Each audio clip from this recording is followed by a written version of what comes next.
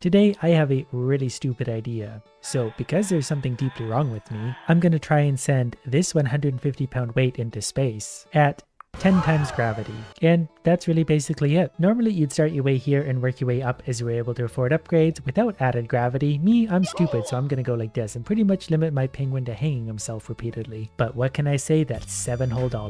So at this rate, our best chance is probably to just start upgrading the coil as much as we can. And the next upgrade is $41, so that's gonna take a while.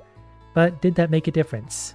We got the weight to wiggle so far, that's something. Plus we have 2 springs now, so that's gotta be worth $8, maybe even $9. Luckily I can use fast forward mode to just go like this. It's still not quick or fun, but it's gonna work. And as a very wise person in the comments pointed out, you can actually just leave an auto clicker running right here and it will rapidly take you through to do this run again and again. And then before you know it, you've earned another $7, which brings you up to $88 entire dollars. So I'm not even sure if I want to add a body right now because the body's just going to be extra weight. I think I want to maybe save up for the DIY because it has the most power. We're going to need power to get things off the ground. But I will maybe try our propellers for now. They may make a difference. I think I forgot to use them. Either way, they're not going to be enough to lift the weight by itself. But look at that. That's $123. Why? Because of airtime and payload bonus. We get lots of money for not lifting a weight. Maybe this won't actually be as bad as I thought. I'm just going to hold this down every time we launch. Okay, so after doing this a few more times, you saved up $836. I'm actually not sure if the DIY rocket's going to be the way to go on this now, but I'm going to try it. Then I'm going to upgrade my launcher a few more times just in case that makes a difference. We're going to give the DIY a little more power, and then I'm going to upgrade the propellers also to maximum level. Maybe now we can at least get the thing off the ground. Oh, it came off the ground. It didn't go very far, and the DIY rocket isn't really doing much for me right now. Even if you point it straight, still nothing.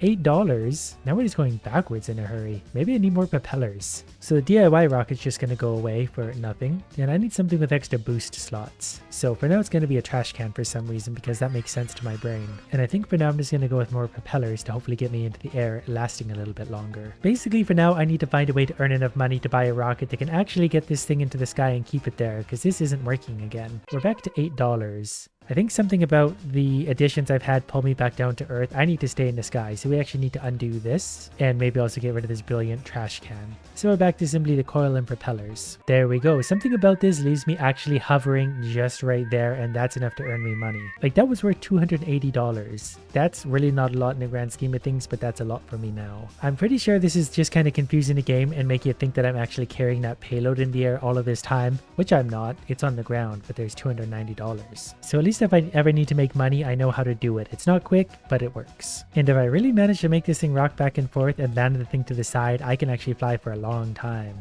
This is a strange little exploit I never... What happened? I'm not sure what really happened there. There's $341. We were flying forever though. That daily interest might have to be our friend too. Okay, so after using this winning strategy for a minute, we're up to $14,000, which means we could buy just about any body in the world. So I think I'm going to try a regular space shuttle. Hopefully that will get it off the ground somewhat. Then we're going to upgrade that maybe once. That's really only increasing speed right now, so we're not going to do that. What I am going to do is use dark matter to reduce the weight. So we're going to go from 36 pounds down to 30. Of course, that's really multiplied by 10, so I don't really know what's about to happen. I'm just hoping the rocket can actually get us off the ground. And yes, we're launching a... we got off the ground. We got a massive $17 for that. All right, let's go. Let's do that again. I just want to see if I can kind of maintain... I think I need to lose the shuttle so I can hang the penguin to make money. Otherwise I make $17 and that's not going to be enough for now. But I proved that's going to work. I just need to do this enough times for now to grind some money because I don't know any other way to actually make money for now. Even this isn't foolproof because I might have ruined it by upgrading the coil too much. Although even if the penguin's lying on his side, apparently, we're making all our money in daily interest apparently. Okay, well, whatever the case, I don't know why that's happening. We're just going to grind up some money like this for a while until we have enough for some proper upgrades to start making money in the sky. Okay, since I've made enough money now to unlock a nuclear reactor, let's try that delicately, but maybe also with just the penguin. Not sure if even this is going to be enough to get this thing off the ground, but we're about to find out. Well, we made it up into the sky. It's going to be really hard to get that thing under control and going upwards. $140 though, who am I to complain? Let's do that again. This time I'm going to engage your propellers, which are clearly going to help us move upwards. $142. It's going to be a long day. So I'm going to take the propellers off for now and just buy the dark matter. That way to lighten the load a little bit. That'll get us very slightly higher, which means we can make more money for now. See, look at that. We almost hit the moon, I swear. And we actually made less money somehow, despite the fact nothing really fundamentally changed except we got lighter. Okay, well, let's add a balloon to the mix then, because I don't know what seems to be working here. We have a max power balloon, so look at us go now. The sky's the limit. Did the balloon help at all? I don't think the balloon helped much. We're back to $138. That's good enough for me. I'm going to grind this out for a while. Using my little strategy, we built up $25,000. I'm starting to think that the dark matter isn't really going to matter much because we have 10 times gravity anyway. Making something lighter is not going to affect gravity. So we're going to go back to our space shuttle for a second, which we can use to add all sorts of things onto. We're going to try a rocket boost. We're going to leave the dark matter for a moment and maybe try another rocket boost because that gives quite a bit of lift, but so does the bell nozzle. We're going to try a bell nozzle too just for fun. Then we're going to see if we can actually get a little bit into the sky with this one. That's kind of working. When it's not enough to overpower gravity yet, but it's getting closer. And this hurts to say, but we just beat our record for earnings. Okay, so now we just got to figure out what parts of it was it helped get us up there. I'm going to give 2 levels to this and 2 levels to the F1 bell nozzle. I'm going to get rid of the dark matter because I really don't think that's going to matter much. I think I might actually try a money turbine. It's going to add weight, but if it gives us money, money's kind of one of the big problems right now anyways. So let's see what happens now. Can we at least overpower gravity? No, it still pulls us to Earth pretty quickly. How is that bird flying? There's 10 times gravity. But there's $730. That's easy money. I'll take that for now. I'm just going to do a few launches. We need money. So basically my strategy has evolved to this. I'm just using the auto clicker technique and fast forward to launch a rocket repeatedly back into the ground. But we're getting something like $900 per run. That technique actually got us up to $76,000, so I can actually sell the space shuttle already and buy the Omega shuttle, which will hopefully give us more power to get us upwards. It also left me with $30,000 extra dollars. Omega boosters would be better. Maybe before we buy anything, you know what, I'm getting a shuttle reactor, never mind. Now, will all of this be able to overcome gravity, at least yet? This was such a stupid idea. We're getting closer to getting up there, but it's still a really stupid idea. Oh good, there's that secondary booster I was hoping for that can't even lift us off the ground. Not entirely sure this can actually be done at this point, but we're gonna find out. We might just need more Omega parts, which sucks because they're really expensive. But if I sell the stages, I'm up to $33,500. I think I need $50,000 for the first Omega whatever, so that's gonna be fine. We are now making over $2,000 per day, I think because of daily interest. Not really sure how that works, but I guess the more days that go on, the more money we make. If that's the case, that works for me, because eventually we'll get rich just from doing nothing. Or the interest maybe grows simply on the amount of money I have every day. That's why it's going up incrementally. So this was 1,621. After the next day, it should be a little more because we have more money in the bank. That actually makes a lot of sense, and that's very helpful to me. So I'm going to take advantage of the $62,000 and keep earning interest for now because I need it. That actually went surprisingly fast. We're up to $887,000. So how much money exactly am I earning from interest every day then? Apparently we're making $11,000 per day, $10,000 of which is interest because our rocket sucks. And we seem to be capped out on our daily interest. But that's alright. That's going to allow us to get things like the Omega boosters, which are going to be hugely helpful. We're going to upgrade those. I'm going to upgrade my shuttle once. I'm also going to take up my nuclear reactor and we're going to replace that with an Omega coil. That still leaves us with $742,000. So let's see how well this is going to work and how much money it's going to make us. We got some kind of achievements because we're actually making it upwards very slowly. I think gravity might take over, but we're getting there. The game seems a touch laggy too for some reason, but that's okay because we're starting to win slowly. 150 tons at 10 times gravity. There we go, $13,000 for a single run because we actually made some money elsewhere. So the money turbine's gonna go. It probably does make us money, but not enough to make a difference. Let's try Omega boosters. Then I don't know if an Omega balloon is going to help right now, but it's not really going to hurt. $100,000 kind of stings though. So is this enough to get us into the sky? The Omega balloon won't do anything yet anyway, not until the other ones run out. We're actually maintaining speed finally, so this is actually enough to overcome well, we're losing now. We were doing okay. I think we're still going up, but it's kind of a losing battle. So back down we go. But that's definitely a new record. Could you imagine how heavy this thing would be? Like what would happen if we hit a kite or a bird or a hot air balloon? So we're going to get rid of this rocket boost and we're also going to use an Omega booster here. Then I'm going to upgrade the coil. Maybe we should be upgrading one of these boosters. They're going to be the biggest help of all, I think. Then let's see what happens now. It's making that really annoying loud sound, but we're going very quickly upwards. I don't know how long we're going to keep this up for, but for now we're at 90,000. We're coming up 100,000 feet upwards. So I definitely got some extra money for that, and we're running out of steam. The balloon is trying its best to help, but ultimately it can't really do anything. We're forever shackled by this big big weight. $20,000 though, so we've doubled our earnings already. So I think the only option really is to add another Omega booster. We could try and make it lighter, but if I'm understanding this correctly, basically with 900 pounds, it might help. We'll try a booster first. This would be a very easy way to compare the two. We're going to do it with just a booster, then we're going to replace a booster with lighter weight to see which one takes us further. Okay, there's 100,000 feet again already. I don't know if I should add any more balloons. I probably won't because they're really expensive and I don't know if they're actually helping. Anyways, I kind of forgot to pay attention to the altimeter. It was around 100,000 feet. We made $3,000 on altitude. So if we replace an Omega booster with lighter weight, is that going to make a difference? How much would that cost to replace? That much? That feels like a better launch already, but I could be wrong. I'm in fast forward mode, so it's a little hard to tell. So altitude reach was actually 3,300 there. So reducing the weight might actually be a pretty big help. We're going to do this one not in fast forward so I can see. Okay, we're coming up on 110,000. If we get one booster by itself, it doesn't work. The balloon probably helping a little bit. But so far, so good. I wasn't even sure we'd be able to get this weight off the ground at all, so I'm happy we made it that far. It took a few minutes, but we saved up about $800,000, so I'm going to upgrade the Omega coil again a few times. These cost $27,000 each, but they're going to give us a bigger launch initially for hopefully more money. We'll take ourselves down to about $400,000 again. And that's going to help us get up higher further, hopefully. Gravity might just have such an effect that it doesn't really matter at this point anyways, but we'll find out. So that was about our previous record at 115,000 feet. We're up to about 140,000 feet.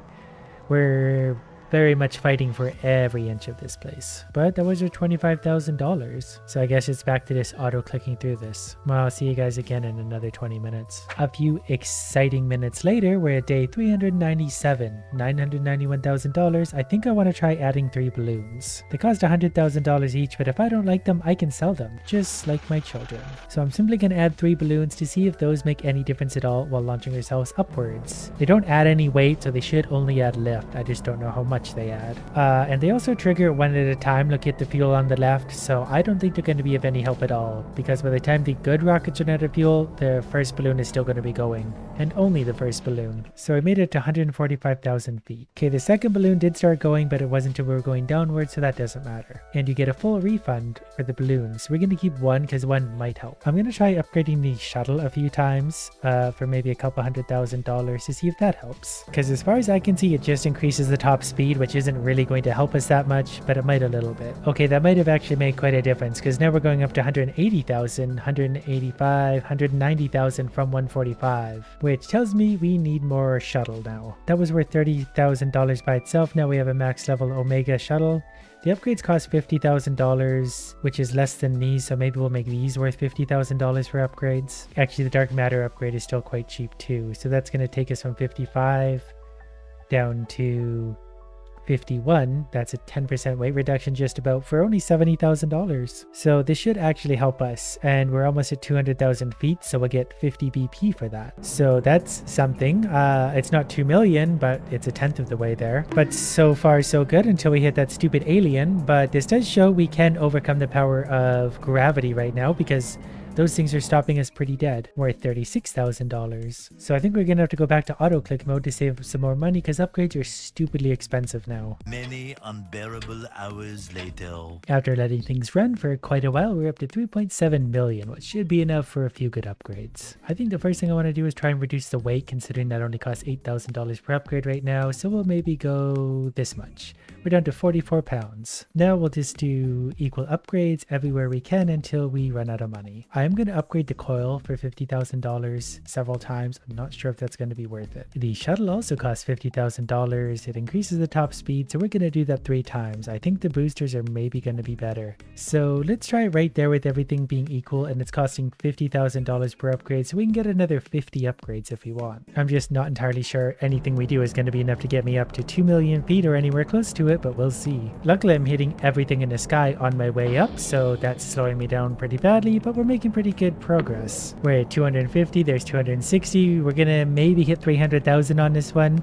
Maybe a little bit more even. Don't know why the thrusters go in different rates, but there's 335,000 with 150 tons at 10 times gravity. Worth $53,000 all by itself. That pays for a single upgrade. I just realized one of these boosters was behind the other ones. So we have 50 upgrades left, so we're gonna go 5 on each of these. Then maybe 5 on the shuttle. which I think is that many if I can count, and then maybe 5 on this guy. While we're at it, let's spend another $300,000 on weight reduction.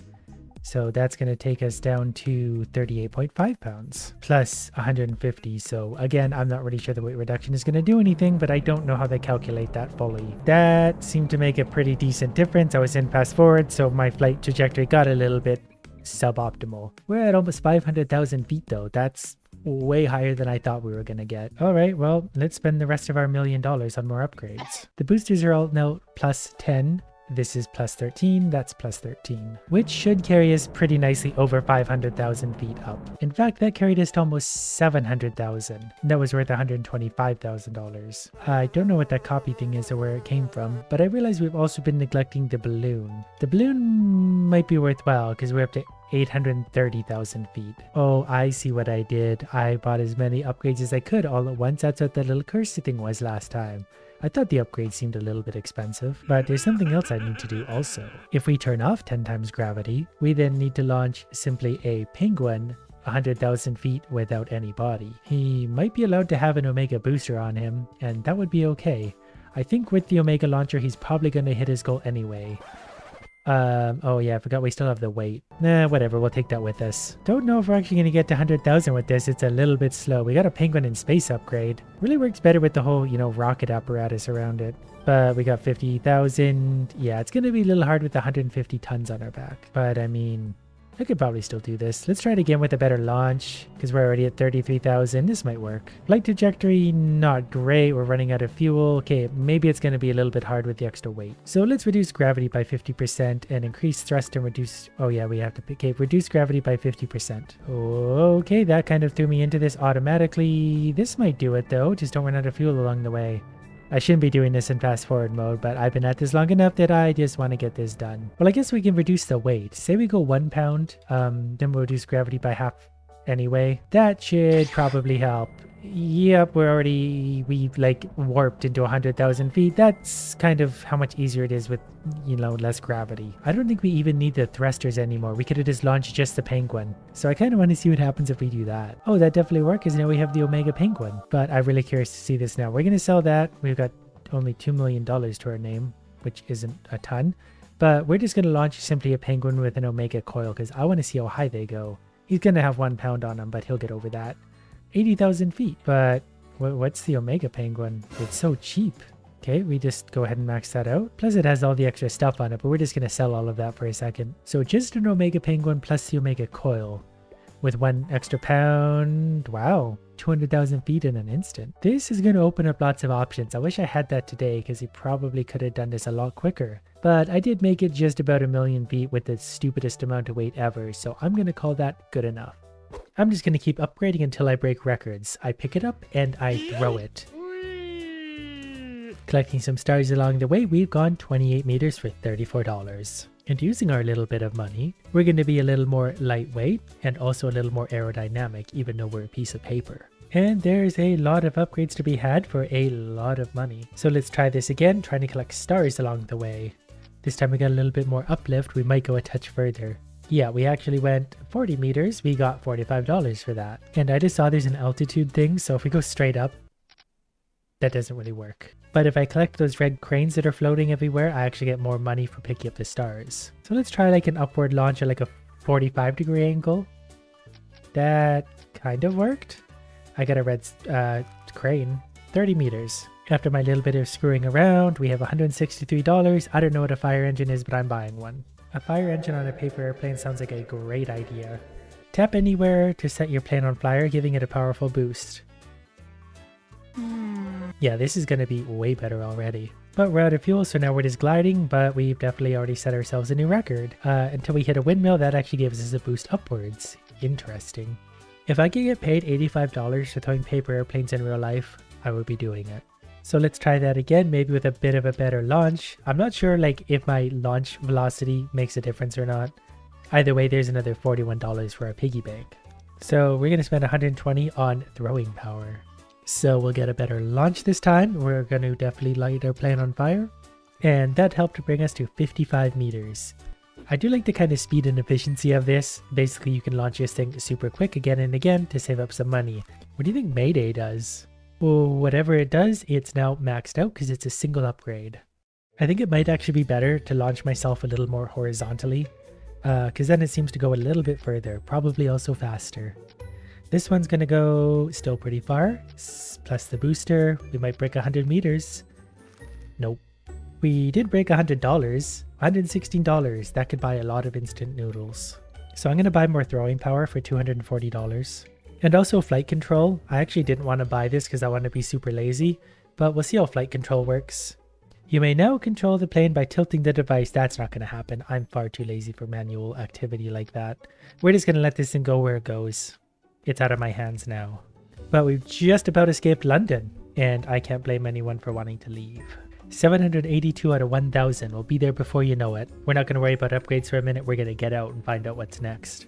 I did just hit a booster, so I think we'll break 100 meters. Yep, we sure did for the first time. 110. Only worth $88 because we didn't pick up enough stuff along the way. I think it has broken a new record for going about 15 meters per second because I hit some kind of booster. That also carried us 135 meters. Which means we left London for Paris. Naturally, we leveled up. So maybe now we can buy some French stuff. I'm going to buy a Lucky Star because it's very expensive, and I assume because it's expensive it's good. Oh, I didn't realize I could actually read what they do. Increases the chance for a golden star to appear. Paris loves golden stars. At least I think they do. I'm really just speculating here.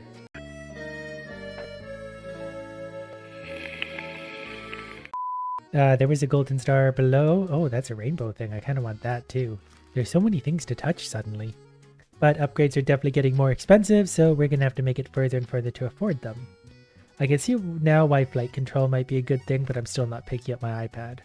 What I will do is make ourselves more aerodynamic. That's just one of those little ones that won't be super noticeable, but it will carry us a little bit further. Not with a launch like that though, that was horrible. I still don't really know where the optimal launch is, or if like my launch velocity matters with how fast I slide my finger. Some of them just seem randomly better than others, like that wasn't bad for a pretty plain launch. So let's add lightweight, and if we can afford it, hurricane. Hurricane basically means when we hit a windmill, we'll just get a little bit of a better boost from it, and I'm all for that because I hit those actually quite a bit. For example, we'll hit one right now to demonstrate it. Well, that would have been cool if it had worked out. Oh, I just hit a windmill as I wasn't recording, but that's still going to carry us pretty far along. We got a lot of stars. Oh, there was a windmill right there. We also have to go 2,500 meters to escape Paris. We only had to go 1,000 for London. But as we upgrade our plane more and more, we'll be able to travel a little bit further each and every upgrade. I'm going to try what we call a Mega Booster for $300. This is a one-time use type deal. But I'm also like a single thought type of guy, so this might work out well. So we'll do that, and we'll use that, I guess, to see how far that carries us. Oh, we should have done it on a better launch. $65, well earned. Oh, we get invented a shooting star. This should be a new record. We hit a windmill and then a star. Will we break 150? I think we will. Oh, we missed that next windmill. So we're going to get more aerodynamic. Actually, what's green fuel? Makes your fuel last longer. Yes, please. I'm going to try using that on the launch. So our fuel is going to go just a touch longer, but that's going to help carry us forward in a big way. I've saved up $671, so I'm going to buy more throwing power. That naturally is going to carry us to new heights again. I hit a yellow magic star, whatever they're called on this, so we got 150. Plus I just bought better windmills, so now when we touch a windmill, we're going to go extra far. I really hate this, but I think I'm actually going to have to use the flight controls. Simply because they're really going to help me pick up extra stuff and hit the bonuses when I need them to. Last time I collected 20 stars just because I was able to kind of steer for once. But as I was saying, now I can launch myself upwards if I want to, way upwards, and then float gracefully down. We're still averaging about 100 per launch with no bonuses, and that's pretty good, but I think we just escaped Paris. And we're in Africa now, which is the equivalent of a European city apparently. London, Paris, and then just Africa. I got a pretty good feeling about this one. I think I ran out of flight control, but that's fine because we're cruising along pretty good. Oh, we needed an extra bonus. $184 though. Oh, it takes fuel to use the flight control. That would make sense. Well, since I have all this money, we're going to buy a better model. Didn't even know that was a thing. And aerodynamics. Look at this. This will be much better now. I can already feel it. Go, plane, go. Look at all that fuel we get. I should be using flight control more, but I'm not. So we got 10 meters before hitting our bonus, so that's already a 10% improvement. Plus that was lucky, so we're cruising for probably 200 meters on this one. Over 200 meters plus another fan. This is going to be a new record for sure. 244 meters or $251. I like this new plane. 5,000 meters to depart Africa. So I'll use flight control again when I have more fuel. For now, I'm just going to let fate take the wheel. That'll probably work out fine anyway. It usually does. Got about 125 meters there with no boosters. Next, I'm going to upgrade the crane hourglass to increase the duration of the crane bonus. So now when we hit one of those, bigger bonus, more distance, more money. I was catching up to something leaving a rainbow, but then it escaped me. This is kind of fun actually once I actually have fuel to work with flight control. We didn't get a crane. Actually, we did. And we got all of those stars. I'm out of steering anyway, so we're just going. But see, that was $276. That was so much more money just because I steered into some crap. So we're going to get better flight control. Maybe I should just be using flight control instead of the booster because things like that can happen. And if I constantly steer into the good stuff, that'll take me further than the little boost will anyway. So I'm going to assume my theory is obviously very correct. So, oh, we missed the star anyway. It doesn't work if we don't actually hit anything. But I think for the most part we will hit stuff. Then when we need extra height, we can actually use the booster still. Okay, I'm getting it figured out now. Took me long enough. Come on, star. Okay, I missed the star. Still though, for like 130 meters, we got $308. Ooh, I found a dice thing. That's going to give us more fuel apparently. So that's like a bonus mid-flight, I guess. So for now, I'm just going to, yeah, I'm out of flight control anyway. So we're just going to take our big swan bonuses and be rich. That was a really good run. $393. So let's try better model again. I'm not entirely sure what that turned us into. Now we look like a jet. This will be much better again, I'm pretty sure. Look at all that fuel we get. This will be way better. Just gotta try and catch up to some things. Preferably that star and then the next star. Getting to the star, little boost. There we go. We wasted a lot of fuel just trying to hit this star. Wow, that was a nice assortment of stuff. We're out of fuel, so we're just going to go ahead and take one of those and crash through whatever we can on the way down to the ground.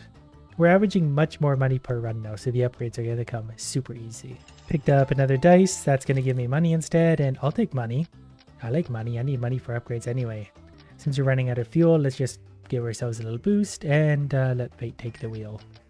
There we go. $562. That's a new record for a single run for sure. So let's make ourselves more lightweight again.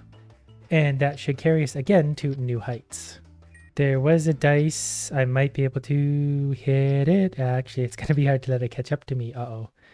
I'm making this look so bad. Okay, there we go. And we maybe didn't get anything. Didn't even know that was possible. While I was enjoying learning how to actually fly this thing, I saved up $2,000. So that's surely going to get us something new. I'm going to go for more fuel. Because fuel is going to help me a lot. Because if I can just use the fuel to steer into stars a lot, that'll keep me going further than anything will. And especially when there's lots of stars hiding side by side, kind of like that. And then there's a dice thing somewhere here. We'll see if we can catch it. Got it. So hopefully it gets us fuel or money. I'll take money. Now we just coast gently down to the bottom. Didn't realize I had fuel left there. The extra fuel really helps. But there's 220 meters, probably lots of money. 500. I've just bought extra throwing power for $1,240, so our launchers are going to be stronger than ever before. And it looks like we might just be constantly using fuel as we're flying anyway, so I might as well use a little bit of steering here and there, just to make sure we're hitting good stuff. I feel like I should have bought this a while ago. You're given more time to dodge jet streams. I don't know what jet streams are, but they sound important. I'm not sure I've seen any of these jet stream things. Maybe they're a little bit further along. I just realized after a pretty decent run that I spent the last while not really even going for distance anymore. I've just been chasing money because money's more fun. This one probably will be a new record though because there is 300 meters. That's only worth $488 because, well, collecting things is worth more than distance. I've also just upgraded the cranes, so when I hit those, there's a small chance they'll actually give me a little boost instead of just a money multiplier. And we're going to get a magnet. Oh, that's kind of fun. We're sucking everything into us, especially at a multiplier. That's a good one. I need more like that. I only went 200 meters, but I made $521. Plus, we're getting close to the end of Africa. I can't wait to see what's next. Maybe it's Antarctica. This one will probably also be a new record. I just hit a bunch of stars in a row. I'm over 300 meters already, and I'm still 5 meters above the ground. Which doesn't sound like a lot, but when you're a paper airplane, that really counts. So let's get more aerodynamic. Because we've really got to work on our global rank. Number 187,000 in the world is not good enough for me. Oh, and after this last run, we've left Africa. And we've flown through some guy's office and we are landing now in India. I don't know how far we have to go to get through India, but it's probably 10,000 meters, which yes, is a lot. Just got a dice roll that gave me absolutely nothing, so that's heartbreaking. Life goes on. I did just fly through one of those big clusters of stars we see once in a while, so that had to be worth a few dollars. Yep, there's $761. So I'm going to buy more lightweight. These get expensive. I don't know how we get that much money. Premium paper sounds good for 25 grand. So there's a star already. There's a few more stars ahead. We got that one. Please be something good. Okay, we got the magnet for money, so that was a good catch. I'm also wanting to catch that one. Hopefully be a crane boost. 5 times bonus. Wow. 565. Next, I'm going to buy the final upgrade for flight control. I'm hoping that makes me a little more fuel efficient. Because the controls are already, well, good enough. I kind of make it work. Hopefully we just burn less fuel now when I use it. And so far it's a little bit hard to tell. I think it's probably slightly more fuel efficient. This one probably will actually be a new record, especially after all that, because we got over 350 meters. Our place on the leaderboard is going up 389 meters. Alright, we did move up very slightly in the global rank. Next, I'm going to buy the crane hourglass for $1,200 something. That's simply going to make the crane reward last a little longer, and that's a money multiplier, so the longer that lasts, the happier I am. And we're finding lots of good bonuses now. There's another star boost, so that's going to take us up a little bit. I really want constant crane bonuses though, because $5 per star doesn't feel very good anymore. But there's 10. Oh, I wish we flew through that big cluster. That would have been great. This is another one that could be a new record if we get a lucky bounce or two. Because I think our current record is 380. We're about to touch down probably about there. Actually, we just cruised right past it. And we hit that, so that's going to take us further, and that's also going to move us up that leaderboard some more. We just blew through our record at 456 meters. That moved us up 10,000 spaces. Now I think I need to do just a little grinding because the upgrades get very expensive. They're about $2,000 each, so it's going to be a few minutes. So now I can afford this rainbow star. Once per flight, you can turn all stars into rainbow stars, which boosts you. That by itself is going to be huge because there's a lot of stars out there. I'll probably use that towards the end of the run when I'm out of boosts anyway, so then I'll just naturally hit a bunch of stars, hopefully. Whoops. So something like now we're just kind of free floating, so now we can hit all these and that's going to carry us way further. This is probably the single best upgrade I could have got. My rainbow star upgrade ran out, but I still went a long ways thanks to that. And that wasn't even a good run.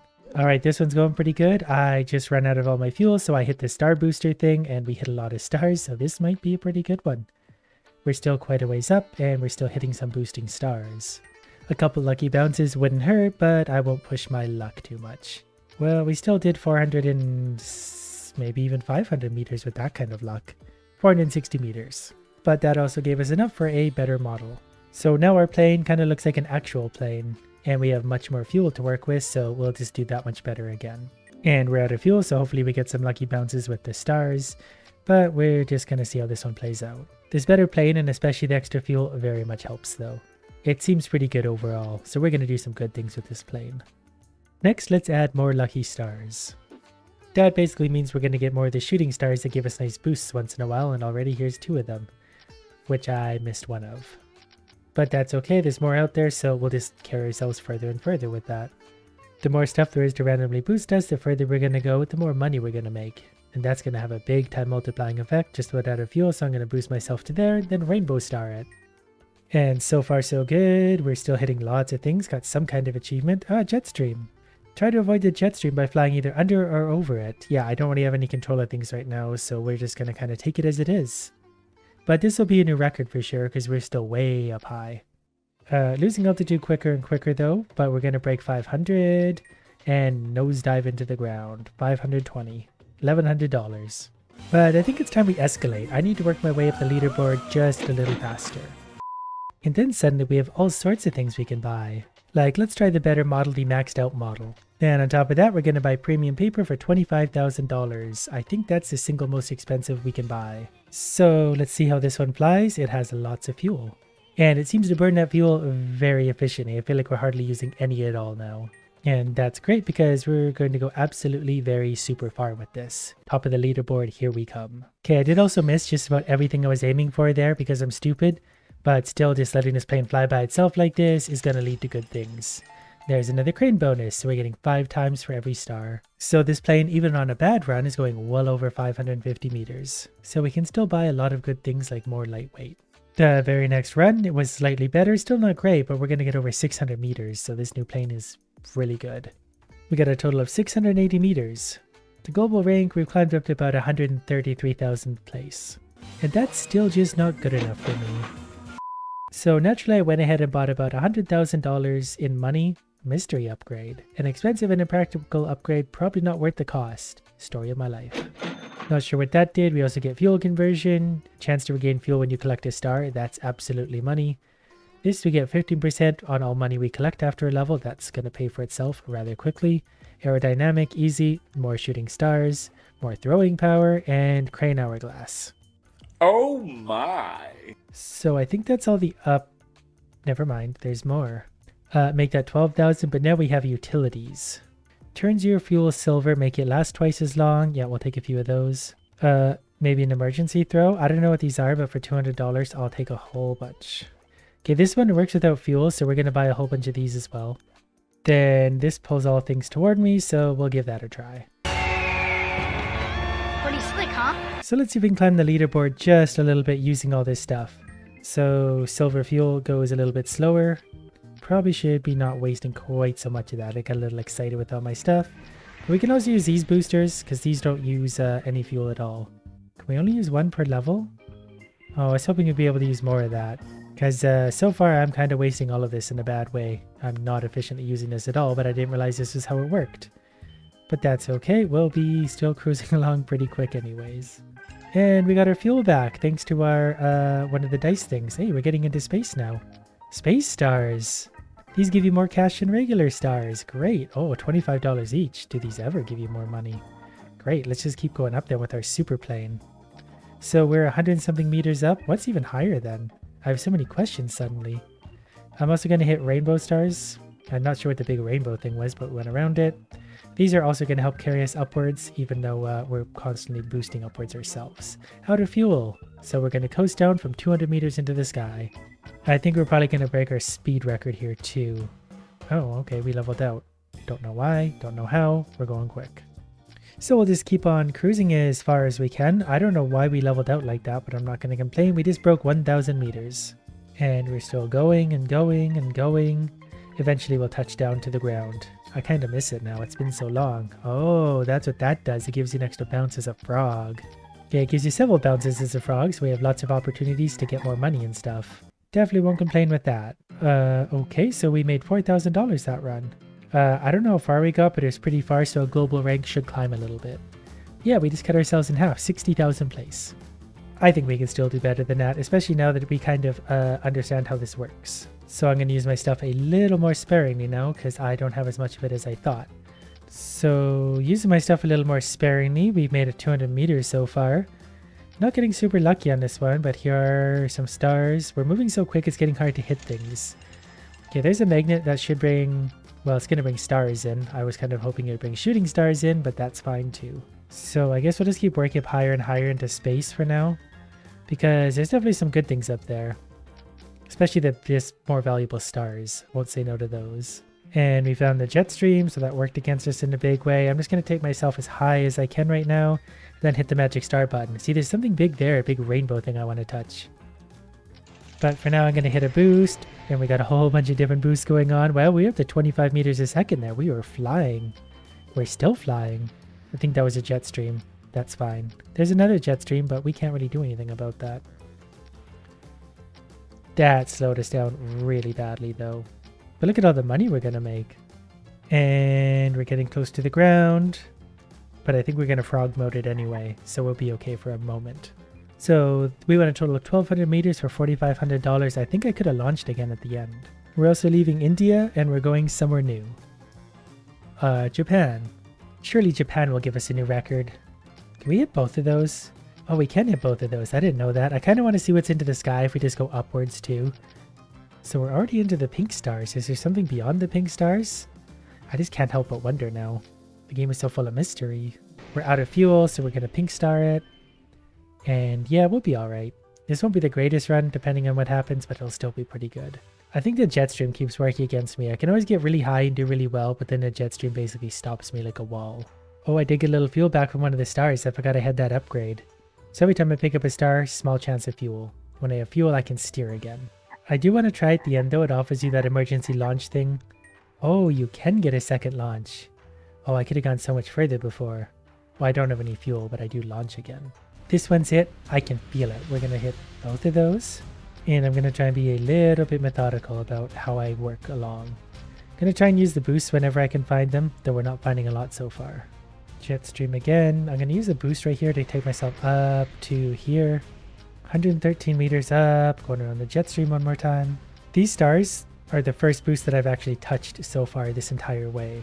So there's really a lot of luck involved in this also. It was also a lack of skills that have me missing a lot of those, but if they don't show up, you can't hit them either.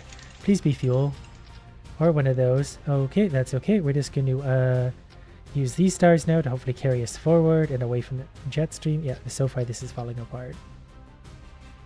And the jet stream stopped us dead again. I feel like we're better off flying way low where we don't have to deal with the jet stream. But we're out of fuel, and we'll hopefully get some back on the stars, but I'm not counting on it at this point. Okay, I did actually get a little bit from one of the stars. Not much, but it was enough to orient myself straight again. We did just break 1,000 meters, so we're moving pretty good. If I get a little bit of fuel, that would be even better. But beggars can't be choosers. The frog's still going along. I do think this will be a new record for myself. We're coming up on 1,300 meters, especially when we relaunch once. And touchdown, 350 meters, worth $6,500.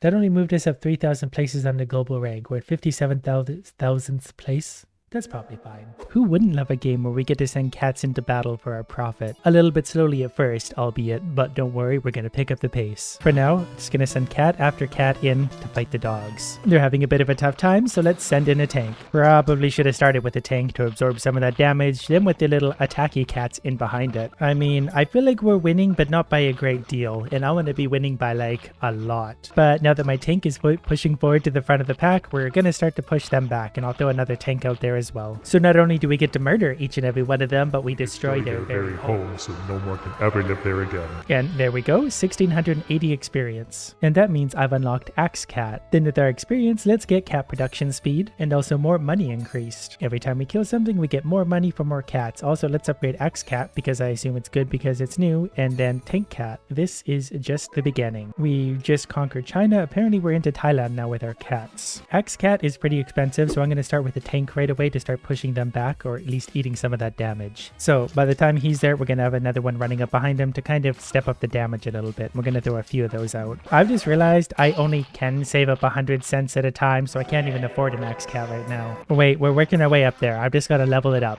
We can do 150 cents now. Now we can afford an Axe Cat. And there it is, galloping up the rear with an axe bigger than its head. And it looks like it's doing pretty well because it actually knocks the enemies way back, which pushes us forward straight into their base, and they really want to hold on to that base. Again, we're winning, but we're not winning by enough of a margin that makes me happy. Though we do now have like 10 cats sitting right on their doorstep just demolishing their soul. Another victory, 2,000 experience. So let's, I don't know, see what we can do to kind of step up our progress. Is there a word for animal genocide? Because I feel like I just purchased animal genocide. Well, for now we got about 300,000 experience, and that seems like lots considering the level just awarded us 2,000 for beating it. So I guess we'll get the cat god because that sounds important. Then I guess we'll just upgrade some of our cats for now. I spent about 80,000 experience just bringing a lot of things up to level 5. Let's start with that. My rate of income and everything seems to be going up rather quickly now. We can already afford those two and already another cat, so I think we're well ahead of the curve already. Plus, right from the beginning, I have 500 cents cap to work with, so I can afford lots of units if I want them. And look how fast they come out. We're already pushing them way back. These guys are not going to have a very enjoyable round. I feel like I just started and we're already tearing down their base. And this cannon can almost hit their base. Actually might have. So we'll send in more Axe Cats just to finish the job quickly. Plus, apparently if I touch this thing, it's called the Cat God. It comes down to help. Right. So apparently we'll take this. Baby Boom. Okay, thank you for that. Really needed your help here. Didn't feel like I was going to win this one. Are you giving me extra helpers? because I didn't really need extra helpers, but I would take them. That would be a lot of fun. Well, whatever the case, we've already won. There's another 2600 experience. So if I need any more experience at any point, I can spend only 1500 cat foods and get 2 million experience. We're just going to get straight into the next level because I'm impatient. Basically, that's going to look like this until it looks like this, and then they're going to die basically instantly. And then we're on to bigger, better things. That unlocked us a ninja cat, which we're going to take. Plus, we also have something called Gross Cat, able to do very powerful long-range attack. So we're definitely going to take that and upgrade it to maybe, I don't know, level 10, which apparently changes the cat's class. It's now Sexy Legs Cat, and I didn't know that was a thing, so let's upgrade a few more of these to level 10. So Tank Cat turned into Wall Cat, Axe Cat turned into Brave Cat, Basic Cat, I don't know what's going to turn into, we might need more experience for that. Macho Cat. So I guess we'll put these into battle just to see exactly how they're going to hold up. We're going to let him go out first. The Long Legs Cat costs 400 cents all by itself, but look how much tougher they look now. This is going to be great. And that's horrifying, but probably also very strong, so I'm very happy it's here to join us. And we've got some kind of hippo fighting back, so that seems a little bit stronger, but I think with all my units currently, we're going to walk right on through it all. Right, seems to be doing lots of damage. It doesn't strike very often, but when it does, there's some damage coming out. So we're going to add one more of those. Since I'm too lazy to strategize, I'm just going to go raw numbers. Oh, it's dead anyway. No, we're going to tear the base down probably very quick. Yeah, the long leg cat does huge damage when it hits. Another easy victory. And for beating that, we get special rewards. And apparently platinum tickets are a thing. You get a 100% chance to get an uber rare cat. And that sounds like something we need to take advantage of because I like rare stuff. So I got uber super rare. I'm not really sure what that means, but I think it's probably going to be better than my current cats. Now let's try more of a regular roll to see if we can get something rare out of this as well. Well, we got a basic rare that's basically a pirate. Now we have what's called a starter special. I feel like I'm a starter, so let's just do this. And then we're going to see what we get. Look at them all. Come on, something amazing. There's a super rare.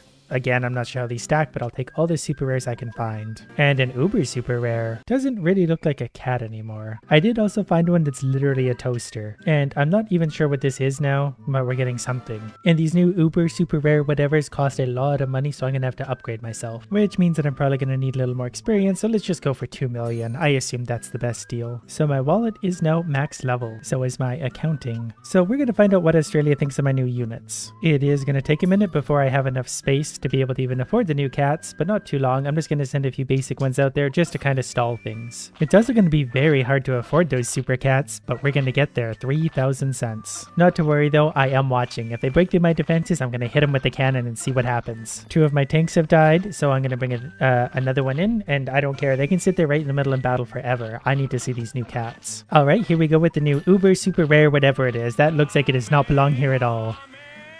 Yeah, I feel like that's going to be really disproportionate to the damage everyone else is doing right now. So we'll put another tank in front so this one doesn't take too much damage. Though I suspect it's probably incredibly strong in all ways. Yeah, I feel like every time it actually hits something, those things die very quickly.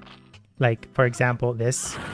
And it bounced the snake back. There's still a pirate cat out there too. I don't know what he does. I'm also going to wait for another 3,000 cents to afford the other uber super rare whatever it is. But I think by the time we get there, we might actually have the level beat because that one thing is doing so much damage. It actually just one-shotted the building once I got there. So that's kind of interesting and working very well. I wonder how many more of those we can get. It takes money to make money. We're spending more. And we got another uber super rare. You can always tell just by the way they look. And cat food seems to be the currency of choice. That's how I unlock new rare cats. And I want something even rarer, so we're gonna buy a little bit more. And that seems like it's enough to buy at least 22 new cats. Okay, and here's the rarity rate. A rare is 70%, super rare is 1 in 4, uber super rare is 1 in 20, but there's something even rare. It's like almost 1 in 1,000, which is why I'm buying 11 of these at a time. Well, I got another uber super rare, so I'll take that at least. And another uber super rare.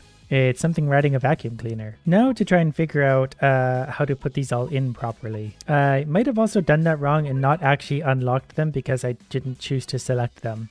Not entirely sure what happened there, but that's okay. We can get more. All I know is that I should probably upgrade one of these. This was the more expensive one, so I'm going to assume it's better. Let's see if we can get that to level 10 with our current experience.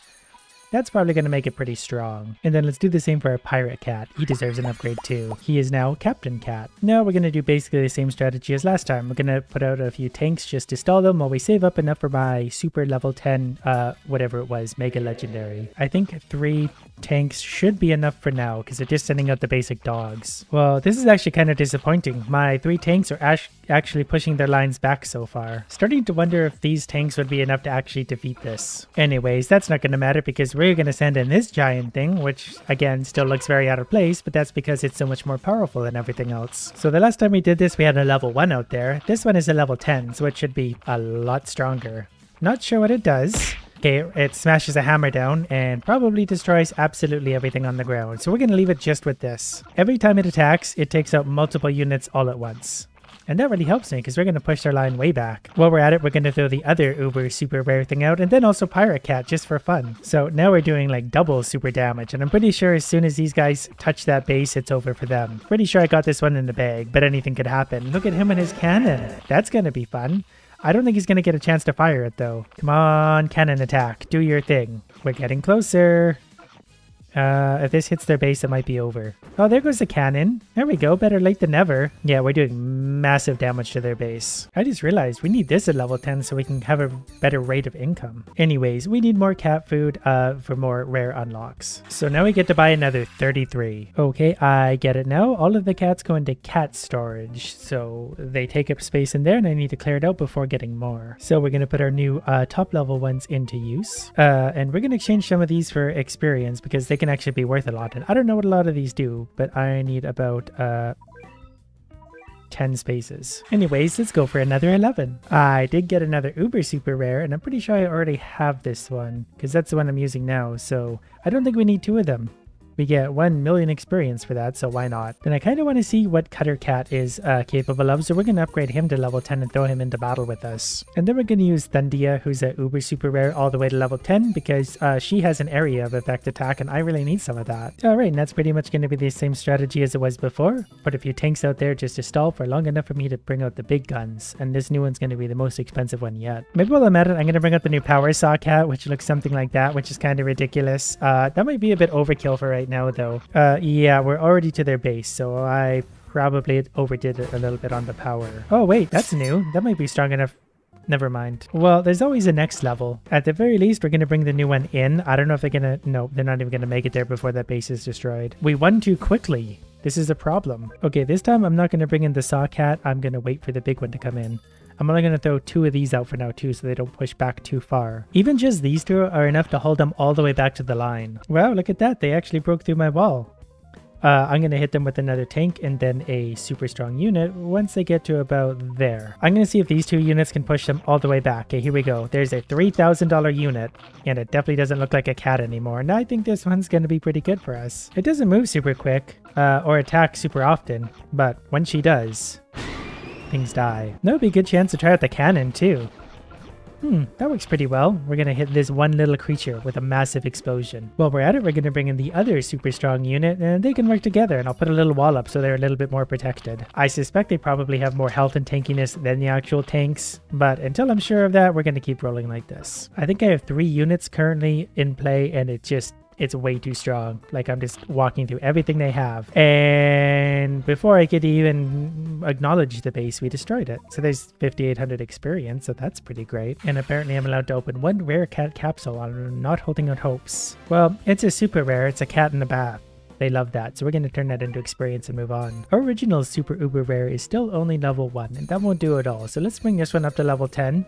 And then it's going to turn into Assault Unit REI, who is then going to assist us on this level eventually. The beginning always takes so long, but then once my units get rolling, we absolutely get rolling. And let's bring in this guy now who looks much improved. And I think he's probably going to hit very, very hard. I think he only can hit 1 unit at a time, but he's actually got a pretty good attack rate. Or it's maybe just not necessarily an area of effect, because he didn't hit that dog there at all. But somewhere like here, there's a few enemies he should hit all at once. Yeah, so he can hit like an individual spot. Yeah, he's pretty strong, because I'm pretty sure this is going to hit the base.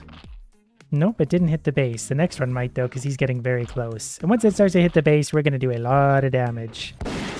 So it had 3,900 health and he one-shotted it. And our other super strong thing didn't even get a chance into battle. I did get another rare ticket, so let's hope for a super secret rare. Instead, we got a wind-up bomb. So we're gonna need just a few more tries. I want something extraordinarily rare. So what I just bought will get us pretty evenly 33 tries. 11 down, nothing yet. We should, over the 33, get at least one mega super rare. 22 tries down and nothing interesting, though we are up to 17 million experience, so that's gotta be good for something. 33 tries. Not one single rare one. So I guess I just got exceptionally lucky earlier by finding as many as I did, because I've spent I think over $500 now and I regret nothing. Let's destroy someone else. A nice sandy beach. Perfectly nice place for a bloodbath. Though the enemies are getting stronger, like there's a lot of units coming my way.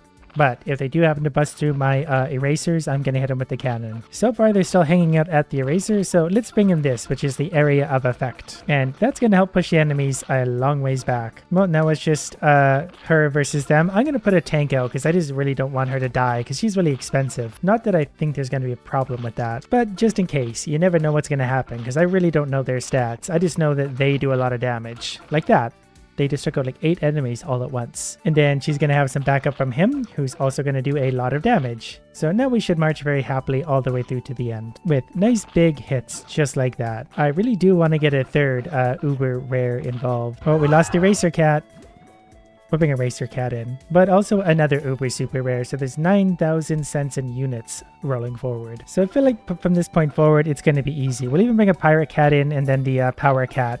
And then one of these and then one of these too. We're just going to march right on through everything. This is by far the most damage I've ever had pushing forward, and my units aren't even to the front line yet. But now they are. I like how fast that one charges forward to stop the enemy. That's good for advancing. And now we're basically at their base. There's no one left to try and defend, except for those things. I don't know what those are. But we also just destroyed them and the base all at once, so we're feeling pretty powerful. Basically the same strategy, but this time I'm going to try and push a little bit harder. I'm going to try and get some units out there sooner to just plow right through their defenses, and there's already a hippo in the desert. I have a feeling that he's going to be a little bit of a problem for my tank cats. He might actually be able to chew through them. But will he be a match for Pirate Cat and his mighty cannon? Okay, both my tanks are in fact down, so we're going to send out also this guy too, and then we're going to see what kind of damage this is going to do. I have no idea who's going to win. Okay, well, clearly these are very strong units by themselves. Didn't really expect them to be able to do this. So it turns out these two are enough to just walk right on through their defenses and hit for 700 damage at a time. And they're so quick. Oh, we got another hippo though, so he will delay them for just a moment, but probably not too long considering the amount of damage we have going out. Yep, he's dead. Oh, we can already bring in one of our Ultra units then. We'll bring in him because I like him the best. Never mind, we're done. I feel like they're going to be able to bust through my tanks, but that's okay because by the time they do, they're going to have to face one of my super units. That's it. Keep coming toward me. Walk towards your doom. Okay, we're going to hit them with the area of effect. Cat, I guess we'll call it. But it doesn't really feel like a cat anymore. But we're going to see if she's enough to solo her way all the way through this for now, and I don't really know. I know she hits very hard. Well, it's enough to one-shot both of them combined, so I'm feeling pretty good about her odds. Though her attack rate is so slow and her forward movement that like it's going to be really hard for her to actually push back because the enemies will just keep spamming forward like that. So let's give her a little bit of backup. Between her and him, I think we'll go through this because he attacks fairly often, but he hits one spot at a time. Either way, whatever they hit, it's going to be a one-shot kill. I'm pretty sure of that. Like this is going to hit the snake, then she's going to hit the warthog thing, and he's going to die.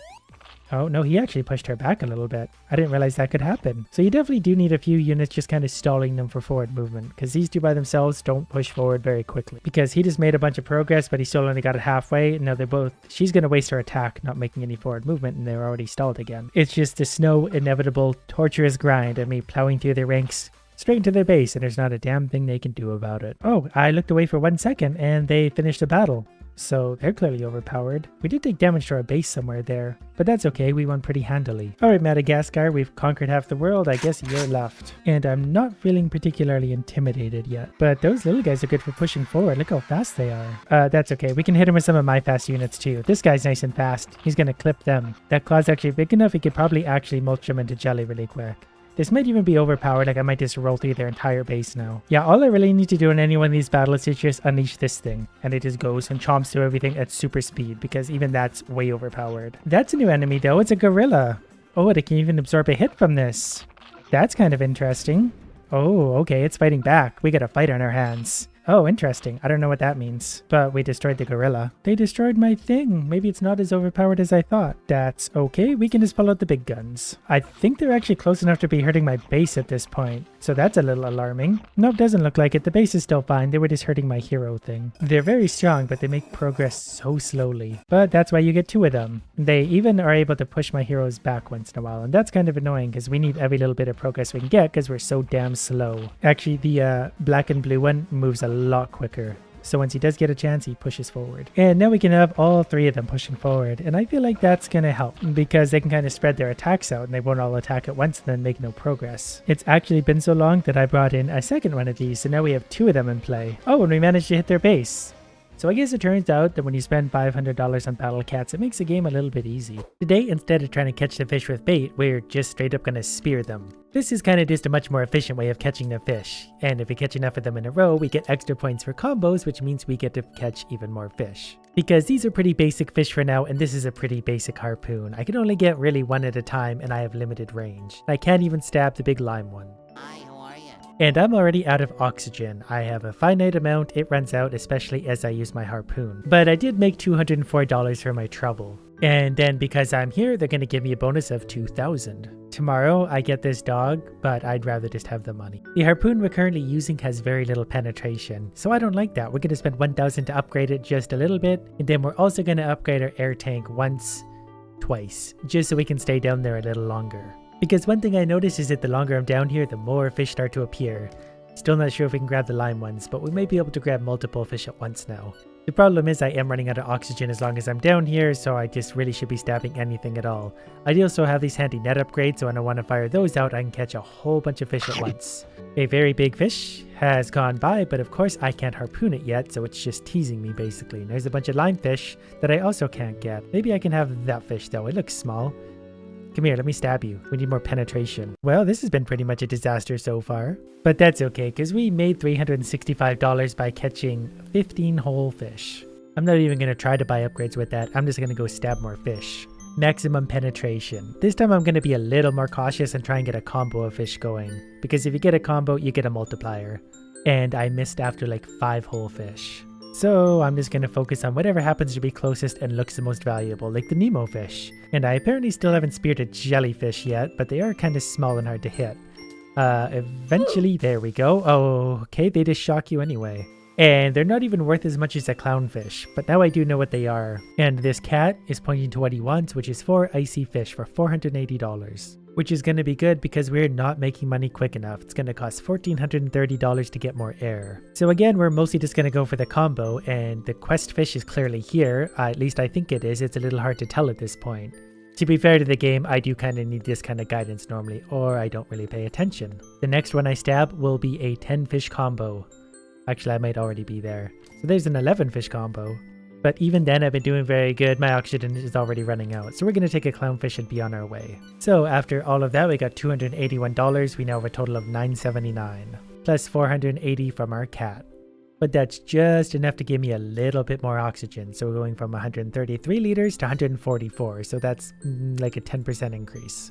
Once I start making a little more money, we can buy electric bombs, bait, and large fish nets to help me make even more money. I'm going to try a different approach this time though. Oxygen goes down quicker as I use my spear gun, so if I sit and wait, we'll get more valuable fish. Okay, we hit 40% and we're starting to find some of the new ones, and we can actually penetrate them, so this is actually working out pretty well, as long as I can actually hit the damn fish. They're a little bit quicker, but I'm sure they're a lot more valuable. So we're going to try and focus on only, okay, we can't get those ones, but we can get the mean green ones. And we're going to try very hard to do that, because only 3 of them was worth 146, so we're onto something with our strategy. I just realized I can catch the big green fish, I just need to spear them twice. And I'm okay with multiple stabbings. In fact, I prefer it that way. The problem is they don't always wander super close and they're very slow about making their way over. Can't hit it there, got it once, and oh, actually I stabbed it once there. They're usually worth quite a bit of money. This one should be worth a little bit more because I got a lot more valuable fish out of the deal, 560, because I got 278 for one of the really big limes. There's also a light bulb swimming around that I've never seen before, so that's probably pretty rare, so I'm gonna want to stab it as soon as it wants to come close enough to get stabbed. I feel like my harpoon aims high and I scared it away. Will it come back? That's golden, whatever that is. We're getting some cool fish showing up now. got that one, and that seems to have turned everything into money. That was $3,000. I need to remember also that I can rapid fire my harpoon. I don't really need to wait. My harpoon seems to aim just a little bit higher than where I'm actually cursoring onto. Okay, so the goldfish was worth 3,000 by itself, 8 of the money fish were 1,600, and the boring fish were boring fish. So we could upgrade our harpoon, or we could buy a new one, like the triple harpoon. It fires 3 harpoons at once, but it's got short range and high oxygen cost. Given that it's mostly boring fish that show up right away, I don't want to waste a lot of oxygen, so we're going to upgrade the pink harpoon 2 times. Because now we have moderate amounts of penetration, more rate of fire, speed, and rope length. So this is day 8 and it said rough ocean. I'm not really sure what that means, but hopefully we'll see some new stuff. I guess I might as well test out my new spear gun for now. Seems to go a little bit quicker, and I'm not sure what kind of length we get on it, but it's definitely more. I guess we could try putting some bait out as soon as there's more fish on the screen to actually make it worth my while. Let's just kind of go like that just to see how this works. So they're all going to come in to swarm that, and then we could use the net to get a whole bunch of them at once. That was only $167. But the idea is pretty solid. I'm trying to stab. There we go. Got him. Took a few stabs for whatever reason, but I got him. Now we're just going to go in a stabbing fest because there's all sorts of more valuable fish on the screen. Actually, we should probably just net like everything, including the new jellyfish, because that was $252 by itself. Probably shouldn't spear them though. But in total, that was $692 for the variety of idiots we caught. And this cat now wants 6 quattros. And that is just the kind of thing I would love to waste my time doing. Okay, we're on to wave 3 now. We're not seeing a lot of valuable fish yet, so we're going to be patient. And now we're starting to see some of the good stuff. So let's throw some of the bait out there, so hopefully we get some to swarm. Then we're going to catch 4 of them at once. And that's a new fish. It is very quick though. They go in bursts, so you got to get them at the end of their burst. You know what? We're going to use another bit of bait and another net because this is going to be a lot of valuable stuff. Whoops. Net out and got them. So our value for that little mess was 238 for those guys, 52 for one of those, 843 total. Plus a bonus from this cat, which puts me up to 3,600, of which we're going to spend 2,300 on an air tank, which should give us another almost 10%. And that's going to help us get into some of the further waves. I'm not even going to worry about the first 2. Unless I see a big limey fish, then I'm definitely going to stab it. And more of the bluefish are showing up earlier on, so if I can get a hold of them, I certainly will. Just speared another new fish and managed to do it before anything ate it. Gonna throw a little bit of bait out there because we're running out of time. Hopefully more fish come in to grab that, but we'll take what we can get, including the big limey fish. Didn't get the salmon thing. Would like to get a salmon thing. Can we get one of those? Everyone in the middle. There's a puffer fish. Oh, and a big lime too. All the good fish are showing up just at the end where I can't quite get them. But that was worth 878 because we're getting quite an assortment of fish. So on this day, I'm again going to be patient and wait till the end before I start shooting my harpoon. Although I haven't tried one of these electric mines yet. I wonder what they do. Well, that actually makes a lot of sense. Well, since you're stuck there, we're going to stab you. And I just realized that actually gave me some oxygen back when I caught the big fish. I never really considered the fact that, well, thanks for that, that catching some of the fish could actually give me oxygen back. So those ones give you air. Ooh, look at the size of that thing. Maybe a sea mine will help? We electrocute everything and then get the... Oh, we got some turtles too. I bet those are delicious. At least I think they were turtles. And we're getting all sorts of purple fish and stuff now too. Alright, get some bait out in the water. Then we're going to collect a whole bunch of everything. Oh, that's a really big fish. I bet that's worth something. So many new things to stab. So little time. Oh, hopefully I reeled that in first. I reeled it in after that countdown. I think he was worth 314. Whatever the case, we're starting to make some money. 1,802 total for that. Plus an extra 900 coins if I want to sell out, which I'm gonna. So that excitingly means more oxygen for another probably 10%-ish boost. So now I can be down here even longer and find even rarer fish. So currently I can start wave 4 at about 50% oxygen. I really want to stab the airfish though. Got him, so we're going to get a little boost from that. That actually gives me a big boost in oxygen. Then I probably should at some point start paying attention to what fish really are worth the most. I know these ones are, and there's another oxygen fish we're going to try and get. So let's bait the water again. That's going to lure in all the stupid fish, and then we're going to net all the stupid fish. Just like that. There's another oxygen fish. Back up to 54%. And that's a new fish. How many times do I have to penetrate it? 3 times. And more new fish. I'm just going to let my harpoon go because I need to start reeling in some of these things. The bait is out in the water. The big fish don't seem to like the bait very much though. So let's just stab it until we get somewhere. Kind of electrocuted myself, so that's not exactly optimal, and we're out of air. So the big ugly yellow one was worth 500 all by itself, which is probably the most valuable of anything I can catch right now. But I'm going to do something that's also really smart and buy a triple harpoon shotgun type right now, just to try something different. And our cat wants 3 tangs. It'll give me $1,440. And I'll do anything for money, so this is an easy choice. But since my harpoon does use a lot of oxygen, I gotta be very selective about how often I fire it. Do I try and stab the oxygen fish? I don't really have the range for that right now. That's not good. Do I get extra for lime fish? I'm wasting so much oxygen now. I literally just said I wasn't gonna do this, and here I am doing it. It does fire a lot out, so if we get oxygen fish, it's worth it. Okay, since these guys are the quest, I can go like this because I don't think bait and nets cost me anything. They just make me a whole bunch of money when I do that. Wave 6 just started, and look at that thing. I have no idea what that is, but I want it and everything else in there. Oh, hello. Well, you know what?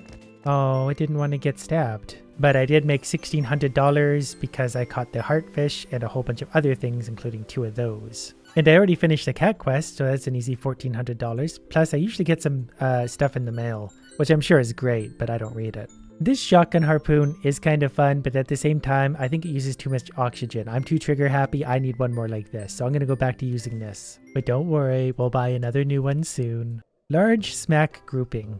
What's a smack? Still haven't caught one of those, and I'm very tempted to stab it right now. Too late. I was going to. But there's an oxygen fish, so you get down here. That puts him at 82%. We just started wave 5. I still have 50% oxygen, so some good things should start to appear. There's another airfish at the top, and I really need to try and get that.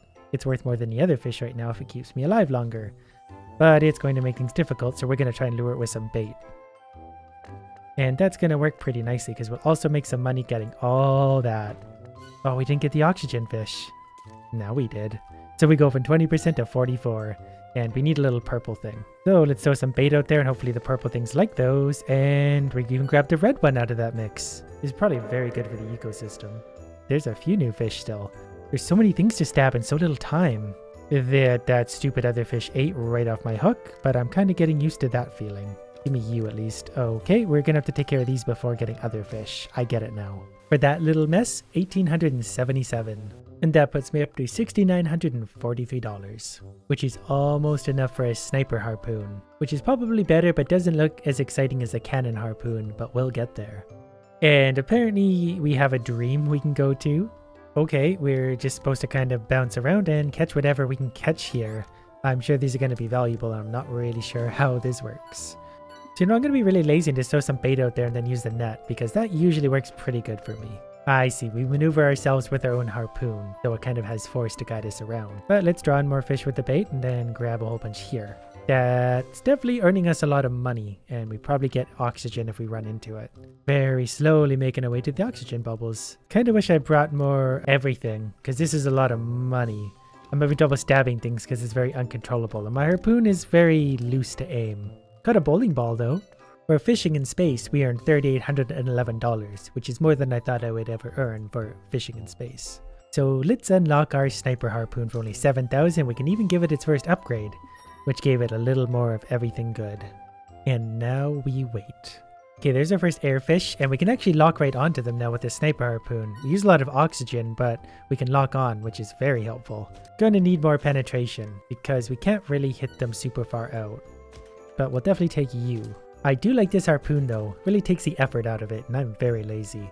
Just very patiently waiting for more and more fish to show up. So far, nothing new of interest, but it usually waits till the very end. So I'm going to throw a little bit of bait out there, see what bites, and we're just going to take that for now. Because beggars can't be choosers. Would love to get that airfish up top, but I'm not going to have time now. Still earned $927 on a pretty boring run. And the cat now wants 5 blowfish for $2,400. Apparently today we have a crowded ocean, which is good because I watched an ad, so I'll come armed with 5 nets today. We're at wave 5 and we're seeing a lot of annoying fish, so I'm just going to send a mine out to hopefully just kind of kill them. I don't even want them, I just want them to die. And also there's an oxygen fish out there that I really want, so we're going to try and move everything out of the way so we can stab him. That put me back up to about 40% at least, and we're going to try and get the rest of the blowfish. Might as well use all this bait since we brought it all in. Because we're going to make a lot of money just off the herds of fish, so I'm not even going to have time to use it.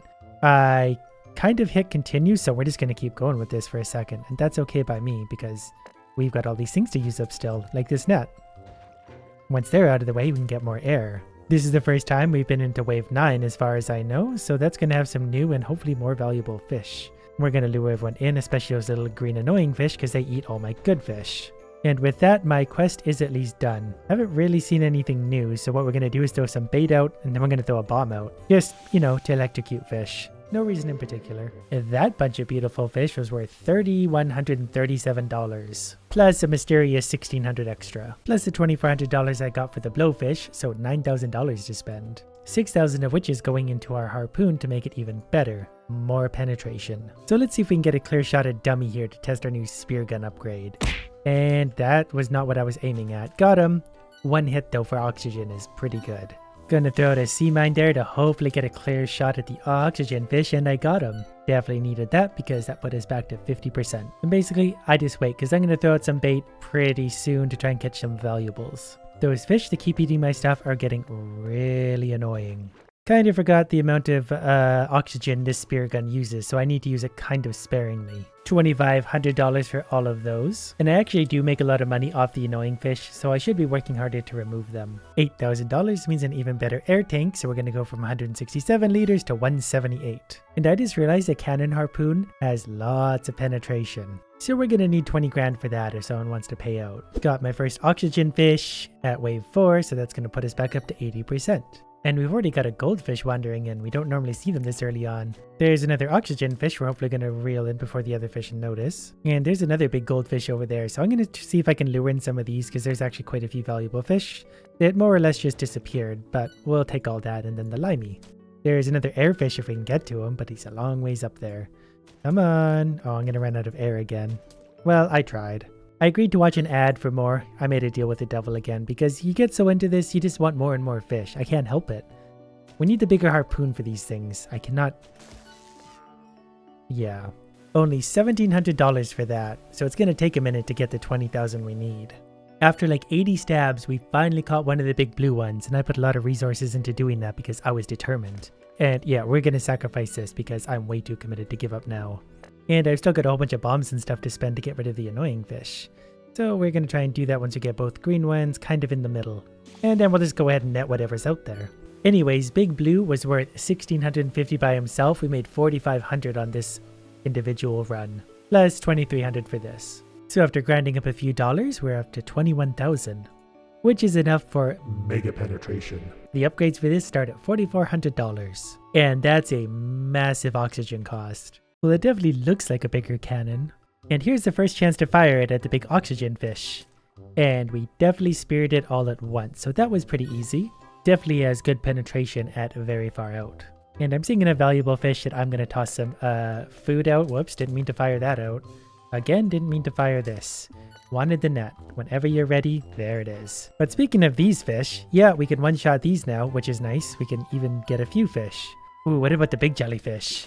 Right, they still electrocute us, but I think I penetrated it enough. Yeah, we definitely brought that in with us, so let's throw some more bait out there. And properly this time, get the net out, take all of that, and then penetrate everything out there. I do like the fact we can one-shot a lot of these fish. That makes it a lot easier for me, and it's actually more efficient use of oxygen.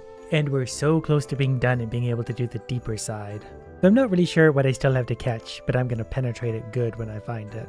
And look who decided to show up nice and early. We still can't one-shot him, or two-shot, or three-shot. Do we need to electrocute him? I don't really get how to get him. I'm also for now just going to bait and do that. Maybe he has to be close still, even with this big cannon. That's pretty close. Got him. Don't know why that takes so many shots. There's probably a bit of a method to it, but I'm stupid. Also wasted a ton of oxygen getting that one fish. And apparently I have a mission to grab those. There's another big blue idiot. I don't think I'm going to have time to grab him though, so we're going to focus on what we can grab, which is pretty much everything else. Despite my failures, we still made $4,200, plus $2,000. This cannon harpoon still isn't doing it for me, so we're going to upgrade it, $4,400 to get more penetration. Also because we're going back into Dreamland. And since I'm armed with my new harpoon, we should do better here than we did before. Especially considering we know how to get more oxygen this time, and just a little bit better how to play. So we're going to use that, and then we're going to catch all of that, and that's a whole bunch of new stuff and $1,600. Then I'm going to head for those oxygen bubbles as quick as I can, because those are two big ones. That put me back up to 100%. And we're still so early in the waves, but we're just going to go ahead and take what we can get while we can. Mostly just trying to be patient and wait for something new or valuable looking, while also chasing oxygen bubbles whenever I can. There's the first new fish, and it's a tough one. Even with my super penetration, I couldn't get it yet. But we will take one of those guys as soon as my harpoon wants to aim where I'm aiming it. There we go, got him. Ooh, this is also new. Would you like to be penetrated? I'm a little squirrely with my aim, but don't worry, with enough tries I will get it where I want it. That was a very good shot right in the face, and I think I got it that time. It's also very easy to get stuck on the edges, and the bubbles tend to be not in the edges, so I need to move myself back into the middle. And another new one. The new ones are always very tough. They gotta be very close and I gotta stab them usually multiple times, even with my massive penetration. And we're getting multiple new things because we're into wave 6 now. And there's another new thing that looks kind of like spaghetti. We're gonna get the spaghetti fish, hopefully. And there's a unicorn fish. Oh, look at that thing. I don't know what that is, but I want it. Come here, I must penetrate you. Oh, I'm gonna run out of air. And that's not where I'm aiming. Okay, space doesn't work that great. Come on, I sacrificed watching an ad. Please just aim where I'm aiming you. 7 grand for space. Even with my new slightly upgraded penetration, the blue fish are very resistant. And since I've saved up $20,000 again, we can actually buy ourselves a better boat. Which means we can go to Ocean Cave and find all sorts of new things to penetrate. Look at the oxygen levels drop though. It's dropping like a rock. I gotta watch that one. Wave 2 has started and I'm actually going to try and catch a bunch of these just so I can get something out of this deal. And there we go, we're getting some new stuff. 293 entire dollars. I'm going to need more air. But I'm pretty sure this is also the new air fish. Oh, they're also very resistant. Oh, this isn't a good start. Okay, we're going to stab. There we go. Hopefully the air goes up. And nope, it's just a bit of a valuable fish. Okay, well let's throw some bait out there and make some money while we can. And we have crabs now. Ooh, this much penetration simply leads to crabs. That's an oxygen fish for sure. But we didn't get it. We spent $20,000 and got massive penetration to make $1,200 back. Well, I guess there's always next time. So we have to combine elements to ruin the earth. Got it. Fire plus earth equals lava. We need more of that. And that adds lava to the world, and I think our work here is done. That's all the world really needs. So now if we want, we can mix that lava with whatever we want on this side, like water. That's going to give us steam and stone, which is probably going to add something to the earth that can be used now or perhaps later. Not to be a stickler, but I feel like there was already lots of stone here on this earth. And since we have stone, let's mix that with, say, water again. What does water and stone create? Sand. Sand is very important for relaxing. It's also very coarse. There we go. We added a bunch of sand to that particular location on Earth so people can enjoy it. I suspect if we add sand together with lava, that should make glass or something similar to it, or it does nothing. What about sand and fire? That one makes glass. I don't know why we need glass yet. In case we ever do get an advanced form of life, they'll probably appreciate the glass. Until then, it's mostly just stupid. Let's try steam and... Can we do steam and steam? What about air and steam? Steam and water? What if we do fire and water? Fire and water creates alcohol. It doesn't really work that way, don't try it. So far, I've created a beach to sit and drink on with the alcohol in the glasses. So I feel like this is a win. I basically just created a resort. And since we have alcohol, let's just mix alcohol with everything. What happens if we mix alcohol with fire? Does it combust? Energy. It does kind of combust. Energy is actually an entirely new element. So we can combine energy with everything we want, mostly alcohol. Okay, it didn't want that. Energy and water, energy and glass, energy and earth. I don't know what I'm supposed to mix energy with. It doesn't seem to do much yet. Okay, energy and air makes storms. I don't know why we need storms, but we've got them now. So apparently if we create ash, we get a reward, which is probably something like fire and earth or something. But until I'm done mixing alcohol with things, it's gonna be a minute. Stone and alcohol? Earth and alcohol. We're gonna get the earth drunk. Water and alcohol makes vodka. So now we've got vodka. We're just basically gonna make the whole world drunk. Alcohol and fire makes energy. Yes, we already did that one. Now I remember. Well, we need to find out what we mix with vodka. And I'm thinking vodka energy, like vodka Red Bull. That makes the most sense to me. That's where my brain goes. What about a vodka storm? No, it won't let me do that either. Vodka and fire? Vodka and lava. We really gotta expand the fire elements. We're not really getting very far here. We already did that. I was thinking obsidian because Minecraft, but I'm stupid, so that makes sense. What happens if we lava and sand? Lava stone. Lava glass? Lava earth. Lava storm? Lava steam? Lava air? Lava, air makes stone. We already had stone. Right, we're completely going in circles now. Okay, now we're getting somewhere. Water and glass makes ice. Ice is going to be a big one because we can make new stuff now. That's probably going to make the northern area pretty cold to keep the vodka cool. And we can create an egg if we're clever enough, but we're probably not going to get there because so far I barely made ice. But ice has got to mix nicely with lava. Ice and water, ice and vodka. Ice and ice, ice and alcohol. Ice and air put together turns into snow. That's going to add snow to our world. It's not going to show us doing it though. Okay, we finally found our way to metal using more of the fire that we've been ignoring for so long. Metal's going to be a big one to push things in a more technology advanced direction. Metal and steam turns into a boiler though, so we're definitely getting some technology. We don't have any life, but we do have an all new branch here to work with, so we can put things in a boiler. Like vodka? Metal and energy go together to create electricity. Electricity could be handy for probably many things. Okay, I want to focus on trying to make ash. That's clearly going to be probably lava or fire and something. Energy and fire makes plasma. I'm starting to worry that I'm overlooking something very basic, like we're missing the building blocks of life. You can't even get hints that tell you stuff like this. Some of these things may react, so it's just a matter of doing them until they do. We already had sand. What if I create quicksilver? I don't know. Probably metal plus something. Think I've got it. Disables reactions that have already been discovered. Well, that's kind of nice, but we did make quicksilver, which is technically a liquid. So what's next? What if I create swamp? Swamp sounds important for life. Somehow I haven't been doing water plus earth this entire time. That makes a swamp. Probably would have pushed us ahead earlier because I feel like it's pretty important stuff. Okay, so we need clay, and I've got kind of an idea about that. What happens if we combine earth with earth?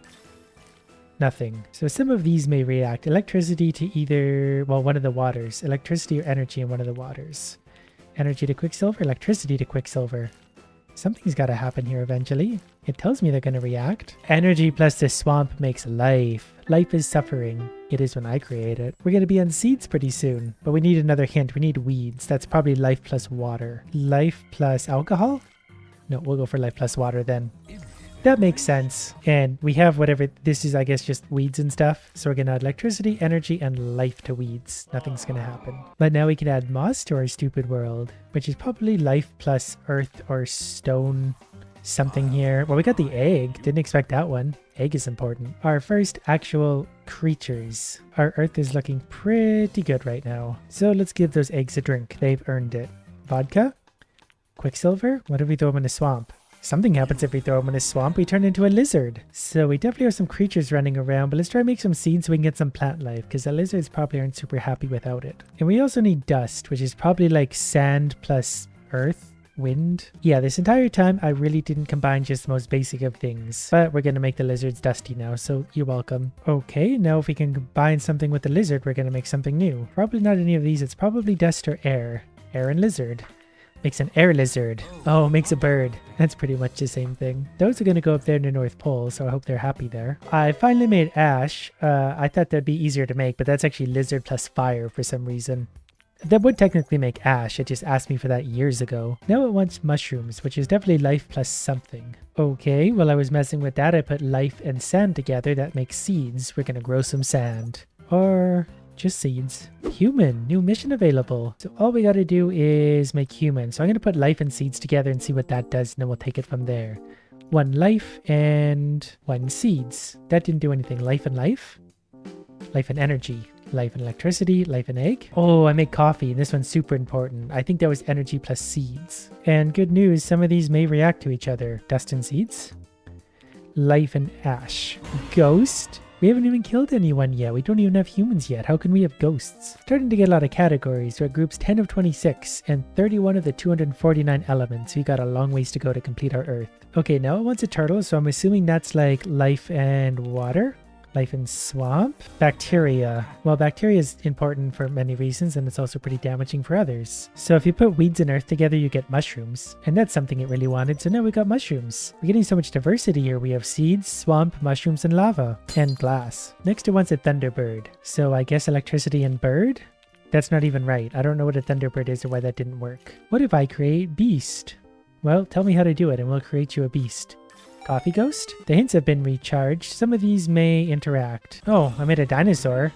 Still haven't got people, but we do have a dinosaur. And it's a big one. It's going to hang out in the ocean. Also, we still have bricks. Maybe we should focus on that because we've had bricks since the beginning. Okay, never mind. We have a dragon we can make. I'm pretty sure it's going to be dinosaur plus fire, something to that effect. Dinosaur, fire. Yeah, that one's so obvious that it's too easy. So basically now we have a world where there's just a bunch of dragons and vodka. Now, for our next hint, some of these may react. Kind of would like more life. Life is kind of fun to play with, but I don't think we're going to get life. Going to be something else. The seeds in the earth was probably an obvious one I shouldn't have overlooked so far, so we have tree. So next we're going to try tree and fire to see what that does. Those definitely combine to make ash, coal. Once we finally get humans, they're going to be super stoked because I've already basically done all the work for them. They just need to inhabit the world. It's asking for palm trees, and I'm assuming that's tree and sand. Okay, palm tree plus vodka really should have been something. Alcohol plus palm tree? Well, I guess the palm trees are on their own. Okay, so finally the boiler can be in use, and I'm assuming it's coal because coal is the new one.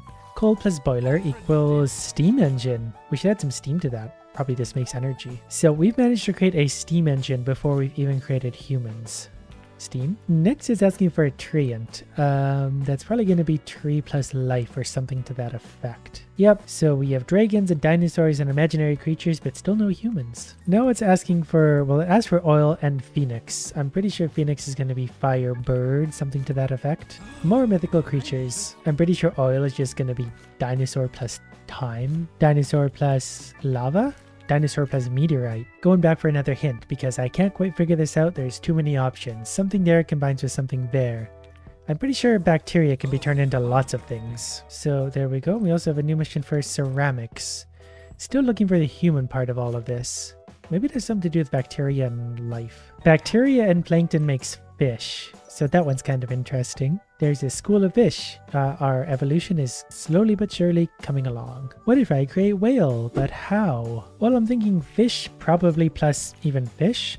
Fish plus dinosaur, fish plus life. That didn't work either, so I'm not really sure what to do about fish yet. Give it lots of plankton. Whales eat plankton, so I guess that makes sense. I think it's got a blue rim. That means it cannot be turned into anything else. So the whale might just be as good as it gets. Sulfur. That's going to be something volcanic, probably plus sand. But also we can combine some element here with an animal to create something. Stone whale. No, whale's blue. It can't do anything. Metal dinosaur. Ooh, an aquarium.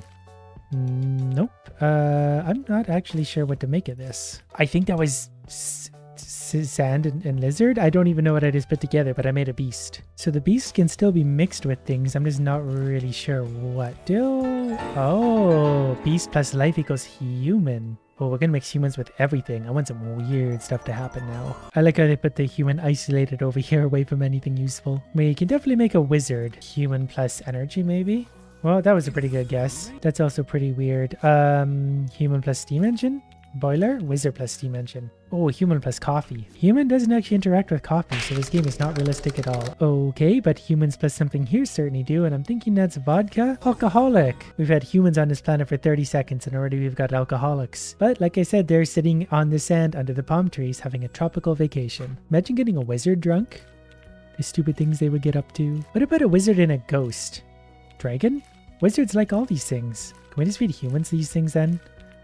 Alcoholic can be combined with something. Wait. That actually worked. Ash dragon? Don't really know what the point of that was.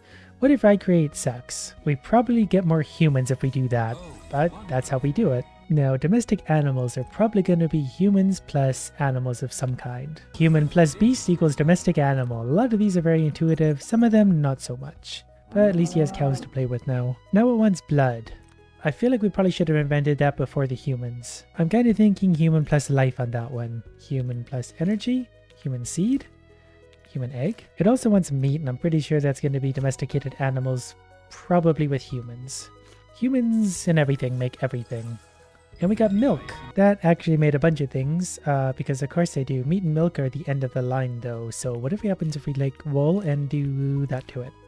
Nothing. But we're back here to combine things with things to see what happens. Probably bacteria. Bacteria can probably mix with many things, or I'm entirely wrong. It was plankton and rock to make shells.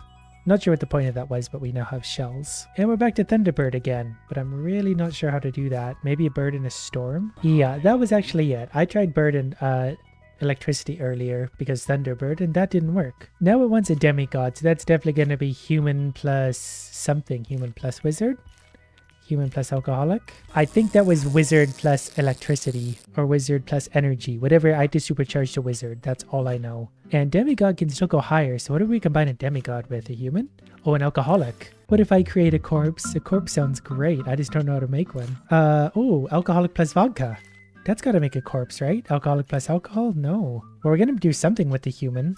Demigod plus quicksilver, philosopher's stone, which is probably actually pretty useful. That could probably turn all sorts of things into all sorts of things. I don't remember how it works. I think it's lead. But I'm thinking human plus stone for tools. Nope. That makes a hut. But we probably do human plus metal, human plus glass to make other things. I feel like for the next little while it's probably going to be the human show. Because they're probably capable of making many, many things. But at least the humans have something useful to work with now. Still going to make a corpse. Not really sure which one of these is going to create a corpse though. Maybe something poisonous. Something here can be combined. Probably the Philosopher's Stone because I haven't tried it with anything yet. Oh, so we got gold now. Okay, humans plus dinosaurs equals blood somehow. Finally got the blood. I'm not sure what to do with it. Human plus blood makes vampire. Maybe vampire plus person makes corpse. Vampire, human. Does something. Okay, this makes another vampire. Oh, poison. We can make poison somehow. That's probably how you get a corpse. I just don't really know how you make poison. Probably mixing something with water. Okay, mixing something here is probably going to make something interesting because we have fire plus water. It's probably going to be coal because I don't think I've tried coal with many of these. Coal and water. Oil. I bet if we combine oil with humans, we get war. Now, where was oil? Oil plus humans actually makes nothing. What do we combine oil with then to make something? Ooh, animal combinations. Oh, lizard, lizard. Makes egg, lizard, lizard. Ooh, weapon sounds interesting. I'm wondering if that's like tools plus metal? Yep, that seems to work. Now, humans plus weapons gotta be something. Weapons plus human. Hunter. Now, hunter plus animal. The ball's really rolling now. Hunter plus any of these? Beast. Blood, meat, and wool. Well, we already had those, but it's a different way of getting there. But we could try hunter against vampire, dragon, ash and dragon. We're still only like a quarter of the way through the elements. That's bananas. Maybe hunter plus weapons equals soldier or something? Yes, it does. Warrior. But what do we do with a warrior? Make him hunt more things? Oh, maybe he can defeat the dragon. Makes blood in a hero. So then what happens if we do vampire and blood? You think that would just make him happy? Kind of want to see what else we can do with the warrior, but it's not looking like much yet. Warrior plus human, there's the corpse. We get blood, corpse, warrior. 400 trillion years of evolution, all to amount in a corpse. But for some reason we can combine the corpse with something. So maybe bacteria? Maybe feed it to animals? Corpse? Corpse. Okay, some of these may react. So we're going to get something mythical combined with an animal. We're probably going to get some kind of new mythical creature. So we're going to try and make a new fish creature. Fish ghost, fish dragon, fish vampire, lizard vampire. Okay, it's something to do with the dinosaur because nothing else mixed. Nope, I've just clearly overlooked something. I'm pretty sure blue means they can't go any further. Oh, is beast and vampire makes a werewolf because of course it does. Still looking for clay. Okay, we're back to the hint again, and I'm pretty sure tree is the only thing we can use. So tree tools makes wood. Wood can probably be used for so many things that I hardly know where to start. Wood and fire maybe makes energy. Ash and coal, basically energy. Also just realized you could probably use humans in wool or something in wool to turn that into different stuff. Clothing perhaps, or maybe not. So I think the Philosopher's Stone and wood just made a tree. So maybe I should be using the Philosopher's Stone more to like create life out of stuff. Philosopher's Stone and water made beer. So we better combine the beer with the alcoholic to see what happens. And nothing. Okay, so the next hint is some of these things react. We got a lot of blue. We got some blue on there. So we'll just keep combining until we find what we need. I don't think it's going to be humans. I'm thinking maybe wood plus tools will make something. That's the wheel. So I think with wheel and energy, wheel and something, technology, could probably turn into vehicles or something rudimentary vehicles. Wheel plus steam. Might need some more advanced technologies before we're going to be able to use the wheel on something. It's asking for a cart, and that might be wood plus wheel. Yeah, that might be more the framework for a vehicle, but we could probably also put stuff in the cart. So from here, we're going to have a lot of options. Let's try wood plus, I don't actually know, ice, refrigerator, alcohol, cup, boat. I'm suspecting it's probably going to be blood and something, or maybe the Philosopher's Stone will make something come to life. So far, I've been wrong almost entirely. So now I can't help but wonder if it's the seeds. There's so many options, you just never know what's going to react with what. I found the turtle. It was egg plus sand equals turtle, because of course it does. It now wants me to create moss. So I'm wondering if that's weeds plus tree or one of the bacterias. Nope. We can also do a ship, which might be boat plus wood, which is definitely odd. We just add more wood and we get a ship. That's fine. But now can we go ship plus any of these, like a steam engine? We can. Steamship. And that's about as far as you can go with the steamship, but we have the wheel we might be able to combine with metal. Also, some of these elements may react. It's probably not going to be the vodka, but I'm going to try the vodka anyway. We found moss. That was swamp plus weeds. Now, we can make a car, so it's probably going to be similar to how we made the ship. We'll try wheel plus basically everything.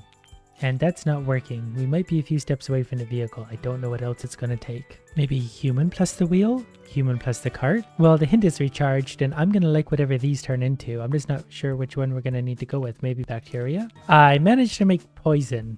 I didn't really even see what happened there. I was just rapid firing things. Not sure why we need poison, but we definitely have it. And we can make a corpse. Trillions of years of evolution and 79 elements, and we mostly managed to create a corpse. They say this app is the ultimate stress reliever.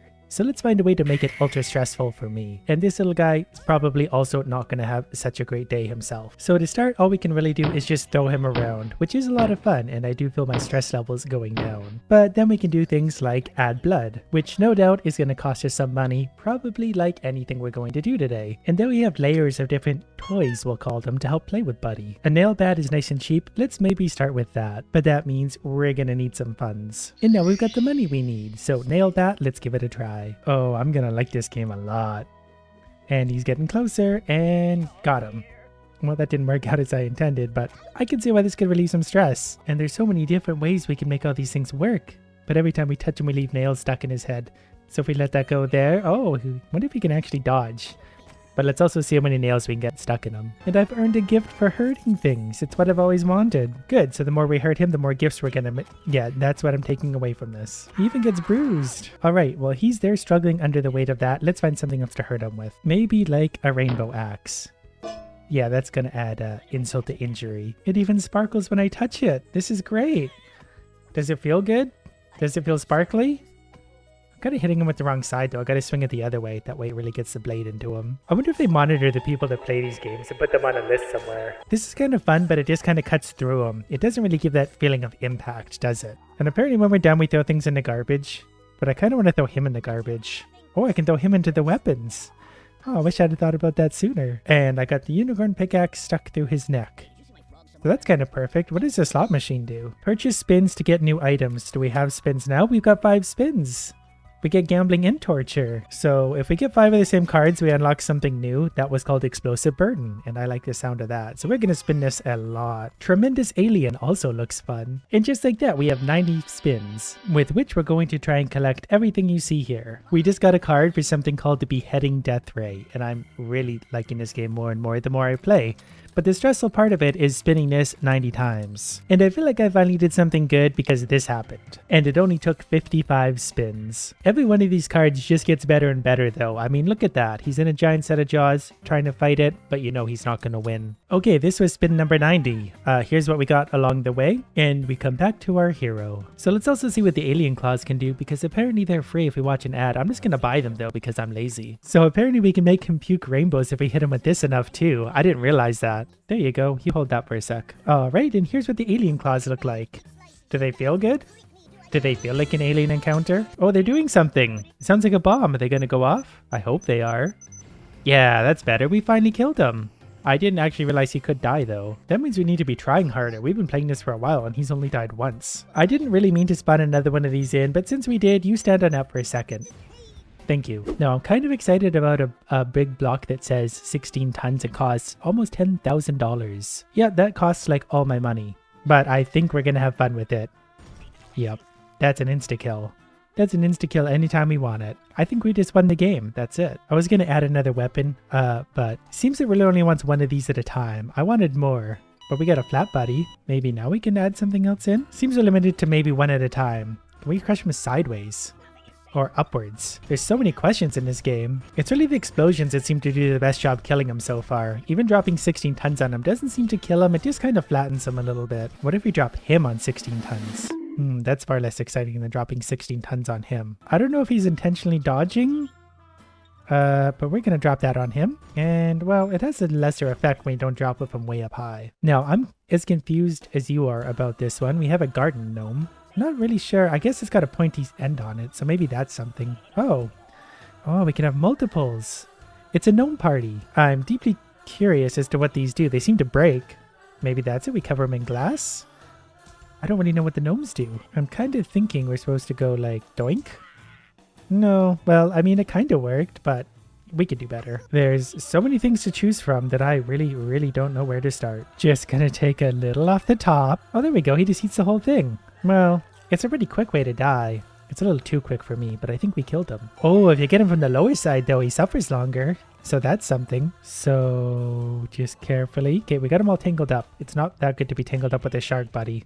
There we go. And chomp. Well, we're just... Oh, wait, they got him anyway. He looks really thrilled about that. All right, I'm going to let those two be friends for a few minutes. Then when he spawns back in, right on top of the shark again. Oh. So while he's playing with the shark continuously, we're maybe going to find another animal for him to play with. And there's a lot. And that's just under animals. There's bioweapons, machines, power of God, nano weapons, plants. Maybe plants will be fun. A cactus. Would you mind holding that for me, buddy?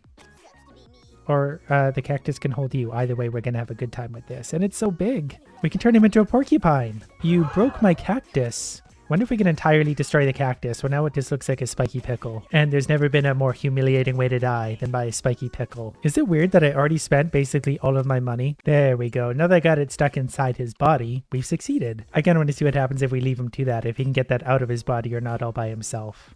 I kind of don't think so, but he might be able to wiggle out of it. Okay, he couldn't work his way free, but while he was trying, we've got one of these. This is a witch's cauldron. We can't really move it, but I presume we can put him inside of it. Not really sure what this is going to do, so we'll start with just, you know, a piece of his body. And did anything happen? No? We need to go a little deeper. Did that work? Okay, you all of it then. Fine, we got to put all of them in. I wanted to go just a little bit at a time, but now he's a frog. So we'll maybe give a black mamba then, because I'm pretty sure they'll be happy to eat a frog. Oh, he turned back. Whoops. Oh, I see. We can just kind of bite him a little bit. That's fun. Oh, okay, where's he going? It disappears out of nowhere to bite him.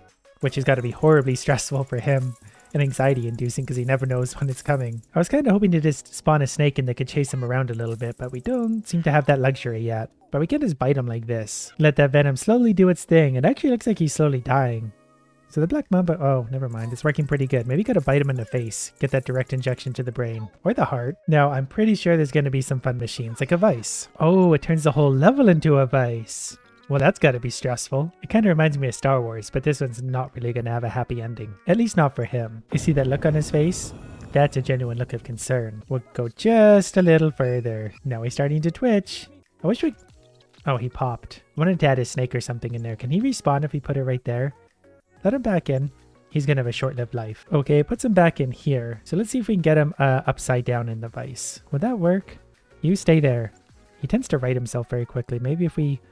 Oh, the vice is... Oh, we got him sideways. Does that work? We're going to pop him sideways now. Oh, there he goes. He's upside down. Perfect. I do want to get him perfectly upside down, though. Oh, that wasn't as hard as I thought.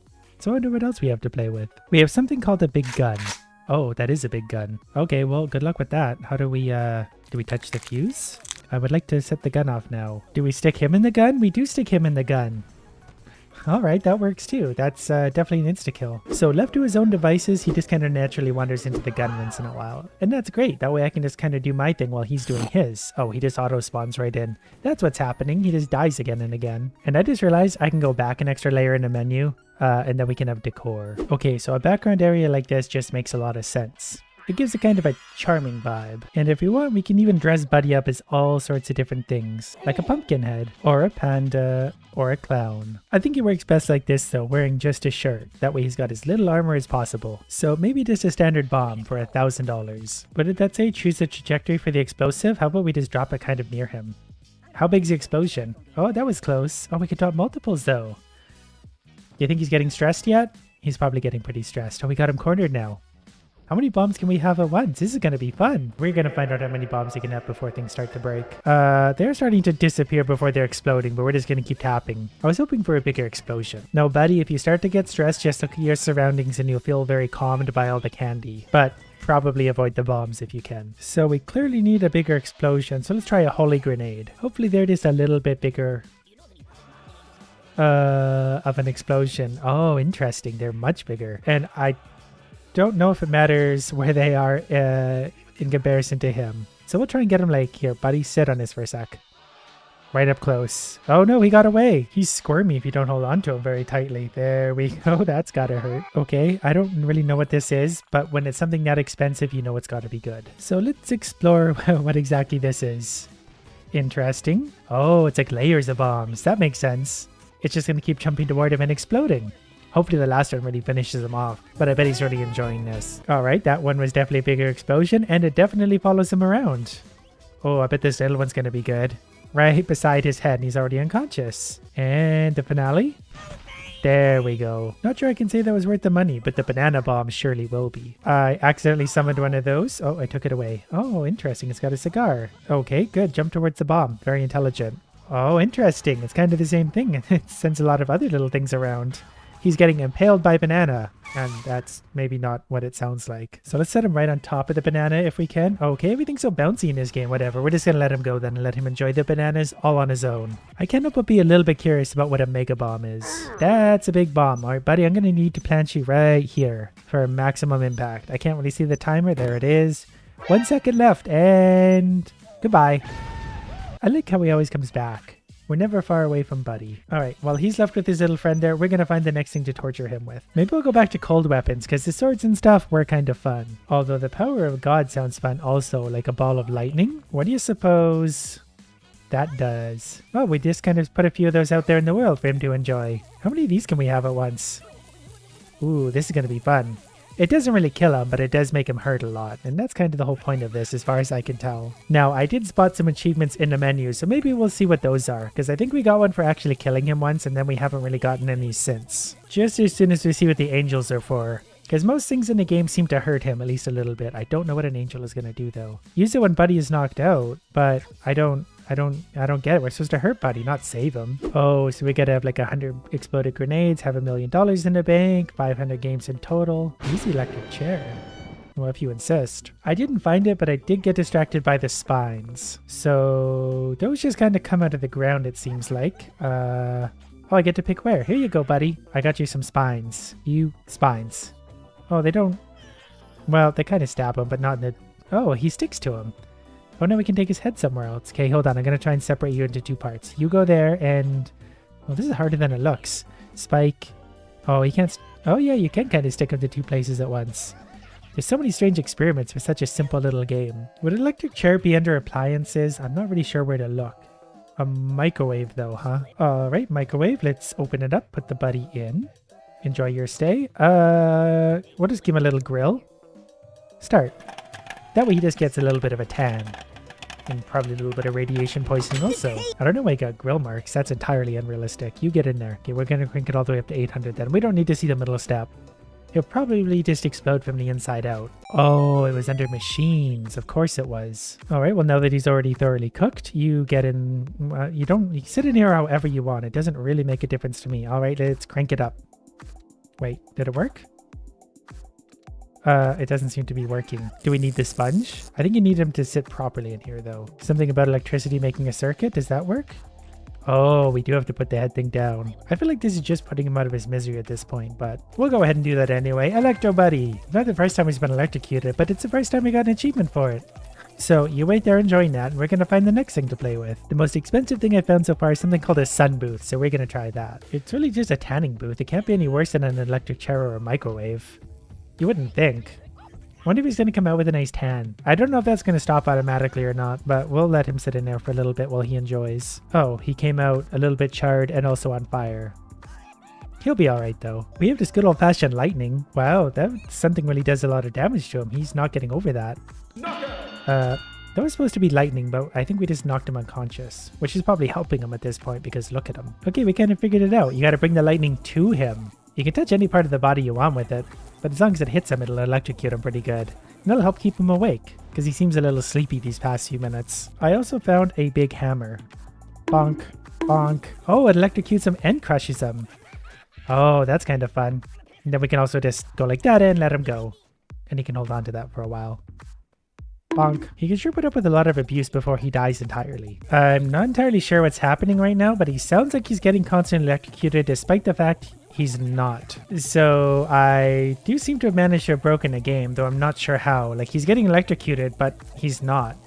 But he's going to play with the piranha plant for a minute, and that's going to eat him and hopefully shut him up. Nope? Okay, I guess we're going to have to restart. Okay, we got everything back together, so we're going to give him some bacteria for $9,000. I always go for the more expensive things, assuming they're going to work better. That's not always the case. Okay, I need you to hold very still so we can see your pretty little face. Okay, well, we're going to drop bacteria on you, so hold still. Missed. There we go. Got some on him. I think we got it on him. Is that working? Are you getting bacteria yet? Yeah, he's turning green slowly. And then he's exploding. There we go. That seems to be taking care of Buddy. He'll be back though, so we'll leave him some bacteria for when he lands. Whenever you're ready.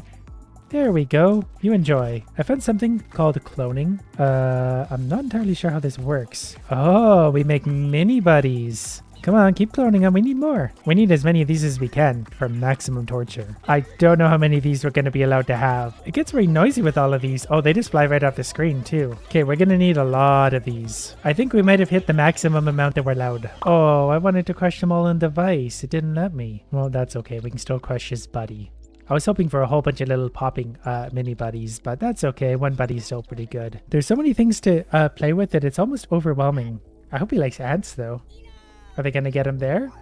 Yeah, well, he seems to be bothered by them. I think this is the first thing he's been really scared by. Yeah, he's enjoying that. And I'm enjoying this. Can we move him onto the anthill? This isn't quick enough. There you go. Direct to the source. They're not going to like that one little bit. I feel like they're just itching him though. He's not really going to get hurt by this. No, maybe I'm wrong. Oh no, they're taking him right into the anthill. Never mind. Yeah, this is definitely going to finish him off. All right, well, there's his bones. We killed him again. Is this legitimately supposed to be stress relief? Is torturing things supposed to relieve stress? Because if it is, I have some questions. We also haven't really explored the firearms yet. So let's try a good old-fashioned musket.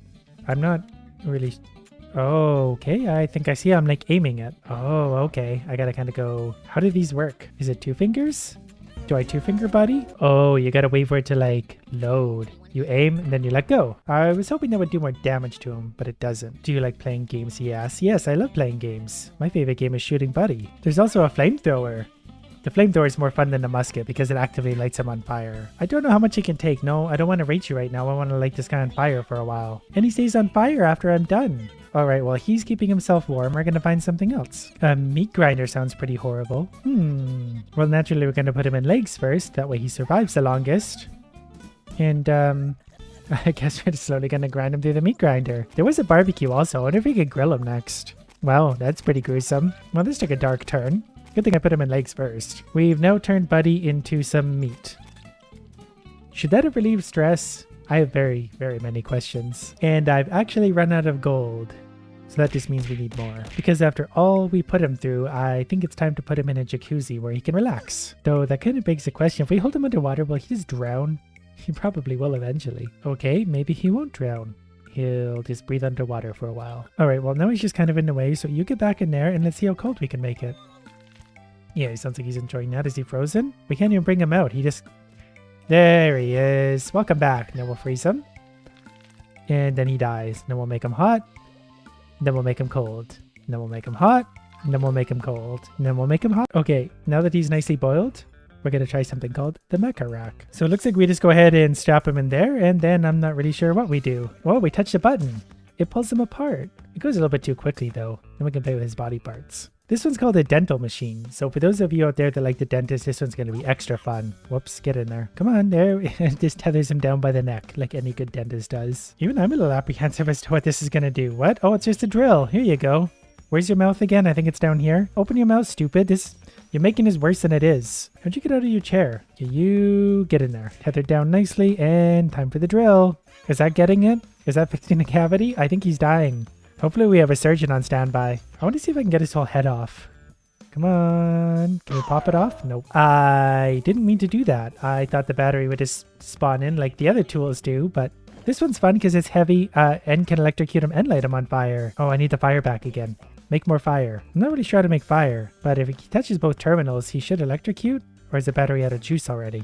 You broke my battery, you idiot. I'm starting to think that Buddy's into this. So, oh, we put it in his mouth. Now he wants it in his mouth. He didn't like the dentist, but he wants the air compressor that explodes him. You? There we go. Now the battery's working again. We just needed a fresh one. So now's our chance. We could light him on fire and electrocute him. Oh, it's easier said than done though. He always tries to get away for some reason. It's very strange. Well, now that he's running around without arms on, I feel like we've accomplished our goal here today.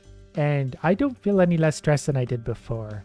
But I had fun. Today we're gonna have some fun with a legendary pickaxe. And that starts with me shoplifting this thing. Normally the top pickaxe we use is the boring common pickaxe. And it makes common size holes. So it would take a long time to mine this entire claim if we wanted to. Which, spoiler alert, we do. Now to start this absolutely useless adventure, we need 300 iron. So the first thing I'm gonna need is something that's really gonna enable my laziness. Like this little tear in reality itself. Now when I want to go back to the store to buy stupid stuff, I can do so in an instant. And something else that's really going to help right now is the golden pan. Just add a little bit of dirt and suddenly we have a huge amount of everything. Or 16 pounds of gold so far. But that did also come with a little bit of iron, so let's try and get an idea of how many of these we're going to need. We need 300, this one was 16. But I'm going to keep this gold in a safe place for now because I know eventually I'm going to need more. Now, while I'm slowly but quickly mining up the iron, let me zone out and dream about the coffee I should have in my hand. Yes, there's a quicker way to do this, but I'm just going to be stupid. And don't worry, things are going to escalate, they always do. This bucket is what I call the jackpot. There's 4 giant pieces of iron in there, which is pretty much half of my pickaxe. Okay, time to see if we've yet got 300 iron. We're so close. And yes, I could easily spawn in or duplicate all of this, but I want to feel the burn. Also, this is the gold and everything else we found while finding this bit of iron. So that should about do it. If we put these two together with the other one, then we put the iron on the table and I believe hit it with this, and there we go, a new iron pickaxe. And he even gave us our change back in some iron. So these are the bites the common pickaxe was doing, very common holes. The iron pickaxe, considerably bigger, but would still take a little while to mine the entire claim, which I am going to do because there's treasure down there somewhere. So let's get started. 600 golds, which is about 40 of these. I've also just found my first piece of cloudium. This may or may not be enough gold. 640, perfect. We'll go ahead and throw that on there, hit it with the hammer, and then we get a new pickaxe, gold. So let's see what kind of bites this takes. We'll find a nice big hill. Yeah, that's getting bigger quickly. There's so many more to go. This is gonna get so stupid. And really expensive. This already wants 1,000 worth of shards. That's enough shards to fuel the entire sun. So far we've mined like 7 or 8 of these. Each of these weighs 15 pounds. So we have 100 pounds of shards, 1/10 of the way there. It's time to escalate. I know somewhere here is what's known as the God Drill. So we're going to rely on these a little bit to mine the resources we need because they work pretty quickly. See, look at that. We've already found our first shard. Things are backing up a little bit, so I need to perfect my thing, but you get the idea. Probably going to need more of these things. Since we seem to have a little gem up here, we're going to need the resources to have a little more room to fall into. So I've gone ahead and created a nice little gathering hole. Then when we have a gem up, I just use the magnet to pull everything away and drop it into the hole and pick up what I need. Then once the gem up's clear, turn it back on, and away it goes, producing stuff at a stupid rate until it jams up again very quickly. Basically, I'm just trying really hard to not make a conveyor system right now because that takes a lot of work in itself. So I'm just going to continue shifting my pal over, and before you know it, we're going to have enough resources in here. And I broke it already. Wait, never mind. The game just took a second to think, and I don't know what's going on with that thing, but that's very broken. You can stop now. Please stop. You're scaring me. Alright, well, we're going to go ahead and pull that thing out. And it was still producing dirt for a second, and now I can't put this down. Anyways, we've got things more or less under control again. Now we can very quickly and easily pick up all the shards out of there, and we might actually have enough by now. My style of mining has evolved to moving my massive pile of valuable ore to try and find the stuff I need within it. Think I've plucked all the tasty parts out of there. Let's put that all together and see what these weigh. Well, apparently that one weighs 2,000 pounds. This one weighs 2,800. I'm not entirely sure how these got so heavy. I guess I think this mine's really heavy stuff. And I'm okay with that because now we can make the shard pickaxe, which definitely is the coolest looking pickaxe so far. And it takes rather big bites out of things. But we're not done yet. 1,000 pounds of emeralds. That means we need one of these to figure out how much each and every emerald weighs. This is gonna take a little while. Then again, maybe not. Every emerald that comes out of the God Drill seems to weigh about 100 pounds. So it's really just a matter of digging the emeralds out of my garbage pile. And then when I run out of those, use a little bit of magical power to expedite this process just a little. I don't really remember how this thing works. if it even can work with this kind of emeralds. So here's what I'm going to do instead. I'm just going to go ahead and plop them all up here and hope this works. I'm not sure if that's enough emeralds, but apparently it is, with some change left over. Now we need 1300 sapphires, but this is also a thing of beauty. And while this is pretty big, it would still take quite a while to dig through this entire claim looking for artifacts. They're down here somewhere, but you can see it's still going to take a while. I don't think I'm supposed to be able to dig through this, but okay. On to the next pickaxe. Each one I find is 100 pounds and they're worth $2,500. And I can smash all of these together to make bigger and bigger sapphires, so I'm going to end up with one singular one at the end worth 1,300 pounds. And that's going to look something like this. I feel like they used to look bigger than this, but this one weighs probably a lot. 700 pounds, probably because I cheated that in, but that's more than enough to make the next pickaxe, which should be blue. And apparently it doesn't like what I've done. Is it too much sapphire? Exact payment. Please let this work. Why aren't you working? Well, let's pretend that this worked, and now we have a sapphire pickaxe. So that was whatever, this was bigger, this should be bigger again, and yes, it's quite large. This is getting to the point where we probably could fairly reasonably mine this claim. It would take a bit of time still, but it wouldn't be that bad. Now, for the next nightmare we have to deal with, 1,600 rubies, which isn't actually that bad because the rubies have been pretty common. We've actually been really lucky with those. Like, you can see a whole bunch just in this little pile we mined. Just gotta spread out the loot pile a little bit so we can see what's in there. Okay, rubies definitely were a little bit rarer than the other ones because we definitely don't have a ton of them. But what we did have was 500 pounds of them. So if someone was to say multiply that twice, we would have enough. Actually, we wouldn't. We need one more. Yeah, whatever. Math is hard sometimes. So let's see if we can find us one more ruby without absolutely destroying the game. And we're going to need some magnet power. The game's not going to love that, but there you go. Spread out, my little friends. Give me something red. Anytime? No. I'm ready. Give us a ruby. Okay, we got what we need. Let's see if we can shut this thing off this time. And there. And just like magic, ruby pickaxe. Let's take a second to admire its beautiful color before we use it to destroy something. Okay, so going back to the other holes. Big, bigger, bigger, and very big. That's like the size of a new coal almost. So that gives me a little idea. I need to take this for a walk. I just really wanted to see what kind of damage a pickaxe like this would do to the original ground we get. This is unreasonably big and we've got more pickaxes to go. And quite a few of them, I think. But for now, we're just going to enjoy strip mining this just for fun. Think about all the gold we're missing out on here. Oh, it turns out there was actually an artifact in here. I didn't think there was, but there we go. We found our first one.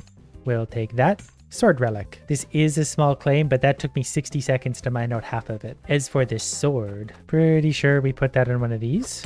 And we got 3 more to find. We need bigger pickaxes. So what was it we needed? 700 Cloudium. And believe it or not, I might actually have that sitting on the ground already. We got strangely lucky with this right off the bat. We were finding pieces almost immediately. The tricky thing is it plays hide and seek. It blends in with both the dirt and the gold. So let's go ahead and brush the hair just a little bit. There's a piece the game absolutely loves every time I throw this mountain of gold around. And I've really got to say, if you want to make an idea like this easier, just cheat and use things with God in their name. There's another one. And I'm going to try and open up a little more room below these. There we go. Now we have a bigger ore hole. Now let's find more Cloudium. Can you stop jamming up, please? Well, we'll make this work. It's fine. I see a piece, so we're going to go ahead and stop. I said stop. Okay, there's at least a few pieces now because it wouldn't stop. And I've accidentally Scrooge McDucked myself. Anyways, we still need more, so we're going to have to go ahead and unjam this and hopefully find some Cloudium in there. There's one. Actually, good news. There was 3 of them hiding down there. I think that's going to be enough. I love God drills. Those are going to be my new favorite thing ever. And this weighs 916. I'm pretty sure that's 50% more than we actually needed. But that's kind of my rule of life. 50% more than what's needed. Yes. And boom. Cloudium pickaxe. Its color is definitely less exciting than the other one, but it's not the color that matters, it's the size. And yeah, that's definitely bigger than this one. They're gonna get really big because I think they're increasing by like 40 or 50% each time, so yeah, that's gonna get fun. I'm also definitely gonna get myself hopelessly stuck many times, but that's also absolutely bananas that we do that much damage with a few little picks. And since our golden swimming pool is getting a little dirty again, let's go ahead and dig it down just a little more. Starting here, That's fun. Okay, and we'll take a bite over here. It's gonna make it harder to work, but whatever it takes to get the results. So let's put this to the test. We've gone back to our original ground, and then we're gonna see roughly how long it would take to mine this out, because I feel like it's not gonna take long at all, especially if I start on the edges and do this intelligently for once. And then we can jump across and do the same, finding the edges of our swimming pool. It would be kind of fun to fill this with gold. But in case you're wondering, this has taken me 60 seconds at best so far to mine out pretty much this entire thing, because we're just taking enormous bites every time we touch anything. And I'm finding this really satisfying. I don't know if we're going to find more treasure in here, it's unlikely, but I'm hopeful. That took a couple minutes at best. If I'd have done intelligent, I could probably do that in 60 seconds. But now we're going to do the same on the upper part of the claim that everyone forgets about. I have always been curious as to what these actually look like when they're all emptied out, to try and get a scale of the volume of them. So after Cloudium comes the Onyx pickaxe. If this thing would register correctly, we need 400 pounds of Onyx, which is actually a lot because we've mined all of this stuff so far. I don't know if I've seen a single piece of Onyx yet. I mean, there might be one in there somewhere. All right, everyone keep your eye out for something black. Let me know if you see one. For now, I'm just going to have it rain valuable ore into my gold hole. Still haven't seen one. I just want to try and put some perspective onto how rare Onyx is. We might be here for a long time before we see the first one. Or maybe something bugged out and it's not giving us any Onyx, because you think we might have seen one piece by now. So I spent my entire day drinking coffee and watched gold fall into a hole. Oh wait, there's actually one sitting right there. Don't know when that dropped in. Must have been when I was drinking coffee. Like, to show you how much gold we've mined. Oh, I'm not Scrooge McDucking it anymore. But there's a lot of ore sitting here. Each piece of incredibly rare Onyx is worth 25,000 for 100 pounds of it. Luckily for us, we don't need an entirely lot of it. That should be enough just like that if that would just hold still. That should create us the Onyx pickaxe, which looks like that's as far as we can craft. But don't worry, we're not done yet. This absolutely destroys the ground we're walking on. Like, it's hard to even walk over it, but I pretty much just mined a shaft like across the entire claim, and it took all of 5 seconds to do so. And I'm not even digging this to its full capacity. Like, I could be digging deeper than that, but in the last like 10 seconds I dug an entire canyon. Oh, I see what it's saying. There is. We can make the claim destroyer. We just need 1,000,000 scrap.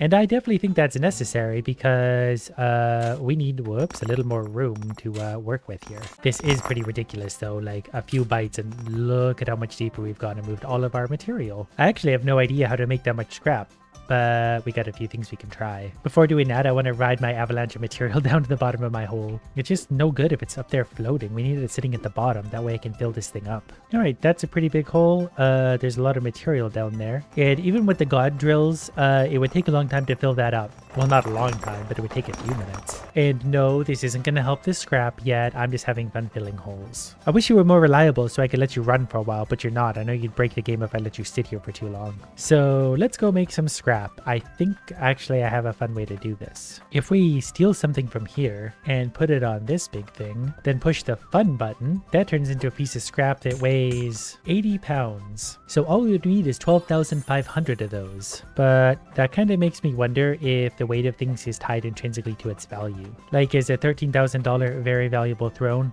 worth more in scrap? You'd think it would be because that was made of pure gold. It's probably not super light. Yeah, there we go. That's 3,600 pounds. So then what about something worth that much? Take that, God. Okay, that's worth 2.5 million pounds somehow, so that's fine by me. I'm actually surprised at how well this just kind of worked. I expected to have to cheat that really bad.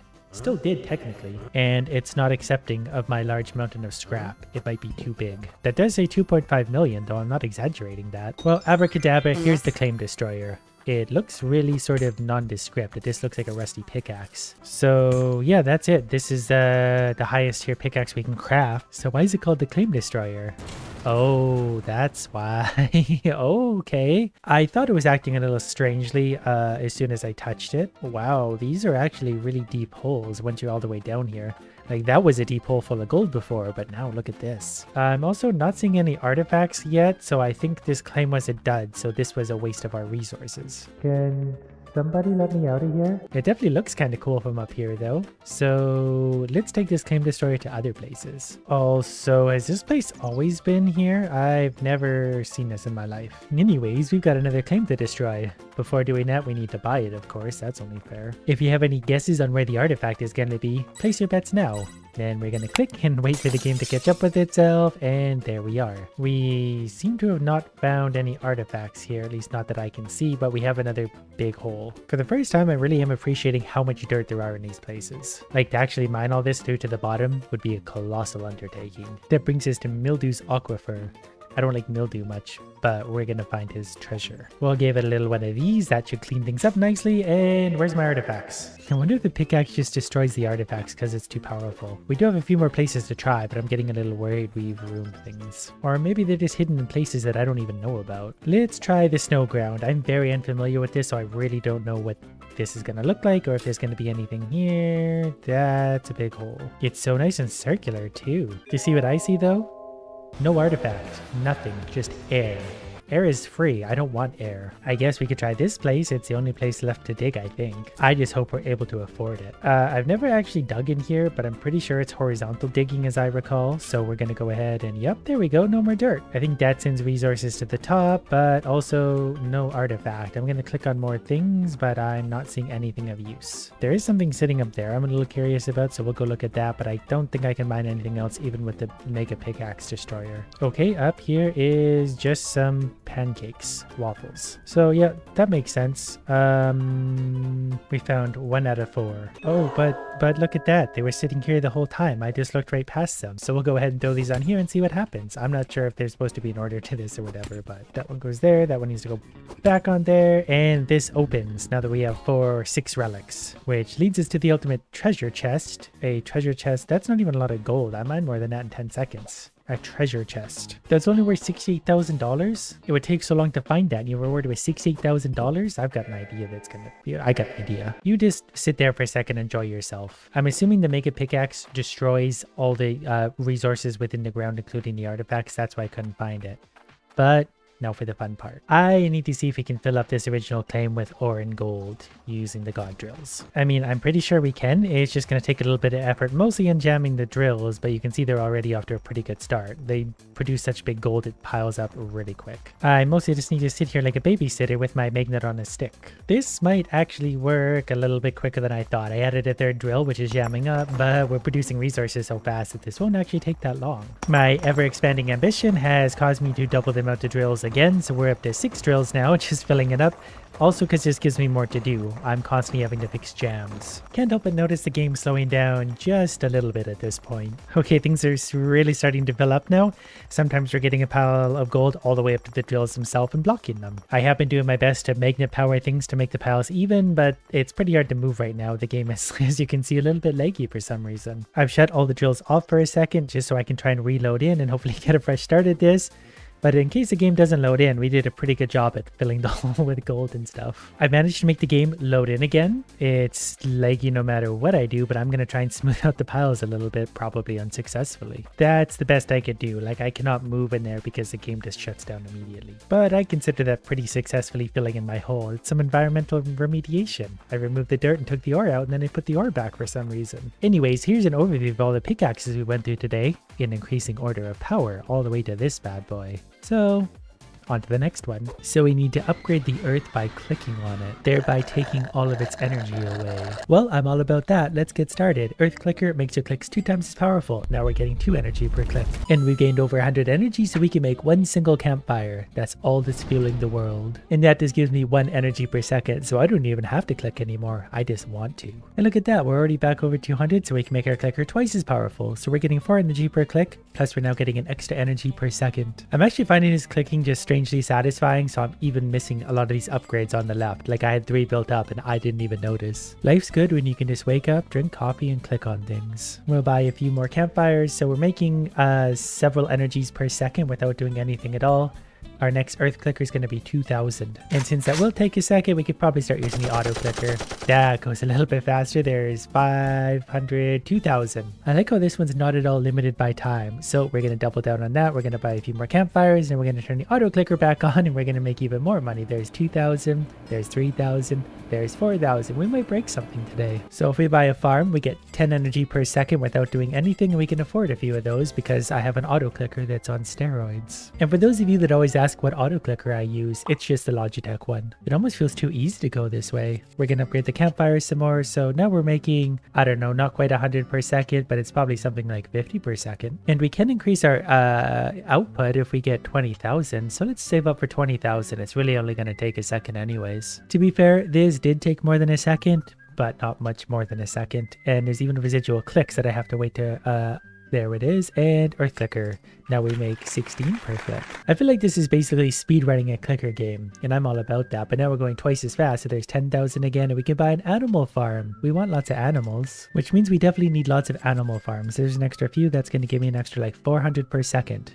So now that number's going up very big by itself, pretty soon I might not even have to click, but I'm still going to. I'm always going to. I looked away for a second and suddenly we're up to 200,000. So we're going to go from 16 per click to 32 per click. So saving up another 200,000 is going to take half the time, but we don't really need 200,000. We want 200,000, but we want our windmills because these are going to give me 1,000 per second and we can buy at least one of them. So we're up to probably 1,500 per second, and we haven't even started on any of these other planets yet. 750 quadrillion. I want some of these, no millions. Here I was all proud of my numbers already. These are amateur numbers. We need to go much bigger. I'm gonna need a lot of coffee. And I've just realized there's an efficient way of doing this. I was turning my auto clicker off to buy things, but I can just leave it on and go like this, and it pretty much buys whatever I need. I'm basically made of productivity today. Between that and the coffee, nothing else exists in my being. But I think also we need a factory produces 5,000 per second. So now look at that number going up and I'm not even clicking. And these basically pay for themselves because there's another factory upgrade. So now we're making an extra 10,000 per second over what we just were. And I thought we might be getting close to a prestige, but that's going to cost 1 decillion energy. I don't remember exactly how big that is, but I know it's pretty big. But I've got time if you do. Here's another 10,000 per second. I'm pretty sure the auto earnings are going to be beyond my clicking pretty soon. There's another 5,000 per second, so we're up to, I think, 25 or 30,000 per second now. My clicking does that little bit of speed, but not that much anymore. We're actually auto earning more, so I'm going to need 2 million to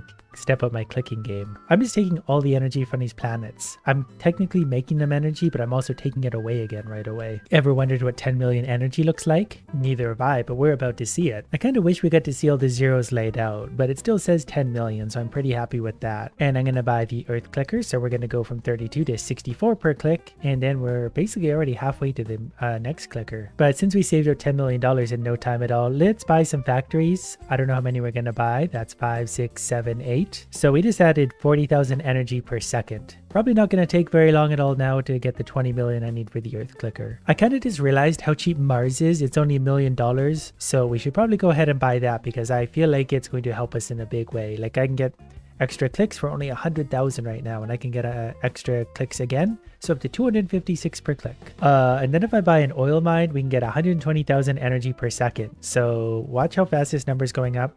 Watch how fast it's going up now. And now, and again, it's even quicker. So I should be paying more attention to how much these cost. Okay, Jupiter's $150 billion, which makes sense. It's a pretty big planet.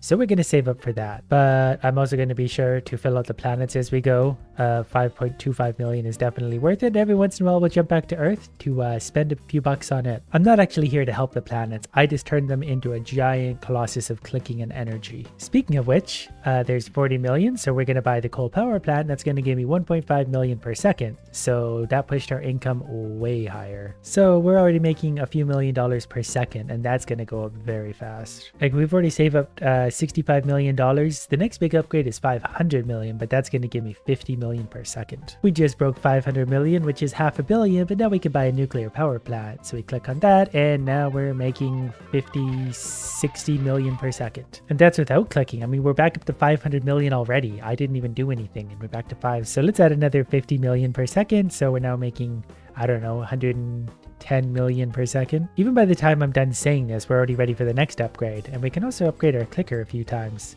Maybe on Earth too, yeah. Okay, so now what are our clicks up to? 4,000. And we just landed completely into the billions, so we'll maybe upgrade the Earth a little more. I'm not really sure why, but at least I want my clicker. Then we'll upgrade the nuclear power plant a few more times, and I don't know how much we're making per second, but it's hundreds of millions. Our clicking's up to 8,000. Let's give it one more upgrade. Now it's up to 16,000, so when I go like this, I don't know if that really makes a difference compared to our income, but it's fun. And we're over 8 billion. That means I can buy Martian technology, 750 million per second. So we're probably actually at about 1 billion per second at this point. So that means we can buy the next Martian technology right away. And that gave us an extra 750 million per second. And again, and we can even buy a few of these maybe. That still gives us, well, that was probably 500 million per second. Look at how fast the money's going up now. We're up to $120 billion, which is more than a little bit. We're going to buy some more Martian technology with that. They are getting expensive, so at some point it's kind of less worth it. But because nothing here seems to change at level 10 or 25, it's generally better to go for the more expensive of upgrades. We could still do this a little bit just for fun. These basically make their money back as soon as I buy them. Like, I can't afford it now, there it is again. I can't afford it again, but there it is again. And I just kind of want to be sure when we hit the next planet that we have a nice healthy start to it. I don't want to be waiting around. I don't have time for that. I'm a very busy person.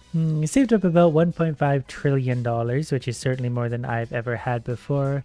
So instead of buying the next planet, let's get more of this technology. That's just going to help us with our income moving into the next planet. The money's definitely going up pretty quickly. I don't know, it's 30 billion per second or something thereabouts. I think now that I have another $1.5 trillion, which is 10 times more than I need to buy Jupiter, we're going to buy Jupiter, because then I can start with a hydrogen fusion reactor. That's going to earn us $100 billion per second. I guess we'll buy some of these other ones too. We'll make our clicks more powerful, 32,000 per click. That's going to give me $5 billion per second, which isn't really a lot. Not anymore anyway. It's cheap enough we'll buy a few of them, I guess, because it's not even putting a dent in our number yet. We do want to make our clicks 2 times as powerful, so we're going to go back to the beginning because they only cost $20 billion here. These usually seem so expensive.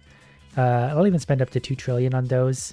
This one is now up to 6 trillion. What are we at? 1 million per click? Let's do 2 million per click. Then we get to do it here on Jupiter as well. So we're now making 4 million per click. And in case we've forgotten, there's a lot of clicks. But even at 4.19 million per click, there has to be able to compare to our $8.5 million empire so far. Okay, we're up to $18 trillion. Let's buy some more hydrogen fusion reactor. These give us 100 billion each. So there's an extra 600 billion per second. Basically, 2/3 of a trillion. That's pretty much going to help us save up for the helium fusion energy. And of course, that didn't take very long at all, $50 trillion.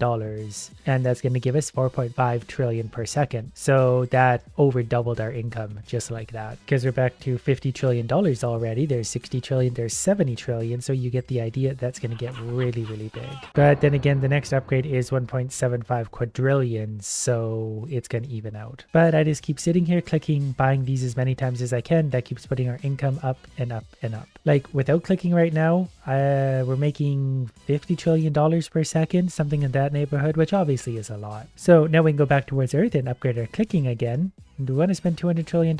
Yeah, we might as well. It's clicking. You can never have too much of it. The next upgrade there is expensive, but we're up to 33 million per click, including this, 66. And now our numbers are up to the quadrillion already. I didn't expect to get there that fast. We better spend some more on our clicking. So we're up to 134 million per click. And we need some more of this too. We need more trillions per second. That just added an extra lots. 13.5 trillion.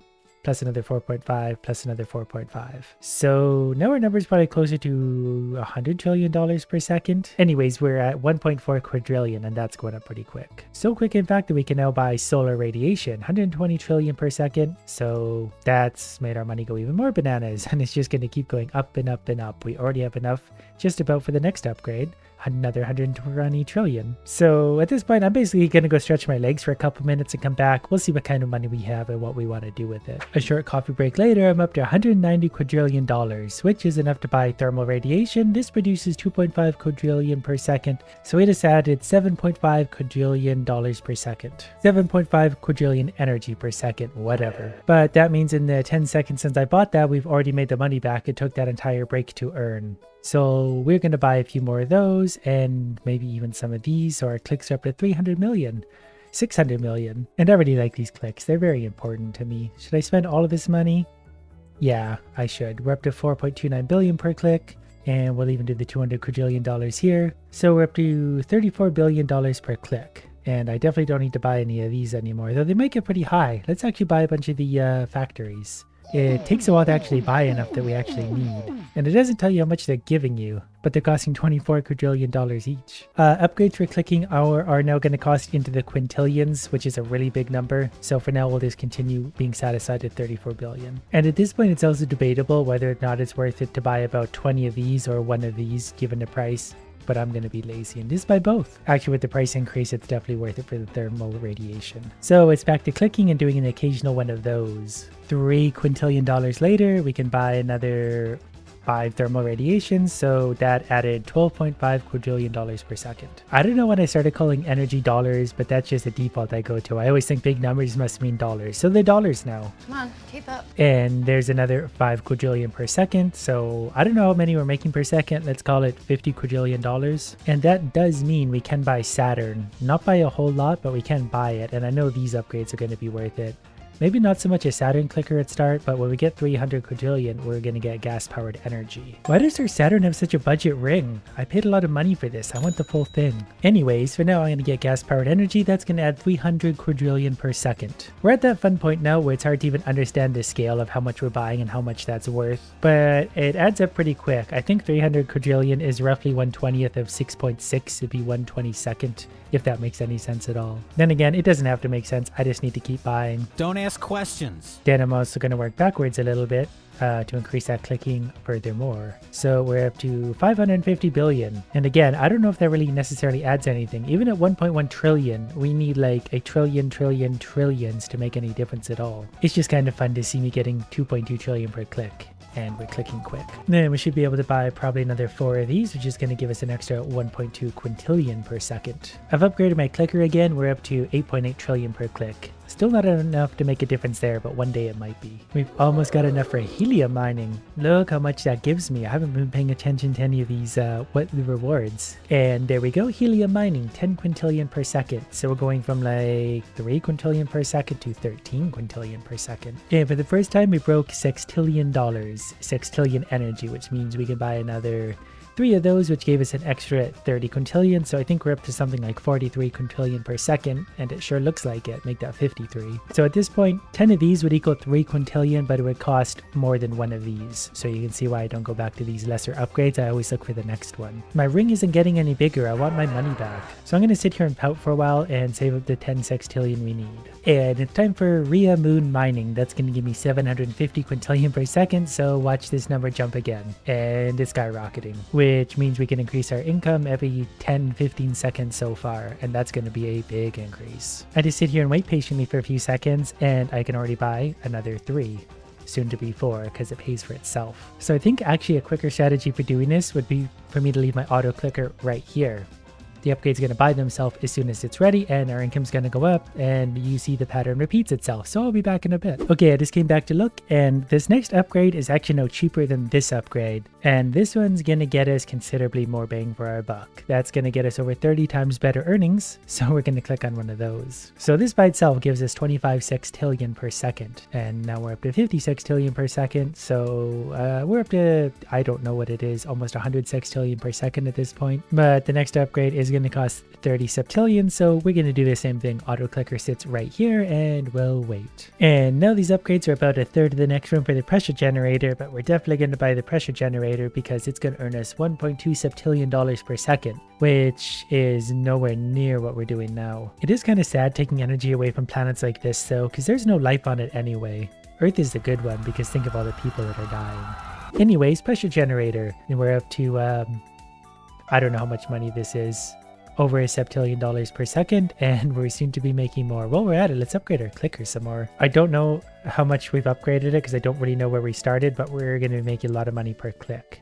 That much I'm pretty sure of. So 1 click equals 4.6 quintillion. So that might actually add up somewhat compared to that. So at 9.2 quintillion per click, we can do a lot of clicks. Plus we can also buy the pressure generator, another upgrade. So the income just goes up and up and up. I think this would be a good opportunity also to see how high we can get the clicker. We're going to find ones that are a little more agreeable in price, though that's debatable. 200 septillion is also debatable. So this is conceivably about as high as you would get the clicker anyway, and it's 37 quintillion. So it probably helps out a little bit, but not overly considering how much each of these upgrades is worth. And we need a lot of money for that next upgrade. So what we're going to do now is sit here and click on pressure generator until we have a stupid amount of money. It realistically won't even take that long. I just want to be making such a stupid amount of money by the time we get to the next area that it kind of makes it easier. I'm simply not going to be happy until I have all the energy in the universe and there's no life left at all. I want it all. I don't actually have any plans to use it. I just kind of want it. But I just realized our rate of income is so stupidly high now that we're well on our way to our next planet. Okay, well, at least to buy it. We're not going to be able to afford any upgrades quite yet, but it's not actually going to take that long. Water extraction. This planet doesn't need water. That added over 50 septillion dollars per second, which is ludicrous compared to what we were making, which is already a ludicrous number. So let's get some more of that. And we could probably upgrade our clicker some more, which is up to 73 quintillion dollars. Then we can work backwards to the planets doing the same thing, upgrading our clicker just a little. They're mostly into the octillions now, which seems like a lot.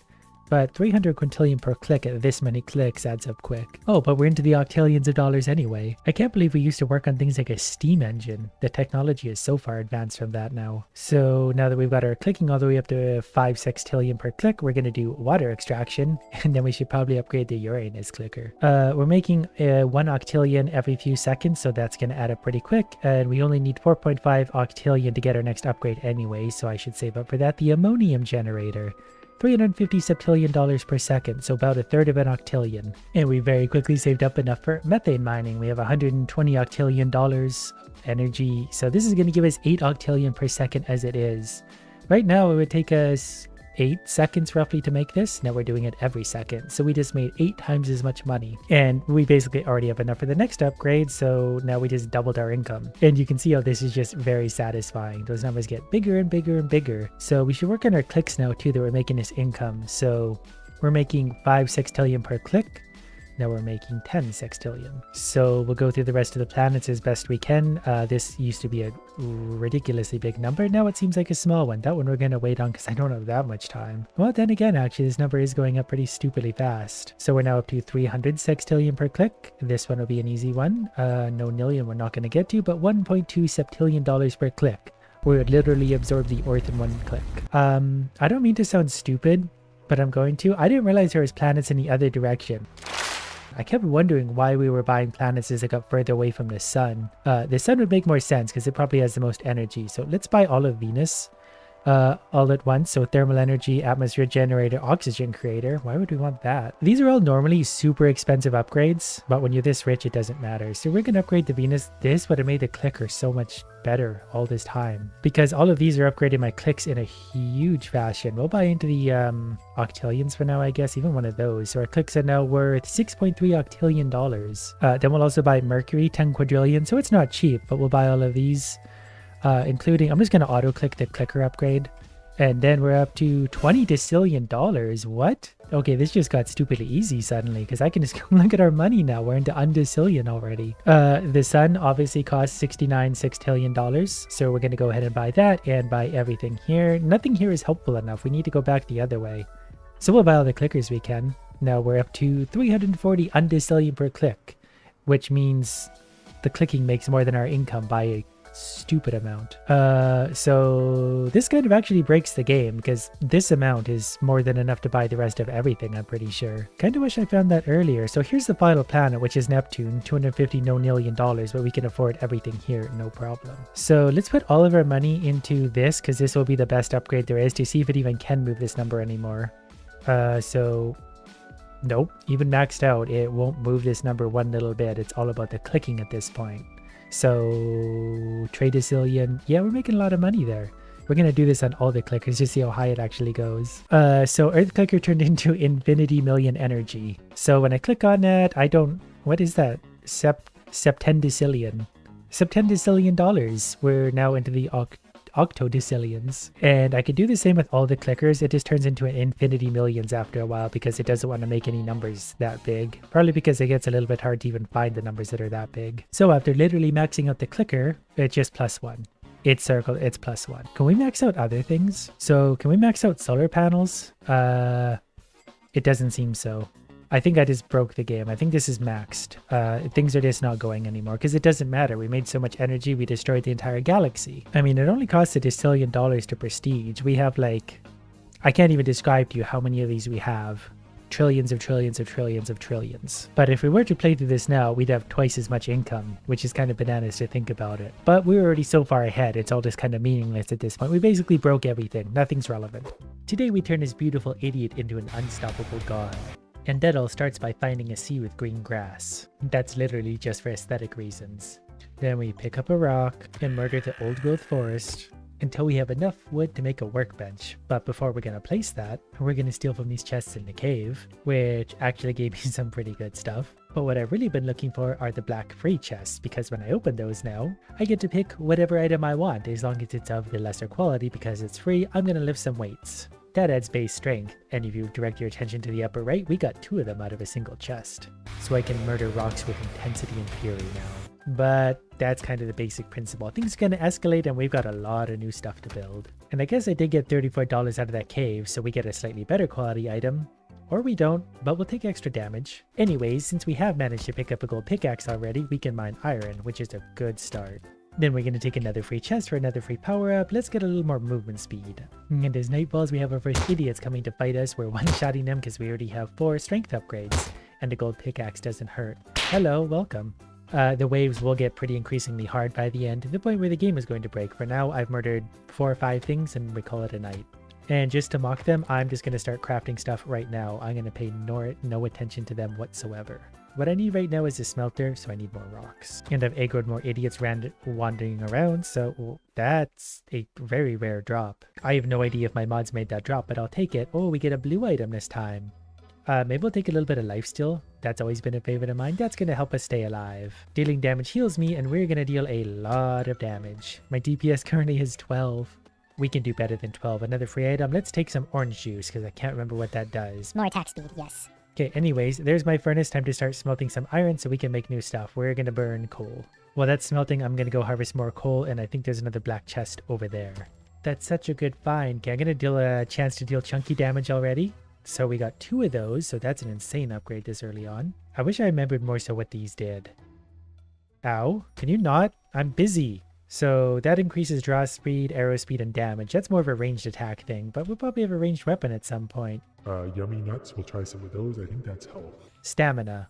Whoops, didn't mean to attack him. No, they're all going to attack me, but that's okay. I think I'm already strong enough just with a pickaxe to mow these guys down mercilessly. I would have preferred to trade with them, but if I gotta kill someone, I gotta kill someone. That's the way it goes sometimes. They were loaded. I got rich off them. Anyways, back to turning garbage into other garbage. We got our first iron bars, which means I can make my first anvil, which means I can start to make new things like a steel drill. We do need an ancient core for that, so it's probably going to take a while to get there. Then since we need some birch, I've made my very first axe to be able to get some better wood, and I've unlocked an Obamium pickaxe already. I mostly just wanted to build a sword that we could kill idiots a little bit easier tonight. Here's our first volunteer now. They're already getting a little bit stronger, but our damage is a little bit unreasonable. DPS is still hovering around the 17 meter, depends on how many things I'm hitting naturally. There's a big hit, DPS went up to 60. These guys are just wandering around randomly. I just want my DPS to go up, so I'm going to hit them as much as I can per sec. We're going to take some hefty damage. I'm going to build some armor pretty shortly. The Obamium stuff will take a little bit because we need Obamium and Dark Oak, which takes a while to get, but we can make iron stuff for now, and we'll use that to mine gold, and then we'll upgrade to whatever's after that and whatever's after that. For now, I will settle with making a little bit of iron armor. We're just going to protect the important stuff because that's all we can afford. Downstairs and upstairs, anything in between, not worth my time. And after that night, we'll open up a few more chests to get us, I don't know, whatever this one is. I think that's health. Okay, that one is health regeneration. This one's damage. We need a little more damage. Here's a blue chest. That's going to have a potential for better items again. So we're going to take maybe milk. I think that one is more health. Strong bones. That's armor or health. There's another blue chest. They only cost 80 to open, so I'm going to keep opening them. We're going to take maybe more jump. Why not? Double jump. Why, yes, I'll take more free stuff. Let's take more attack speed. The faster I can swing, the faster I can kill things, including gold. And with that gold, I can use to make a better golden axe and golden sword as soon as the idiots stop attacking me. DPS is up to more like 25 at this point, so it's already gone up by a considerable margin, 25%. There's my golden axe, and I've got lots of gold to work with. And we're going to use the gold to make a better gold sword, which as it turns out brings our DPS up a lot. It was up to almost 100, murdering whoever that was. This is a strangely spawned area. There is a chest floating on whatever this is. Oh, that's the chief's chest. Yeah, I'll take your stuff. Then we'll also raid a few more chests. There's a blue item. We're going to take the piggy bank because I don't remember what it does. I'm feeling lucky. Time to hog all the loot. That might actually get us extra loot every time we pick it up. What I would really like is an ancient core. I need a boss to spawn to be able to get one of those. What does X-Juice do? I don't remember. Get juiced up when landing a crit. Yeah, I think if I land a crit, I go into like rage mode, so that's just going to stack on top of itself a whole bunch. Anyways, what I really should be mining right now is this with my gold pickaxe. This is the next tier of tools and armor and everything else. I did find a little bit initially, but I'm going to slowly mine some of it until I can make more because I have a massive deposit of it right in front of me. There is a big chunk hit. DPS is holding 66 against the powerful rocks. Then it's already nightfall, so we're on to the next idiots. By using our super sword, our gold sword, we're going to tear through these guys no problem. Oh, and this guy's a little bit stronger. You have a skull over your head. And he's dead. The most annoying part about them is they attack my stuff instead of me. I'd rather them come for me than I can kill them. If they break my stuff, it's really annoying to have to rebuild it. But we did unlock the Ambertooth Blade. I need 1 glow crystal, 15 dark oak, and 2 amber fangs. Which means I probably need more better stuff to be able to even mine most of those things. And fur is what I need to make mithril tools, so let's hope for some lucky damage. I mean, we already attack so ridiculously fast that it's kind of a joke. Got lucky out of this chest, 80 gold. We're gonna take whatever this is. Chance to knock back enemies. 2 of them. I wonder how big of a hit you can make before the game breaks. That was only 500, but I can get probably into the millions. And as I was clear-cutting my way across the world, I can't help but notice what I think is another village over there. But before we go over there and murder its inhabitants, we're gonna take just a little more stuff. More attack speed, please. I want machine gun attack. More attack speed again. So those 2 upgrades by themselves made a big difference, actually. The more of those we can get, the faster this is gonna go. Yeah, we've smelted plenty of mithril, so now we can hopefully start to make some of the better tools. So there's a mithril axe, so we can chop better wood. There's a mithril pickaxe, so we can harvest better stuff. And there's a mithril sword, so we can murder things better. Testing our damage on the cows, 57. Not sure what the second hit was, but it seems adequate for now. Yeah, we're one-shotting cows at least. I did want to come over here to see if I could harvest any of this stuff yet. I cannot, but adamantite is the next level of tools. And it still takes forever to mine, even with all my current upgrades. And I should be activating these. These basically give you challenge idiots, but if you manage to kill them, easier said than done because they're a challenge, you'll get a free upgrade. You're supposed to hit these guys with pickaxes. I think it actually does more damage because they're big stupid rocks. But once they're dead, they're going to drop me a yellow item, please. Lumberjack. I think that's more resources. Ooh, I'm almost dead. Oh, we already started on these guys now. So they're going to be a little bit harder to kill again, but if I get a critical hit, I melt them. I probably need better armor though, because they're really hurting me. But I also want this. Increased damage dealt to resources. That's going to be important just so I can actually harvest stuff. And I just got a rare drop from these guys. I don't know if my mods 2 ancient bones. I don't know if my mods have actually changed the drop rate or not, but I'm seem unreasonably lucky so far. Oh, damage is well over 100 by now. So when it comes to basic enemies, we're absolutely obliterating them. So we'll try it against some elites, more of these guys. Yeah, DPS isn't as high against these, 80, but still, we just destroy these guys. Especially if I land a crit, then I go bananas. Or if I do big chunk, it will absolutely obliterate them, but for now, they stand no chance. And we get a blue item, so we're gonna take the magnet?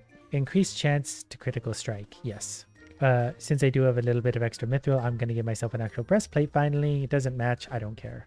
Now, while we go searching for adamantium, I'm also going to go destroy his village over here. Before murdering them all, I'm going to see if they have anything worth trading for. He does actually have an adamantite axe. I'm going to go ahead and buy that now. That's just going to save me having to make one. And I'm pretty sure that allows me to cut down the dark oaks, so I can make really, really powerful stuff now. I just need an adamantite pickaxe, but dark oak is the start of it all. DPS is up to 300 now, thanks to this axe. And I suppose extra damage to resources, but you get the idea. I didn't see there was 2 free chests sitting right here the entire time. More attack speed and more damage.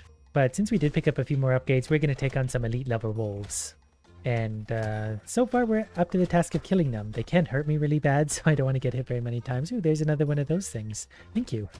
And for my effort, I get a blue upgrade. Let's take one of these. Permanently increase max HP on kill. So every time we kill something, more hit points. It's another night already, so we got fire idiots coming in. And an elite level golem. Great. This should take slightly more hits. Nope, he died. And while I'm taking my idiots for a walk, I've spotted a gold chest over here. I do have enough gold to open one of these, 275, but that gives me a yellow item. I want more from resources right now. I've mostly been smelting all night. This stuff is very slow, so I'm actually going to split it in half. While also maybe updating my armor set. That way I don't have to worry quite so much when I'm being attacked, but there's a full blue set. While we're at it, we're going to open one of these. We got a yellow item. I don't think we've gotten one of these yet. So every once in a while when we hit things, I think we do a big electric attack that does a lot of damage. So for this, we still need a glow crystal, whatever that is. I don't know where to find those. For now, we'll settle for an adamantite sword, which is probably pretty adequate damage for me. I can mine the rubies now, which should unlock me something potentially. Oh, we got our first boss, who's probably going to hit really hard. But I also hit hard. Ow, Chief, stop hitting me. There we go. We're chewing it. Okay, once we hit him with the big hit, he really went down quickly. Then I'm going to take some lifesteal because you can never have too much of that. Otherwise, we're going to die horribly. Now, I know we saw some Obamium around here somewhere. It's only day 7 and we're already here. Well, I'm going to go ahead and open these because we're going to take this for, I don't know, more damage, I guess. And this one also for more damage. And then we hit him for 86. So today we're going to challenge a few of these things just because we can one-shot them occasionally. And that feels really good. And we're going to get upgrades all while looking for Obamium. For this, we're going to take some, what is it? Broccoli? Health regeneration, also good. Is it the red pill that gives me health? Yep. In fact, we'll just take a few more of those now. There's 2, and we'll take this one for another 2. 222 health feels a little better. And we'll open one of these for a good upgrade. Take a blue one. Milk, maybe. How about another free upgrade? This time we're going to take more attack speed. Finally found the Obamium I'm looking for. Took all day, but we're so powerful by now we can mine it in a hurry, so that's a nice touch. Sadly, I'm not seeing a great amount of it out here. But it's another night. We just put our DPS up to like 1500 because we hit that thing so hard. So our damage is already in ridiculous levels, and it's gonna get so much worse. I still haven't been able to get started on any of my drills. Like, why do they even have a golden mithril one? Where do you find ancient cores? While I'm at it, since I have lots of adamantite, I'm gonna upgrade whatever I can to adamantite armor, which is all of it. Then we'll take an Obamium pickaxe, not really sure what we're gonna do with that yet. And an Obamium axe. We're definitely doing big damage to resources. Speaking of which, we're gonna gather a few because I have the money for it. Okay, let's get some more movement speed because that's been annoying me for quite a while. So we just added 4 things worth of movement speed. That feels a little better. And we'll add one more, so we just added 6 chunks of movement speed. When we want to mine coal, we do huge damage. And it's time for another battle, so 223 per hit. We're 2-shotting these, and these are elite strong guys. The pickaxe will probably do a lot to these guys. 3 regular hits to kill them. DPS didn't go super high there. We can still do a lot better. And a free chest. I would say these aren't worth it anymore, but that would be a lie. What does the bean do again? Hunger drain slower. And we're in need of more of a challenge, so we're going to hit a few of these. We also need the items. DPS is perfectly adequate. There's a blue one that fell out of its chest. We'll take probably this one, get more health when we kill something. On this one, we're going to take more attack speed, which, yeah, it was already pretty good. I don't know what I've got on me. I just figured since I was in the area, I could just use whatever resources I have to hopefully repair anything at all. Okay, I've gone ahead and changed something. So now when I get a power up, we're not only going to get 2 of them, they're also each going to have 10 times their normal power. And the reason I kind of wanted this one was for this. That way when resources die quicker, resources will die quicker. Because to make some of these newer weapons, I need to find a rare drop from some of the ore outcrops that I haven't found yet, and I've killed a lot of outcrops. Plus also it's just really funny to have 10 times power out of things. So like if I pick a damage upgrade from these guys, my DPS is going to go from like 300 and something. Okay, I'm going to need more jumping because this is just annoying, but DPS went up to like 1000 or something on one little hit. So we're going to break the game just with DPS probably. And while we're at it, we'll take a little bit more attack speed. Actually, that's going to be 20 attack speed upgrades, so yeah, that's a little better. Come here, Gronk. You and me are going to have a little fight to the death. Okay, he's doing a lot of damage. Luckily, I was able to heal through that, and he gave me 2 item pieces. Oh, here we go. Buff Big Chunk. He'll surely have the pieces I want. Whoop, we're going to, you know what? That's fine. We can get hit by you. We're just going to go ahead and give you a few hits, and you're dead. There's a power. Whoa, look at all of you. What's happening suddenly? Why are there so many bosses? But there's finally the power cores I've been looking for, and a whole bunch of other things. Mostly this is important too. We're going to take whatever this one is. Deal bonus damage when falling, because we weren't doing enough already. Also this, we're going to take Piggy Bank. So now we're feeling a little bit better about ourselves. I still didn't find any of the glow crystals. I suppose that doesn't really matter much at this point, but I do want to see the new stuff. So if that stuff wanted to appear at any point, I wouldn't say no. We're going to take milk again. Strong bones. That's hopefully going to help stay alive because when the bosses pile on me like that, I really actually can die. But since I do have a chance of dropping stuff, Big Chunk, it's you and me. Please spawn in so I can kill you quickly. 3 hits. No good drops. Then look at all the fun stuff we can make. We can make Obamium armor, helmet. But one of the things I do want to see is the X-Buster, but also the Obamium stuff. We need an Ancient Core, 10 Iron Bars, 10 Obamium Bars. Okay, we've got the stuff we need now for an Obamium drill for the first time. I've not played with any of these drills, so I don't really know what this does. I would assume it's hard to make. Because it's hard to make, it's really powerful, and so far that kind of seems to be the case. Come here, I'm going to drill the whole world now. We can drill, not trees, but we can drill rocks apparently. Yeah, rocks get hit, cows get hit. I think it's more of a resource thing. Seems to be. Okay, night's about to fall. I'm going to challenge the Guardian. I'm going to see if I can drill the Guardian to death real quick. I can. I gotta stay really close. The knockback hurts because I keep knocking him away. But he's getting drilled real hard. He's also gonna do that, and we're drilling the buff guardian to death. The regular sword's better for now, but we still got more things to try. We're also up to 740 HP. Every time we kill something, we're getting like 24 HP. Okay, in the bottom left, it says I received a rare drop, glow crystal. Oh, it's still on the ground. That's why I couldn't find it. That makes a lot of sense. Finally, a glow crystal. Took that long to find one. Which means I can now make the amber tooth blade, which may or may not be better than mine. Luckily, we can test that out. If we hit something with our sword, 203 damage. If we hit something with the amber blade, which is really, really big, 203, 203. So it's about the same. On cows, 271. On the crit, 95 on that. So yeah, probably pretty similar damage to my Obamium sword, which is really good. Oh, there's also a glow saber now and an asphodel scythe. There's also the Gronk sword, which we might as well make just to clear up resources if anything. But we can still do better than that. We got lots of new items to build on. I'm curious to see what the X-Buster is though. I think it's going to require some arrows. Okay, it even says equip at least one arrow. It does not consume arrows. Okay, I got this. It's like a launcher. It seems to be doing a lot of damage from a distance. And it can actually rapid fire a little bit, so that's fun. Plus it doesn't consume arrows, so if I want to make something expensive like adamantite arrows, I can, and I can fire away on it. Well, we're waiting for idiots to come at night. Wow, yeah, that does hit hard. DPS was up to 10,000. I'm maybe going to take the frog jump, because I think that means I can jump like basically as many times as I want, which is going to be helpful. I think the key to this is how quickly I can fire it. DPS goes bananas. Okay, I've got a way we can turn things up a little bit again. I've turned the power effect multiplier up to 100, so whatever we get out of this is going to give us a 100 times item, which is just a basic one, but I mean, we'll just take damage, and now we're doing 100 times damage, so if we hit this tree, 13,598. So let's take 100 times attack speed. So, thought that would be more dramatic there.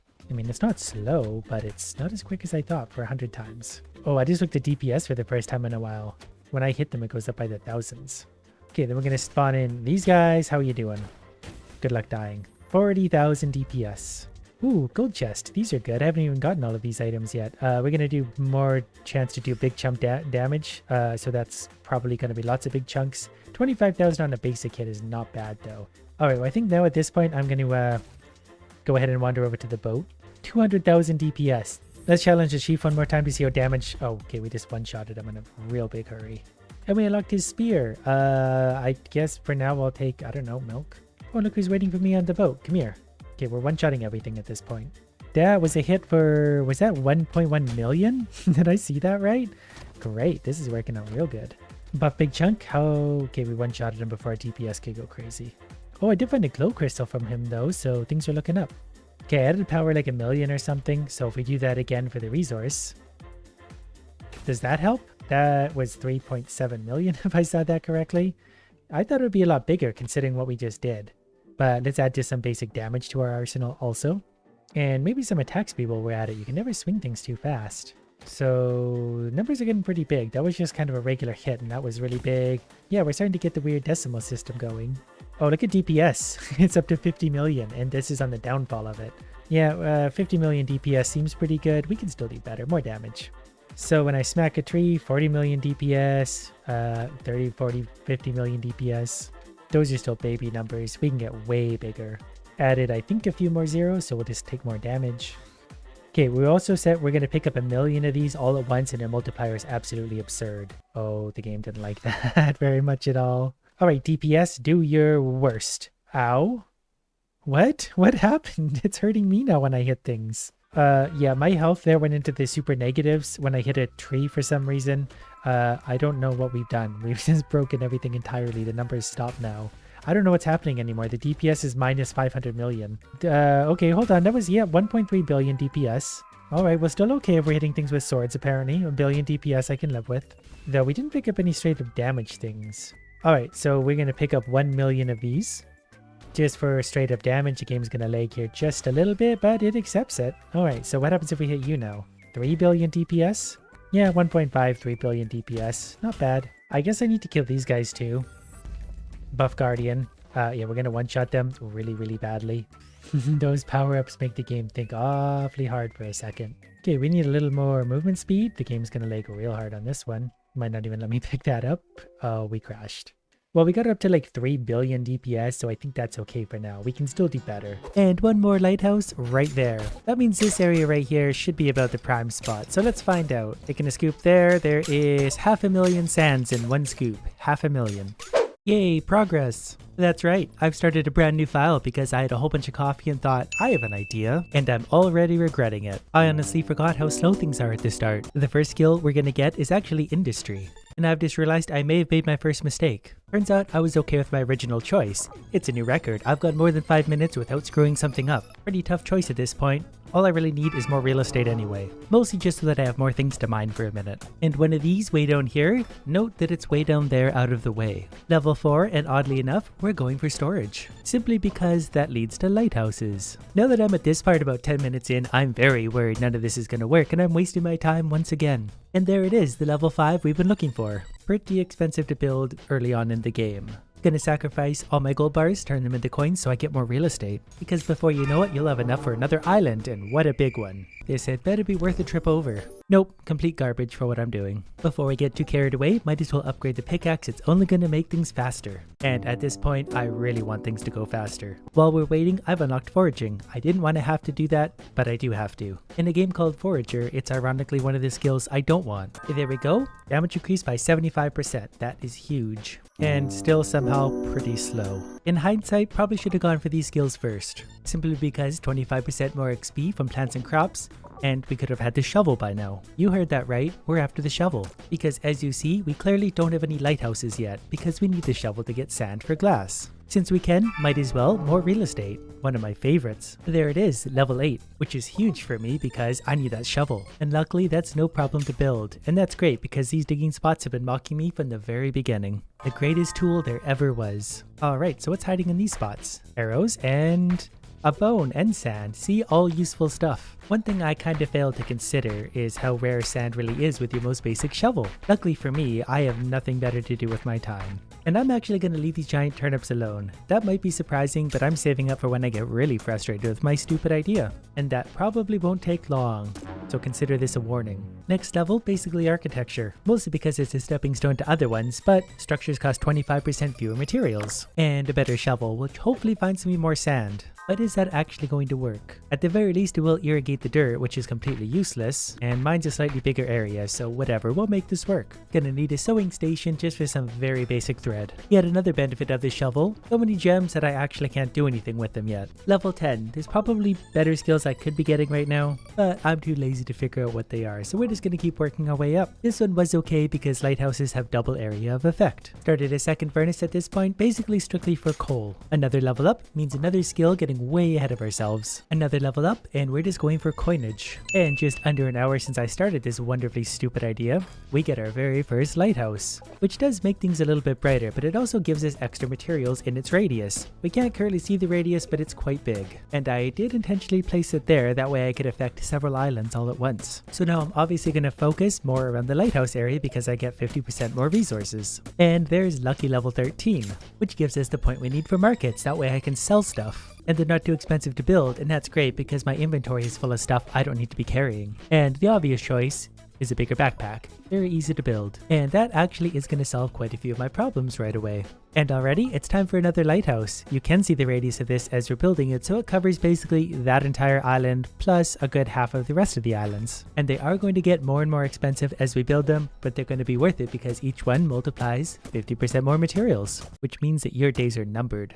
My next skill is going to be Brilliance, simply because 20% more experience. Probably should have already had this one. For this level, I need leather. Sewing it is. And now we can finally get our market. Something we probably should have done a long time ago, but now I can sell a bunch of my stuff to make extra money and have room again. Because just getting the market has me up to almost 500 gold. Interestingly enough, there is some landfill here for us to buy, so I'm actually going to take all of that because I can just put more land in around my lighthouses and have more room to work with. I do need to be kind of careful how I do it though, because I don't want to take up any space that could otherwise be occupied by a lighthouse. So we'll just go with something like that for now. I'll add more land later as I see fit. And just like that, we're already ready for lighthouse number 3. Even more materials to be found, and it's already starting to get kind of ridiculous, just the things I can dig up. I need to start working my way kind of to the left. Trees now drop 50% more wood. I simply need that because I'm going through so much coal that I need more trees. Whoops. Let's not talk about it. And since I just can't be the only thing that dies, we'll take care of these guys. They're taking a valuable room anyway. This needs to be lighthouse materials. Did drop up to 68 beats, so that's going to be great energy. Thank you for your sacrifice. I'll never forget you. Now that they're out of the way, I'm free to dig up everything I want to dig up. We're still only really getting 8 sand at a time, but every lighthouse is going to make a huge difference, plus the occasional rare items. And definitely mining at this point. Rocks drop 40% more minerals. I realize now that I'm doing this all basically completely backwards. I should have done the resources and experience and then went up economy, but hey, look at me go. Next will be this one. If I buy land here, is it the desert? I would really like some desert. Perfect. 5 entire lands. Another level up means this one. 10% more chance of dropping gems, 30% better chance of rare items. Next is probably going to be geology because I never ever have enough coal. Now to see if this part of the plan is going to bear any fruit. The Nomad Shovel. That one should find me lots of sand. Digging always yields sand, which is perfect. At least I hope it is. Let's see how much this is going to find us now. Couple digs, 9 there, whatever that is. That's good enough for me. And a medium backpack because I just never ever have enough room for anything. Finally got the next level up I wanted, so that means all rocks drop coal. So a standard rock near my lighthouses now drops. Now get out of the way. I can't see the number. That might have only been 4, but we're still pretty shy on lighthouses. There's 7 for that one, and we're building more. While we're at it, better pickaxe on the way, make the whole process faster. And there it is. Couldn't care less about the bone, just want stuff to break faster when I hit it. How about another one? How far is it going to reach if we put it there?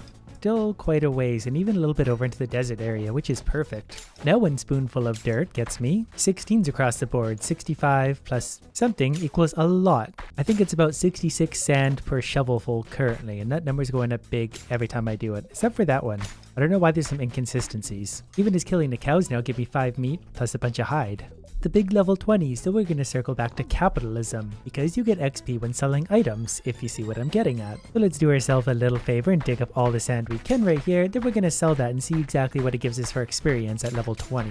Keep in mind that I have already been gathering sand for quite a while. I'm not sure how much I have in total. We'll definitely check before we sell. Just under 2,000, and you saw it wouldn't really take me that long to gather all this. Selling that, level 21. Almost 2 full levels just from that little bit of sand. Using my newfound skill, I think it's appropriate we're at a quarry at this point just to keep my ore and coal going up and up. And currently there's not really a lot of other things I have an abundance of. I've got lots of jelly that might level me up. There it is. So let's get our furnaces and forges working faster than ever. Lighthouse number 5, tucked neatly in back. At some point I can circle this whole thing because the radius will hit everything. So we should be getting 50% more sand than we were before. So the sand gathering now looks something like this. It's looking like 120 per shovelful, which is going to add up really quick. So 1 pass now along my little route gets me 1,740 sand, which it gives me a level up, along with a bunch of other stuff too that'll probably level me up as well, but might as well just use sand. Plus a mining rod at some point would be just great. I'm really sick of hitting things with my pickaxe. And since we're just waiting for furnaces anyway, let's get us some more sand. It's our moneymaker. Another almost 2,000 sand and another level up. It's that easy. Not sure where mining rods even are, so we're just gonna kind of work our way up in that direction. Yep, found it, and I even have the spare point for it. Plus crafted items collect themselves, so that's gonna save me a lot of walking. Level 25, and I didn't even have to sell anything that time. How about lighthouse number 6? I suspect we'll start getting a ridiculous amount of sand pretty soon. It's already looking like 300 per scoop sort of thing. In fact, I was digging so hard I killed myself. What a surprise. So what happens if we sell all 6,000 sand?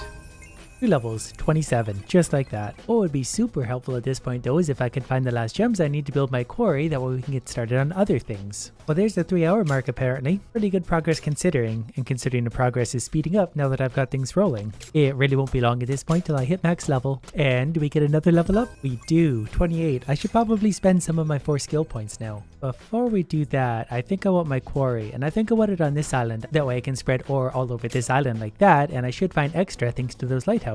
Now I just need a lightning rod, and I'm gonna have everything I ever wanted and more. So I'm not entirely sure if the lighthouses affect these things or not. We'll see how many crystals we find. Not very many. This quarry might be better served elsewhere.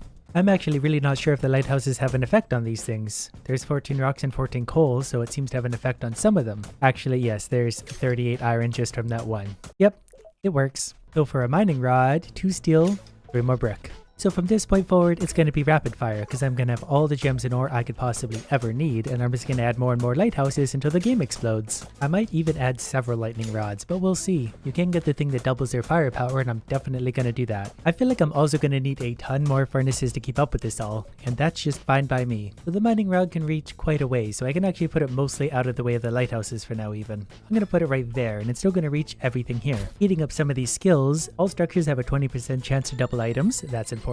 Mining rods deal double damage, I need that crap cleared away quick as possible. All structures are 25% faster. Berries. And I don't really remember what it takes to make these.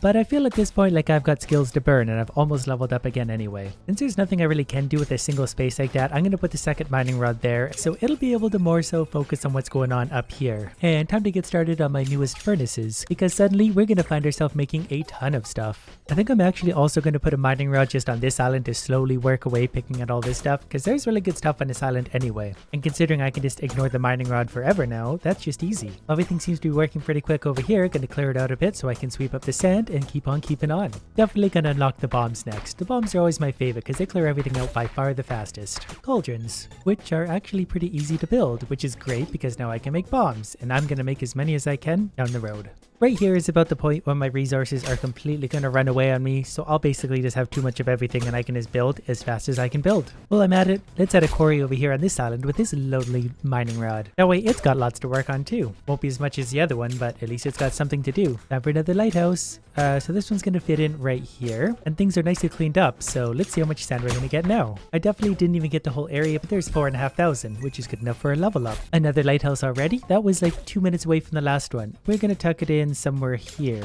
It's so large you're going to overlap the other ones, but also we're going to start on this side too to get everything going. So let's see what kind of sand we're finding now. Up to 1,000 per scoop already. It's multiplying so quick it's ridiculous. I'll take one level up please for 7,500 sand. 2 levels up. And I had completely forgotten about jewelry. Amulets.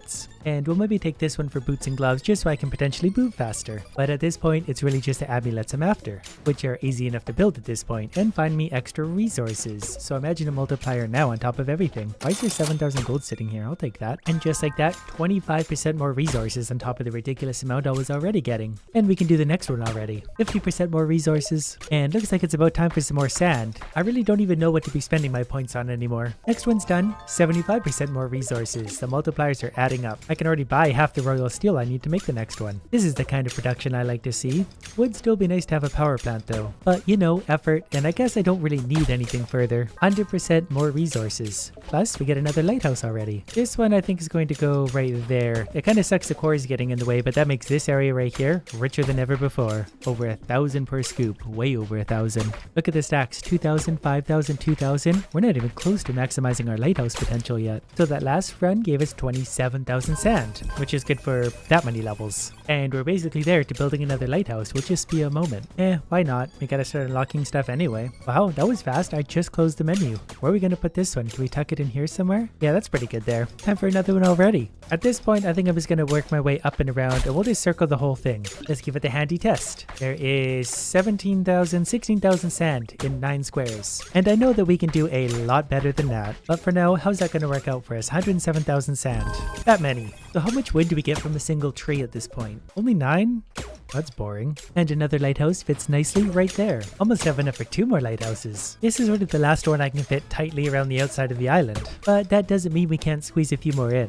Now, where do we squeeze this one in? Up top, to the side? I don't know where it's going to fit best. Probably right here. You know what? We're going to hide it way up the top there. That's kind of an ugly little gap, but there's not really anything we can do about that. Well, let's take a look right now to see what a regular rock gives us for materials. Once it all kind of settles down, we got 61 coal, 106 stones, and I don't know how many gems. It was a lot. And guess what? We get another one already. This one I am just gonna kind of have to put out here wherever because I'm just running out of room. And one more lighthouse right there. That means this area right here should be about the prime spot. So let's find out. Taking a scoop there. There is 500,000 sands in 1 scoop. 500,000. Which makes me wonder, if I do this whole area, is it going to hit me to max level just like that? We'll find out. I should have almost done this on a smaller island where I could squeeze more lighthouses in around them. Hopefully this doesn't crash the game. I think my favorite part of the lighthouses, though, is how bright it makes everything. Feels like it's daytime right now and it's actually the middle of the night. Now just to go over it and make sure I didn't miss any spots, because every little spot adds up to a big amount here. No, I think we about got it all. At this point, the lighthouses are getting more and more expensive. It wouldn't be that bad if I could get a power plant. I just don't want to set up plastic production right now. So there is, I believe, 6.09 million sands here, something like that. Let's find out what this does to our level. Cool. 65. Yep, that was it. Max level, just like that. Plus a million coins. So that was fun. And this all took me about 4 hours, maybe even a little less. While we're waiting for that, let's see what happens if we sell 154. Forager got an update, so we've got some new stuff to play with. Now how's this for a stupid idea? We'll break the game using only one island on the single island challenge. Normally we don't start with enemies, so this is a fun surprise already. It's also a kind of reddish hue. There are weather effects now, and that might be one of them. Good news though, less than 1 minute in and we found our first gem, one amethyst. I'd say we could sell that for money, but I don't really know what the point of money is since we can't buy any other islands. We don't even have the option to try. Here's how I'm going to start this. I'm not going to build anything on the island itself. I need that land very, very badly for other stuff, and I can't make floor tiles. Do I seriously have to do it all with on the island? So I guess for now we will have to sacrifice valuable space. Wow, I totally misclicked that. Well, there's an extra 2 spaces wasted. I'm off to a good start. Magic it is. We can find fairies now, and I have a feeling that extra health is going to come in handy. And then next level we can already get extra experience. That 20% experience is going to be everything. You know what? Since I get a refund anyway, I'm actually going to move this over. I need every single space I can get, considering I have one island to work with for the next 80 hours. And in case you're wondering, no, the weather doesn't currently have any effect on anything, it's just a visual thing. That rain, it really starts to get heavy. Level 3 already, so we're definitely going to level up right away, because I really need every bit of experience I can get at this point. Because I'm not even 5 minutes in, and it's really starting to dawn on me exactly how much work this is all going to be. But good news, I can already make my first forge. I'm going to put that down there where it's hopefully not too much in the way, and then we can start making this stuff. That little timer down there is kind of a nice addition, because now you guys can appreciate how much of my time I'm wasting doing these things. I think right now I'm actually going to go for combat. I'm a little torn here, but I kind of want the swords because the enemies are actually stronger now it seems, and they're going to kill me pretty quickly if I can't defend myself. Was that a bad idea? I don't really know yet. But since it's me, we can assume that yeah, that was probably a really dumb idea. I've just realized the one island challenge is so much better because there's no NPCs to annoy me and ask me for stuff. I can't even make a sword until I have bones, so I was maybe a little bit ahead of it on that. I could have waited for that one. I think I can see the real challenge with the one island thing because I basically harvested everything on the island right now. I'm just slowly waiting for stuff to spawn again. For level whatever we're at, we're actually going with forging because I want to start finding beets. I'm going to need that energy, plus extra cotton never hurts. We have one slimy pickaxe. Now we can harvest crap a little bit faster. If only I had anything at all to harvest, I guess I'll just sit here and wait with my friend the bug. Well, here's an interesting problem. My inventory's full. What am I supposed to do with anything now? I'll take this though. Oh, that actually leveled me up, and that's quite convenient because if I take this perk, 25% more XP from plants and crops, plus 4 inventory slots, I'm gonna need those. I guess I should probably be utilizing things like fish traps and basically anything I can really. The way to finish this challenge, by the way, is to have all the tools. These cold, stormy, rainy nights are great because I mostly just have to stand here and hope that I don't get hit by lightning. Next, I think I'm actually gonna take farming because of shovels. Perfect, all I need is one iron ingot, which should only take between 2 and 4 hours at the rate stuff is spawning on my little island. The reason I want the shovel is because while I'm waiting in times like this, I can just be digging stuff up and hoping to find something. Good news, I've gone an entire level without finding any more iron. Right now I'm actually going to get wood cutting. Trees drop 50% more wood because I spend probably 50% of my current time chopping wood, so I might as well make the most of it. And now I can't even find any trees. Turns out the fish traps can actually find me sand. I'm probably going to need a lot of sand and don't really have a lot of ways to get them. And there it is. I've never been so excited to see a shovel in my life. I've been eyeing up this digging spot for a while, and it has coins and sand. That's actually pretty exciting to me. I guess I probably should have made a sewing station a long time ago. I tend to forget these things exist, but now we can make whatever this stuff is. But look at us go now. It's only a matter of time till we find anything at all. And there's a bigger backpack. 4 more inventory slots. That's mildly helpful at this point. For this level up, I think I'm actually going to go with rocks drop 40% more minerals because I'm mostly breaking a lot of rocks too. The trick with the single island challenge is constantly have something to do, otherwise you'll just go crazy waiting. For level 10, we're going with prospecting. Rocks have 10% more chance to drop items, increase the chance of rare items when digging 30%. I've somehow managed to create the bone pickaxe, even faster mining. And extra bone when I'm killing all those skeletons that seem to spawn so frequently. Now I can remove this island's resources even faster, so it's even more waiting. Next up, geology. All rocks drop coal. That's just more resources for me, and I'm gonna need a lot of coal eventually. Finally, at level 12, we can get a deposit. As soon as I find just a few more gems. Honestly, that could take a long time to do. Well, there's a few of them. I kind of feel stupid for throwing so many out now. One more amethyst. That's all I need. It's probably gonna be another 6 levels before I get there, but we'll work our way there. I now have the ultimate weapon, a water shovel.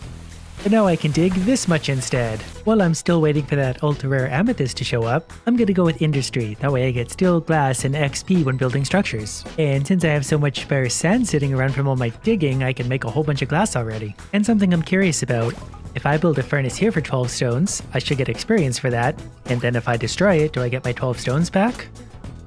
I do get my 12 stones back, but I get to keep my experience. How much does that give me? 30 experience for doing that, so I'm just gonna do this for a minute. Whatever the case, that's really just free experience, so I'll take it. Well, here's what we're gonna unlock now. Lighthouses, because lighthouses. While not currently cheap, they are going to be the key to actually getting some resources. All I need is 5 steel and 30 brick once I pick up that glass, which in itself probably will take me many hours to find. So back to definitely not cheating. I think I'm going to do something kind of strange here and actually go for architecture now, because structures cost 25% fewer materials. Because I really need lighthouses sooner than later. I need a lot of things sooner than later, but I'm still waiting on a damn amethyst. It's been I don't know how long, a long time, still waiting for one gem. So how about this? I have 6 rubies, 13 emeralds, 13 topaz, or amethyst. Finding everything but the amethyst I need. But on the bright side, I can make my first lighthouse. I definitely don't have a huge radius to start, so I'm going to put it right there in the middle where it's going to have the most effect. Now everything in that shadow gets 50% resources, 50% extra, which comes in handy when you're digging up more topaz. This may be a questionable choice, but I'm going for vaults. I'm starting to just get so much stuff, I don't have room for it. Look, there it is. I just dug it up. The final amethyst I need to build my stupid, this thing. I mostly just need to find a spot where it's not really going to be too much in the way. It is pretty big. If I tuck it right there, it doesn't really take up any room. Now I have the iron and gold that I need to work with.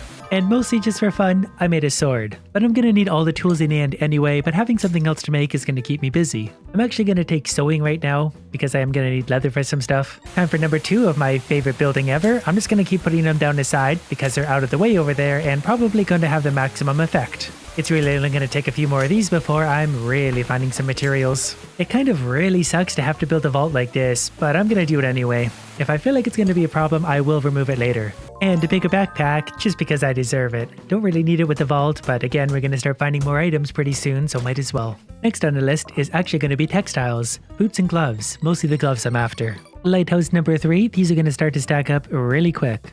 Now if only I could start to find some of the stuff that doesn't actually spawn on these islands, wouldn't that be something? Also, gloves are done, attack speed increased by 20%.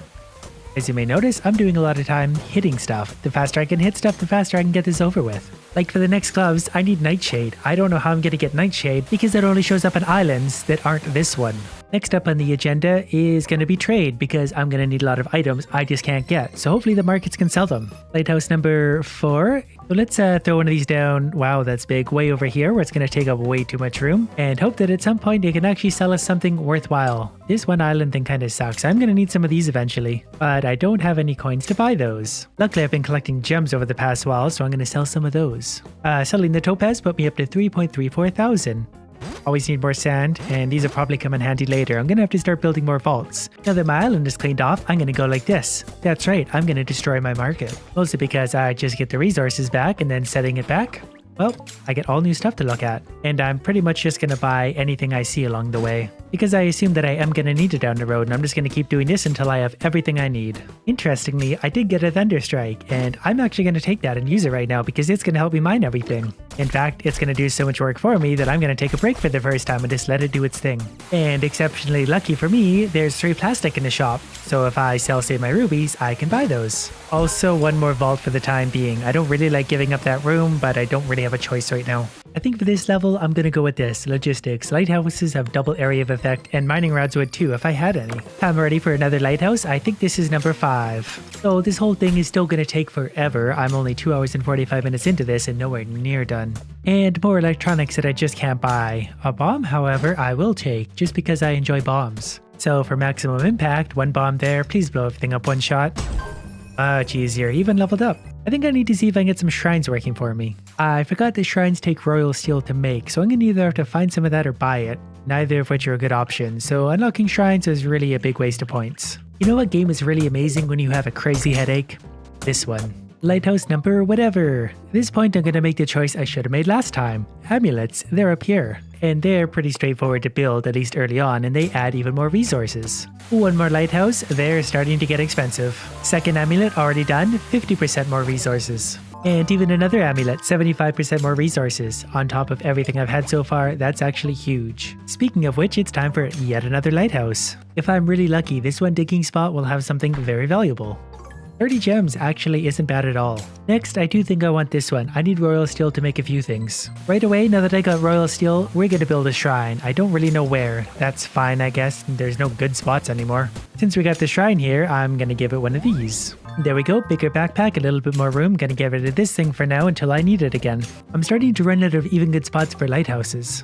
Thanks to that and this new crystal amulet, 100% more resources, I should be finding plenty of good stuff. For example, should I dig up some sand, we find 1024 per scoop. That is worth 1024 coins, so my money troubles are pretty much over. I can buy whatever I need from the market now without issue. Some royal steel for only 1.37 thousand. I found some of the beetles I needed at the market, so I can get a better shovel now, because beetles make shovels. I really don't care enough to question that at this point. I just need a better shovel. I need better everything. 3.5 hours. And there it is. Digging always yields sand. Plus the digging area is increased, so if I want more sand, all I gotta do is dig and I'll find either 2 or 1024. Either way, that's a pretty lucrative business. Another fun little trick you can do is if you build a shrine, you can just destroy it and rebuild it, kind of like the markets. That resets them. I mean, I get my materials back anyway. Just pop another one down and then you got a new thing to play with. I'm actually going to throw down with a mining rod right now, automation. But now that I've been mining all this stuff for quite a while, I'm over it. One mining rod, they're very cheap to build. I'm going to put that right there. I'm going to put a second one there. That way I don't have to do any more work.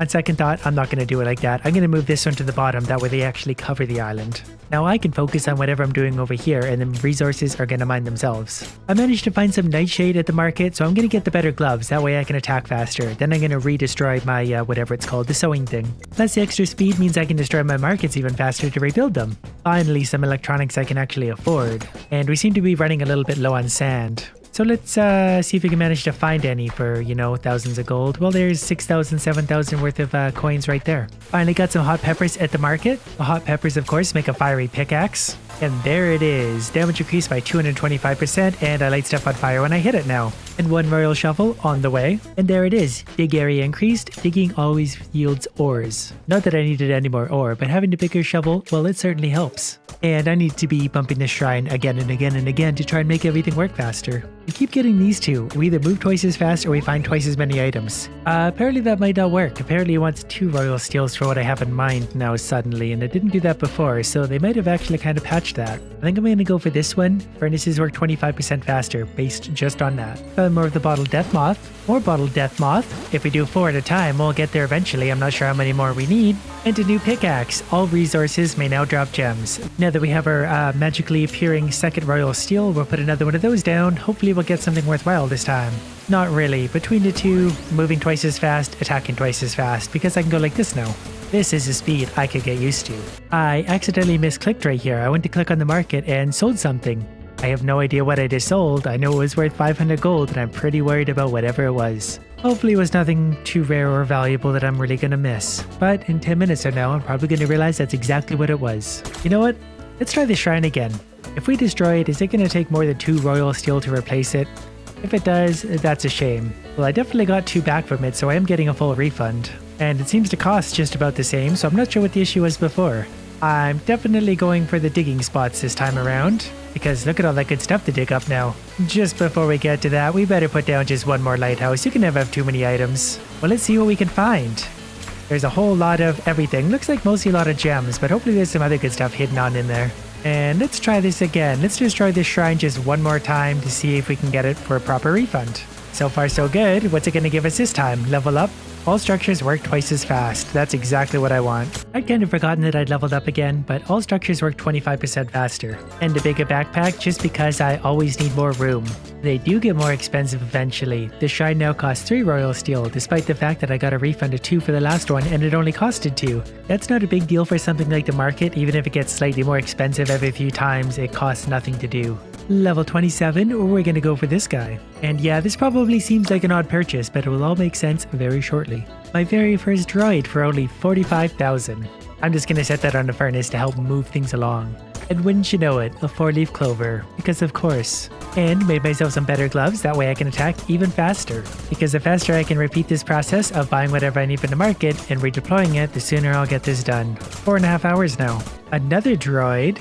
Gonna have to sell some sand to afford this one, and some bottled death moth. That was one of the best markets I've ever had. All I need now is one more plastic. We're so close. Speaking of which, we'd better stock up on sand again, seeing as we'd have spent it all. Luckily, we're up to about 8,000 per scoop. So that little run around there just got me 192,000, which is worth 192,000 coins. Look at that, 200 structures on one island. Alright, little change of plans. Since the market doesn't seem to be giving me what I need anyway, we're gonna go like this. I'm going to destroy each and every one of my lighthouses, at least the ones that I can reach, and then hopefully find a shrine that'll give me half price building, then I can build them all, once again, but at half price. So far, no good. Thinking spots never hurt, but we're gonna keep cycling through these until we find the one we want. Even if worse comes to worse and I suddenly can't really afford this anymore, I can just rebuild the lighthouses for the same price I've destroyed them for. This was a bit of a risk, considering this new mode might have different things where we might not get half price building because of this exploit. And so far, it's the one that I haven't seen yet. We're up to 4 out of 5 royal steels now, so it's taking 5 to build these every single time. Okay, this is the speed I want to move at always. Okay, we got it. We're fine. Okay, structures cost half price. Being that I destroyed all those lighthouses, I can now build them back for half price, so I'll get more. I don't know the math on that, but I'll get more. We most undoubtedly have a lot more lighthouses now, so let's see what we dig up. Just on a whim, there was 1.88 million sand now, so we're starting to find lots of everything. Except plastic, the one thing we actually need. Alright, well since I'm coming up at the 5-hour mark and still can't find what I need from the market, we're gonna do the lighthouse thing again. That was the last lighthouse. Hopefully we can find a half price building a little quicker this time. Last time it took me about 10 rebuilds and that starts to add up. First try? First try, nice, okay. Time to go crazy with the lighthouses again. I think we got an extra 4, maybe 5 lighthouses out of it, but that makes a difference of this. Look how much sand we're getting per scoop now. That's 2,264,000. Correction, that's 22,649,000 sand, just on one scoop, so I think we're okay. That one was less, that was only 15 million, but basically anytime I find sand, I'm rich. And those quantities are also very important, because once I have this perk, I get experience when selling items. So say I was to go ahead and sell a couple 100 million items, I might level up once or twice. Finally found some more plastic. I think I'll go ahead and buy that. I've been searching for quite a few hours now to get more. That's going to lead, of course, to the robotic shovel. While we're waiting for that, let's see what happens if we sell 154 million sand. I think I leveled up there. I leveled up 36 times, all the way from level 29 to 65 in an instant. That was a little overwhelming. Took me 5 hours, but I did that. Plus, I got my shovel. Digging always yields rare items. That's the only reason really I wanted this shovel so badly, was that hopefully I could find some rare items and lots of them. So hopefully we can find something useful here. Well, there's some plastic finally. Funny how that worked out. 4,194 plastic. Now that I don't need it anymore. But obviously things open up a lot from here now. I can dig up a whole bunch of everything, plus I have every skill I want at this point, as soon as I actually unlock them, so that's going to make this whole process a little bit faster. But that's it for now. Hit max level, good enough. I guess we'll maybe just give it some arms in the hopes that these make it a little bit faster somehow. This is without a doubt the perfect creature. It makes it look kind of hairy when it's got all the wigglers all over it. This poor creature was so much better off just never existing. But since it's in my hands now, it's going to be a carnivore and we're going to try to make evolution itself cry today. We're going to name our planet Doom because that's the most probable outcome. Now it's just like we've seen a million times before. Eat as many things as possible to get their parts and experience, grow our creature into something disturbing. I love it. It's got so many eyes. It can definitely see what's coming for it. You know, I'm all for covering my creatures with all sorts of parts, but I wouldn't go for eyes. Where's the fun in that? I'm not even really getting experience for eating these. I'm just really enjoying it because they're so scared. Plus how happy my creature looks when he's chasing it. He's like, oh yeah, I can't wait to put that in my mouth. And with one more bite of the eyeball creature, we get a little bit bigger so we can find some new things to eat, which includes some that bite back. So we're going to kill one of them, hopefully taking some of their parts because I like to have options. And ramming speed. Okay, well maybe not do that one again. You turn around. If it's beak to beak, nothing happens. But if you get to the other side of it, yeah, that's the side we like. We're on the business end of things now. Nothing happened. We weren't getting greedy. I want one of these guys. I want some of the little feeler things. I don't know what they do, but I want to cover my creature in them. When you see the new part appear, swim over and collect it. Well, there's a free one. I'm not really sure what parts we even can collect, but we're gonna work hard to find them all. Definitely getting bigger now. I'm bigger than mostly everything at this size, but I think I'm about to grow up one more time. There we go. Now we're playing with some bigger critters. We've still only found one of the 6 parts we need. That one's got a lot of eyes, but it's way faster than I am. Oh, never mind. We hit a fast spot. No new parts though, I need the parts. I can keep this up all day if you can, my friend. Yeah, that's what I thought. Those eyes are so focused on the target always. I love it, it's so creepy. Oh, okay, I got the big one, but that one bit me. Still no parts. So every one of these pink pieces I ate seems to give me 1 evolution point, whatever they're called, 1. Still the most basic of creatures, but I'm still making a mess of everyone else. Can I kill this big guy? Nope. I'm too small for this one still. I found another part though. What is it? Speed. Oh, we're gonna have a quick creature. Yeah, if we're quick, we can take over the entire ocean. You know what? We're gonna get started on that right now. Oh, don't touch that. Calling a mate because I think we need to make a new generation to be able to evolve this thing. 2 of 6 parts. I need the rest. And naturally, I installed a mod to make all the parts cheaper, so there are only 5 evolution points for anything I want. So the squiggly thing on the back actually makes me quicker, but not as quick as my new water jet, so we'll get 5 points for getting rid of that. Do we need eyes? Do we need 2 eyes? We probably don't need eyes. Oh, what do we got here? Oh, we can adjust the size of it. We're gonna make it sausage shaped. Yeah, I think we're just going to make it as big as possible because the more like outer perimeter we have, the more room we have to put parts on it. We definitely want to go fast, so we'll give us some jets out the back, but I do also want to put a beak on the back, that way things can stop touching me from behind. Mouths work best on the front of the creation. Don't tell me how evolution works. You know why? Because I don't even know which end the front is anymore. Without eyes, it's hard to tell. Either end could be the business end. And maybe some more squigglies for speed. Oh yeah, those can overlap and everything. Maybe we should just make it super fast for now and kind of see how that works. Can we put that over the beak? Yeah, that makes sense to me. Why not? And naturally, we need more beaks. That way nothing can touch us anywhere. And you know what? Let's just go for a little more speed if we can. We're going to have the fastest creature on the ocean. Let's add more of those. And we're out of money for now. But you know what? I'm pretty happy with what we got so far. We don't even need eyes. The name of my creature is going to be Franny. And the description of it is going to be horrible. It's just a horrible creation. Starting to see the benefit of eyes, but if I play zoomed in, I don't even notice we don't have eyes anyway. Yeah, this is gonna work great. We hardly even have to try at this point anything we touched eyes. Look how big we are. It already can't get any better than this. This is already like the perfect creature. Look at it. Nothing can get away from it. It's the ultimate predator. Can't touch me from the front, can't touch me from the back. Super fast and no idea where I'm going. I'm just plowing on straight. Normally you need eyes to find food, but when you got mouths all over your body, you're just gonna eat stuff anyway. Oh, why does that one get to be so big? Oh, give me the parts. Did I get it? Omnivore, proboscis, whatever it is. Oh, we got a spiky one. Oh, I'm determined to eat that one now. Might have a flaw in our design. What is this? Oh, it's a part. Spit poison. That sounds like fun too. I didn't realize there's so many fun parts to this. Now this guy you can only touch from the back, and that's kind of difficult when I'm surrounded with mouths. It's very hard to be delicate. Believe it or not, this creature is no surgeon. Found another speedy creature. It's also covered in jets, but I'm covered in more, so I got to eat it. And I think I got the final part, electrocute. Interesting. All right, well, we'll call him 8. Whoops. And we'll see what we can turn this monstrosity into. Now, what could we possibly do to make this thing better? For starters, let's give it an eye just so we can actually see what we're doing. Then maybe I'm learning that fast turns might be a little bit helpful, so we'll put those at the front. We'll also give it like the worst color scheme ever, which is pretty much about that. Then since I'm not really using this middle area very much, I'll see if I can narrow that in a bit just so I have, you know, less surface area for things to touch. Yeah, there we go. Now we're getting somewhere. Then maybe just a few defensive spikes to stop things from getting me from the side, because I think that's my only weak point. And after this, I am one invincible creature. Nothing can stop me now. Alright, time to test drive this monstrosity. You know what? I don't love the color. I wanted something maybe a little brighter. That way other things know when I'm coming to get them. Oh, is that more of me? Why are there more of me? This creature would never thrive in the wild. But we're getting bigger. We can eat that thing one bite. Oh, remember these? These used to be so much bigger than me. Oh, look at that one. Okay, get around the backside and we're gonna get that one. There's no way it's faster than I am. Oh, nope, get away from that one. I'm gonna have so many points to spend by the end of this. I'm just gonna cover this thing in parts. Ow. It really is nice to get to test drive this thing. Hey, it's one of me. I know your weaknesses.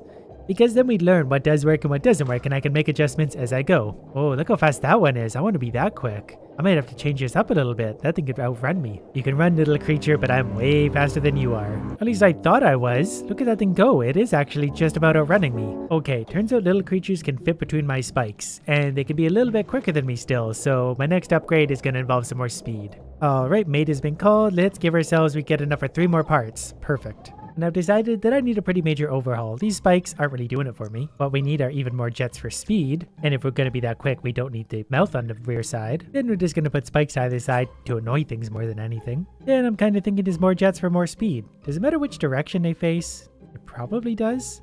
I don't really know. We'll just cram as many as we can right onto the back. We're going to be the fastest creature there ever was. And I'm pretty sure these are also speed, but not as much. So since we get the cheaper price for everything, let's just go full on with those. All right, I don't really want anything else. I just want to be able to ram things at super high speed. So we'll go more jets and more jets. And then still more money for, so you know what? More jets. There we go, the perfect creature. At least it is now that we've turned it red. Red means business when you're underwater. You see a red fish, you know it's coming for you. And I've just now for the first time found the complexity meter. If this meter is full, you can't add any more parts, and it's maybe 2/3 full. I want more parts. So we'll take a little Ferrari here and see if we can gather more points for more parts. I feel like it could be faster still. Like, I want this thing to be so fast that no one knows what it's running into. I just can't get over how gorgeous this magnificent creature is. Okay, what's my brain's getting smaller? This creature doesn't need much of a brain. It just jets in one direction. You're on the path to sentience. When you're ready to stretch your legs in a big wide open, click the advance button. Yeah, that's not gonna happen. Seems that I can't get any more evolution points at this point anyway, so I might have to. Because even eating one of those things, yeah, I'm still only at 5 points. What about you, blue thing? Do you give me points? You're certainly not going to get away swimming that slow. There's a really big creature over here. Haven't seen one of these yet. Can I eat you? What's the point of adding all these parts if I can't even eat one of these? Come on, we can do this. It's got to give me points. Look how big it is. Wait, did I die? Where am I? Oh, I'm inside of it. That's weird. I'm so quick I can get right inside these creatures. Is it dead? Hello? Can I eat it? I'm not really sure how I managed. I haven't seen one of these yet either. But my beak and horn thing combination on the front is actually really good because if things run into me straight, our mouths hit so we don't take damage, but then it gets spiked by me somehow. Come here. I just want to have a little taste. Get over here. Why would you put so many eyes on a creature? I'm curious now. Do more eyes make it better? And it's dead. Well, since I've only got 5 points left to spend, and it makes me curious if more eyes do have an effect. I think I can maybe zoom out more, which is interesting. Maybe we can see if there's anything out there worth getting. All right, we need to mate. I need to change my creature. We need more eyes. All right, let's just remove pretty much everything. I mean, they put surround view cameras on cars now. There's got to be a reason for that. Same thing applies to the evolution of creatures, I'm sure. I just really love the way it looks when it blinks. Yeah, we're going to put those right up front by the beak. That way they can get chewed right off right away. This is why I've never been put in charge of anything ever. All right, there we go. Not sure I can see any further, but I do have one ridiculous creature. This thing would exist just to be food for other creatures. It would have absolutely no practical use whatsoever. It's very slow, very defenseless, but it can see very well, so it would be able to see the things coming to eat it, which would be numerous. All right, well, I guess that leaves us with only one choice. Evolve legs and go to land. What did I have to touch? Advance to creature. Yep, let's do it. This timeline shows a history of the actions you have taken during your life as a cell. Yeah, we went from whatever that was to the green thing, to the gray thing, to that thing, to that thing, to eyeballs. Somehow we ended up like the biggest carnivore ever on a creature that's just made of eyes, and I love it. I mean, great. I'm not sure there's anything I'm allowed to do here, so moving on. The game crashed. There were so many eyes on that stupid creature that I think it crashed the game. Probably should have saved that beautiful creature before moving on. So now I've got to rebuild my poor creature piece by piece, and I worked so hard on that. Does this look about right? Looks right to me. Just realized how absolutely horrible it's going to be trying to level this thing up now because even the food zooms faster than me and all I have are eyeballs. I could probably see that food very well, but I just can't quite get to it. You know what? This kind of gives me an idea. I can buy all the parts for 5 points. I can sell all the parts for 5 points. So if I cover it in what I assume are some of the more expensive parts, something like that with jets in every direction, which makes for an amazingly quick and terrifying creature, but then I uninstall the mod that makes all the parts cheap, is it possible to sell those parts for more than the 5 I paid for them? Sell for 25. It is. We're going to make a ton of points right here. Bought them all for 5, selling for 25. So now we're left with this creature. Hopefully it lets me play as this thing. Nope, it needs a mouth at the very least. Well, there you go. You can have a mouth. We're going to put it there just to make you extra terrible. The sad thing is, this probably isn't even the worst thing I've ever created in a game. Now I just got to very painfully, slowly swim my way to the nearest mate, and then we can evolve again. And like, I don't even know if I can do this quick enough to make it. 40 hours later, I found the one I needed to find. I'm definitely always leaving some kind of speed boost on this creature. And now we just cover it with some of the expensive parts again. And I'm going to use it to grind up a little bit, so we're going to need a beak and some spikes. Starting to run out of room a little bit for where to actually place these things, but our complexity thing is still moving up a little bit. I can't believe how many of these it's letting me put on this creature. If these actually work, this creature is going to move at light speed. And that's it, we're at capacity. I'm actually going to remove these spikes, put on more jets just to make sure like it is as fast as possible. It's all jets with the exception of the mouth. Plus, we needed a new paint job. Now, let's see how quick it is. Do the jets make a difference?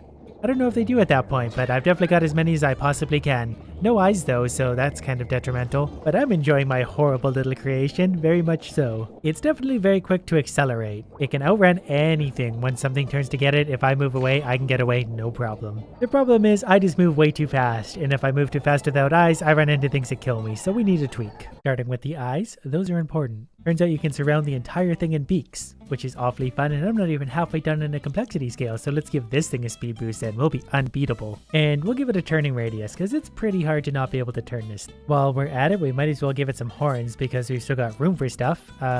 Oh, those replace the mouths though. I don't want to do that. Never mind. I guess we'll maybe just give it some arms in the hopes that these make it a little bit faster somehow. This is without a doubt the perfect creature. It makes it look kind of hairy when it's got all the wigglers all over it. One thing's for sure, it will rule the sea. Alright, let's put it to the test. Hi guys, I'm covered in beaks, so I'm gonna eat everything from every direction all at once. Doesn't matter if I hit you going forwards, backwards, side to side, inside out. I covered the thing in 4,000 beaks and it still gets defeated. But it's an interesting design overall. I don't know how things are finding a way through my beaks, but they sure are. Like, you'd think that this creature wouldn't be able to hurt me because there's nothing but beaks everywhere, but it can get me from there. Maybe I missed some beaks on the back. It's kind of hard to see everything now because my creature's so covered in parts. At least I'm nice and fast so I can get away from most other creatures. Except for this one, it really seems to want me. Learning now that spikes are probably the way to go. Melts are fun for eating, spikes are way better for defense and hurting things. But I'm gonna commit to my delusion. This is the best creature there ever was in the ocean. I was having so much fun, I kinda lost track of things. I guess I'm getting legs now. Provided the game can handle it. It didn't like my eyeball creation. I doubt it's gonna like this one. Yup, so as soon as I try and evolve it, the game crashes. It's just got too many parts for it to handle. Which is a shame because I really want to see this beauty with some legs. So if it's not too much to ask, could we just make it work this time? It's not looking good. Alright, I've uninstalled the mod to see if that makes a difference.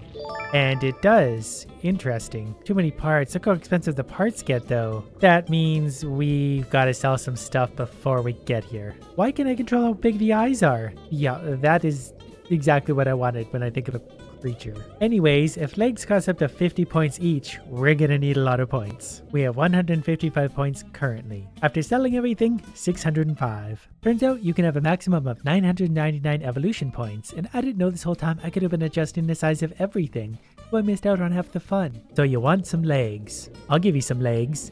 I don't even know how many there are. They all phase together, but that's as many as we could possibly fit, and we still have 950 evolution points left over. This is why you don't tell me you need something. If you do, you're gonna get 1,000 of them, and that's on an early day. I mean, I just figured it told me that we needed legs to move onto land. I figured the more the better. And I wasn't wrong. This is one beautiful creation. It's kind of like an octopus that grew too many legs and then made it onto land. And it makes me wish we could have put more on there. But that's maybe a project for next time. Level 0 duck, show us what you've got. When you inevitably fail, we're gonna pump you so full of steroids that you're gonna tear the earth in half. 3 steps. He made it 3 whole steps before it was a problem. Nothing a little performance enhancer won't solve. And now this little bundle of wonder can make it all the way to the finish line, 4 meters away. That wasn't very fast, but you can always get faster by doing running training. I think I will. In fact, we're gonna take running training to the extreme. Before doing anything, let's see what a level 0 duck looks like in a race. He actually almost won that, so let's do some training and make sure he very much wins that. And we can get rich along the way. The deeper we go, the better. Make your own jokes there. We're down 55 layers already. This is going much better than I expected, and we're not even cheating yet. 88 levels on the first run before I got pinched out, but look at our running level up. 15 levels on 1 training. We're gonna try this training too, which is basically don't get hit by things falling out of the sky, which should be a natural instinct if you're intelligent. The strategy here is basically move a little bit. Things basically, aim for you, and once they aim for you, just take a step forward. They'll aim for you there, take a step forward again. 6 levels. There might be a bigger hitbox than I anticipated though, so maybe take a generous step forward after something tries to hit you. And lastly, for running training, we have dodging rocks. We jump over them, we jump over them again, and we jump over them again. We're gonna have some mighty strong legs after all of this. This one so far is actually really easy. It is a game for 4-year-olds, but that means it's at about the limit of my potential. Okay, I made it 188 whatevers, smashed into a rock. Let's see what we get for experience. All the way up up to 47. But now for the secret recipe. You're gonna go up there, we're gonna buy some of these. Stuff yourself full of those. And while my duck is stuffing himself full of performance enhancers, I'll drink coffee. Now let's try that race again now that we're level 50. Oh boy, I hope I have enough energy to make it to the end of this small race. Should we hit the booster? Turn on the jets. There we go. Easy victory. And it turns out we can race them again if we want to. It's a very short race, so I feel like this is an easy way of making some money. Looks like I was right. 60 coins. But 60 wasn't good enough, so there's 700. Enjoy your feast, my little friend. Just don't disappoint me ever again, or I'll have you incinerated and get a new duck. This is actually going to take a minute. Alright, let's see what $700 of steroids does. Before I could hit my boost twice before I ran out of energy, now I can hit it, well, 3 times before running out of energy, so that's actually a really big increase. Yeah, I went from about 47 energy to 150. So let's put Idiot back to work. This time I made it to 287, which was better than last time, which is going to be a lot of experience. Which brings me all the way up to 79. Which means that if we race our single duck again, we'll move even faster again. He has no chance at all. The next step naturally is to hack the game and turn my running all the way up to the maximum 150. What does max level running look like against this duck? I have a feeling we're gonna win because that's a base level duck and we're maxed. But we're not done there today. How about 200 running? That's beyond max. I think at some point we're gonna break the entire universe with the skills of this duck. He's gonna be too quick or too fast or too strong. Easy victory. His energy levels are only 150. It's nothing 10,000 coins can't fix. And that's apparently unlimited. So he's got a big pile of steroids to go through. I could just manually increase his stats, but it's more fun to force him to eat this stuff for the next month. And after all that, let's try the tournament. I think we're going to go ahead and use the level 200 duck for every race. So let's see if he's going to win at his ridiculous level. So far, we got a pretty commanding lead. I don't think anyone is going to overtake us. Race number 2, we're going to incorporate some boost just to be safe. Okay, there's 1 boost. 2 boosts. That actually uses a lot of energy, but I think we won. And this is only level 200. We can take this so much further. Race number 3, I think you get the idea. We're going to boost off there to try and get a little air, and we're done. That unlocks the swamp, where we can race this guy for swimming. Our swimming level is currently level 0, but we're so much quicker than him running, we might still be able to win this. Gotta be close. As soon as we touch ground though, we're gone. Yeah, I think we're gonna win this one.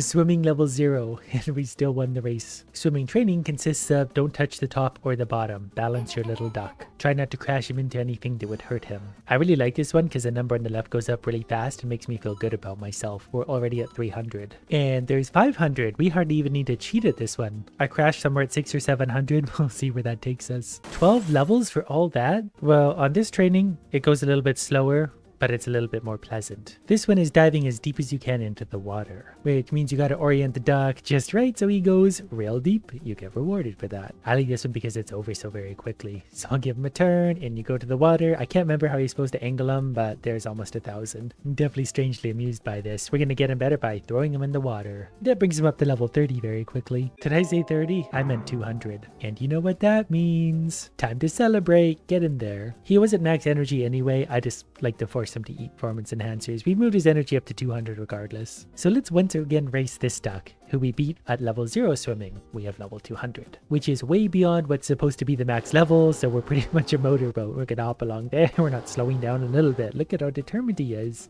I don't know if we're even gonna see the other duck before the race ends. And this is only level 200. To be eligible for the tournament, we need to beat this duck, so let's see if we can manage to win. I suspect we got a pretty clear advantage, especially with the long swim and run.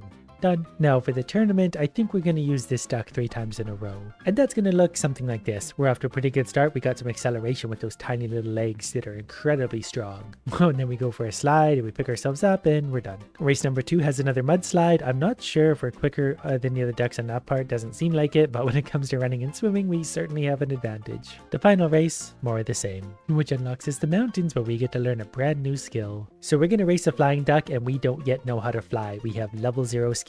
I'm thinking our running and swimming is going to be enough to carry me through this anyway. He has no chance at all. He is a faster flyer than us, but we're like lightning. Flying training consists of launching my duck out of a cannon, which I'm very happy to do like that. And then we bounce off the target, 89. So it's just about kind of finding the right trajectory, hopefully, and then launching the duck, and we get a score. They do get a little bit harder. This one's actually kind of hard to see. We'll pretend something like that is, whoops, well, 0. That did get us 2 whole levels, which isn't that bad. If you put the dots close enough, you can kind of cheat because, you know, you don't get a lot of coins. We don't need a lot of coins. But you can basically just land the dot right where you want the duck to go, and it's pretty foolproof. except on this one, naturally. So we'll just kind of, I don't know how the duck flies, but good enough. Aside from that, there's a much better flying training where all you have to do is follow that duck, which gets you a lot more experience than the other one. That brought us all the way to level 36. I barely even need to cheat that one. This flying training has me flying through the sky. Basically, I need to touch the berries and they make me go higher, and it's not very good for experience, so I wouldn't spend a lot of time on this one. Not that we have to, but it is kind of amusing nonetheless. My favorite part is thinking about how he gets down from here. Made it all the way up to level 200 on that one, which will give me more experience. Level 55 really isn't bad, but it's also not as good as 250, which is 100 above the normal maximum. So let's see what the Matrix does in comparison to this guy. We're gonna run faster than ever before, we're gonna swim faster, and we're gonna fly faster. We're just like a lightning bolt. We don't stop for anything. He's gonna be so far gone that he might as well not exist anymore. And we can still go presumably 4 times faster at least. I don't know how big the numbers go, but we're gonna find out. I think even with just these skills as it is, we could probably win the rest of the game. But we're not going to stop there. There's no mercy. Which brings us to the tournament that I think we're probably the strong favorite in. The first flight goes very well. The slide part always feels weird because we do slow down, but so do they. That was a really short race and we still won by a huge margin. I haven't even been using the boost, which you probably should. I have a lot of energy anyway, so we're going to boost over the edge. Don't want to use up too much of my energy because we can run out still. That would be embarrassing, but I think we're okay here. This one starts with the mudslide. That's exciting. We're going to be just fine. Up the mountain, down the mountain, through the skies. Nothing stops this duck. Nothing. We've dominated everything so far with our cheater duck onto the glacier. I'm not sure what skill it is we're supposed to be training here, but we're going to race him anyway, because we're better at running. Climbing. He's a much faster climber than we are. That could spell trouble. As soon as we're up though, we're gonna go along and didn't actually win that one. Oh, apparently we did. There's a lot of wiggle room there. So with level 0 climbing, we win the climbing tournament. So you know what that means. We're gonna make it rain purple berries. Get in there. Okay, training for climbing involves climbing ladders, naturally. But this is actually pretty easy. You just steer over to where the ladder is. He climbs on up, no fuss. The controls are a little bit janky, but you barely have to touch the ladder for him to climb. I don't know if this pays well experience-wise, and the screen is starting to move very quickly, but you can cut the corners really badly. Almost lost it there because I cut the corner too much. Learning the boundaries. It is still pretty forgiving. It is a child's game after all, but 7 levels. We're ready to destroy the world. This one is fun. You have to hide from avalanches, which eventually go by. You come back out and climb up the mountain. You've got 30 seconds to get to the top before getting killed. The warning sign does sit there for quite a while before it goes off. I guess you're just kind of guessing as to when the next cave is going to be. Like if we don't find one right now, we're dead. I say we, like it's us die. It's the duck that dies. And you know what? I won't miss him that much. Like on this one, we're probably just going to go for this cave and play it safe. And now he's stuck. So what a wonderful duck. This one's defective. Can I get a new duck? So this one's definitely harder than it looks. I think the strategy is probably really just sit in a cave, wait for an avalanche, go to the next cave and wait. It's not a very exciting strategy, not a very exciting training. Presumably you're just trying to go as high as you possibly can before the timer runs out. I mean, there's no avalanche sign. Do we just keep going then? Might as well. The timer's gonna run out. There was like 3 avalanches. Wait, here comes another one, but the timer's gonna run out anyway. What happens then? Never mind. The mysteries in life just can't be solved. There's level 18. The next training involves touching the blue parts of the wall. Don't climb the other parts. Luckily, he's super speedy about switching sides, so you just stick to whatever's blue, don't touch whatever's not. Absolutely fascinating stuff. We'll be there in no time. It does get pretty quick towards the end, and our duck is working his little muscles. He doesn't even have arms. He's doing this all with his little legs. His incredibly strong, universe-ending legs. Got up to 1100 so far. When I panic, I just go back and forth, and then I eventually stick to whatever I'm supposed to. Look at him go now. He's so quick. We're up over 1500. This duck definitely won't last much longer. It's getting very hard to keep up with whatever's happening. I don't know if you even could do that part. Like, I'm still apparently alive, but I've got almost 2000. That was worth quite a bit of experience, but I'm not going to do that for the next 4 hours. I'm just sort of going to call it good there. And our duck is up to level 250 across the board. We don't have jumping yet, but we got everything else. So this guy wants to race. We're at 250s across the board, so we're going to beat him in every category, especially climbing. Wow. And I don't even need to use the bow boost, and there's swimming and everything. We're done. We're not even going to see him. This is the race that unlocks a tournament. I think we're probably going to beat Angry Duck. He's probably not going to be very happy with us. This is just a really long flight, and our flying skill is really strong. We almost flew right across the gap. And we're done. But I don't think we're winning good enough now, so let's increase our stats a little more. 333 across the board. That should make Angry Duck even angrier, but I just want to see the difference that actually makes, because that's a big step up in stats again. Okay, we're definitely cruising along there. We should touch the wall before we even hit the ground, I think. Yep.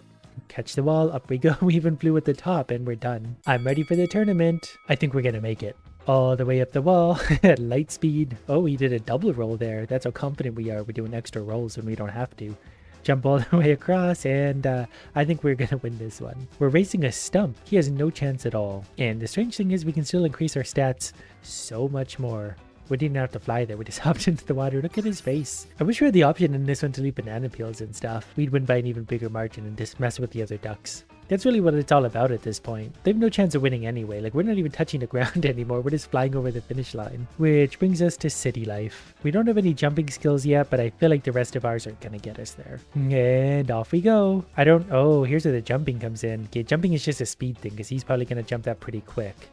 But luckily we can make up for other skills with all of our other skills. Last one is jumping off a car, but we won. We have level 0 jumping and we absolutely destroyed the jumping guy. Ooh, I like these trainings. It's basically don't let the duck get crushed. I just like the part where the duck does get crushed. It's pretty easy to start. We don't even have any proper jumping skills. In games like this, a lot of what gets me in trouble is trying to collect the coins, which is really dumb because we really don't need coins considering we have unlimited money. We basically have unlimited whatever we want. Okay, that's gonna be a problem. This will get tricky because you need to like position. Hey, that happened. What? It wouldn't let me move. We still got a lot of experience for that though, so that would be a really easy one to train if you wanted to do it, you know, without cheating. So the next jumping training is using a pogo stick to try and orient yourself for how far you want to bounce in any direction. This would get kind of crazy, but I could see this being a really good training. If you spent just a few minutes getting the hang of this, you would be pretty much unstoppable on a pogo stick and get a lot of experience. Basically, you just bounce yourself closer to the next hole in a controlled manner and then jump over it. And then it's just a matter of reacting to surprising jumps that take you in a weird direction. And then when you've had enough of them, you smash his head into the ground. That also got us a lot of experience. So this one is basically follow the instructions. Just do what it's telling you to do. So you got to start on his face, do a backflip, and land on his back, which is actually kind of hard to get right. It's very particular about how it wants you to do this. I can say this isn't exactly my favorite training so far. So we do a back, we do a front flip, and we land on his feet. And then we do the same thing again. Back, front flip, land on the feet. Then we land on his head, do a front flip, and land on his face. Okay, that didn't count. Some successful tricking and we got a few levels. Level 37 jump isn't that high in most regards, but it's better than 0 and all of our other skills will carry us through this anyway. So we're gonna jump across that gap and we won by so much. Again, I don't know if we're even gonna see the other duck. Okay, so then say we had level 333 jumping also. Kind of makes me wonder what it would look like when we cross the gap. So he jumps across that one without even stopping, goes up here. This will be the jump gap and he just does it. No hesitation whatsoever. Okay, this is the final duck we need to defeat before entering the tournament for the city. I feel like we got the skills on our side. He's got to wait for his jump. I don't. I just go for it. That was actually a really short race. Really short. I decided for the tournament we needed 500 skills across the board, so we're like 50% better again. So I feel like our odds of winning this are pretty good, considering the maximum level is supposed to be 150 and maybe we broke it. Maybe we've gone too far. Well, that was an unintended consequence. Can the race just end so we can move on to the next one? I feel pretty confident about the other races. Okay, yeah, we got the countdown. The other duck's clearly finished. We got stuck between the cars. So as long as we don't have to race any cars or anything, we're going to be okay because our skills will carry us elsewhere. Okay, I think we're going too fast. The game just sort of breaks because we jump over things. So we'll go back to a more neutral 333 skill level for now. The game still did seem to function at that point. Yeah, that might still be a problem. I've reduced things back down to 200, which is still ridiculously fast, like way faster than what you're supposed to be able to do, but the game can at least handle this for now. It's the jumping. The jumping introduced new problems. So we picked up one easy victory. As long as we don't overshoot this little jump, we're going to be fine. And I think at 200, we're very much in control. And life is good again. 200 means an easy victory for absolutely everything. And we could probably do 5 times as fast. Hopefully more. In this one, we flew across the entire water section. Everyone else has to swim like idiots. Cars are going to be my main enemy moving forward. I can already tell. That unlocked the volcano, which has a box with 3 chains on it. This race has some steep cliffs. You better be a good climber. You can say my climbing skills are adequate. Level 500 climbing, we're going to put that to the test. This will probably be a pretty comfortable victory. Up we go. Double roll going across. Up we go. Over we go. Up we go. As long as we don't have any gaps to land on, we're going to be unstoppable. Well, sometimes less is more. Maybe we'll just try a different race. There is some jumping here, but we might go so quick we might just gap over the gaps, like without actually proper jumping. No, this will work. Okay. Got a pretty commanding victory so far. Just, yeah, actually, when we get to fly too, we'll fly over everything because we have such strong flying skills. We're done. That gives us one of the keys we need. Since that wasn't good enough, I went ahead and upgraded my duck to 666. He's now a very evil duck. So we're going to go ahead and try this race even quicker than before. And I think we're going to start with a pretty commanding lead. The duck is just like a blink. He just disappears. He faces away into anything. And we're done. Even had a weird little jump at the end for some reason. For the original race, I've turned my skills back down to 200, which is still way above what's normally achievable, just so we could finish this race. It really helps to put it into contrast. With level 200, we beat him by a lot, but it wasn't like it was at level 700. We're gonna unlock the box now, which means we get to blow something up, which gives us Fire Duck. Because I am raising a duck on fire, I've gone ahead and increased my stats to the maximum I can achieve right now, 1000. Well, it was originally whatever. So I've increased my stats to what appear to be 999. So let's see how Fire Duck compares to this skill. Oh, he gets to levitate. That's not fair. Oh, why are we moving? Oh, I might have broken the game. Oh, I've got to physically move the duck this time. I didn't know that. I should really spend more time reading. Just like in general. I'd probably be so much smarter if I did. And we beat Fire Duck. But here's what level 999 looks like against a regular duck in a regular race. And I didn't think we're going to win this one. Yeah, that's pretty commanding lead. We even flew through the exit. So I don't think anyone's going to be beating this duck anytime soon. He's a universe destroyer. But here's where things get fun again. It seems like we can have a max of 999 because even when I set my stats to 10,000, they still show 1,000. But then when you go into a race, it shows 10,000. So I can't help but wonder what point the game is going to break. 10,000 is pretty quick and we're done. I don't actually know if he won that or not. We crossed the finish line, but it might have been too quick to count. Yeah, I don't think that counted, but I'm going to consider that a win regardless. No, wait, there's a countdown. We just finished so quick it felt like it wasn't going to end. Now, it only shows 100,000 here, but it is up to 1 million. I don't know if it actually registers or not anymore, but we'll find out soon. 3, 2, 1, and blast off. Yeah, I'd say that works. I've gone ahead and added several more digits. For some reason, this did change. We're at like 100 million or something at this point, which looks something like this. And we touch down and we're done. The game didn't break though. That's really impressive. Let's ramp things up a little bit. I put the skills up to about 100 billion. So we'll see how the duck reacts to that. I ran out of energy. That actually makes a lot of sense. So I've turned on unlimited energy. Our skills have gone very negative, which might be why the energy was a problem. So 100 billion level duck, and he just dies. So then presumably whatever this translates into, probably level 1 billion roughly, we should work. Because I think we hit the integer limit or whatever it's called. But I mean, we don't need to be any faster than this. I think we've succeeded in creating a duck that's way beyond anything ever. Today we're going to find out who wins between one tiny rich little island and one massive sprawling wasteland. So we get to fill this torture chamber up with whatever we want, and we can be as mean as we want to the inhabitants of this world. The first thing I'm going to do is downgrade the soil of the bigger area, that way less stuff grows for them. I will however leave just a little strip near the water, just to give them some kind of chance. Then we get to rain down resources on our little island. We're going to make these guys ultra rich in a very small little space. It actually might get a little bit hard to figure out where to put all of this stuff, but we can top it up as we go. If they mine through it all, they'll get more. We take care of our little idiots. They're going to get even adamantine right beside their spawn location, which I'm pretty sure is normally hard to get, but that's going to give them a pretty good advantage over the idiots. And presumably creatures need to eat, so we're going to give them some berry bushes, so much so that they probably can't move anymore. And also some tree seeds. I think we just add some water and those are going to grow, so they're going to have no shortage of, well, pretty much everything. And we'll keep topping it up as we go. Yeah, that seems to be working. We have some trees popping up wherever they can fit amongst the berries, and this is going to be a rich little civilization. I am just a little bit worried about the lack of diversity in biomes, so I'm going to put just a little more of other biomes here too, to be sure they have absolutely everything they need. I care about these idiots. And the crystal biome actually grows crystals instead of plants, so that's got to be really good for everyone else. The swamp, I don't know what that grows.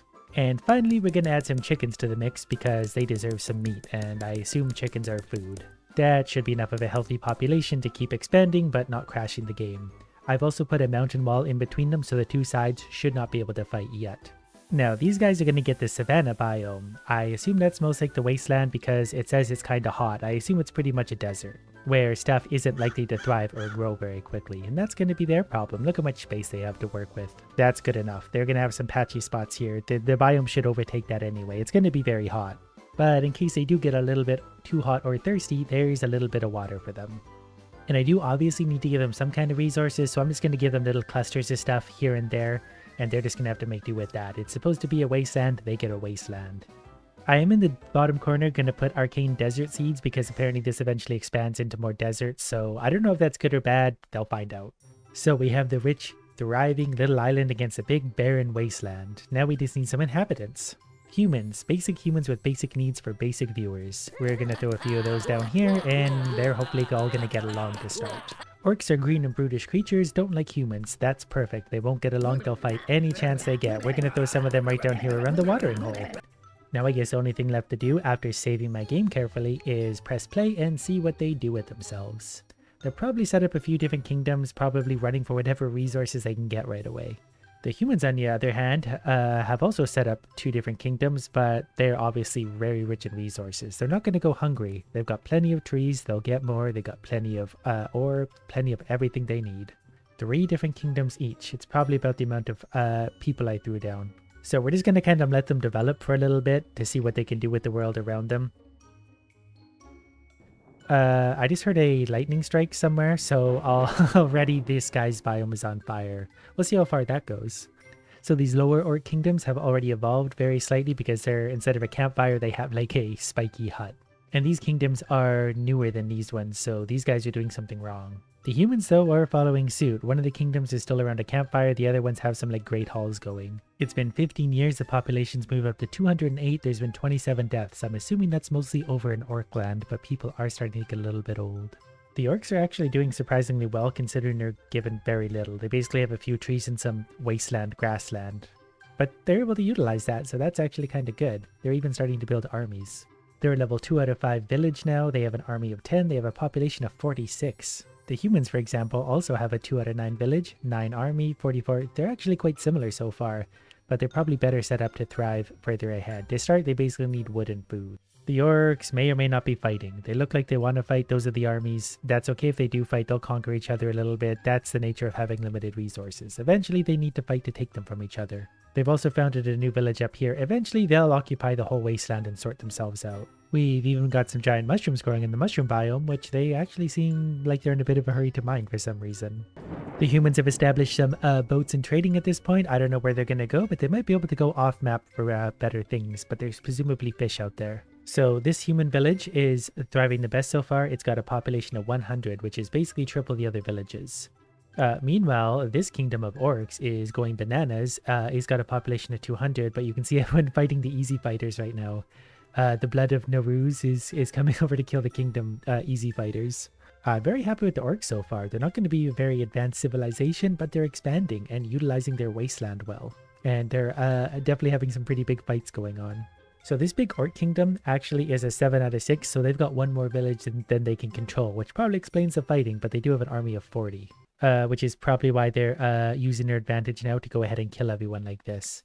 Yes, it just turned pink because they defeated that. The population of the world is 615. We've had 300 deaths, which is a pretty high death rate. But already the army is marching to conquer these guys, and I think they're going to do it because they've got a much bigger, probably more advanced army. The rich humans might be running out of food, so we're going to go ahead and drop a few cows down on them. Their population seems to have stagnated, but they might not be able to grow without more size. Or they might need more resources, I'm not really sure. They do seem to chop down the trees in a really big hurry, so I'm going to give them tons of trees. They can turn that into whatever they want, including sticks. The orcs are just continually fighting. But that's great, because they're going to keep expanding. They've got room to grow into, they're going to use it.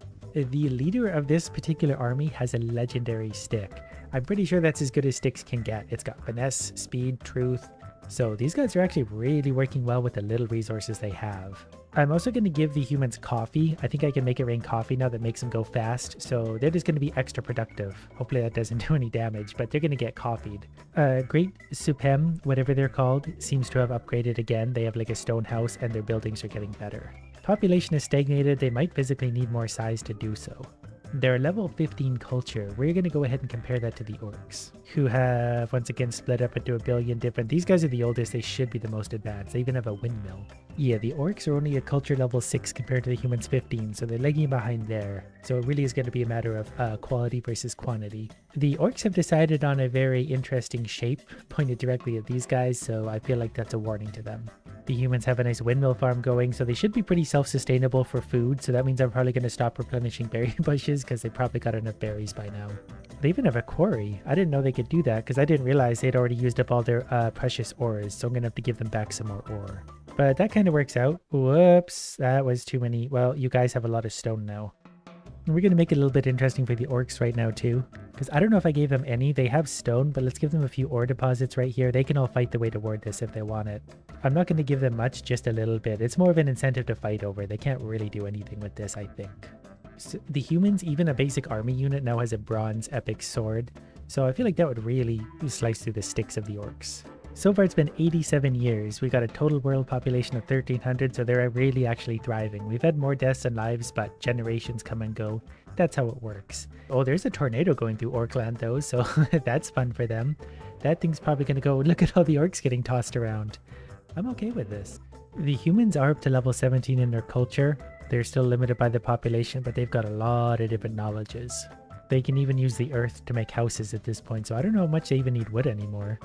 The orcs surprisingly aren't super far behind. They're level 14 and they're actually starting to get a lot of the things because they managed to find a little bit, but they also don't have as much to work with. So it really looks like the savannah where the orcs live love natural disasters, and I don't know what this thing is, but I think it came from the lightning. Something's starting to fight the fiery demons. And someone probably should, otherwise I think they're just going to perpetually light things on fire. The orcs are going into trying to beat them. Who's going to win? A truly HD battle to behold. I'm not recording in 4K, just FYI, so if you're surprised by the quality, well, don't be. They're all on fire now, what idiots. But it looks like they're actually able to defeat the lava demons. At the sacrifice of about 10 units that suffer a horrible fiery death. The humans are mostly well fed. The ones close to the ocean definitely have lots of fish inside them. But he's got a legendary weapon, a legendary bronze sword. That would probably murder all of the orcs all at once. They're up to level 22 culture. They've got all sorts of things to work with. But the orcs have all also officially reached the ocean, so they should start to thrive because they've got ocean to work with. I think that's probably going to give the ocean ones a good advantage, and that's probably also going to mean that they're also getting raided a lot. They're fighting for some reason. The humans for the first time are fighting. That's probably okay because, oh, they're starting to get armor too. Armor is really going to put them over the top. They're getting hungry. They maybe don't have enough fish out there because it's not a huge area for them to fish, really. So this is the leader of the army. He's got an epic wooden stick. These guys might just be straight up bullying them. They both have wooden sticks. Well, we'll let the humans fight. One of them's going to gain more territory, and they're probably fighting over I don't know what. Oh, that's good for the humans. They all just turned into the same. Now they can share all the resources. And that makes it easy for me because I can just put down stuff in one spot now, and it's all the same village. I figure they need lots of gold by now. They're really good at making stuff out of silver. They need some gold practice. They might have just been jealous of all the neighbors' riches, so they now have lots of everything. We're going to lay down all sorts of food right now just to make sure these really thrive. Probably shouldn't do that too much. That will crash the game eventually, but there's some cows. Well, now that they're joined into one great army, I feel like they're going to have a better chance. This guy's full of berries. He gets it. He's got an epic iron sword. Their culture is level 24. They've got all sorts of good stuff going on. I'm not really sure which one of the orcs is the most advanced at this point. I'm probably going to go with whatever one has the biggest population for now, which is presumably these guys. So you guys, identify, okay, he's got no equipment. It's not a very well-equipped army, but they're very drunk. Yeah, it's only level 12 culture. So they're not doing super great, but there's a lot of them. They have a lot of wooden sticks and stuff. Oh, he's got a wooden spear. Curiously, now that the humans all banded together, their population started growing again. So I don't know, some of them had something the other ones needed, but they're all sort of thriving at this point. They're at tier 5 houses now, but at the rate they're going through ore, we're going to give them a lot more to work with. Legendary stone sword. These guys love their legendaries. How are the orcs doing? They've got some boats. They've gotten all sorts of stuff. There's tornadoes going on. These guys are just constantly getting destroyed by natural disasters. Let's see their, well, one of them. They're still dealing with wooden sticks. I don't know if they're going to get anything better than wood and stone because there's not even a lot of either around. Like, this is the biggest kingdom here, and they have like rare wooden sticks, if that. Since the human population has grown a little bit, and I assume some new ones have been born, we're going to add some coffee rain to make sure they're okay. Every good civilization thrives on coffee. They've already gone through their ore again. They're such greedy little idiots. I feel like the orcs are slowly starting to form into big empires, and I think they will over time. They'll eventually become 1 or 2 big empires and then fracture again, just like real life. Apparently the king of this place is just died, so maybe under new management they can thrive even more. He probably OD'd on coffee. Now if I check the army, they tend to be having leather stuff, so they've clearly gotten good at leather working. This guy's got silver armor, so these guys are definitely, wow, getting upgraded quick. Can you believe it's only been 166 years? The world population is 3,000 at this point. The orcs are still doing their thing. The rich humans, though, they're really thriving down here. Amongst the cows, they have lots of food. I don't know if the cows are going to eat other resources or not. I never considered that. I just unleashed the horde of cows on them. Okay, I just clicked on a miner. He's got a culture level of 29. Look at the things he's able to do. He's got super knowledge gain. He's able to make all the way up to silver. He can make armor. He's a very valuable guy to have. The orcs, for example, like this one, I think is a farmer. He's got some stuff. They're up to a level 4 house, which is pretty good. But they don't have the advanced knowledge because they haven't the resources to work with. They can make sharp axes and mining efficiency. They can do armor, but they don't have the resources to do anything. They can basically make stuff out of wood and stone. There's a tornado dangerously close to the humans. I don't know if I can do anything about that. Hopefully it stays over there and hurts the orcs. The population of humans did just climb over 300 for the first time, which is obviously very scarce in comparison to the orcs, but they're much more advanced. These guys are actually getting reasonably close to 1,000 population. Okay, by this point, the humans are actually starting to get legendary silver armor. So we have at least a few villagers here that can make really good silver stuff. And now we're starting to see a lot more iron armor, which presumably is better. We even some legendary iron armor.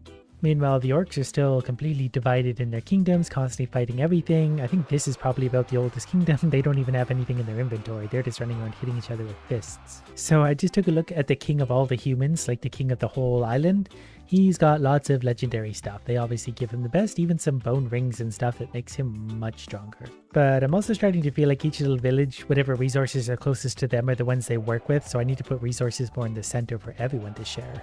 Back over in the orc side of town, the one empire on the east is 1,000 people officially now, and it's actually a large part of the map. It covers the whole eastern edge. And some of these little fiery guys have appeared amongst the humans. I'm doing my best to put them out with rain. I'm still not entirely sure what these are or where they come from, but they do show up once in a while. The humans made short work of them, also because I was putting out the fire, because I want them to fight the orcs, not fiery demon idiots. Oh, he got a flame sword. He stole it from the idiot. Wow, that's got a lot of damage. 250 years.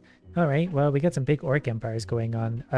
Let's see what their culture is here. They've actually made it all the way up to level 26 culture. They can make up to silver stuff. That would be great for them if they actually had any silver.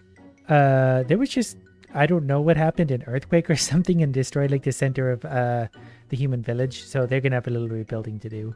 But I think it's time we figure out if the rich little island can defeat the big wasteland. The humans are way outnumbered, but they have way better gear. They have all sorts of legendary iron and silver gear, whereas the orcs have nothing and sometimes sticks. So we're going to build a bit of a land bridge right across here, because the orcs don't like humans, so they should naturally try and attack them. Plus, there's lots of resources here the orcs should want, and there's space over here the humans want. So this desolate soil is going to become a non-stop battleground. I imagine the clash is going to happen somewhere there. My vote is that the orcs are going to win, just because numbers. They can keep piling it onto the humans. The humans have way better gear, 1v1.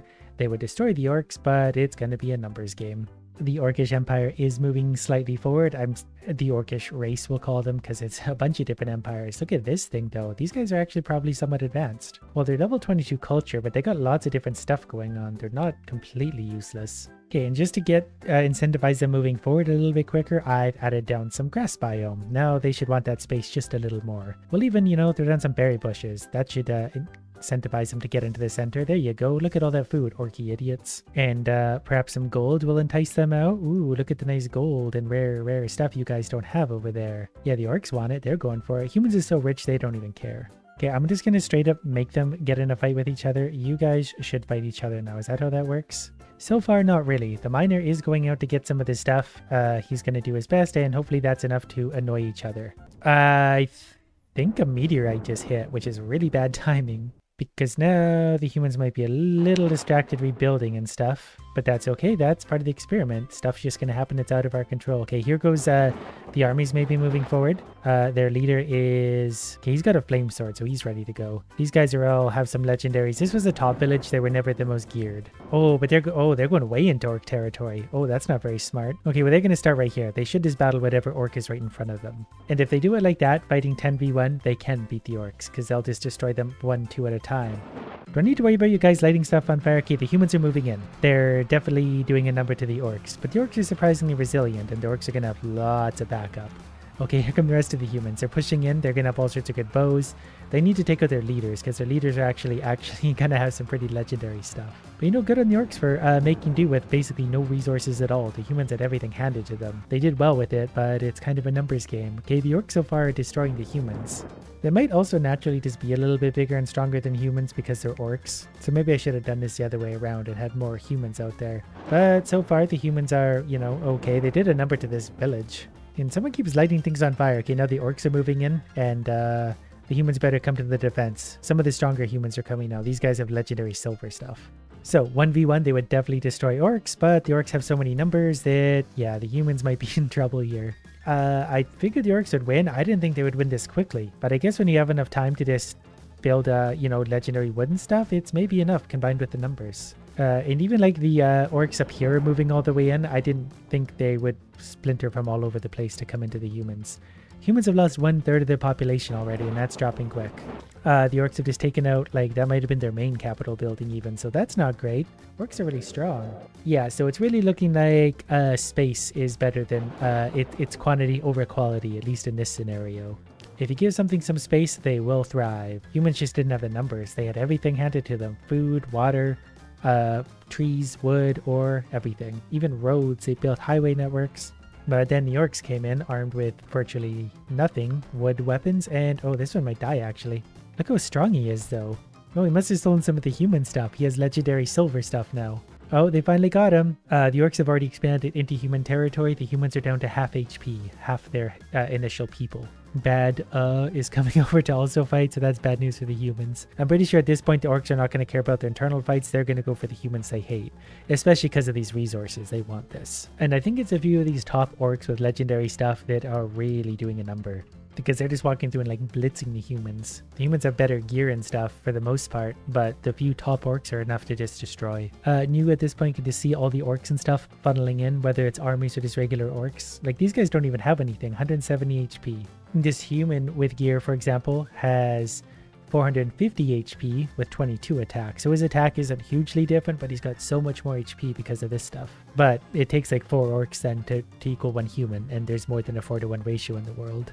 There's 133 humans, so there's about 3,000 orcs. So it's about a 30-to-1 ratio. So yeah, that's why the orcs win. Yeah, the orcs are just absolutely destroying them. They just move right on in.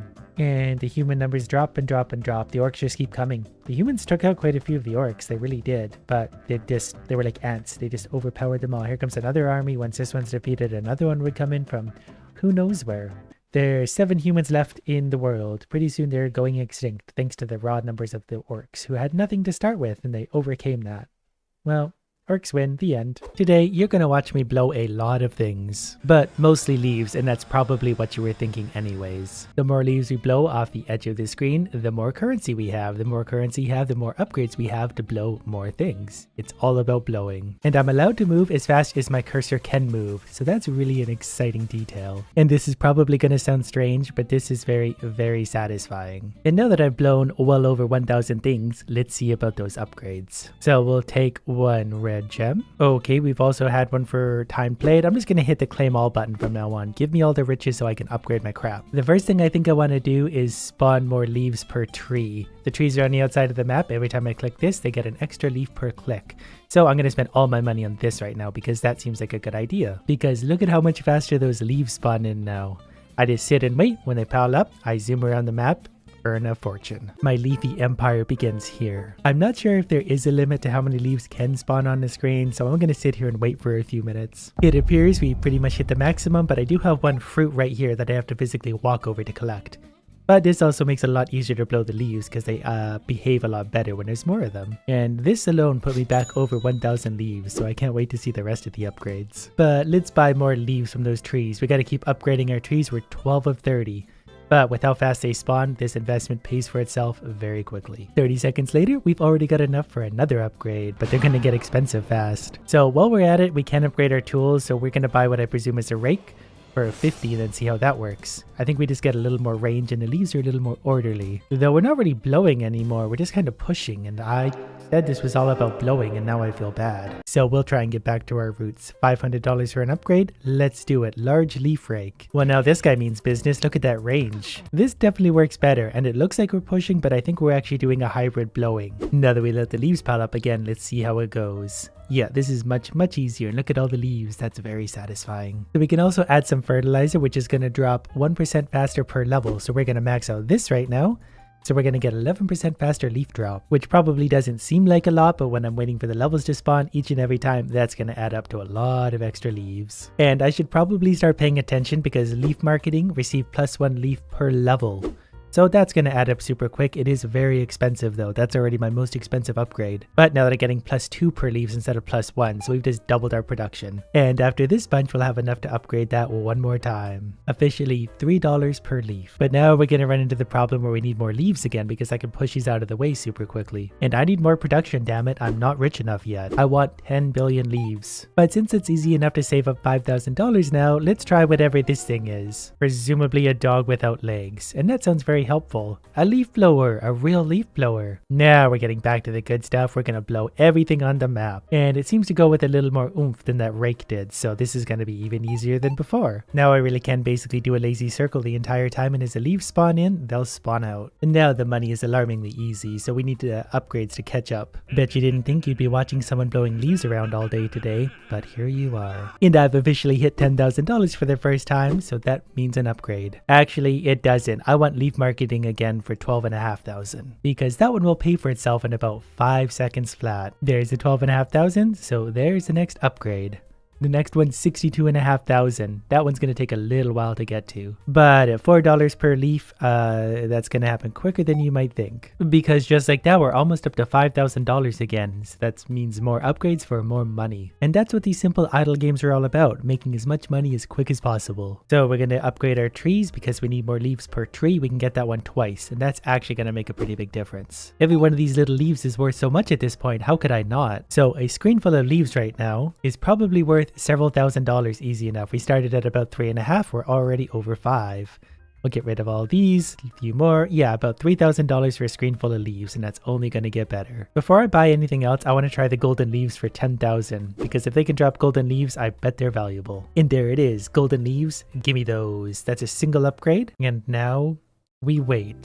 We did already get one, and I've got one right here in front of me. I guess they're a different currency altogether, and that's okay. I assume they're for something very valuable, like more raw blowing power. Oh, I see. They're their very own currency we can use to upgrade all sorts of things. So we can use these to spawn more leaves per tree. This unlocked a whole new part of the game. And we can unlock a leaf portal and platinum leaves. This is getting more and more intense, and you can scroll. Okay, you can't scroll on the original leaves though. I got worried that I'd missed a bunch of upgrades. Let's give a little bit of fertilizer because it's pretty cheap still, so we can get faster drop rate. We'll get that up to 15% and probably leave that alone for a while. I feel like it was worth it for the first 10-15%, but the upgrades are so expensive now that the 1% difference isn't going to be too great. But now that I'm collecting gold leaves also, we're going to use this to get I don't know what. Maybe more leaves per tree because that's always fun, and then higher chance to get gold leaves too because they're spawning so quick now, and look at all that money. It's very satisfying to watch all that money on the edge of the screen. And I've quickly accumulated another 25-30 gold leaves, so I'm going to upgrade both of these one more time. More leaves per tree, and then higher chance to get gold leaves as soon as I get just a few more. Because by the time I'm done that, I've got 10,000 regular leaves to spend on upgrades. So I'm going to do the auto leaf blower because I'm not really sure what that does. We're maybe going to buy that all the way to max in just a moment. I'm not really sure what it does. Oh, they go around like a Roomba. Automatic leaf blowers. That's kind of fun. A little bit less satisfying, but still fun. They need a battery charge every once in a while, but I mean, I could just sit here now and collect the upgrades and spend them while those idiots do all the work for me. And we do in fact have all 3 of them. Next, we're going to start on nuclear fuel. More blowing power. We're all about that blowing power, and the upgrades are so cheap. So that just sends the leaves further when I do blow them. And that's pretty good because I need to make it off the edge of the screen, obviously. Off the screen and straight to hell, just so I can make as much money as humanly possible. I would be doing the same even if it was people. If it was children, even better. More nuclear fuel. They're getting expensive, but we want to get that up to probably about level 10. That way I can make this as easy as possible for me. I want to make as much money, but I want to be as lazy as I can doing it. Didn't I buy 3 slave blowers? Why am I missing one? I want my money back. Wait, one stuck in the corner like a typical Roomba. Well, we'll find his way out of there eventually. Now, golden leaves are clearly going to be the way of the future, and the upgrades definitely get more expensive as I go down the list. So for now, it's just going to be the upgrades that add more leaves per tree and more gold leaves per tree. Because now they're spawning almost as much as regular leaves. Not quite there, but I'm still getting more than enough for some very fun upgrades. And my next blower upgrade is for 500 golden leaves, which is like a bigger dog without legs, and I want one of those. Pretty soon I'm going to have so much blowing power that I'm not going to need the Roombas at all. Not that they're really doing a whole lot, but they are kind of helping. They're doing their best. But I'm so hot for those leaves, they barely have a chance to do anything. I'm actually going to sit still for a minute and watch them go. Yeah, they just need a few more leaves on the ground, then they start to shine. But they still can't keep up with the amount of leaves falling on the ground, and that's only going to get worse. So they're a fun upgrade, but like any child, I regret it. What was it we wanted?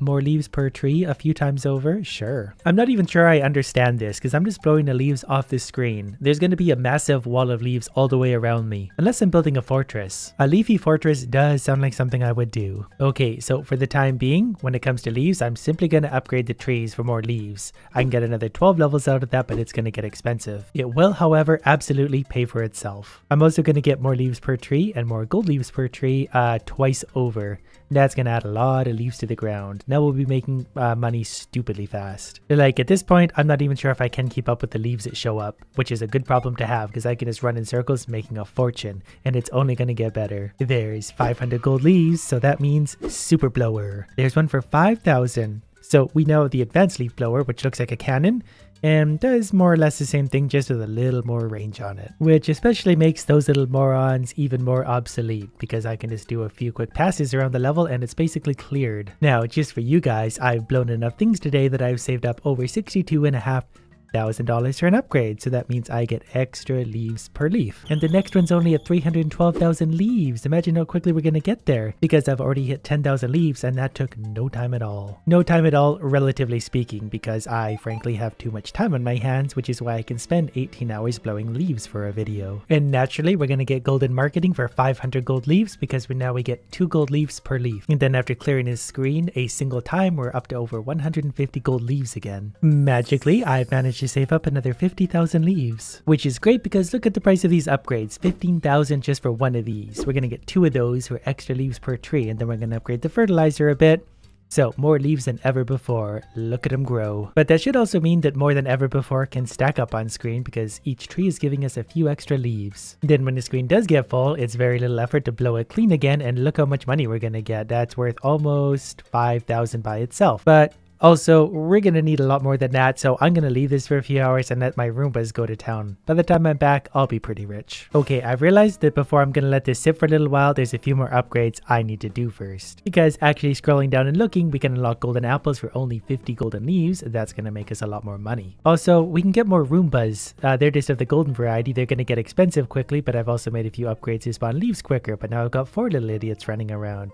We'll hopefully have 5 or 6 before I let it sit. But on top of that, I'm probably also going to give them a leaf combo. That way they're hopefully comboing and making me more money as I'm not here. So let's try that right now. Oh, the combo maxes out at 50, but it's giving us ×2. That makes us so much more money. We need to increase that combo. It costs 1,000, but that's worth it because it's going to increase by 50%. And maybe the combo duration because it's mostly going to be the Roombas doing it for the time being. So one little upgrade for an extra 50%. And then a couple into combo duration because why not? Yeah, when I'm actively blowing, we're getting a ×3 multiplier, which is insane. I'm finding it way too hard to just let myself sit and let the Roombas go. I'm gonna have to, but I did want to keep making upgrades first. But I think we're at about that point where I can do it. Some hours later, we're up to $870,000 and 35,000 gold leaves. So these little morons haven't been doing half bad. But I think we're overdue for some upgrades. The first thing we're gonna do is get the mysterious leaf blower for 5,000 gold leaves.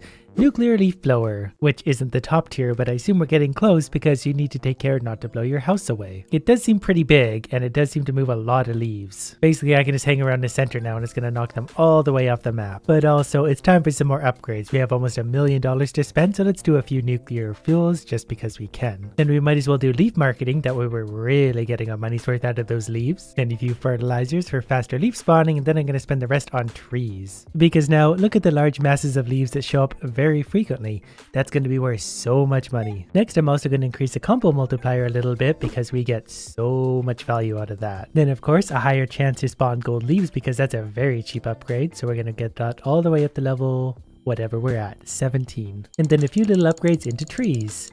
Now we'll be making money at an incredible rate. Yep, look at it go. We're back up to 1,500 and 123,000 regular leaves already because of that multiplier times 4. Even the golden leaves, when I have my combo going, they're worth 12 each. So it's been probably less than a minute and I've got 5,000 gold leaves and 160,000 regulars. So while I'm at it, we're going to upgrade the multiplier for the golden leaves. Because now we're getting 24 per golden leaf. Sorry, 16 per golden leaf. Now that we're making money at an alarming rate, let's unlock platinum leaves. I really want to see what these ones are all about. They're definitely pretty rare to spawn so far. I haven't even seen one yet. So while we're waiting, let's put a whole bunch of nuclear fuel into my leaf blower to see what kind of a difference that makes.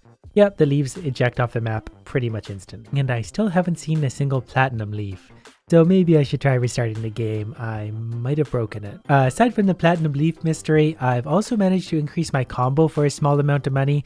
Now we can get, 42 leaves per leaf, and we can quickly adjust that number upwards. Well, we can at least get one more level out of that. For now, it's 40,000 for the next upgrade, but I think that's going to be worth it. While we're at it, we'll give it some nuclear fuel, but now look at the absurd numbers we're going to get for golden leaves. Plus 50 or something per leaf. Okay, plus 32 per leaf, but we're back up to 12,000 already. So this is going to be super easy from here on out. And I'm finding to that point where I can just kind of casually float around the map, stress-free, but make a ton of money and still have more than enough leaves to keep my combo up. But that kind of makes me wonder just how high we even can get our combo. And it says trees can drop platinum leaves in certain areas, which you have to unlock first.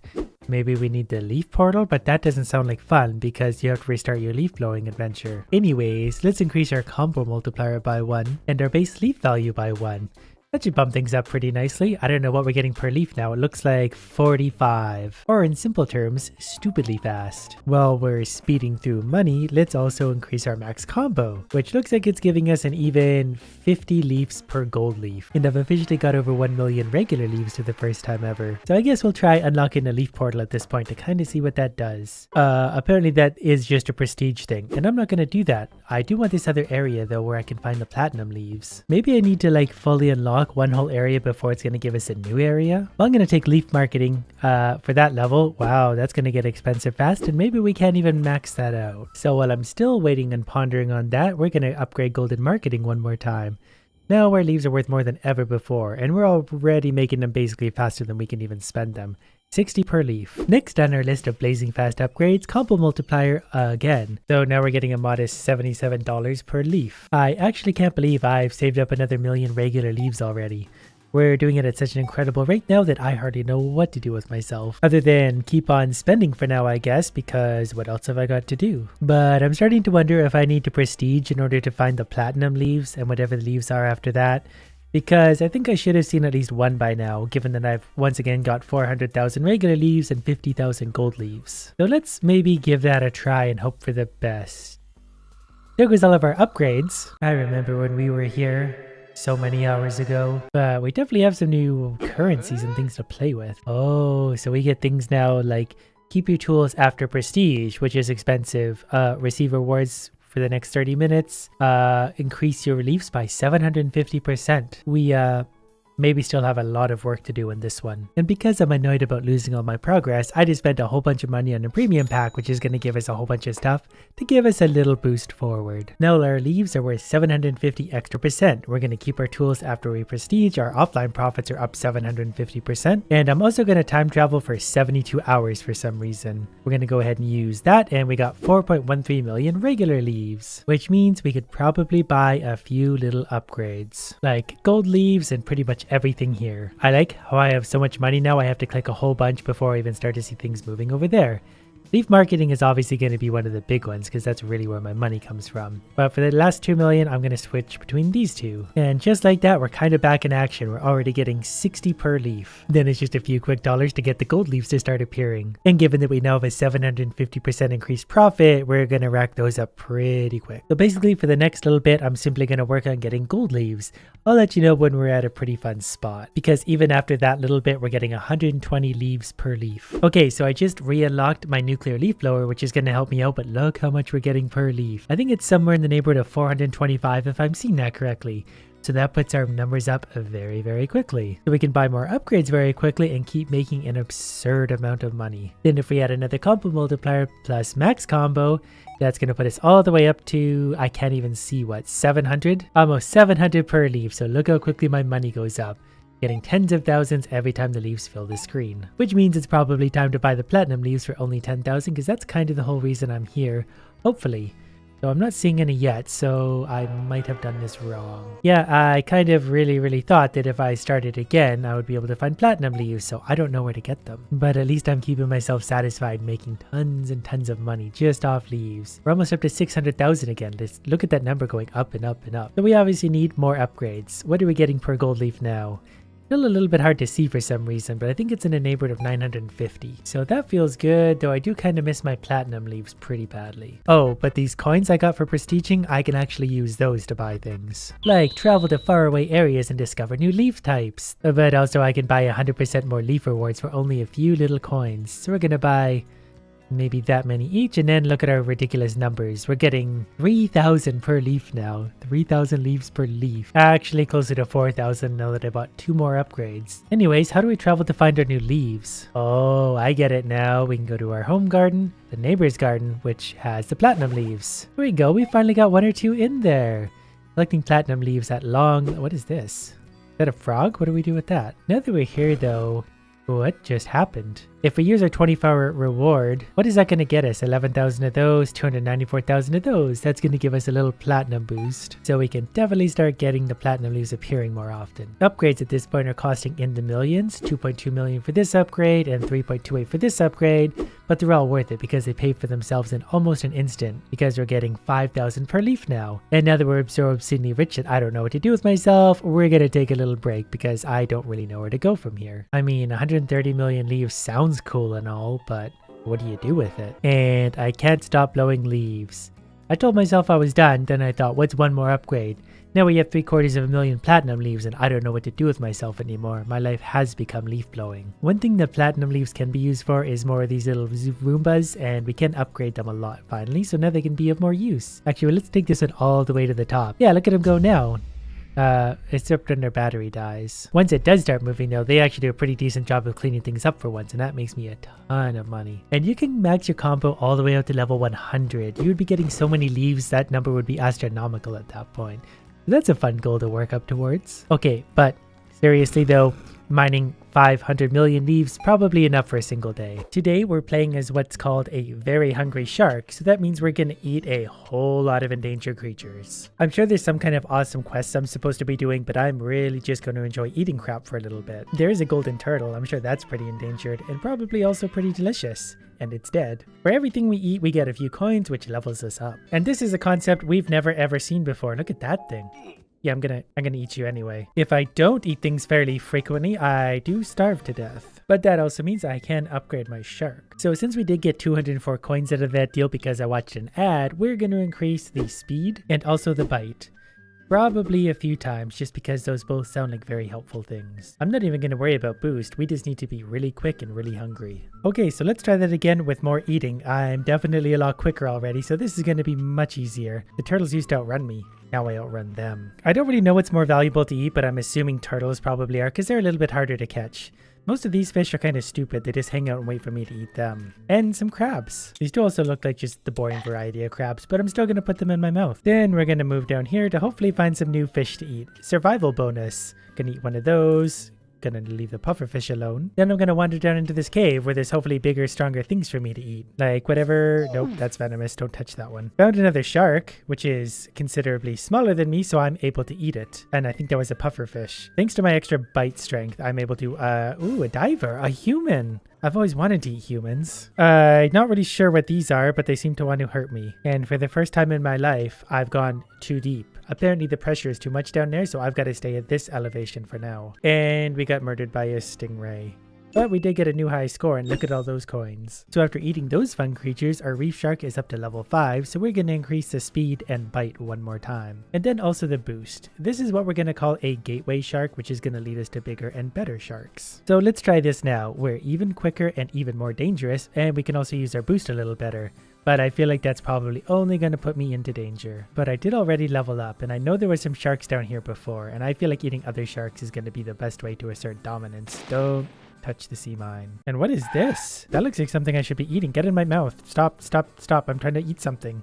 Okay, I got that one eaten. And come on. Yeah, there we go. It gave me an emerald. Not entirely sure if that's a type of currency or not. Presumably it is. And that's just fine by me. I'm even eating these now. These are super poisonous normally. There's food, but I can't get to him because he's in a cage. Can I eat the people on the surface? I can eat the people on the surface. Oh, you better run. I will eat you all eventually. There's so many things to put in my mouth. It's almost overwhelming. I don't know if they're good or they're bad, but they all get the same treatment. They get the taste test. Found what appears to be some kind of salmon, which are probably pretty good eating. We're also a little bit deeper than we were before. This was a stingray that killed me last time. They look very happy, but they're very dangerous. That put us all the way up to level 7. And once we do make some money, we can really equip our shark with some pretty cool stuff. Like a missile launcher. Don't know how much it costs, but I feel like that'd be a fine addition to my shark. But for now, I'm just going to grind it out so I get a little bit more money. Which is great news for the sea creatures of the world. Do I get extra money for people? I sure hope I do. Oh, come on, the person's so slow. Got her. Protein shake. I consumed yet another person, and apparently I got a mission completed. So I guess my mission was just to eat people, which I very much enjoy doing. And I'm gonna eat this lady and everything else that I can. The flying boats are cool too. Ooh, divers. Oh, okay, they're bad. So currently we're using the reef shark, which is level 8. But it seems to want me to get the hammerhead shark pretty soon. All we need is 3,000 coins for that. And it's a good thing I know how to make money. I just realized I've actually made a career out of putting things in my mouth. I think I just saw a hammerhead. Yep, I sure did. So that's what a bigger shark looks like. I'm gonna need a better shark. Looks like I finally hit level 10, so I'm just gonna keep on eating things until I die, and then we're gonna see what we can do. I really just want a shark that's so big that he eats everything and can't really get damaged. I just want to be able to consume anything without really having to worry what it is. Because right now, a lot of things I put in my mouth seem to have an adverse effect. Just saw something pretty big and golden scoot by, and I don't know what it was, but I want to put it in my mouth. Oh, don't touch that. So after all that, the reef shark hit level 10, and we got some good money for it. Then after very legitimately buying some coins, just because I can, we're going to unlock the mako shark, which is faster and stronger than the reef shark. And I guess since I accidentally on purpose bought those coins, let's make the bite power a little bit stronger. This should pay for itself before long, then also the speed and the boost. Just like that, a maxed out mako shark. Now let's see how this performs.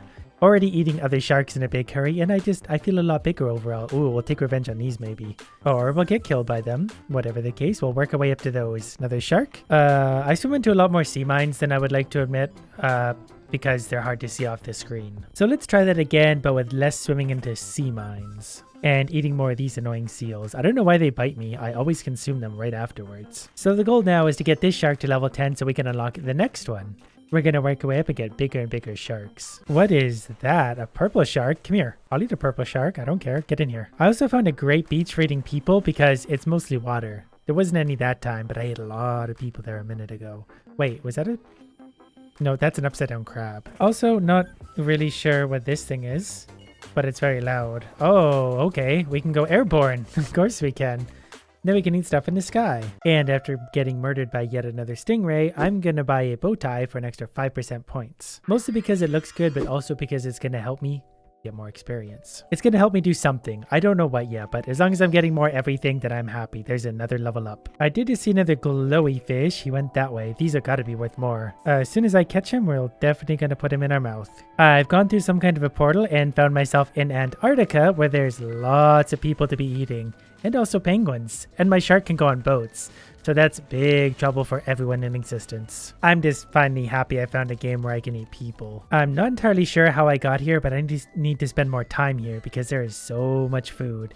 and very little danger apparently. And apparently kicked me out of Antarctica, and I have no idea what that was. But I'm back in the regular ocean again, and I also found some really big sharks and creatures over that way. I've also just learned that you can actually stack equipment, so I just added a safety pin for an extra 10% survive bonus. So while I'm at it, we're gonna buy the price tag, which is gonna give me another 5% points. Good news everyone, I get more points for murdering you now. While 5% might not seem like a lot, that's gonna add up a lot over the next 10 hours. Definitely need a bigger shark though, because I'm not nearly big enough to dwarf the people yet. I can still eat them very comfortably, but could be bigger. I almost had that hammer shark dead. At least at this point, I am big enough to eat these stingrays. Most importantly for now though, I can eat other sharks. At least the smaller ones. I ran into the occasional bigger one, but we'll get a bigger shark pretty soon. I'm about to level up, just need to find a few well-placed meals, and I think I saw a diver. Nope, a bigger shark.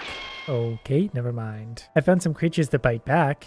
They're the glow-in-the-dark type. I'm gonna try and eat them, but I'm probably gonna die. I just can't help but put things in my mouth though. That whole run was worth 634 times 2 coins, and we're at level 9. And we've sort of unlocked the Electo Shark if we had the currency to buy it. We need 25,000 coins or 250 emeralds, which we don't have. What is this thing? Can I eat it?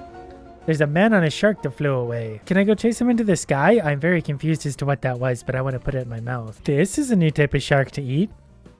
Wasn't very strong, but it was delicious. And I found one of the big sharks again. Look at these nice fishermen. Wonder if I can get on their boat. Hi guys. Catch anything? It's my boat now. It's very satisfying just cruising around eating absolutely everything you come across. Oh look, a gold shark. Yeah, we can take a bite out of that. Come here. Why can't I bite it? Hello? Oh, I need a bigger shark. I know this is kind of hard to believe, but I swear I do know how to read. And look at that, we hit level 10. So let's celebrate by trying to eat a hammerhead and getting murdered. But speaking of hammerhead sharks, the best $3,000 I ever spent. It doesn't really have an upgrade option, but it does have an evolve option. Well, for now, I just added it to accessories for extra points. Now we are a bigger, more dangerous shark while flying through the air and eating parachuters. So we can definitely puffer fish. Can't eat those. We can definitely eat these big fish though. I need to find something bigger to put in my mouth though. There's a... I ate another hammerhead. We're finally big enough to eat hammerhead sharks. Mostly because we are one. And how is the people eating skills?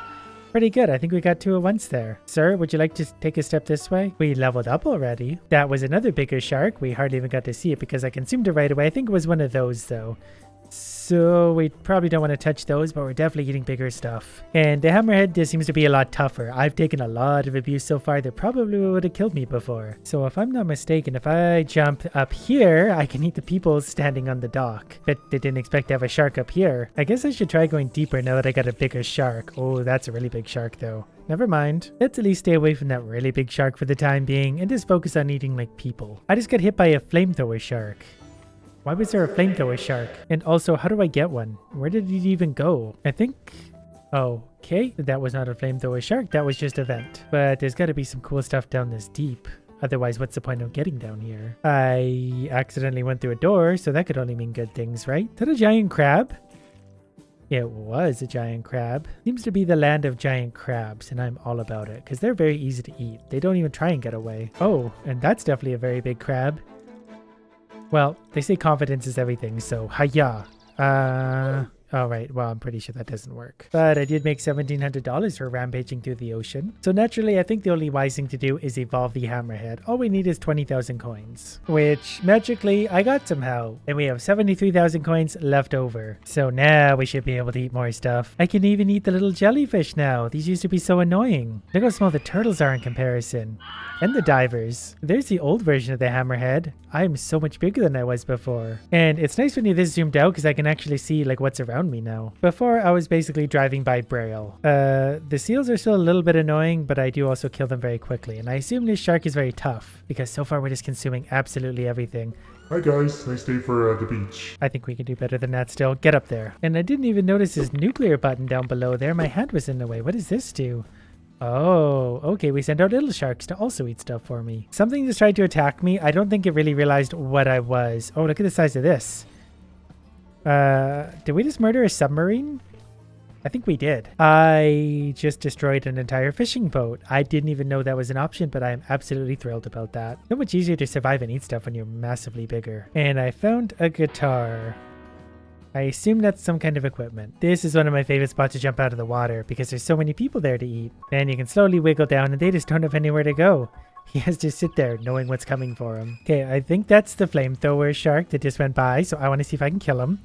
Come on, take a big bite out of him. Okay, we're still maybe outgunned by the flamethrower shark. I found my way back into the lair of the giant crab, so this could be interesting. And I'm also starving, so yeah, I don't think this is going to go super well. Maybe if I had my little power going also, that would help, but I'm still not entirely sure how to use this shark. But that was much easier and much more fun. We got all the way to level 6 and 8 like everything ever. And I don't mean to excite anyone, but I can upgrade this.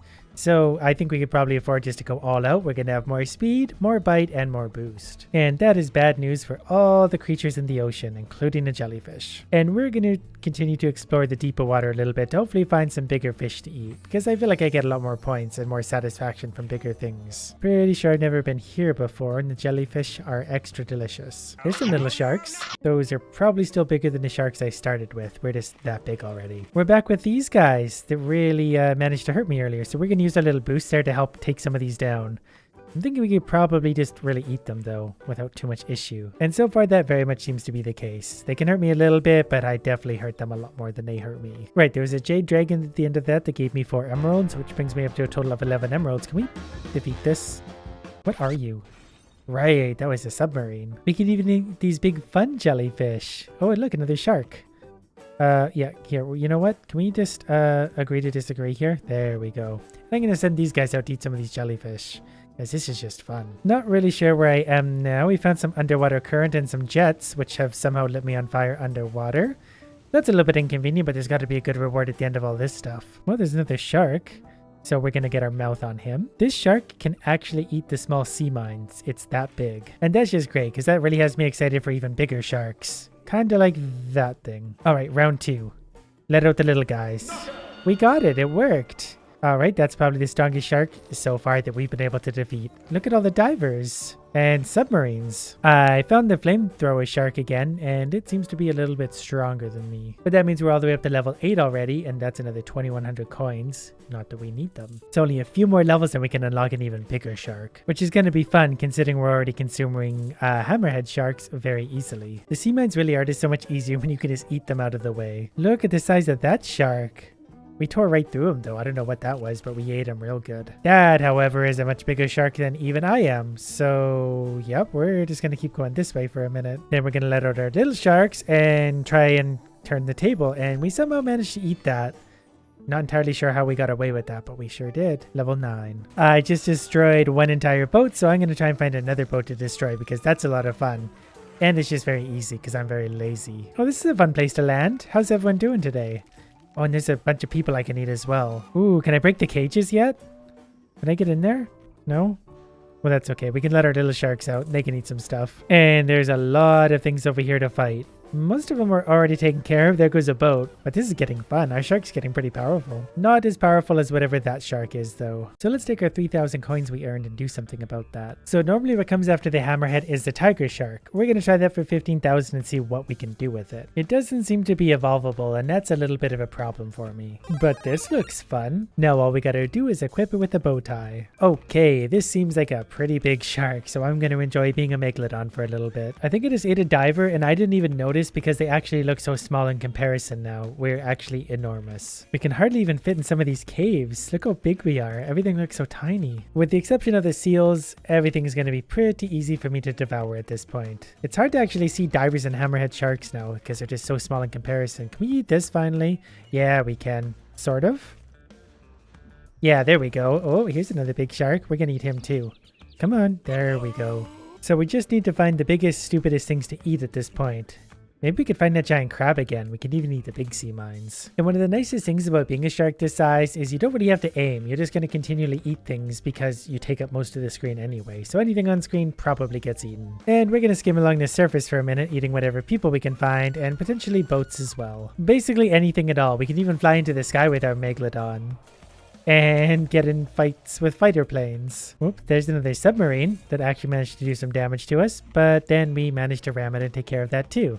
And we're just going to go in an eating frenzy because look at all this stuff to eat. How did that just kill me? I'm not done. There's a boat here I want to eat. Keep going. Oh, the boat's in the background. I can't eat that one. Well, that was a waste of an emerald. Ow. So while the Megalodon's good, it can be better. Let's upgrade its bite as much as we can, its speed, and its boost. I actually don't have all the money I need to be able to do this. So I'm gonna need to eat a lot of crap to earn my money back, but we're also moving a lot quicker and doing more damage. Which is kind of funny because we were already doing a ton of damage before. Remember when these stingrays used to be bigger than me and would defeat me? Now they look like ants. Definitely found a nice deep spot, which brings us to another Megalodon apparently, who's killed us. But to be fair, he had something going on his head that probably made him a little bit stronger than me. There better be something good over here. I had to swim through like 80 fire jets just to make it to this. What is this thing? I swam through 80 fire jets to get killed by some monster shark. I don't know how I feel about that. Except for maybe excited that there's still bigger sharks I can turn into. I managed to let some divers out of their cage. So they seem pretty happy about that. And this is one of those big fun areas where there's tons of stuff to eat. I just swim around really indiscriminately putting things in my mouth and everything works out mostly well. Oh, I love boats. Thanks guys. Ooh, a Chinese chunk. Or at least I think that's what it's called. Whatever the case, it's gone now. I need to swim over this way more often. I'm constantly eating all sorts of fun stuff over here. I heard a submarine and a shark. I think there was a great white. Stop. There we go. Just found some kind of large shark down here that I accidentally ate as I swam into it, and these things are new too. There's all sorts of fun stuff down in the depths. Oh, except for that. But I think we're probably going to be able to eat him. Never mind. But we did make $2,000 just by eating stuff. Alright, well let's see what other kind of fun crap we have to eat down here. What is... Okay, I guess I don't really need to know what they are. I just need to put them in my mouth. Thanks. I found these glowy fish again, and the Megalodon is definitely very capable of eating them in a big hurry. And here's the dragon thing again, probably worth emeralds. I found the fire-breathing shark again, who's maybe not able to be eaten by me yet, which is very confusing. And after that disaster, we apparently unlocked a ghost shark, which definitely wasn't cheap, but I assume it's going to be worth it. It's always hard to get a judge for size right away. It can't eat the sea mines, they blow up, but it should be able to eat most things. If I was understanding the description properly, it levels up very quickly, but the progress isn't saved. So it should get bigger and stronger as we go, but it's going to be a new process every time we play as this shark. And that's okay, because we can just wait and it's going to get bigger and bigger and bigger as long as I'm putting things in my mouth. I wandered through another portal and we found ourselves wherever this is with rainbow fish and people to eat on the surface. Not really sure what's happening right now, but I've got a lot of things to put in my mouth. Already up to level 4 with this mighty creature and enjoying it very much. I don't know if it can even really take damage from normal things. And that's fine by me because I was kind of sick of dying from everything. There appears to be, I don't know what that is, a Megalodon? I think I just ate a Megalodon, so this shark is obviously pretty strong. And it's up to level 5 already. It's very easily eating many of these fish, including whatever this is. Need a bigger shark. How much bigger of a shark? This one's pretty big. And it finally died. And it only earned me 3,700 coins back, and I think it cost me 220,000, so I'm not sure how I feel about that. But I feel like we might still have a long ways to go with how many sharks we can be. Casual fishing game, meet your worst nightmare. So far we have the option to go down and go up. So insert your mom joke because we're going down. We can go as deep as 5 meters apparently, and when we bring our rod back up, we have nothing. Somehow I'm managing to fail at this game despite the fact that I have 2 buttons to push. Oh, think we got something. And we got a tackle box. And then apparently that also comes with a direct deposit of $15, which we can then use to upgrade our line length by 5 meters. And our lone hero is very happy about that, so we should be able to hit 10 meters if my math is correct, which should mean better treasure. Sounds like we got something. I assume the deeper we go, the better it's gonna be. Or we could maybe catch nothing at all. I might also need to actually react when I catch something. I assumed it would just stay on the line, but I don't think we're going to be that lucky. And we got a boot. So I'm going to try and be lazy and catch stuff at 3 meters. That way I don't have to reel as far because there's another $10. I will make my fortune $10 at a time if I have to. My first fish, anchovy. That was worth, I don't know, more. We're going to get better reel speed because I'm impatient. That's much quicker. We can go all the way down to 10 meters with this kind of speed, which catches us more boots. But look how fast it goes down. There's 5 meters and 10 meters. And we got an Arctic salmon. It could go to Japan and back. Not anymore because it's gonna die. Eventually we'll be catching fish from the core of the very earth itself. I'm gonna get a better hook type, which I assume means we can hook things easier, and then extra line length. Now we can go down 20 meters. I mean 15 meters because I'm not stupid. And with that, we're gonna catch a radio. Somehow it still works. We don't have time for music. We're busy catching fish. Another anchovy. I assume deeper is better, but at this point, I'm not really sure if it makes a difference. We caught a sea sponge. Was somebody bathing there? Probably not. So with that, we're going to get extra reel speed, which is much quicker again. I'm going to enjoy this. Another Arctic salmon. We went from 35 to 85, so that's worth $50. This guy gets no breaks. Not to use the bathroom, not to get food, not to sleep. He sits here day in, day out, making me money. Blowfish, which went from 85 to 115 for $30. And a few sea sponges later, we're up to $185. So let's get some more line length. $45, let's go for 2 of those. And 3 of those. Probably skipping over some very important stuff along the way, but I'm going straight for the bottom 30 meters, which is going to catch us an Arctic salmon that we were catching at the surface. Definitely going to need a faster reel too, because it takes a long time to pull up from 30 meters. But we got an Arctic carp, which is worth considerably more. I didn't see the value before, but it's worth more. And there's a new one, ever pregnant guppy. This seems unethical. You should see the stuff I normally do. That brings us from 175 to 190, and that's just gonna kind of hang out there for a while. It's actually giving birth, and we're getting money for what's popping out of it. I think we're getting $2 per baby. And that's fine by me. We need more of those. Let's increase our reel speed. You over there on the ground, keep up the good work. I should just leave for like 6 hours and let that thing spit out babies. Another carp for $60. In theory, that thing should die eventually, but I'm happy it's not. It's just going to sit there and suffer and give birth for my profit. But this extra line speed is definitely making a difference because we're already at the bottom. And we can be back at the surface in no time as soon as something bites. We got another ever pregnant guppy. So now we're going to make like $4 every few seconds. While we're at it, let's get a better hook type. I'm pretty sure that's going to mean better fish. I just need like 100 of these things and then I can retire. Not entirely sure what the better hook does at this point because I've definitely got one and so far we haven't caught anything new yet. So for now, let's take a little more line length times 2. So we can go as deep as 40 meters, which gives us a strange head. Is it a helmet or something? Yes, an ancient warrior dropped it through the ice a million years ago. We found our first rainbow trout, which takes us from 128 all the way up to 203. So at $75 per fish, we're going to start making some pretty good money.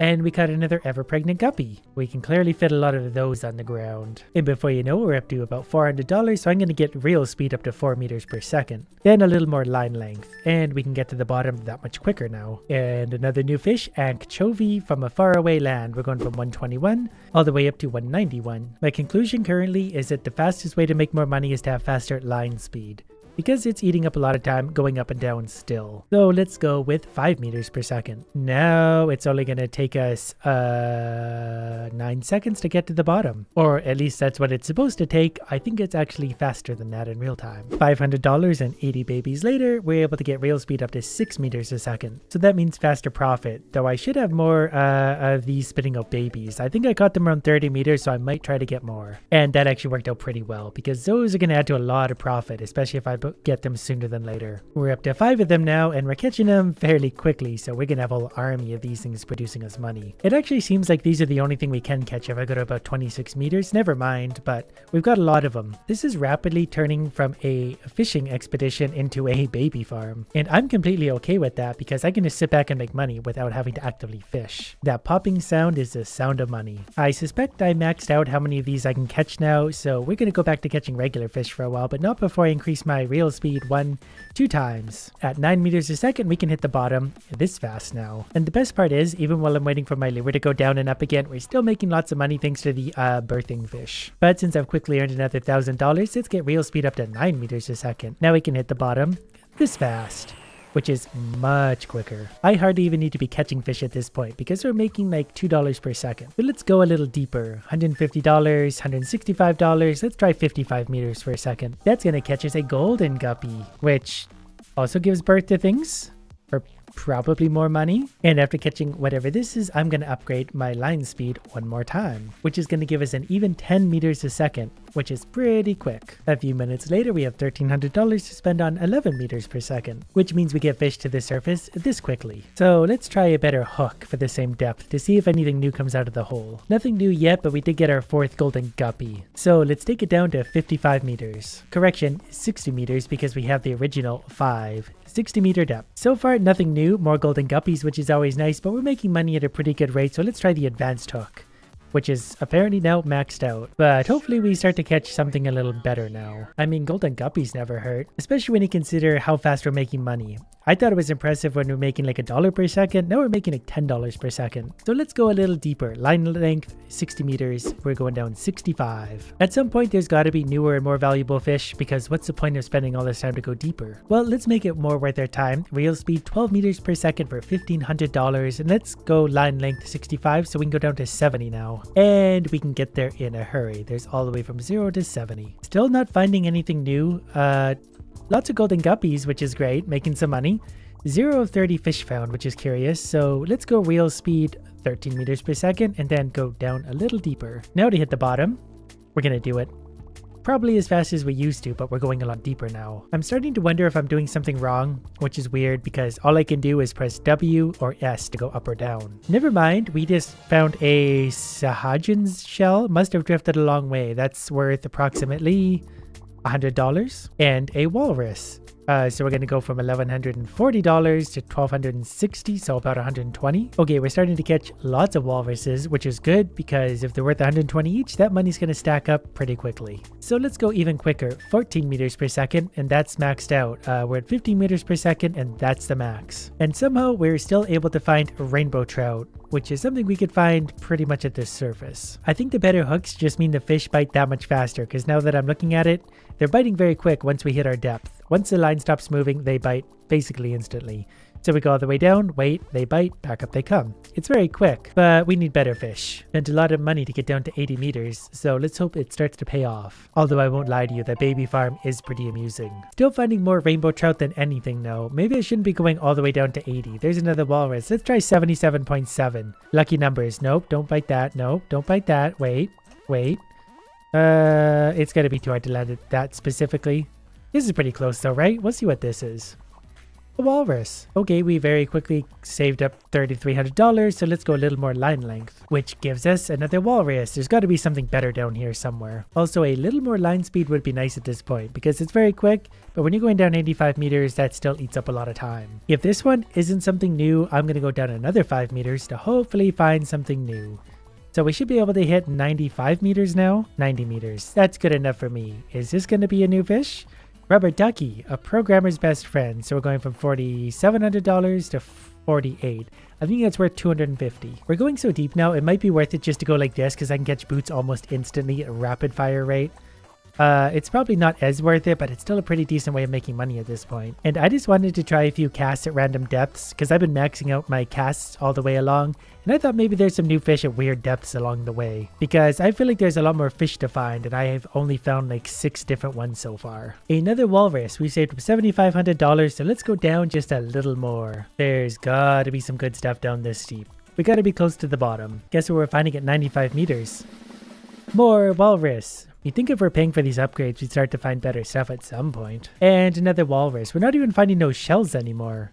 We found a shell at some point. It wasn't worth as much, but we at least found one. And whatever happened to that helmet we found? Okay, we're going to 100 meters, and apparently that's not the maximum. I assumed it was. 100 meters surely has to have something new. That's a nice even round number. Still more walruses that are also dead. I've had this idiot here fishing non-stop for a month and a half. He's made $10,000, but he hasn't caught anything more exciting than a walrus. So let's go 110. I don't want to miss anything along the way because I'm worried there's going to be important upgrades and stuff, and I have a way of missing these things. Deep sea jelly. You deep sea jealous? Not really. It's about to die. We're going from $10,500 to more money. I don't know much that's worth, but not a great deal. And a strange device. Is this part of a machine? I don't know, is it? So I feel like I can find parts for that probably. And that's why I didn't really want to skip depths because I feel like I might miss out on parts. And there's a cassette for the music I'm not listening to. Pretty sure I'm officially making more money off my baby farm than my fishing expedition. So let's try 120. I wasn't even watching what those upgrades are worth. I just know I still have a lot of money. So from 120 we get device part. It fits right on. What are we going to make? 120 meters down. But at least we're not catching walruses anymore. We're catching deep sea jellies. But let's go another 10 meters down for almost $1,000. That's gonna earn us Vampiroteuthis. Legends say it come from hell. Does that mean it's worth more money? $14,200 to $14,350. So I think $250. And I would be surprised. We're only like 130 meters down. Here's a strange hat, which we get to wear. Not sure if that actually has any effect or not. It very well might. And a hatchery tank. This device seems to be a hatchery. Oh, we get a fish farm. We don't really need to grow the fish though. We can just sell them as babies. So I think the hatchery is actually collecting some of these babies once in a while and they grow up into the bigger guppies. So they're actually just reproducing themselves now because it's definitely spitting them out once in a while. And I assume that's what's happening. There's another vampire or whatever. Still mostly deep sea jelly. So let's go down another 10 meters for about another $1,000. 140 meters. It's definitely taking a second to get that line back up, but we're probably going to catch more of these and maybe something new. Well, at least our happy idiot is making some money. Up to almost $20,000. So let's see if we can hit 150. That will hopefully come with some new parts or something interesting, maybe even a better fish. Who knows? There we go. Moray eel. That's a moray. So we're going to try and figure out how much that's worth. We're going from 18,800 to 1819. I feel like the fish aren't necessarily getting more valuable, which is odd. Or maybe they are and I'm just bad at math, which very well could be the case. 150 meters down, by the way, and still catching more of the things I don't really want to be catching anymore. Let's try 160. Really hope I'm not missing anything by skipping over 5 meters. But you know what? We'll figure that out later. 160 meters and a vampire tooth us again. So let's go another 10 meters down. At some point where you gotta find something good. Money is no longer an issue. We just need to keep going deeper and deeper and deeper until we find whatever it is we're looking for. Especially considering how long it's taking to get all the way down there. I know it's not more than a few seconds, but after you do this a million times, you start to notice those few seconds. Come on, big money.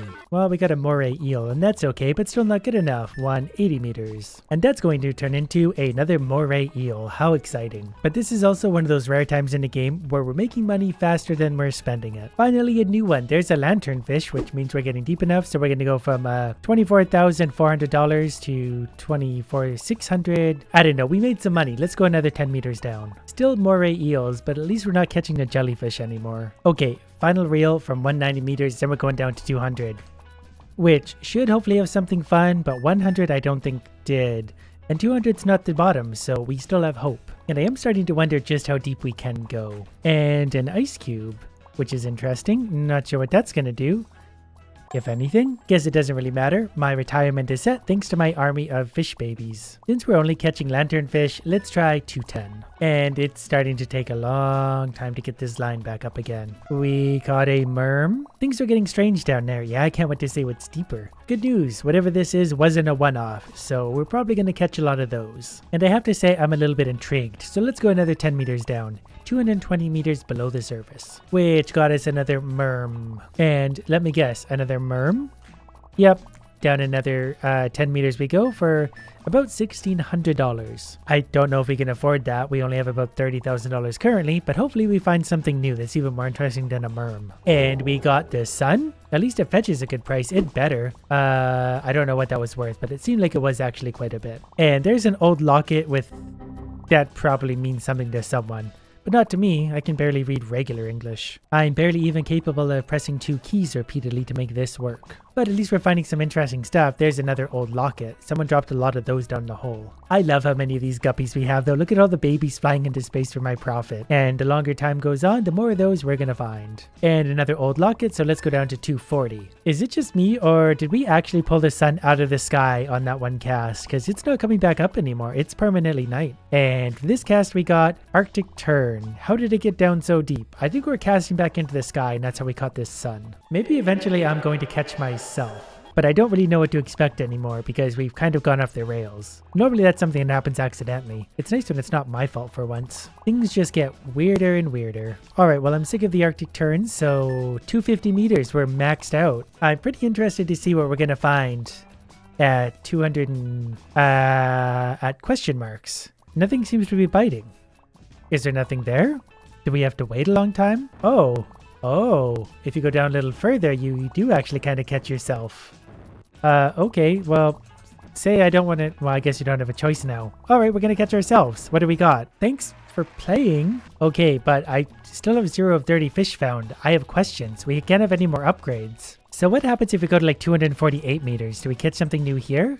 249.1. This is pretty much as deep as you can go without catching yourself. And we got an Arctic Tern. And another old locket. Okay, so let's keep going down and down and down and down again until we hit the mysterious depth again. And then... do we not catch anything that time? Now, do we have to keep going down? Oh, okay, I get it now. So we go all the way to the bottom and break reality only to catch the worst prize of all, which is me. So I need to put a rocket into space. Luckily for me, I've had lots of experience with just this sort of thing. There's the shaft. Then we're going to give it a pink nose cone and some kind of booster. In fact, we're going to fit 2 on there because more thrust is always better, am I right? And that's as complex as I can build right now. But I think it's perfect. Whether or not it actually goes anywhere, we are yet to find out. We're going to go ahead and launch it in the middle of a sketchy alleyway, and we just killed someone's dog. So can we just spam people now? Okay, our rocket got 34 meters up. Actually reached a speed of 110 kilometers an hour, so I'm pretty happy about that. Now I get to upload my beautiful video and see how well it does. We're going with extra boost. And apparently we're pretty popular for what we've done. 5 subs, 586 views. I want to build more rockets. Okay, so now our complexity goes up to 13, so we can add even more stuff on our amazing rocket. I think we had a pretty good design before. We're just missing some fins. And then we're going to see how many boosters we can put on now. Looks like we're only going to get 2 again, but 2 is more than enough for now. But also, let's make it a little bit longer. What? Because I feel like longer is also often better. But you can't do this to me.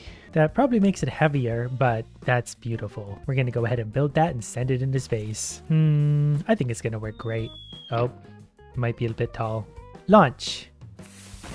Okay, that was a fun idea, but let's go ahead and I think that deletes it and maybe put a nose cone back on and back to space we go. Something still seems wrong about this. It doesn't like the balance on nose, I think, with the extra those things. So we'll go ahead and launch this and back to the drawing board. Maybe if I move the engine's propulsion up just a little bit higher. That already looks a lot more stable on launch. At least it's going to go upwards, at least to start. We'll go ahead and launch, and that actually went a lot better than I thought it would. We hit 57 meters this time at 110 kilometers an hour. And look at that, our channel is going somewhere. I want to build more rockets. My challenge now is to reach 1 kilometer up. So I think we basically do what we just did. We just add more thrust to it. So we'll put you on there. I don't know if it matters if they're centered. I guess we'll probably find out the hard way.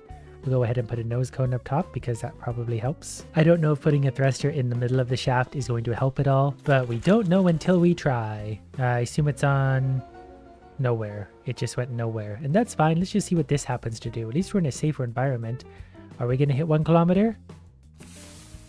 It's hard to say from here. We went about 90 meters, which is not a kilometer. Not even a tenth of the way there yet. Then my rocket blew up. Surely this will make the difference. Stability is okay. Our thrust is 13.5. Long story short, I don't really know what any of that means. But it's balancing to start, so that's a good thing. We're going to go a little bit higher, I think. Nope, we still only went about 90 meters. But we'll give the good people a new video so I can make some more money to buy a better rocket. And we found an uncommon tag for doing what we did. The thumbnail is just absolutely beautiful. We got enough subs to rank up. We're now iron rank, whatever that means, but I think that's going to unlock us the new parts we need.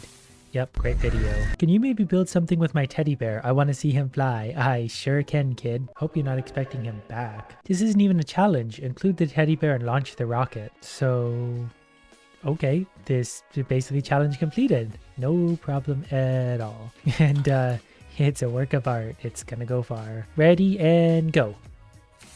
Hey, that actually went better than I thought. Oh, well, I guess the kid will get his bear back after all. But after doing this, I achieved several rare tags, probably because I used a bear. So we're going to use the adult tag, I guess, and playtime. It's adult playtime. Since we have the tags, we're just going to go with Space Teddy Adult Playtime because it pretty much makes itself, and that's pretty good thumbnail. Off we go. I just got 84 subs for launching a bear 50 feet up into the air.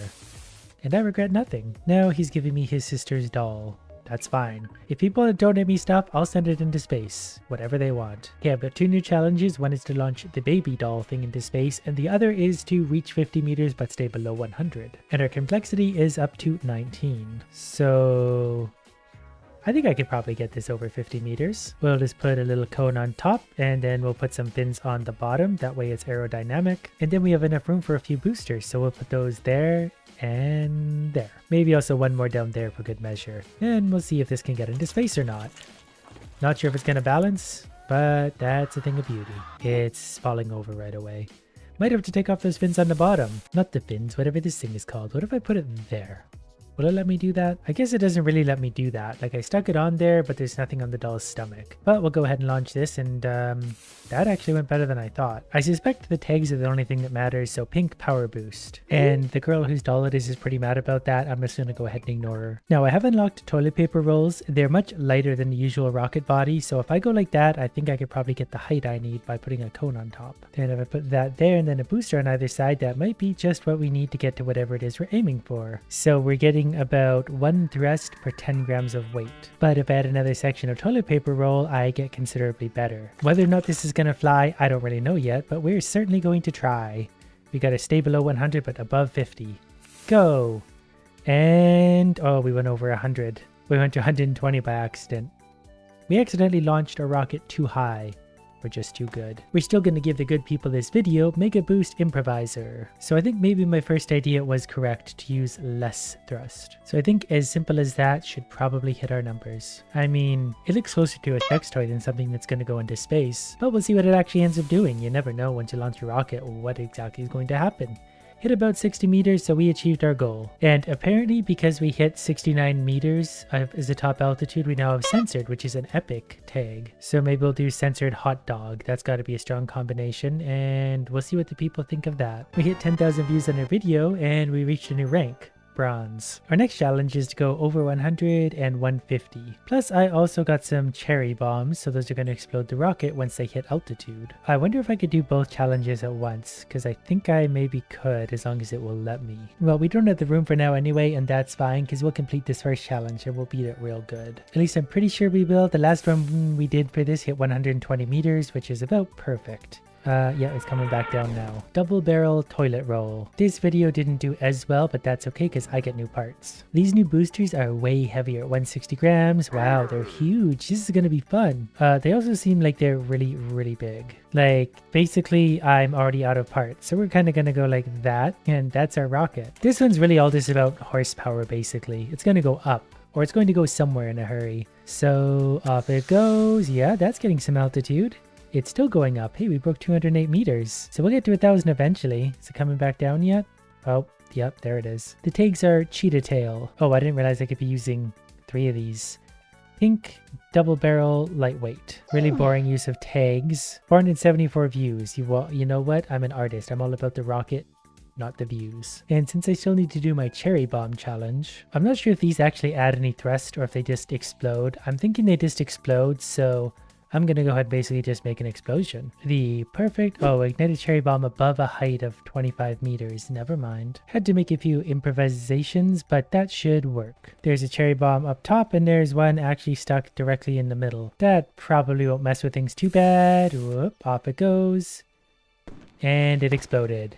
Were we above 25 meters? We definitely were not. We went to a peak of 18. So I've moved the cherry bombs both lower so the aerodynamics are a little better. Not sure what's going on there. Not sure I care.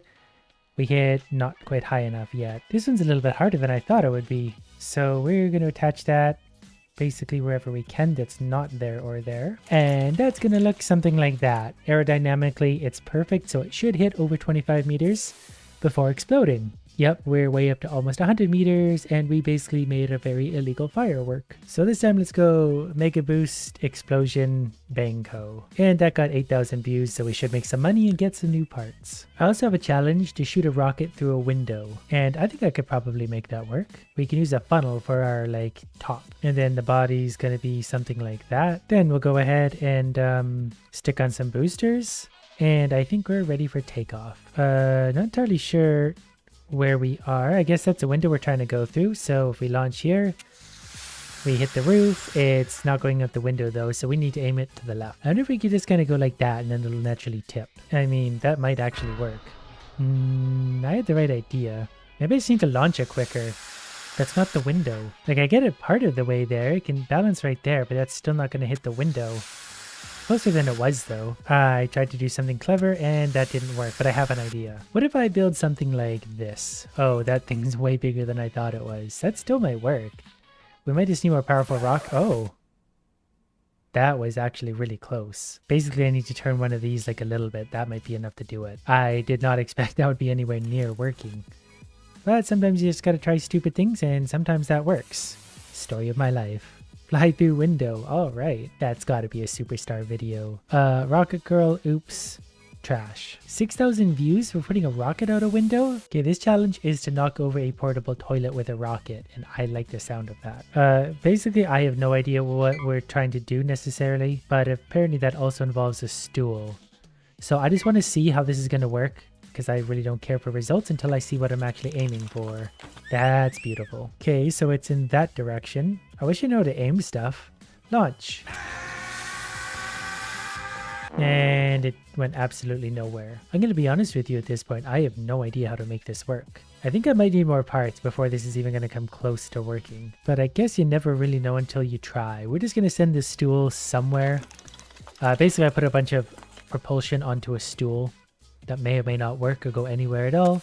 It's certainly not going to hit what I wanted it to because this is all very heavy. So instead, we're going to do the toy block house. We need to reach 75 meters using a toy block and a roof. And that really shouldn't be that hard because this is basically a rocket naturally. I mean, how could something like this not hit a great height? And you know what? I think it's probably very important to still have one of these on there. All right, let's take a look at what we just created. Yep, that'll work. All we gotta do is get over 75 meters. We have the propulsion to do it, I know that much. Yeah, we had 150 meters with a toy house, and our thing should come back eventually. We also hit 173 kilometers an hour and probably just did a lot of property damage. And we got another rare tag. We're gonna tiny house, lightweight, mega boost. So I'm getting better at rockets, but worse at getting views. Okay, I just unlocked what's called double booster, which is way stronger than the other booster, and it basically uses all the complexity by itself, but it has a thrust of 200. So say we had a tin can on top of that and then a funnel on top of that. Might not be the most stable thing in the world, but it's gonna have some thrust. It's basically made out of like thrust. The rocket just is thrust in no particular direction, so I have no idea what it's gonna do. It did go a long way somewhere though. We hit 216 meters up, even though we went mostly horizontal. So I'm pretty happy with that. The rocket broke apart due to weak structure, but I achieved an epic tag. The Vulcan Skeleton Recycler. That's gotta be a hit. That actually was. That got 87,000 views. Okay, so let's do the fireworks show. I need to ignite fireworks above 60 meters. This is what I've come up with. The one is gonna set off after 3 seconds, this one's gonna set off after 5 seconds, and I just hope they're both above 60 meters. Aerodynamics aren't really gonna be a thing on this one either, but when are they ever? And here we go. So after 3 seconds, one is going to go, then the other one's going to launch a second later.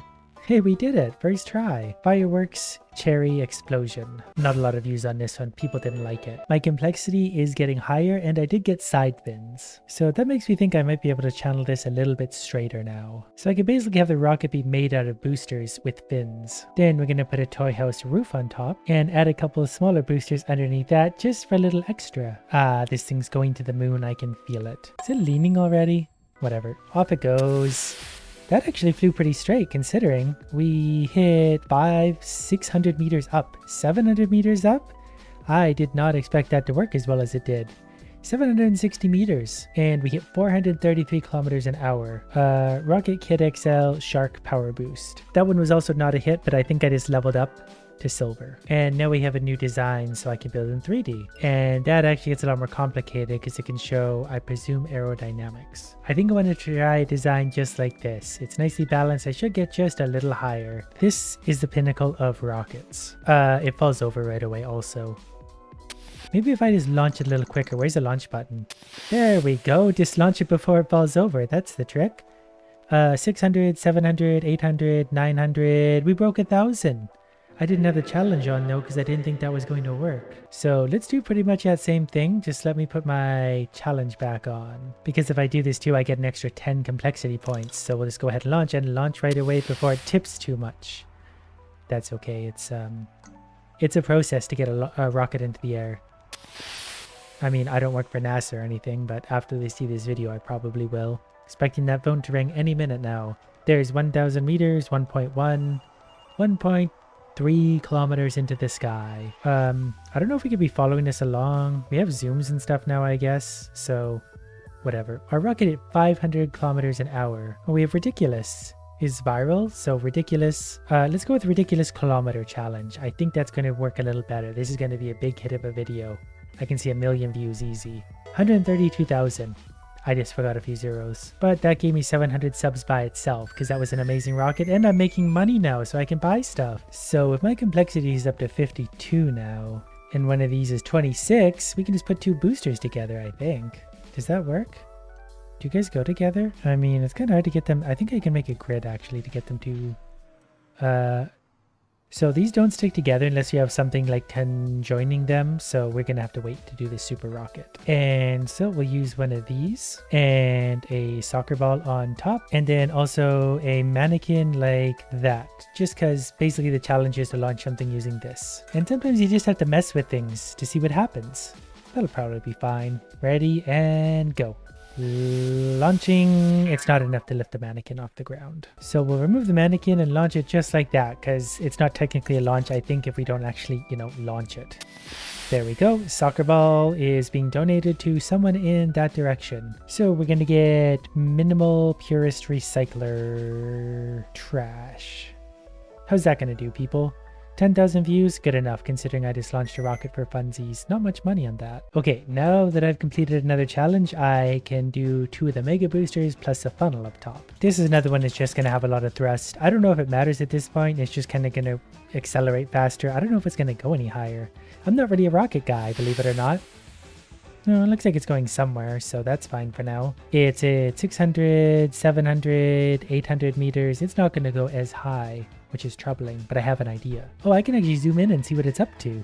Oh, I see. We get different views from different cameras. Well, we got a rare tag, so I might as well upload the video for some easy money. Walk skeleton extra boost. 12,000 views is a few more dollars, but I do have some better rocket pieces now that I can actually build like professional rockets, and they even snap together. And those parts are actually pretty cheap. So eventually I'll be able to build something that can even out, but for now we're going to go something like that, and then maybe throw another one of these somewhere on there. We move that one up a little bit and this one down a little bit. Yeah, that's probably about even. This one might actually do a loop accidentally. Off we go. Well, it's actually going up into the sky, so we'll see how it's doing on its way up. It's at 300 meters, 400 meters, and it's coming back down. I think the weight imbalance caused it to flip-flop. Now it's thrusting itself towards the ground, or someone's house. Well, this guy does want a rocket that does a loop, so I feel like I already halfway built that. I'm pretty sure if I just kind of take away some of the balance of this, that's got to do a loop eventually, I think. Are you going to loop? You're going that way, you're going that way. Maybe we need like a secondary... Oh, the fins at the back probably keep it too stable. I gotta get rid of those. I don't really know what it means by loop either, so... let's make sure it's actually going to get off the ground. That might tip upon launch, but that might actually work to my advantage. Go ahead, launch. Is that a... Nope, that's just really dangerous. Okay, I need to probably put this down here. That way we don't tip right away. That will rest on the ground and not tip. Much better. Off you go. Please do a loop. It did like a swirl. Still not looping. I don't know how to make it do a loop. Okay, lucky for us, we do also have engines. So if I'm understanding this correctly, this engine will give me thrust. It will be fed by that fuel. As it flies, it's going to be plenty aerodynamic, so let's just see what this does before improving upon it. Because I'm not really sure I'm understanding this correctly. That's a rocket.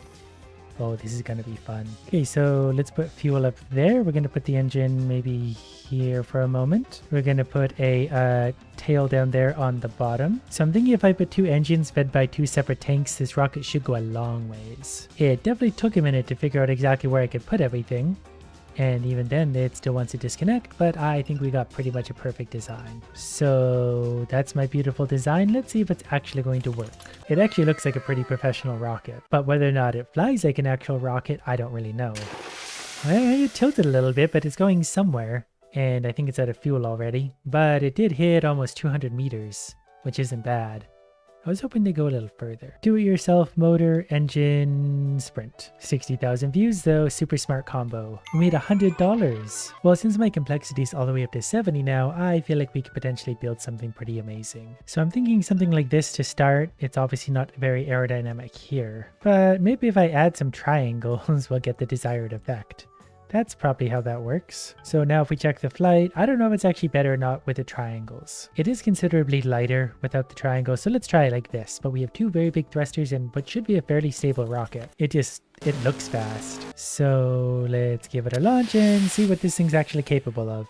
I feel like it turned there a lot more than I wanted it to. I don't know what data is. Oh, we can look at all the data. Sounds confusing to me. Yeah, that definitely didn't go as far as I thought it would. That was only 500 meters. So we've got some work to do. Basically, I'm going to move these down to about here. You'd think that would work against the stability, but I don't know. Now is it going to work? The game did a weird leggy thing there, so that's a good sign. But 400, 500 meters, I still think we're missing out. We added more power, but it's somehow working against us. The only thing I could think of is adding yet another booster because I actually have the room for it. It might fall over, but it should be balanced actually. Yep, it's balanced. Off it goes. It's beautiful. We'll go ahead and zoom in on it, and that's how they got to the moon in the first place. And it flipped upside down again. I think that's because the center of mass is in the wrong spot. But I enjoyed what I created here today. Next time I'll get a bigger booster. Oh no, I've lost control again. Well, it's finally happened. The more sails or engines we have, the faster we go, up to seemingly unlimited. So the game probably isn't going to like what's about to happen. So by default, the raft moves very, very slowly. The first problem naturally we run into is steering. As much as I love destroying my raft on islands, we need to be able to maneuver. And also put my steering wheel the right way, just like that, we're maneuverable. And we need to understand which way the wind is going. That way when I add multiple sails, we'll see our speed increase ever so slightly. But we're not at a very exciting point yet. If I fall off the raft, I can swim right back to it. Where's the fun in that? If I try and throw a llama off the side, he just lands right on the raft. So we have to manually place them in the water. Luckily, he's got an island nearby. Okay, but here's where it starts to get fun. We have what's called a sail speed multiplier. So if I turn that up to say 2, that's going to pick up our speed just a little. But it would be a shame to change the speed without the torque, so that's also going to 2. And it's quicker, but it's still not at the point where the raft outruns us. If we change it to say 5, however, then suddenly the raft outruns us, and if we fall off, we get left behind forever to die in the ocean.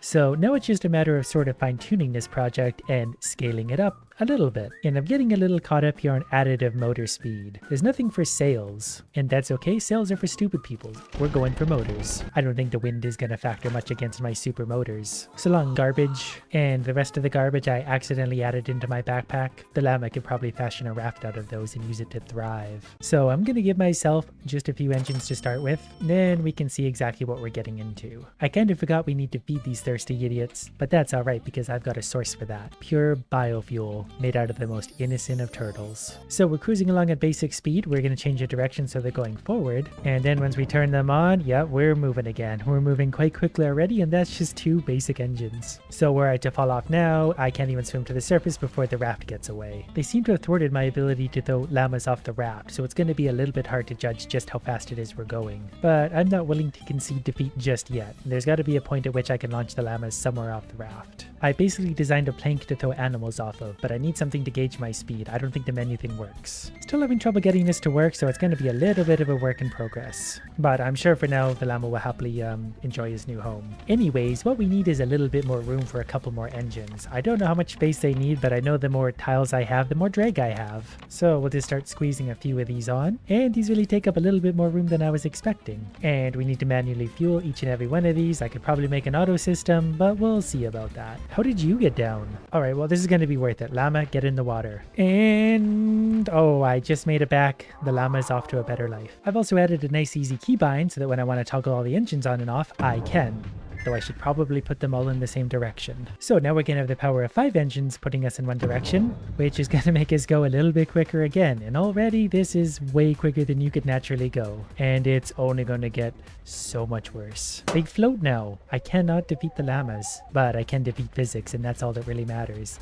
So going along this quick, even if we turn, it's not that reactive, but we're going awfully fast. But since all the engines naturally spawn in this direction, let's just build that direction to save myself probably several hours of effort, which means we're going to be steering this direction from now on. So I'm going to build that way so I can see where I'm going. And I think I'm going to have to increase the build speed of the hammer because that's not going to fly. I've changed the tool speed and I'm not sure it really helped, but as long as I can walk forward and do this, I'm okay with it. because I've just got oodles of time on my hands. What would actually make a lot of sense right now is increasing my movement speed, because despite the fact that we're on a raft, I feel like I'm going to use my legs a lot running back and forth across this thing, placing engines, and also fueling them, which I already hate. But already it's pretty remarkable. The best part is that's only 16 engines. We could probably get thousands on here. So let's hit the gas and see how fast we get going. All the engines are stacking their speed together, so we're moving pretty quick. Even the bird has entered the matrix. 16 engines makes us this quick. We could probably add 1,000 more and also increase the power of each and every engine too. So something's going to break today. Whether it's my brain, the game, or my computer, something's not going to be happy. So I'm going to start the engine right now. We're going to throw something overboard just to see how quickly it disappears. It blinks away. I guess they really are very fuel efficient because we go 1,000 miles an hour. So we get to where we're going without burning any fuel. So if you need me, I'm going to be hammering things into the water for an hour. 50. I want 50 engines. I don't know how far I've gone. So we're going to work our way back the other way before we walk into an island. Just realized how big the engines are, so I don't know if that's room for 50. And I think we've somehow run into an island despite the fact we're not really moving. We've definitely hit an island, and I placed 44 engines on my raft. And to get away from the island, I just need to turn the engines on for a sec, and then it scoots away. Now it's officially 51. Does anyone want a job fueling engines endlessly? My llama's looking a little wilted, but that's okay. Chin up, little buddy, because we have the power of 50 engines all pulling in the same direction, so we're getting faster and faster. I'm sure the llama absolutely loves this. Let's throw something overboard to see exactly how quick we're going, and... wait, oh, we hit an island. Not exactly what I wanted to happen. Let's go this way. Perfect. We can unhook from the island. Changing direction might be a bit of a problem. Okay, go. Zoom. So this would actually make playing the game a lot quicker because you would get to your objective pretty fast. Even once you turn the sails off, you drift so far just from momentum. I also think it would make a little more sense to be a little bit up higher so we can see more of our surroundings as we go around at light speed. This will work a little better. We'll be able to see more into the distance where we're driving, and we can look back at all of our mighty engines. Also, this thing is starting to depress me, so we're going to go ahead and give him a drink. Then we're going to point the raft gracefully away from that island, and then say goodbye to him, despite the fact he's already pretty much over there, but he's gone again. Yeah, you get a little bit more of the feel of the speed from up here. All those engines pulling in the same direction. Even when I turn them off, we drift this far. To make this idea a little bit quicker and less painful, I've increased my movement speed as well. So when I need to get to the end of my raft, it only takes me 20 seconds currently instead of like 4 minutes. But this will make a colossal difference when it comes to simply building the raft and navigating. The next thing we need to do is set up a receiver so I can see where our objectives are, which super annoyingly means I need to set up antennas, and I put the receiver in a really dumb spot. But that's kind of why I'm here, for really stupid building projects. So I think if I put one receiver there, it doesn't like it because it's the wrong altitude. And there we go, antenna 1 is fixed. Antenna 2 has a home over there, and there we go. It turns out the island we're looking for is 300 meters that way. So let's see how quickly it takes us to get to this island. It's 330 meters away, and we're there. It really works well when you got 50 engines pushing you along. Then we just gotta very slowly make our way to the top of the island, to where we find this fun little party. But we can sell stuff to them, and that brings us to the very top of the island, where we can very clearly see our very long raft. Alright, we've got 1620 meters to our next island. It's going to be a little bit hard to steer it out of here, considering it only wants to go one direction very quickly. Oh wait, the wind is in our favor, so we're in luck. I'm actually worried we're going to hit an island somewhere over there that I can't see, despite the fact we're touching this island. We're turning towards the island. I think we need a little bit of engine power to help us get there. Oh, maybe a bit too much. We got to be very careful with our steering. We wouldn't want to miss that island. That looks pretty good, so the island is 1360 meters that way. Let's turn on the engines. Now it's 1200 meters, 1100, 1000. There's 800. Oh, there's another island in the way. So we'll just gracefully kind of steer around that one. Goodbye island. I had to turn the engines off. We're going too quick. Like, I'm going to miss this island entirely if I don't correct. Like, we're going to... Where are we going? I think we're caught on an island. We're just give that little correction. We got to use it in burst, but there's the island. That's how quick it is to take us from one spot to the next. Whoa, easy now. Like, it's so stupidly hard to control this thing. Anyways, we'll drop the anchor there and then parkour our way to the top of this place, which is a little bit harder than it has to be when you're moving quicker than you're supposed to be. I also found a living person. Once again, it's not hard to find where we parked the raft. But before moving on to our next destination, quick little building project. I want to double the engines from 50 to 100, which in theory means we'll go twice as fast. We keep walking past the end of our planks because the game isn't loving this. But it's all worth it for the amazing speed we're about to encounter. And all of the raft I just laid out got me halfway to my goal, which makes for a lot of engines so far. And just kind of a really long raft in in general. But back to the fun part of hammering wood onto the ocean. Oh boy, more engines! And I can't wait to fuel each and every single one of these individually. I was short by three more engines, and we'll have the full 100 powering us. And there it is, officially 100 engines. And soon they'll all even have fuel. And for some reason, they're all turning on now suddenly when I put fuel in them. So that's fun. Now I have to click twice for every engine, so this takes twice as long as it has to. But that's okay. What else do I possibly have to do with my very precious time? I mean, I'm just kidding. I've literally got nothing better to do. All the engines are officially fueled. And in case you're wondering just how long this raft is, it just keeps going and going and going and going. Even at very high speed, you just endlessly run. But it does make for a pretty impressive looking raft, I'll give it that. And we've officially broken something because there's like an engine handle or my arms or something floating in front of me, so I'm not sure what we did there, but that's kind of fun. Anyways, shall we see how fast it is? There's the island we were just at. And there it goes, and it's gone. And now we're moving at light speed in this direction. Not sure where we're going yet, but we can see the island scooting past us pretty quick. There's another quest island to our right. We can try and squeeze over to it, but it's a little hard to... Oh, wait, almost had it. There. Okay, dead ahead. Perfect. And are we there? I turned off the engine and we like circled the globe and ran back into our own island again, which actually makes me wonder if that's how it works. I've never tried that before. So if we point ourselves, say, in more or less a straight line here and just kind of let the raft do its thing, do we circle back around to it? So it's already off the map. We're 1,500 meters away, 2,000. Yep, it kind of circles back. We're actually kind of circling the globe by doing this. We're just doing it in a couple of seconds because we're extraordinarily fast. There it is. There it goes. We can still do much better. So let's put another row straight down here. Can feel the game starting to cry just a little bit on the inside. So if I put engines roughly to here, that should double the amount we have now for double the speed and about 200 engines in total. It takes so long just to place the floor panels, and the engines take longer. I'm going to try and incorporate my auto clicker here just so I can go like this. That kind of works. Yeah, this is better. It's still going to take a long time. I've got to put 100 of these down and then fuel them. So while we're waiting, tell me about other stupid things I can accomplish down in the comments. Oh, I can do it at light speed. I'm going to fall off the raft at some point, but I can do it at light speed. Oh, this changes everything. Plus, I went a little bit overboard with the number of engines I placed. We actually placed a little over 200, which I'm sure lots of people are going to complain about in the comments. And you get fuel, and you get fuel, and you get fuel, and you get fuel. There's probably a mod or command to do this, but I like to feel the burn. I found a slightly quicker way to do it, where I can just kind of go along like this. I only have the W key and press E. I think I'm getting them. Alright, in case you've ever wondered what a raft with 200 engines on it looks like, it's something like this. And each one of those makes the raft faster. They all stack their little power together. I can't wait to see how fast this thing goes. Plus, this is starting to get stressful because I know at some point the game is not going to load in should the game crash. But until that happens, let's go full speed ahead.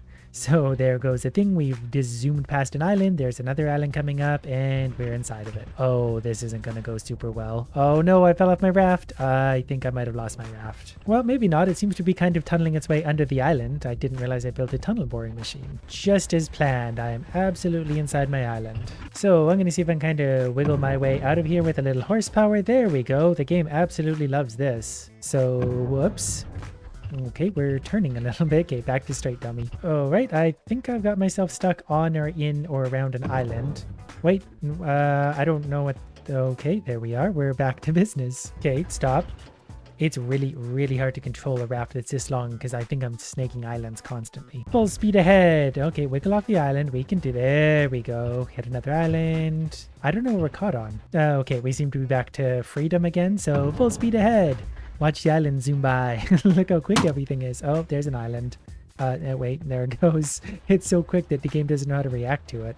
I don't think the islands spawn in time until we're inside of them. Luckily for us, we're still not done here because we can still modify the torque and speed for each one of those motors. So just by going like this, each one of those motors gives twice as much speed, which means the raft actually goes twice as fast as it just was. So depending on how stuck on the islands we are, we'll pull the anchor up. There's like a little floating raft stuck in my route. Whatever. Okay, twice as fast.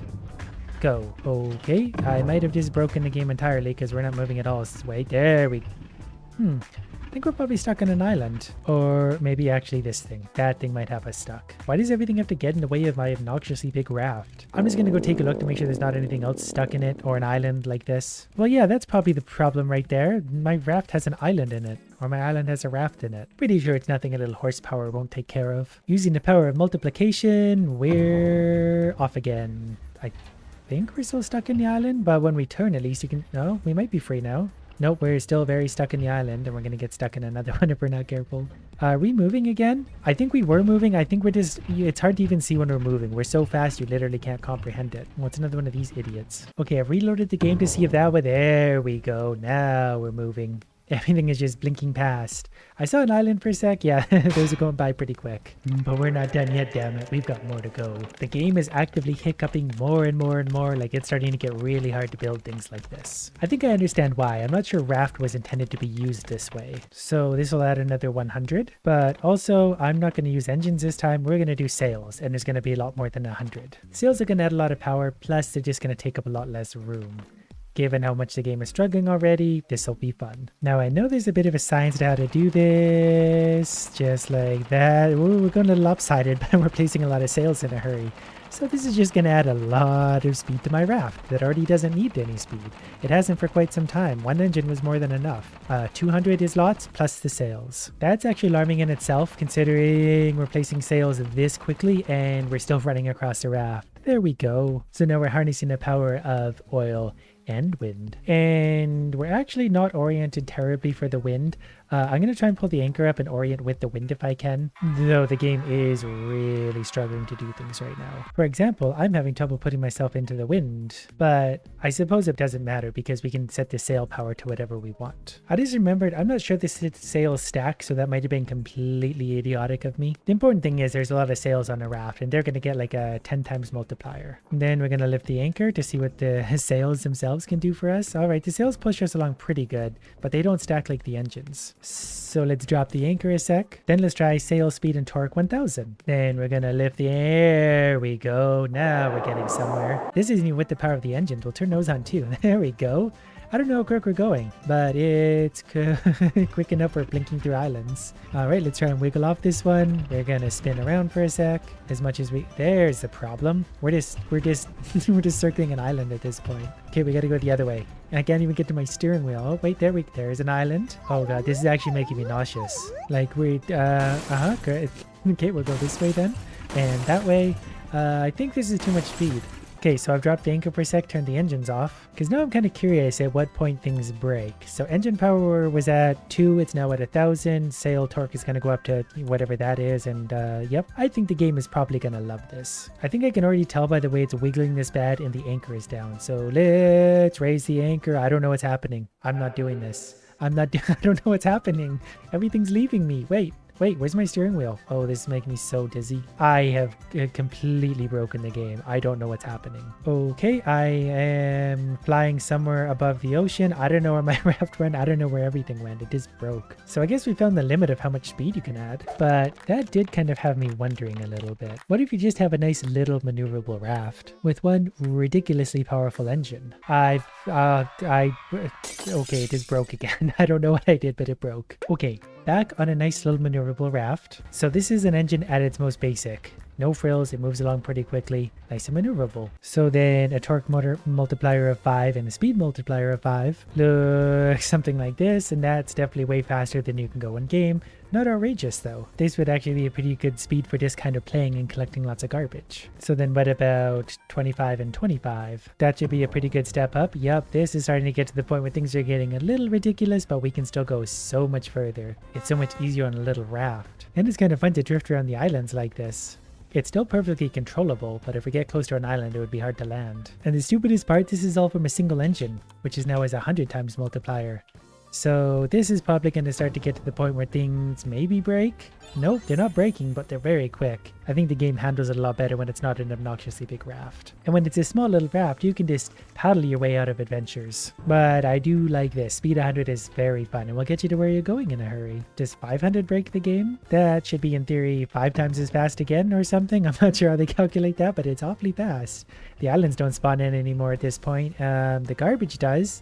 We're going backwards more than we're going forwards. Yeah, 500 is probably the point where things kind of start to get ridiculous. So naturally we need to escalate a little further. Let's try double that, 1000. Don't worry, I saw that too. Ready, set, go.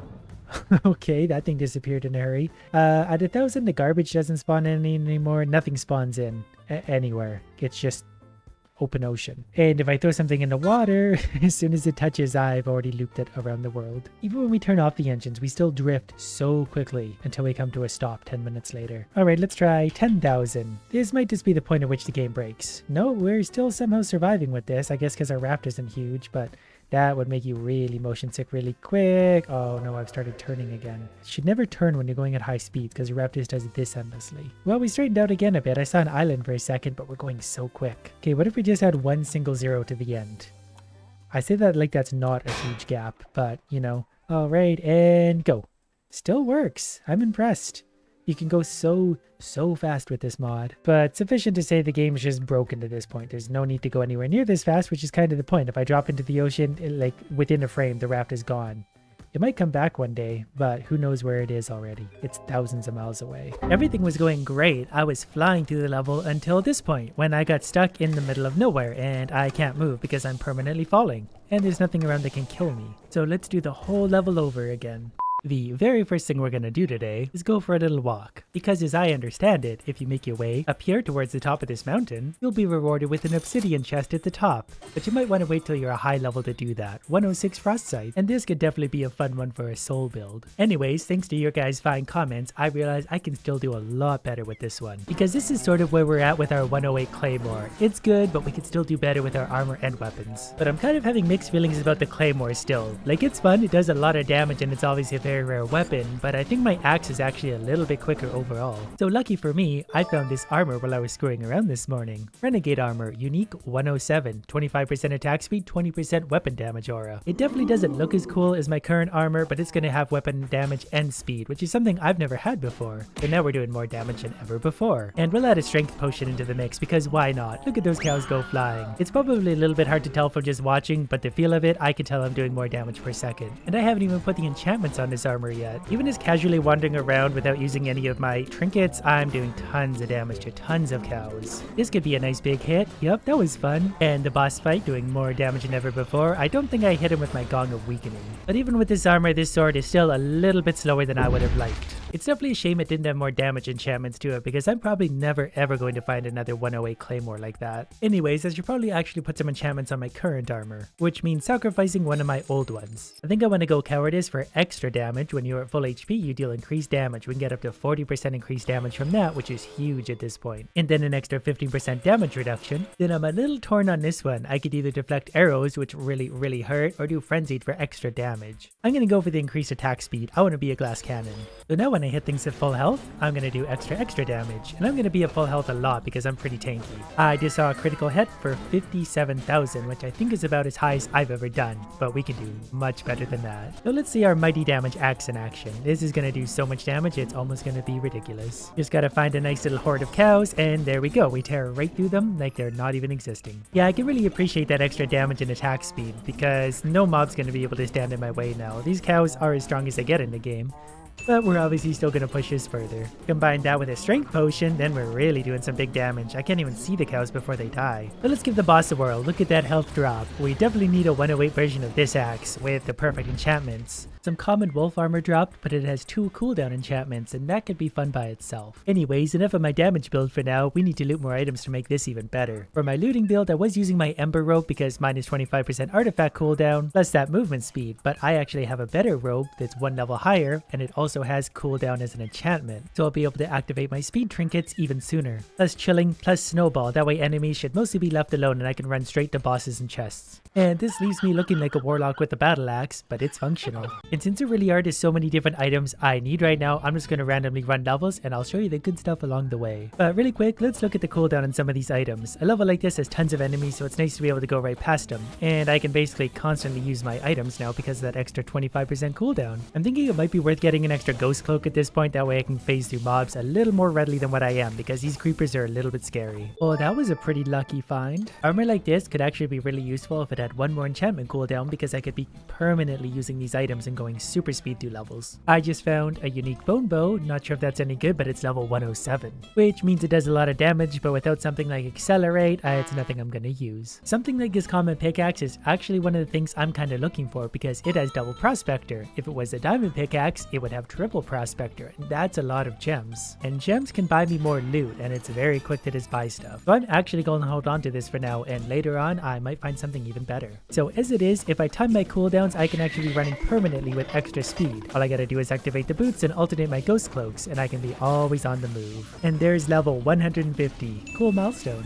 And now that I am level 150, pretty sure I'm gonna have some pretty good chances to find some good stuff if I spend my 25,000 gems. Like Nightmare's Bite several items later, level 104, which could be pretty fun considering they have double rampaging and then either critical hit or sharpness. But we'll maybe play with those later on. For now, I want something real good. I found sickles with double prospector, so these might be better choice than a pickaxe. I always get excited for how fast I can get the loot, but then I realize how long it actually takes to buy stuff still. It's kind of a painful process no matter how you do it. Another Heart Stealer, level 106. Pretty strong given that it is level 106 with things like critical hit, exploding, and swirling. It's been a little while since I found a unique, but I did find a level 108 trick bow. If only it had accelerate on it. Salvage. And here's also an axe with double prospector. The next unique, level 105 cursed axe. I feel like that's a pretty good one. And it is pretty nice. Defeated mobs explode, it has prospector, it has rampaging, swirling, shockwave, committed. Enchantments could be better, but that's a good middle ground. The trick now is that the items I want are so hard to find, they're gonna take many hours to find any one of them. Level 107 Highland Axe. Never seen this before. It does lots of damage, it stuns mobs, and it has double sharpness plus, say, gravity. So that's another one I might have to play with at some point. Harp Crossbow 104, even more projectiles. This could be a lot of fun, considering it shoots 5 projectiles at once, and we can have chain reaction on that, so each of those has a chance to split into 5. Plus multi-shot, each of those 5 shots can fire 5 arrows at once. 5 times 5 times 5. As much as I did love my imploding crossbow, it's gonna go for this new fun looking thing. I really hope I'm understanding this correctly. Yeah, look at all those arrows coming out. If I'm close to things, and especially on mobs, those are gonna explode into a billion arrows. I put my DPS gear back on because I really want to play with this. Alright, let's see this multi-shot in action.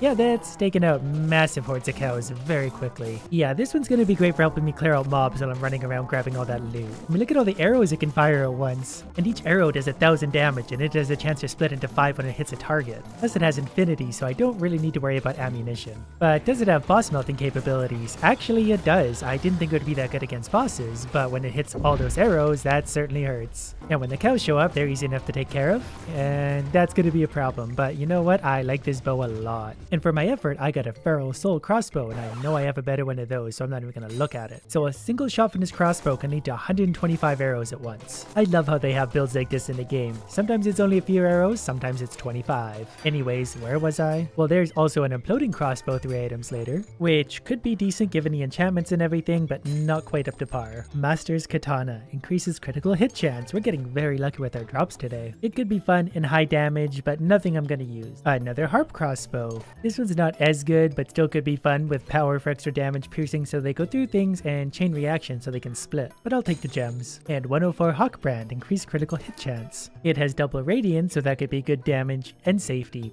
but I don't want it. And 105 Flail, that's probably going to be boring, so I'm not even going to look at it. But I do have to at least take a peek in case it's something amazing. It's got double radius plus critical hits, which is pretty good. And on the final item I could buy, 104 Red Snake. Never seen this before. And that probably could be fun, given its high damage of 3600, plus power for an extra 33%, plus chain reaction so those arrows can split. 25,000 gems, well spent. We found some really good stuff there, so I want more gems. So let's get right back to our super high speed grind. And this new bow really helps to clear out those mobs. I don't even need to switch to my damage build anymore before I can just wipe out absolutely everything. Like this mob, all I gotta do is walk up kinda close to them, let the arrows go. Before you know it, everything is dead. Here's a good tip for anyone who likes running this level like I do. If you ever find this room, make sure you keep an eye for one with a blank skull on it. Because once you do that, the wall opens, and you'll never guess what you find behind that. An obsidian chest. The only one that's in this level, and it often gives you a unique item, like a level 106 Splendid Robe. Enchantments aren't that good, but you get the point. That's what I was looking for. Diamond Pickaxe 105. These somehow have 3 extra prospectors on it. Not one single one except for the one that's built in, but it does have critical hit, shockwave, and something else, radiance. So pretty solid considering, but I really wanted extra emeralds. And we haven't killed the final boss in a while. Everything was going great. I was flying through the level until this point, when I got stuck in the middle of nowhere and I can't move because I'm permanently falling. And there's nothing around that can kill me. So let's do the whole level over again. I'm just happy I can go through the level this fast. Well, we made it here without too much issue, so back to the DPS build. I can't believe I still haven't found the one thing I wanted, a weapon with more damage, but it's really only a matter of time before I do find one. Alright, we're coming up to the second stage of the boss. Hopefully I can just blitz right on through it like I normally do. And yeah, a couple good hits and it's done.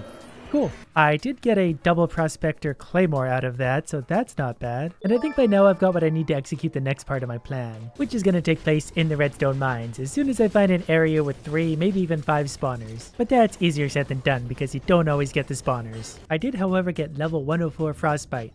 Bonza's snowy companion, which I'm assuming is a snowball. While trying to find the correct room, I found another spider armor. This one pretty similar to the last one, but that's 2 I found in 2 days. I think I might have found the kind of spot I was looking for. This area is long and narrow and has 3 spawners in it. That means 3 groups of enemies that are continually going to spawn and walk toward me. And they seem to come at a pretty reasonable pace. There's about 2 spawners worth of enemies beelining it for me. One of them was just kind enough to drop wolf armor for me, so that shows they can drop stuff. Now the $1,000,000 question is kind of going to be, can I use a double prospector axe and just sit there and swing it and get a whole bunch of emeralds? And I'm just a little short on enchantment points, so we're going to sacrifice a 104 spider armor. And then we're going to try this axe. Double prospector plus shockwave level 102. That should be enough to kill the basic zombies. Having that snowball at work also kind of helps because the zombies don't ever actually get close to me, though my shockwave is hitting the spawners, so I've got to back up just a little bit. And I've also put on my spider armor because it has 3% lifesteal. That's going to help me stay alive. Unless I get in there in a swarm of all of them.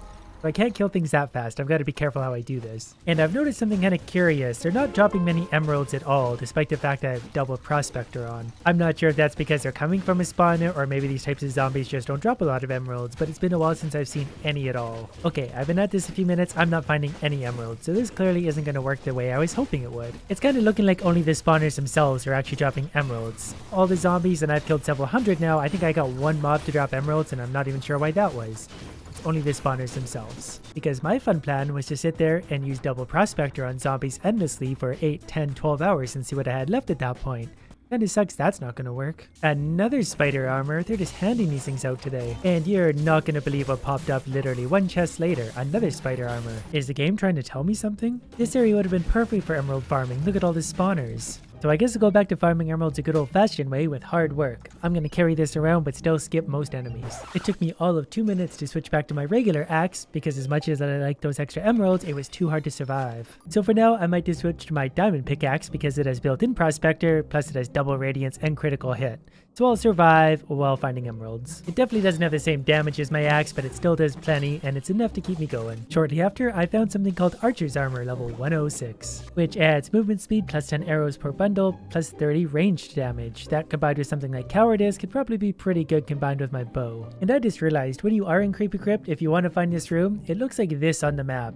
It looks a little bit extended from what it normally does. That's an easy way to tell if it exists, and you can just beeline it for here because that chest is awesome. I'm predicting a quadruple prospector diamond pickaxe. You know, that's basically the same thing. My next unique is a Bow of Lost Souls level 105, and it's actually not bad, but not what I'm gonna use. I saw some unique gloves spawn right up there before I got surrounded by creepers and died, so I'm very carefully gonna make my way in to grab those because those might be the ones I want. And by carefully, I mean I'm just gonna sit back here and use my bow a whole bunch. These are just the maulers again, the wrong gloves. They have decent enchantments, but nothing worth using. And there's another cursed axe. These ones apparently could be really good with the right enchantments. Like maybe double sharpness plus critical hit, or even triple sharpness. That's gotta be a rare combination. So if my very quick math is correct, that would put it up to about 4,720 damage per hit. Or 3,550 damage plus critical hits, which would be about 10,500 plus everything I get from my armors. It's really hard to know what to go for in an axe like this. There's so many good options. I found a way to get it up to 9,225 damage before a critical hit. That means once it does do a crit, it'll do about 27,600 on a regular one. I've been thinking and thinking about this one. I'm gonna go with sharpness, critical hit. Final answer. Which means that I did need to sacrifice something, so my diamond pickaxe I think is gonna be the loser here. It's gonna go. Now that I made all those very important choices, let's see how my regular axe goes. So it does 5,500 on average versus my new axe, which started out with 10,600 and is doing 3,500 with the occasional critical hit for bigger. So it's probably more damage overall, but its regular hits can be lower. So let's put this to the cow test. I feel like we're maybe going to see some really big critical hits here. If the cows can survive long enough, that is. It's kind of hard to actually see the damage when they die so quick. All I know is it's a lot of damage. It was doing regular hits for about 20,000 there. It's kind of a shame I didn't find this axe, but the one with shockwave instead of the exploding corpses, because exploding corpses are fun, but I'd rather just have raw damage. Not that I'm ever going to complain with a weapon like this. I just march forward basically one-shotting cows, and whatever doesn't die gets exploded by corpses. Even the enchanted ones, giant mobs of them, it's all kind of the same result. When you're doing 10,000, 20,000 critical hits, nothing stands a chance. But boy is it ever satisfying. Anyways, a true benchmark of any of my weapons, how quickly can it kill the boss? That's about as fast as I've seen yet for damage per second. Saw a few hits for 42,000 there, so I'm pretty happy with that. Doing regular hits of 3,500. If I have full health, I do a little bit more, 4,700 with critical hits, somewhere in the 10 to 15,000 range. So while I like this axe, we can still do a lot better. But speaking of damage, maybe we should look further into this bow. Then we added some armor that gave us 30% ranged damage, plus an extra 40% if we're at 100% health. Well, I'm at least very pink. I want to see what kind of damage happens when I hit everyone with these arrows. And I kind of forgot I could find things like this that are going to give me extra damage. I'll maybe try one of these out too, because why not? Now, we'll give it the dummy test. I know there's a whole bunch of numbers stacked in there, I just can't actually tell how big it is. Judging by the amount of arrows sticking from the corpse, it's going to be a lot of fun. Now, the important thing with a build like this is we have to have this over here in the upper left. That way we're sure we're doing max damage. So far it's not a whole lot better than it was before. These guys have thorns, so it's knocking my health down right away. This build is fun and all, but I was hoping for a lot more damage in this. I guess I could use my fire arrows at the same time. That makes it more fun. Yeah, I think I could get used to this one. Mostly just because I enjoy lighting things on fire. And of course, I want to give it the boss test to see exactly if it's any faster, and so far it's doing tons of damage to the boss.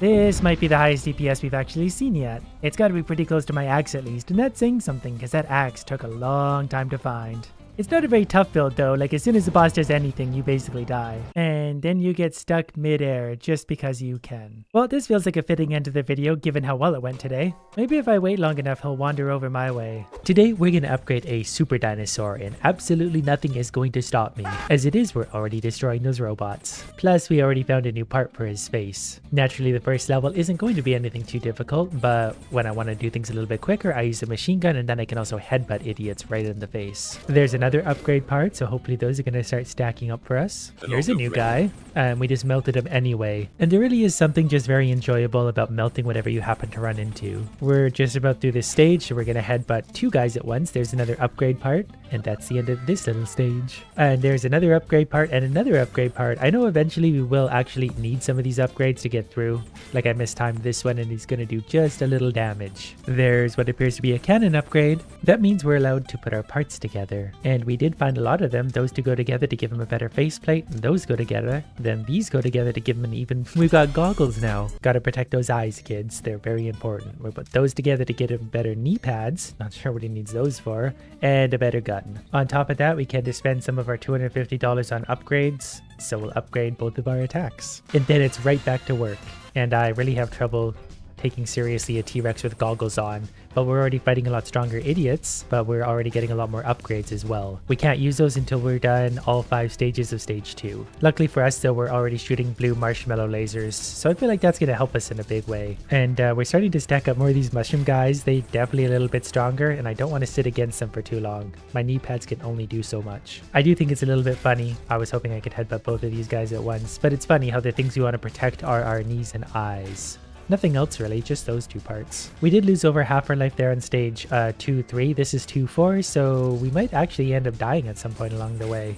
I'm okay with that because that just means more upgrades for us presumably. Look at all this. Can we headbutt all of these? Nice. That's a new thing. Probably don't want to touch it because it's covered in spikes. Okay, I'm simply gonna have to use my attacks a little more sparingly. I'm gonna have to wait for them to stack up just a little bit so I can hit multiple things at once. Or at least get through the early part of the stage, because I know the end is gonna be harder. Like this part right here. This is exactly why I needed this. We can tear through that. There's only one of these guys, so I'll keep an eye on the health and headbutt what I need to. Don't really want to headbutt this, but I think I'm gonna have to. And then we're just gonna use this to try and get everything out of our way. Stage 2-5 is done. So now we can go back to the crafting menu to put some new things together, which means we can make better goggles. Or we just put a razor blade on our nose because we don't care about our eyes anymore. All right, and then we can upgrade our shin pads to thigh pads. That's clearly very important to our protection and survival. Oh, we get a better gun though. And then we get to upgrade both of these one more time. And we're not allowed to go back and redo levels. But this is what our dinosaur looks like now, and I'm enjoying this a strange amount. We're also firing lasers now, which seem to melt those guys quicker. There's another gun upgrade.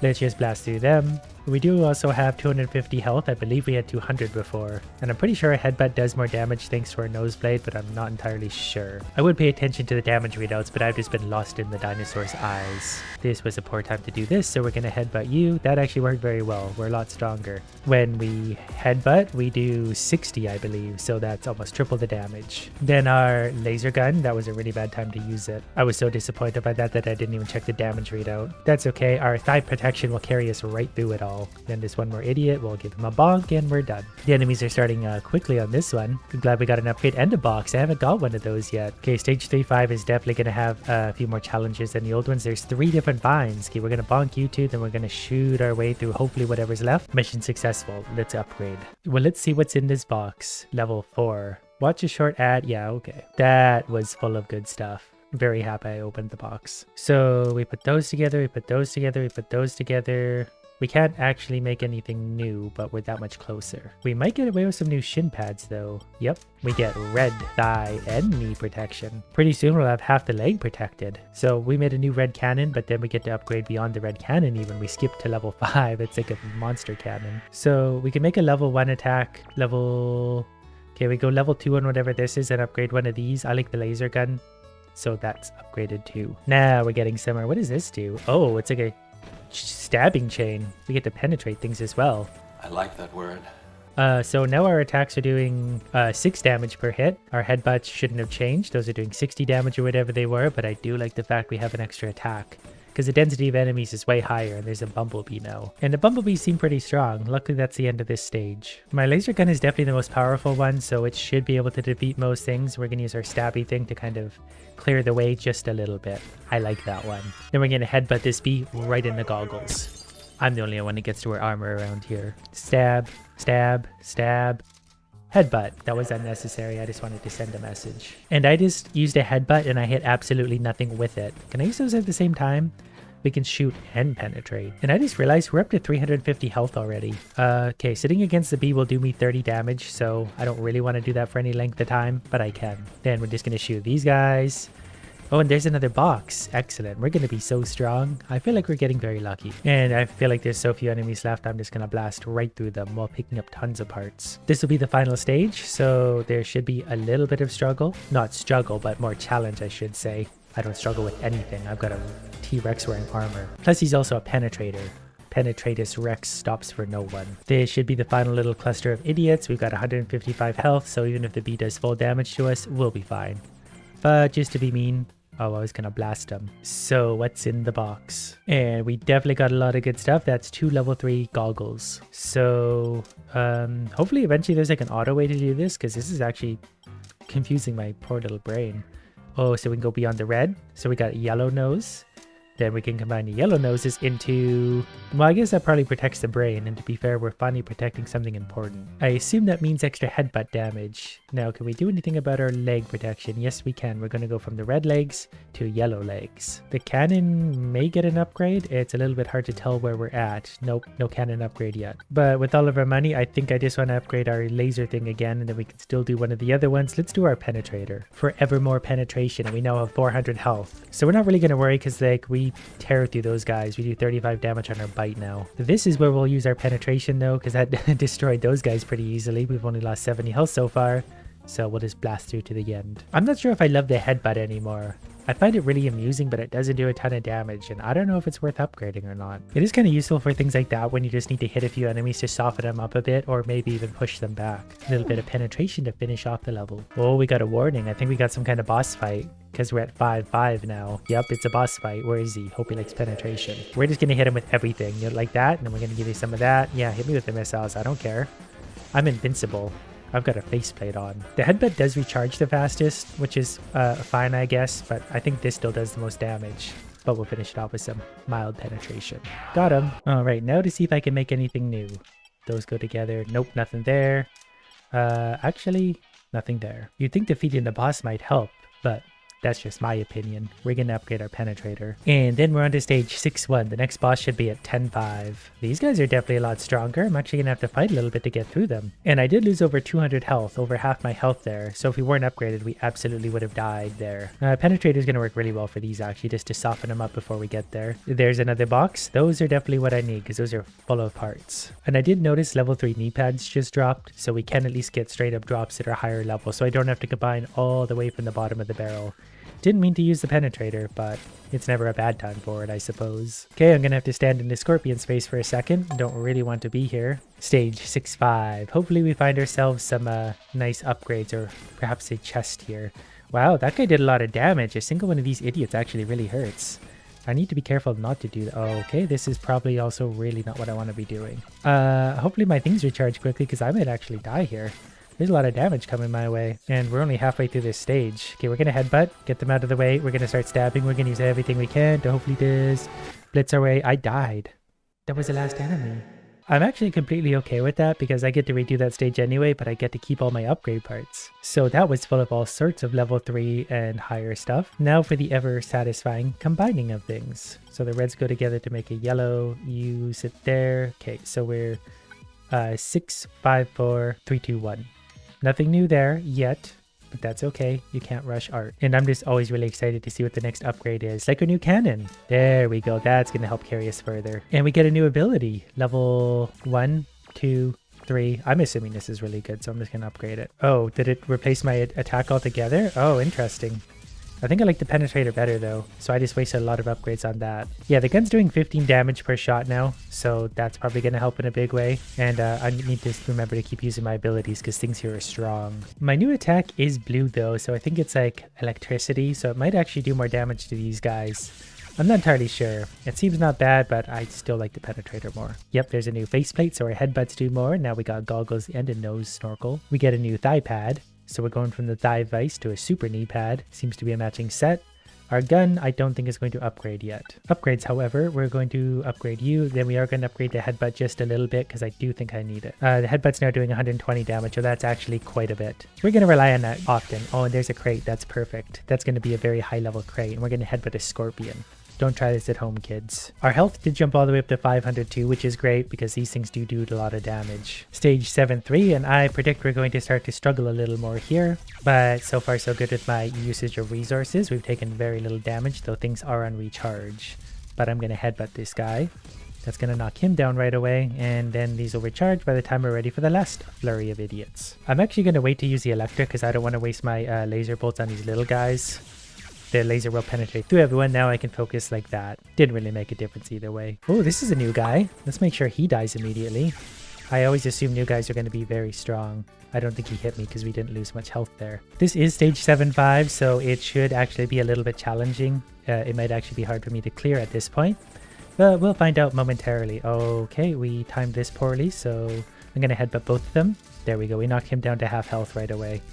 Because he's hitting really hard. I don't want to take too many hits from him. In a perfect world, there'd just be some quick penetration and then it'd be on my way. Okay, he's going to hit us again, but he's dead. Stage 7-5 clear. And we get to open a level 8 box, which is full of surprisingly low level stuff. I'm a little disappointed with that one. But even the low level stuff turns into big stuff eventually.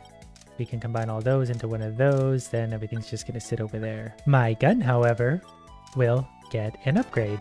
It's now a purple gun, which, oh, I see as the upgrade to give me new abilities. So we went from the penetrator to the lightning to the this thing. I'm going to upgrade my gun because I've really been liking my gun. We're going to upgrade this a few times so to make sure it's adequate. But I do also want another upgrade on my gun because it's not going anywhere. We don't really match anymore, but that's probably not the end of the world. That gun is really strong now. Even our base gun is doing 18 damage per shot. I don't think we upgraded our headbutt at all, but we can also find out what my... Oh, interesting. We bring in a drone to do the fighting for me. We're gonna melt you and you. I get so disappointed now when I finish a level and don't get any upgrades out of it. This drone thing is pretty helpful. It does take a second for it to show up though from the time I use it, so I need to remember that. But we're gonna hit him with some stuff. He's already dead. Perfect. Then we'll just blast our way through. Easy peasy. Killing you. Gonna bring in the big guns here to help get through both of these guys. Then it's just more of the little idiots, but these guys really aren't a problem right now, especially when I can headbutt them. We'll get the carryover damage to him. That probably couldn't have been more perfect. And we've got 500 health, so we're probably not going to die super easily. There's a crate, which is good. Even if it's full of low level stuff, that stuff's still going to stack up. Hopefully the drone sticks around long enough to good enough for me. Okay, and right as we get to him, we're going to give him a headbutt, and then we're going to hopefully obliterate both of them. Yep. Then we'll keep on trucking. Level 9 box time. Lots of level 3 and 4 2-level stuff. But I'm starting to get so much of this stuff that it is actually starting to add up fairly quickly. Like for my knee pads, I've got a bunch of these now, which makes 2 5s, which makes 2 6s. So we get purple knee pads that match. So these are what gives me the armor then. So my HP jumped up to 600. And my damage per minute is 550 on my gun currently. But I've got so many purple guns, it's hard to imagine it's not leveling up somehow. And it's not going to level up, but we're close. We're getting lots of points, so let's upgrade our drone because it's pretty helpful. Let's do the headbutt a little bit, then I guess the drone again because we don't really have a choice. This shouldn't be too bad though. Our extra damage and health will carry us a long ways. We're gonna headbutt you, just get you out of the way quickly. So oh, that's new. He's got a machine gun. My strategy is pretty simple though. When I'm on stage like whatever 1 and 2, the first 2 stages, I just do whatever I want. They're not going to be very challenging. Look at all of these though. My headbutt can get right through them though because they're so clustered up. These guys are maybe going to be a bit of a problem. Yeah, they can do a lot of damage to me. I actually want to sit against a scorpion, that way these guys can't hurt me yet. Now I can just go right through them? Somewhat. Then we're going to bring our helicopter back in. He's going to do some damage, and these are the last 2 idiots anyways. We can definitely still do better. Bring in the drone. We're going to headbutt everything, blast our way through these, and then we did that losing not too much health. We are getting lots of pickups along the way. I didn't realize these guys could shoot me from a ways back, so it doesn't matter how close I am to them, they're still hurting me. And we're taking lots of damage, so we might have to have an upgrade round, we'll call it. So I brought the drone in at maybe a bad time because there's not really a ton for him to shoot, but we did get a crate of stuff. If the drone could hit him even just a little, that would make me feel better. I tried to push him back to headbutt both of them. That didn't work. So when headbutts fail, just use a machine gun. Yes, Sensei! I'm going to bring the drone in right away because we're losing a lot of health and we're almost at the end of the stage anyway. So I'm hoping I can just firepower my way through this. Come on, shoot it. Shoot it. We're dead. But that crate we had lots of 5 and 4 level stuff. So that's probably going to lead to some pretty good upgrades eventually. 5, 6s so we can go beyond there. So we're going from 40 bite damage. Oh, that's aggressive. To 50 bite damage. The knee pads aren't quite going to get there, but they're close. The guns, however, might. Yes, the guns are definitely going to, because we're going to go from 550 damage to 730. That's almost a 50% increase, plus we get a fire. And our dinosaur looks much more aggressive than where we started. I'm also going to upgrade this skill because I assume it's going to be really good because it's the last one we unlocked. So we're just going to go all in on that. Aside from that, our extra bite power and gun should help carry me through. And so far, this feels a lot better. That's doing 140 damage. I haven't even tried the fire one yet. What do you think it does? We'll use it here. Okay, it's literally a flamethrower. Interesting. I don't know if I like that as much. I'm sure it does more damage though, and we're firing rockets now. I don't even care if we lose every round. As long as I'm still getting upgrades, I'm having fun. We're going to incinerate the robots now, and then use the machine gun to follow up. Yeah, this is kind of throwing me off, but we'll just keep going until we either die or succeed. We're gonna roast them. Yeah, that flamethrower is not very good, but everything else we have is. These levels definitely get hard quickly because now I'm fighting one of these guys while this guy's shooting me. It's just a bad situation. So we're going to turn on the machine gun to dismelt that little wave, but we're only halfway through this level, so that doesn't bode super well for my chances here still. There are a lot of scorpions, but I think we've got enough health to get through this cluster at least. Maybe I just need more coffee, is that the problem? We did get another crate though, so if we do die, that's certainly not the end of the world. Okay, I'm going to use the firepower here. As soon as you want to activate that, feel welcome. Then we're going to headbutt everyone hopefully to death, and I think we're still dead.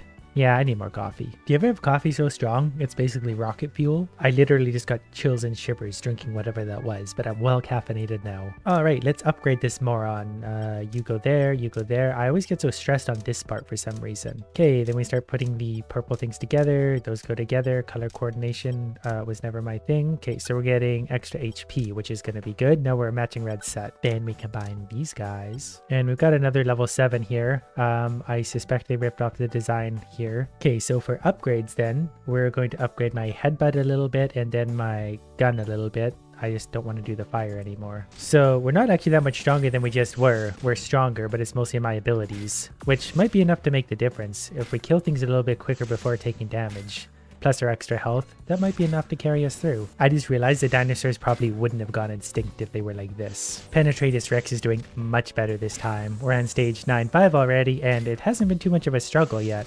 This stage might be a lot harder, but just having all the little upgrades I had made the difference. Although something there did do a lot of damage, I was really hoping that flamethrower would reach them. That might have actually just cost me everything.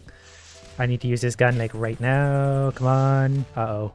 Still didn't make it. But we do get a new nose. This one looks less aggressive, but I'm sure it's better because we're up to bite damage 60. And wouldn't you know it, we're going to get a new gun. So we're going to go from 730 damage per second to 920. And we definitely get, oh, an old ability back. We get the penetrator back, but we also get whatever this one is. So we're definitely going to put a few levels into that. I don't know what it is, but I assume it's going to be good. Then we're going to upgrade the penetrator because I missed it. Okay, that extra damage per second should make a lot of difference. And we're going to celebrate with some penetration. Oh, we also need to see what this does. Oh, interesting. I like that. But just given the fact that we now have multiple abilities there, we're just going to go so much further. I really like having all these abilities because I feel like I'm just an unstoppable monster at this point. Because I can pretty much just always be using something against someone to be clearing out the space in front of me. I always have an ability ready to go for when I want it. Like these fine gentlemen, normally they would be a pretty big problem to have in my way, but I launch a bomb, then I headbutt them, then I can use my machine gun to melt these guys, and I can use some penetration to soften these up before I even get there. Then these guys, I get to use the headbutt again, so that's going to knock them back, and then my machine gun's almost ready to go again, but we're already done the stage anyway. And here we are on stage 5, which is far and away the hardest of all the stages here. But I think we're going to be just fine because I can headbutt these idiots, then we're going to turn on the penetrator to kill everything here. And that's even going to probably go through to this scorpion, so we're damaging way ahead of ourselves. Still taking a lot of damage because enemies here just are dangerous. But we're going to headbutt you and we're done. Not by much, but we did it. So then we're going to upgrade our machine gun and our headbutt because those two are the usual suspects, and we're going to upgrade our bombs. A level 10 box turns into all of this stuff, which doesn't yet turn into anything new, but it takes a lot of upgrades now to get something higher than level 9. So now we're charging towards the next boss who's going to be at 10-5. We're probably going to need a few upgrades to defeat him, but I've surprised myself before. I mean, to be fair, we did upgrade our machine gun and stuff, so that's going to do a ton of extra damage, and even the headbutt is stronger. And so far the stages leading up to the boss don't really seem to be that bad, probably because of all my, unique attacks and weapons. Gonna penetrate him a little bit. We're not gonna waste any skills on him by himself because we can headbutt this one pretty much dead. This one we're gonna use the bombs because these guys are tough and dangerous. Maybe we've got to use these bombs at just a little bit of range, which is fine by me because we can have something for every occasion. We can use the bombs now then. There we go. That was maximum effect. I also need to remember that for the boss, and we can penetrate multiple things. Just a few little idiots left. I'm going to save the headbutt dangerously for this point. And then hopefully you're going to die before doing too much damage to us. And then we're on to stage 5. So this is just straight up going to be the boss battle. I'm not sure how this is going to go or what we're going to fight. I'm going to save that for right about there. Then we're going to use this. We're doing plenty of damage to him so far, actually. I didn't expect to be able to defeat him right away, but we're not there yet. Maybe my T-Rex is going to look like that one day. That would be cool. Basically just a robot, and he's dead. Okay, well, we're obviously doing lots of damage, which gave us over $3,000, so I'm going to spend it on my machine gun. Then we have Penetratus Rex in the snow. We're killing walruses with some kind of gun now. That's perfectly fine by me. I did, however, just realize they're a Cyclops. They have one eye protected by a singular goggle. I forget how short these early stages are.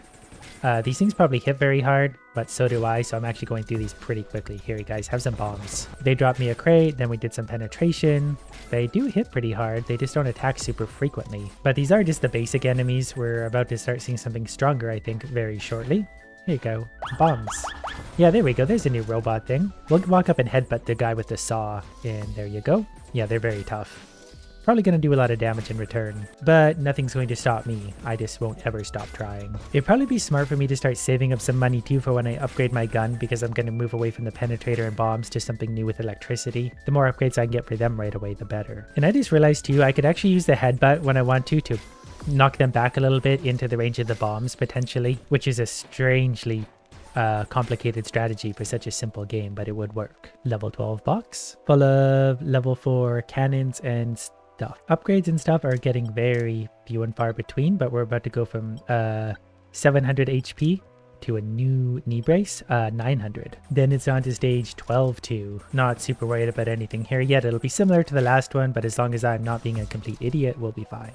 There was 3 snowmen with blades, so that was a little bit intimidating. Luckily they were all dead, but if I had sat against them for an extra second, I would have been absolutely minced. Oh, this is going to be fun. I'm going to bomb all those guys.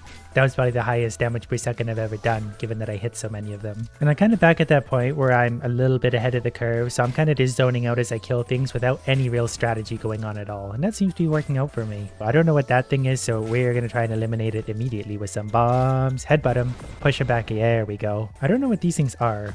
They are pretty tough though, so we're going to go ahead and penetrate through that. The penetrator's falling off though. It was stronger when we first had it. Now it's not so good against these guys, but I think we're going to get a new attack pretty soon anyway. The problem with these Saw guys is if I use my bombs, they'll mostly fly over them. I could use it now though to hit both of them. Nothing a little headbutt won't fix. And then a machine gun. Level 13 box gave me all of this stuff. This stuff seems to be about half the level of the box. And to be honest, all I want are weapons. More and more weapons. But we're pretty primed now. As long as I get a level 5, that's going to combine with a 6, 7, 8, 9 to make a level 10 gun. Then it's just back to work killing whatever I can. Although there's starting to be a lot of enemies per round. This is only stage 13. Like a lot of enemies at times. Wow, they're going to incinerate me. And we get a level 14 crate, which is full of all the good stuff. Which means we also get new armor, which looks like that, and that's going to give us 1100 HP from 900. And the game wanted to hand us a whole bunch of weapons, so this should quite easily turn into a new upgrade for us. And it sure will, so we're going to go from 900 damage per minute to 1050. That's almost a 15% upgrade. Plus it comes with paper airplanes. And as I said, I was going to save up for my new upgrade, so we got 23,300 to spend on whatever this is. I don't know what it does, so we're going to spend a lot of money on it. It's going to go to level 10. We're also going to upgrade the machine gun. I don't really want the headbutt any stronger, so we're going to upgrade that guy a little bit, and maybe just the paper airplane one more time. And we're going to see what this all does. So we now fire lasers for 35 damage. This is actually paper airplanes. That's kind of fun. I don't know what these guys are either. We're just going to headbutt you out of the way and then shock everything. Yeah, the laser doesn't really do much. I still feel like I'm better off just relying on my machine gun here and then the paper airplanes perhaps. Look at all those upgrades though. Even with all these new upgrades, I just died on the very first stage. But we do get a new nose piece. That's level 10, so our bite damage is 75. Okay, I've done a little bit of grinding because I had to evolve my strategy because these guys absolutely destroy me with their flamethrowers, so I need to save up all my strong attacks for when they show up. That way I can make them disappear like that, because if they hit me, I die almost instantly. But that completes stage 14-4. So I just missed with my stupid attack, so now these guys are just going to incinerate me to death. Their flamethrower gets to work. But after all that grinding, we get to have a better helmet, so we're going to go from bite damage 75 to a purple helmet.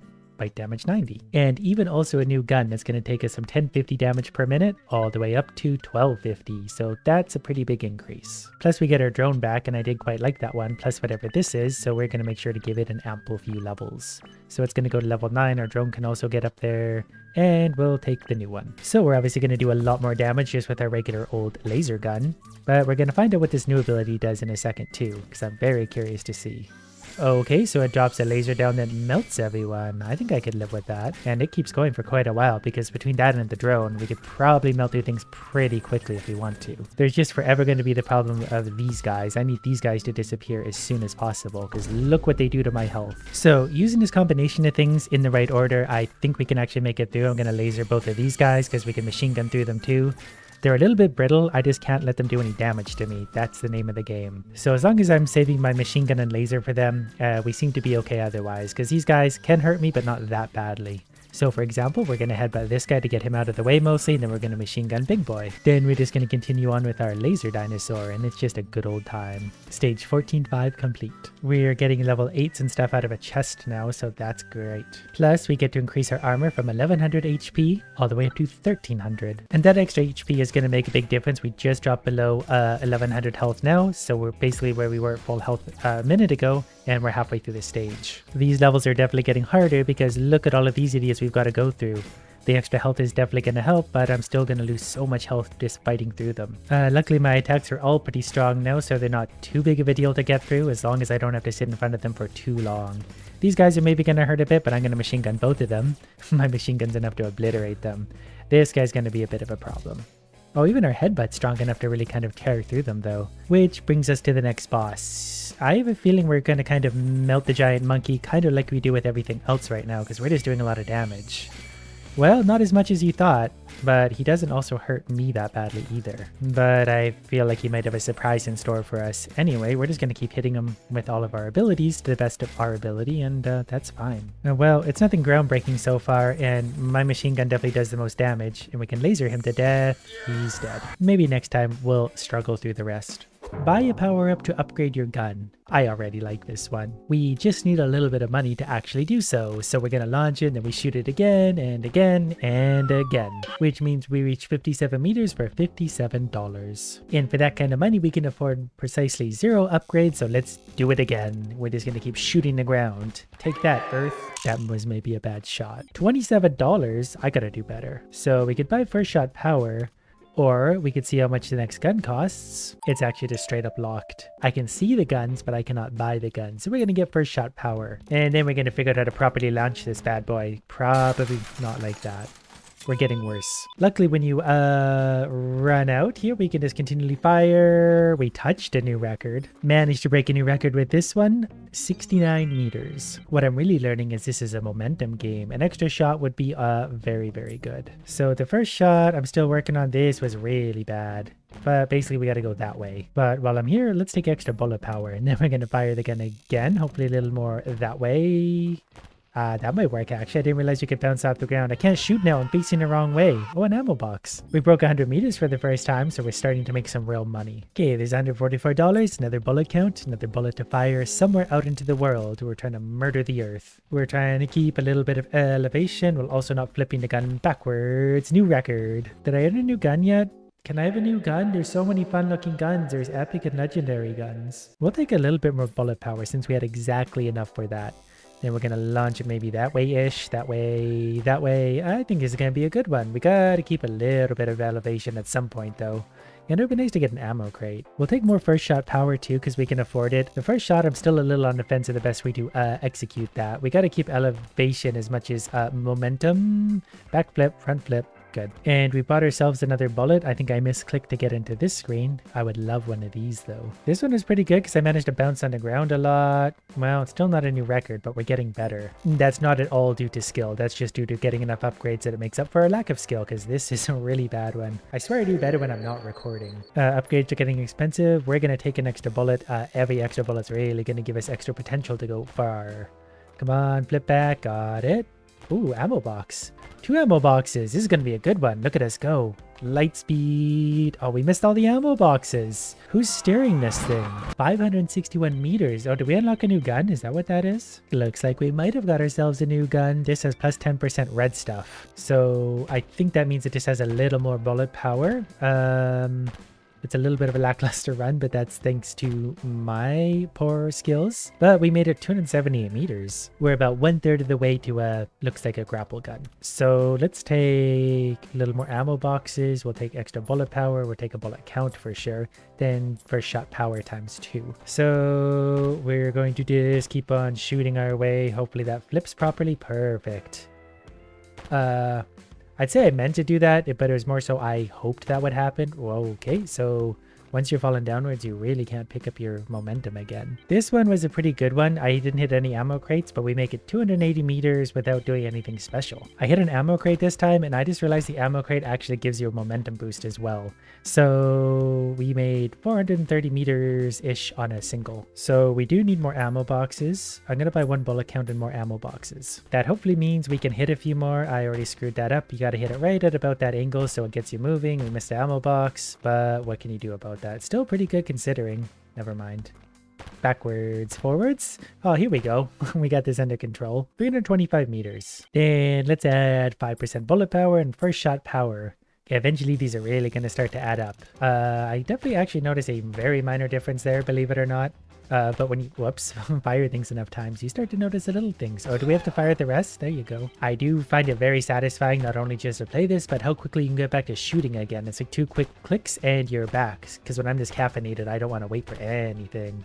There we go. That was pretty good. We're going to do a bunch of fun flips and miss the ammo crate. 542. I think we got to get 1,000 meters for this super gun. But if we buy another bullet, that's going to get us that much closer. We just need to have better shots. Okay, I did hit an ammo crate here. We're flying pretty low though. We're going to need, never mind. I'm going to take ammo boxes again and bullet power. Each one of those is 5%, so that's considerable. This one, oh, I thought I was going to get that ammo crate. Okay, we missed that one too, and you can go out of frame for a long time, so that's good to know. I forgot that once you're falling, you really can't recover yourself.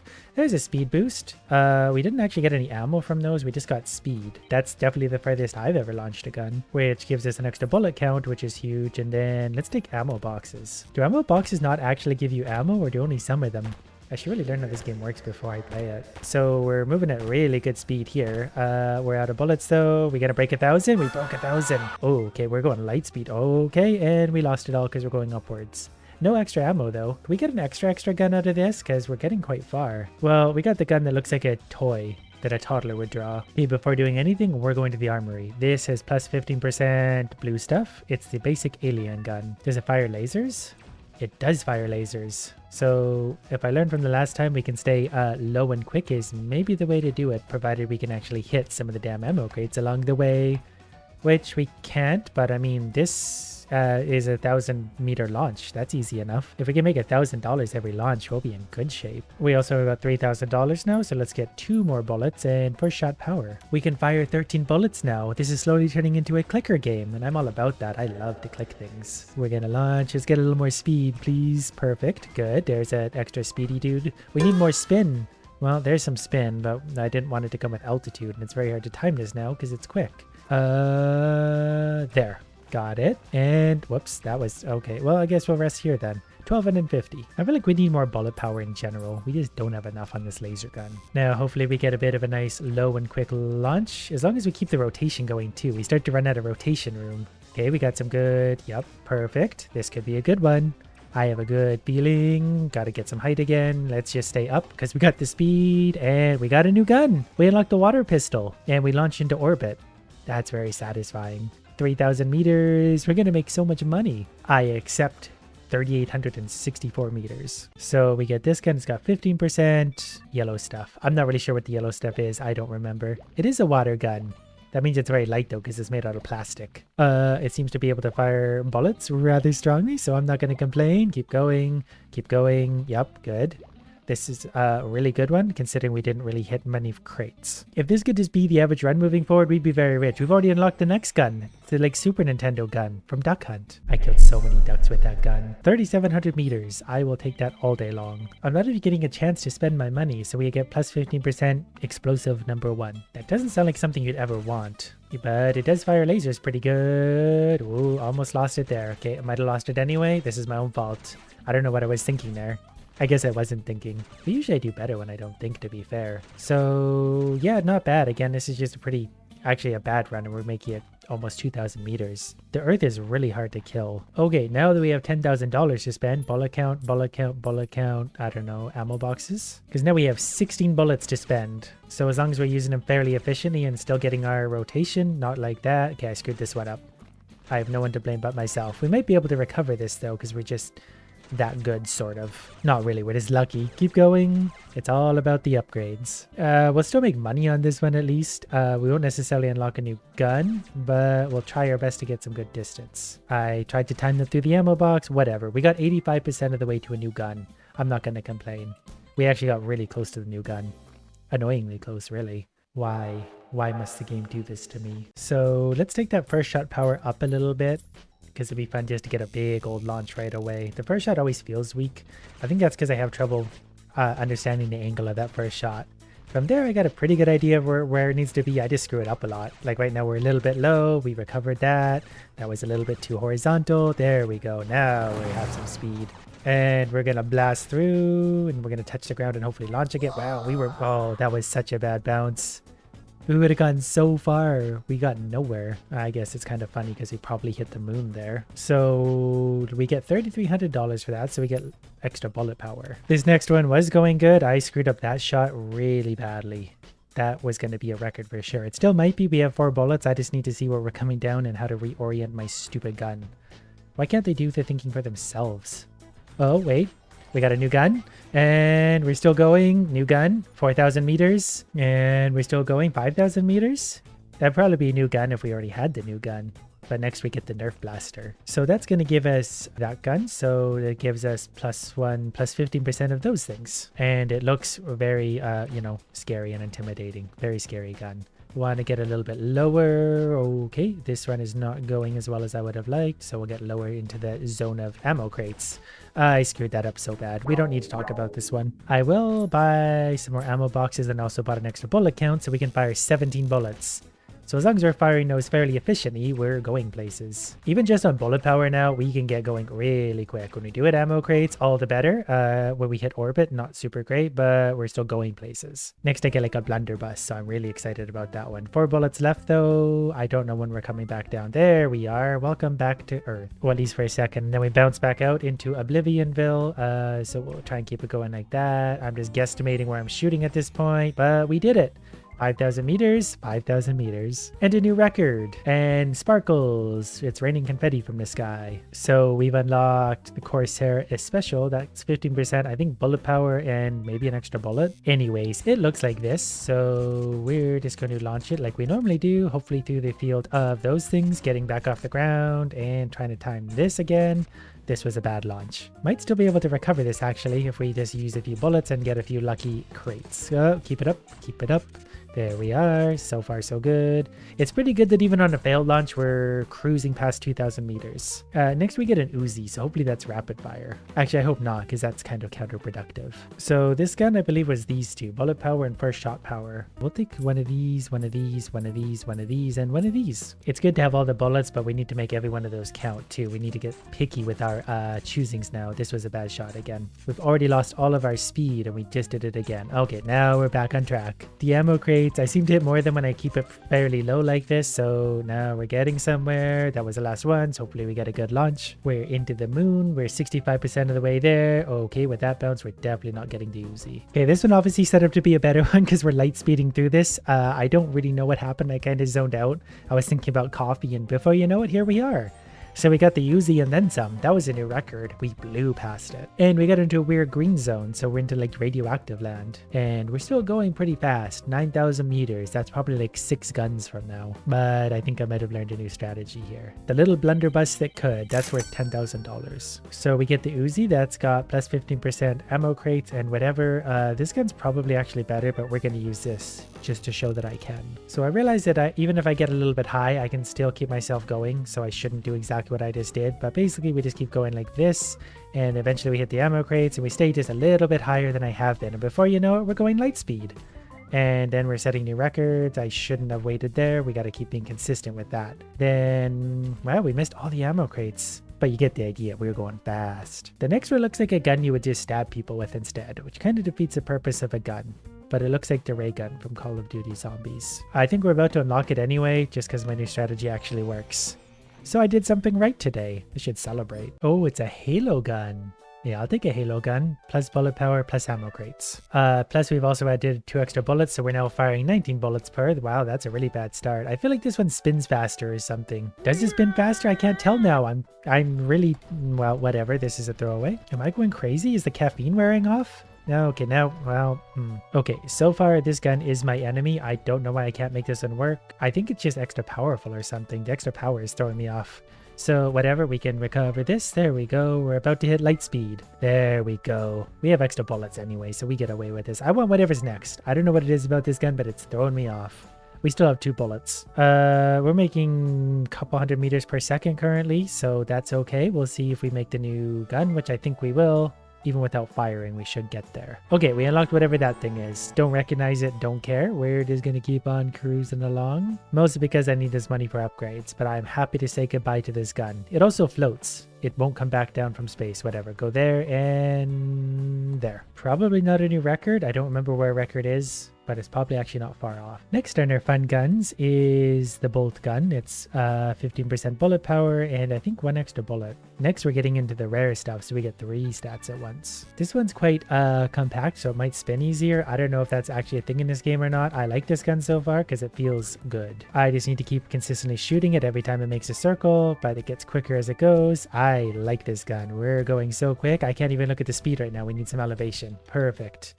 Okay, I'm out of touches, so we're going airborne. Definitely going probably 300 meters per second right now. We got a new gun, and we're gonna have a new record. There it goes, 10,000 meters. Where it is going and going and going. Whatever this gun was, I like it. Next, we get a super soaker. There's 14,000 meters coming up on 15,000 meters. This was definitely a new record and gonna be a lot of money. I'm actually starting to get to the point where I'm annoyed. I wish I had a bullet just to put myself back down so I can get the next gun and move on. But I'm gonna make a mental note of this gun now in case one of these next ones is a struggle bus. I'm coming back to use this one. I think we've actually circled the earth. We're back in the canyon. Hopefully this next gun is as good. I mean, it is rare, so in theory it should be. Using the power of water, we're going places. Yeah, I think I like this gun too. It seems to just feel right. They probably all act entirely the same, aside from their bonus stats. I'm just being, you know, me. So far so good. We are, whoops, as I was saying that, well, we got 2 bullets in case we need to you know, pick it up again, which we might. We're going about as fast. Okay, that wasn't good, but I think we're probably going to unlock a new gun, provided we get a good landing somewhere here. I do have 1 more bullet to help bring myself along. There's a new gun though. All right, it's a golden AK. I'm okay with this actually because we're about to just touch down and we got a new gun. I love how short-lived some of these are. Warlord is next, 15% golden AK thing. So let's see how this one behaves. So far it's going a little bit higher than I would have liked. That's not the gun's fault though, that's me. But we do have $40,000 to spend, so we're going to buy 2 more bullets and probably bullet power and ammo boxes. But those are also actually really colossal upgrades at this point, just given how powerful the gun already is. So there we go, we got our speed going. Now it just got to keep us elevated. And we can get a little more speed if we want to, but I mean, oops, speed isn't really necessary.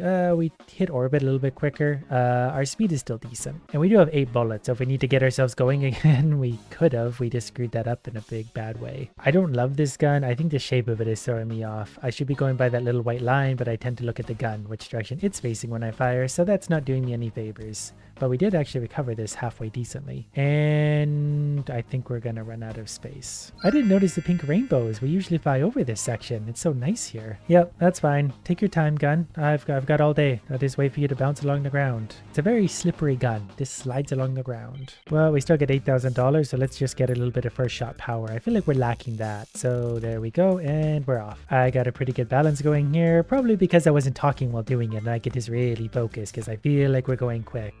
I don't want to look at the speed right now, but it's probably quick. Yep, that's 300 meters per second or something, and we're probably a little ways up there. I wish there was a height meter, so we should unlock this thing rather easily. And the golden AK is slowly bouncing its way past 15,000 meters. So I don't think it's a new record, but it's a lot of money. You probably already have too much money if you have a gold-plated AK, but you can never have enough. So now it's the MIB gun, Man in Black, I believe. I feel like this is the kind I'm gonna like because it's nice and short. I don't know why, but mentally that does stuff for me. We had a really good launch with the new MIB gun. We missed the beginning, but oh, we still had a bullet. Neat. So we're just cruising by at around 9,500 meters. We're going 200 or 300 meters a second. So this might well be a new gun. It's got to be close. 97. Oh, maybe it won't be a new gun. It's painfully close though. 98. Well, we got 98% of the way there. I'm feeling pretty confident though. This gun spins pretty quickly. Shouldn't have missed a shot there. So there we go. We're getting up the cruising speed. And we're hitting a ton of ammo crates. This might be a new record for speed just based on that. Get up high, get up high. Uh-oh, I don't know what I'm doing anymore. I lost control. I accidentally just fired again while I was in the air. You know what? I think we're gonna make it this time. We're going pretty quick. We hit our first bounce. We get a huge barreled gun. Not sure where that's from. Don't really care. Give me the money. I wonder what other fun biomes we're gonna find. Maybe we just circle the earth. I'm not really sure how this works. This is a yellow foggy one. Maybe bigger guns have the advantage though because they occupy more space and hit more crates. Our very first epic gun, the Hell Gun. Not entirely sure where that's from, but that's okay because we're about to launch it very, very far, very fast. Propelled by its own bullets. It wasn't a very good launch, I won't lie to you, but we're getting speed now. I don't know if there's a max speed anyway, so I don't know if it's more efficient to actually space it out once you're kind of at this stage, but we're at a pretty good speed, I think. Yeah, that's definitely cooking. I'm pretty sure this is going to be another gun right away, and I'm not complaining with that whatsoever. Many hundreds of meters every single second. There's the new gun right away, and I'll see you in 10 minutes when this thing comes back down to Earth. If it comes back, I feel like at some point they're just going to float into space. It's basically learned to fly, but instead of a penguin, we're sending guns into the atmosphere. So we've graduated to the shotgun, which gives a 15% boost to all the stats, which curiously I haven't really needed to upgrade in a while. I like how this fires the shells. I think I might like this gun. I just got to get it back pointed in the right direction. So there we go. There's kind of that sweet spot where you got to get these guns going. And this shotgun is a decent size, so it should be able to hit lots of the crates along the way. Come on, crates. We're like dodging them somehow. Well, that wasn't great, but I've had worse launches too. We're already touching down, so yeah, it's definitely not great. Even a failed launch though is getting us 10,500 meters. $50,000 to spend. Let's maybe just do ammo boxes a few times and then bullet power and then one-shot power. That should get us going nicely. Then we're just going to try and time it a little better than that. You really need to keep that momentum up. The speed really falls off quickly if you're not keeping yourself up. This is a better launch and I'm going to just lose a little bit of elevation there. Worth the sacrifice. I got to get into the sweet spot of all these crates. We hit a few in a hurry. Didn't mean to touch the ground there. I mean, we're still moving pretty quick, so we'll get some distance. We might still make that depending on how high up we are. I really want an altimeter. Whoops. Honestly, we might still make it. I've got 5 bullets. I just need to get a controlled launch forward again. Can you come down nice and slowly, gun, please? We'll still make it. We're already at 95%. We're just so high now. Our guns are so powerful that we basically just make it. Pretty sure that's a Star Wars gun, I think. Correct me in the comments if I'm wrong. Not that you guys already won't. Yes, that's the Solo gun. Probably a Star Wars reference. So we just gotta get a decent little launch and then we're off. I like this gun. This was a halfway failed launch, but now it's actually going okay. We hit a few crates, hit a few more crates. Oh, then we're out of, yep. We're going pretty quick, obviously, like 300-400 meters per second. So we might still make it all the way to this gun. I don't have any bullets left, so we're just kind of going to let it happen. Never mind, it's not that close. We've done it. We've unlocked whatever the next gun is. And then some. We didn't make it 20,000 meters, but we don't have to. We still get $16,000 to launch the Solo gun. We finally done it. The Gears gun. So that's the Gears of War, I believe. So that's 15% bonus to all those stats. And it looks legendary. Unfortunately, it is kind of one of these bigger guns that always throws me off for some reason. But this one's going, well, it was going not bad. And we're a little bit of the ways to where we need to be. Oh, okay, this is a failed run for sure. In fact, let's just see if we can stop it here. Yeah, shoot it backwards. There it goes. The gun is legendary. I am not. I do play better with shorter guns, I think, because I end up watching the guns more than the white lines. So this is okay though. I got the rhythm down. Shouldn't have missed that one. We're okay. Keep it up. There we go. Actually, at this point, I could probably kind of maintain speed, really. I don't know what's going to be better. Whatever I've been doing has clearly been working, so we have the bullet power now to float a little bit too. There we go. I think this will work out fine. We finally hit the ground, but we were like 10,000 meters when we did, so this might be a new record. We touched the ground again there, but I mean, we're at 90% on our second touchdown, so we got the new gun. 19,000 meters, 20,000, 20,000 and change. We just broke our record around the 21,000 meter mark, and we're still going pretty quick. And we're in Bubblegum Rainbow Land. This feels right. This is it. It's time for the big boy gun, the legendary Rainbow Gun. And it it looks mean. So hopefully we do it justice by getting a pretty good launch. I can live with this. So we'll just kind of keep it afloat, and we'll hopefully hit some weapon crates at some point. Keep it up. There we go. Now we're going places. Ooh, that's going to be close. Okay, we're getting speed now. Yep, this will work out real fine. We're going so quick. Plus we get huge bonuses to all of our stats. Okay, we're at 0 bullets, so we touched down at 10,000. Ooh, we didn't get a lot of height there though. That was a really bad bounce. Another bad bounce. It's saying something when your bad bounce still gets you almost 20,000 meters. The unicorn gun is everything I hoped it would be. 18,000, 18,500. Yeah, this will still be 20,000 meters on a bad one. Well, since we have $60,000 to work with, let's just get a few more ammo boxes. And wow, upgrades are so expensive now. I guess it is lucky that this gun has its natural stat boost, so we don't need to work hard for stats anymore. We just need to get proper shots, which means we'll get good speed going. We can probably do 2 spins now sometimes. Ooh, that's close.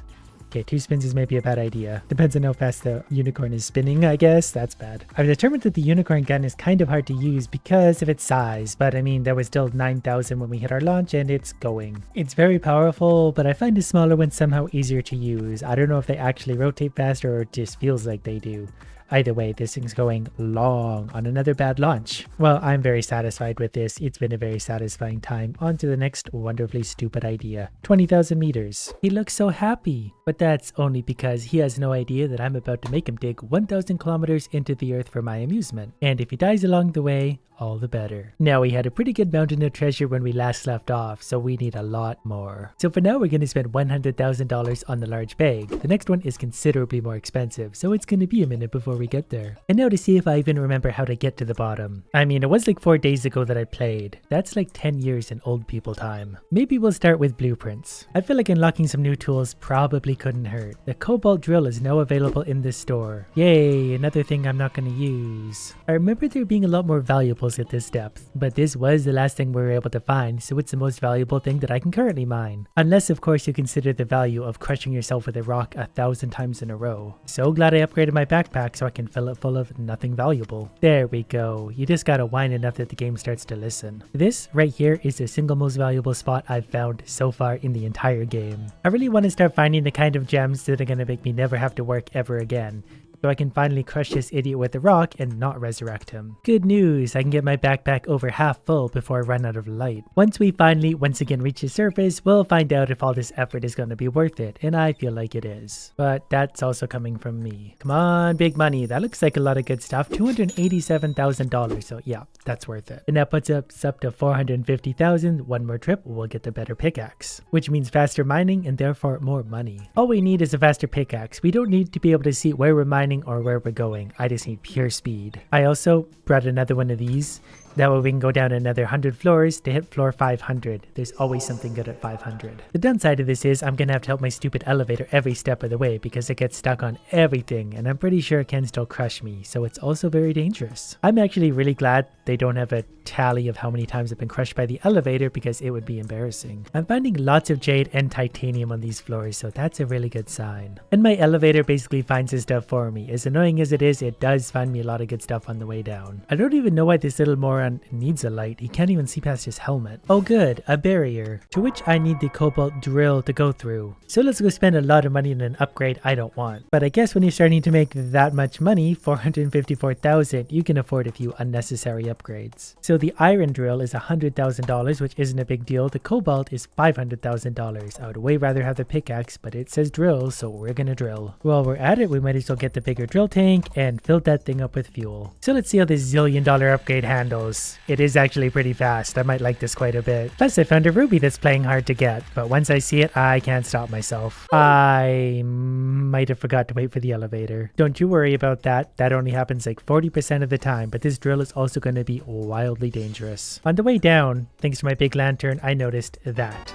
A blue gem. We've never had a blue gem before. I'm both impressed and alarmed at how fast this thing can drill through the ground. Oh, there's another sapphire there. I feel like things are in extra valuable once we get below this.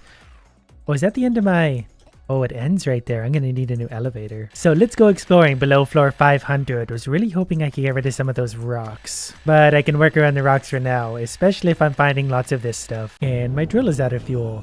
Didn't even fill my backpack halfway full. I really wish I didn't have to use that drill because now this feels so slow in comparison that I really want to start drilling again, but that's so dangerous. But then again, what have I got to lose? I die like 6 out of 10 runs anyway. Well, we got 35 high value items. That's gonna be good enough for now. Our last load of crap got us about $500,000 if I remember. I want to get like 500 million per load. How do we make that happen? This one is worth 500,000 again. Definitely gonna buy the Horrorite pickaxe. The next one is gonna be 3 times as expensive. It's the Incredible pickaxe. Also gonna upgrade my grab hook because I dig down way too quickly. And buy another elevator because I'm impatient. This thing has some range to it.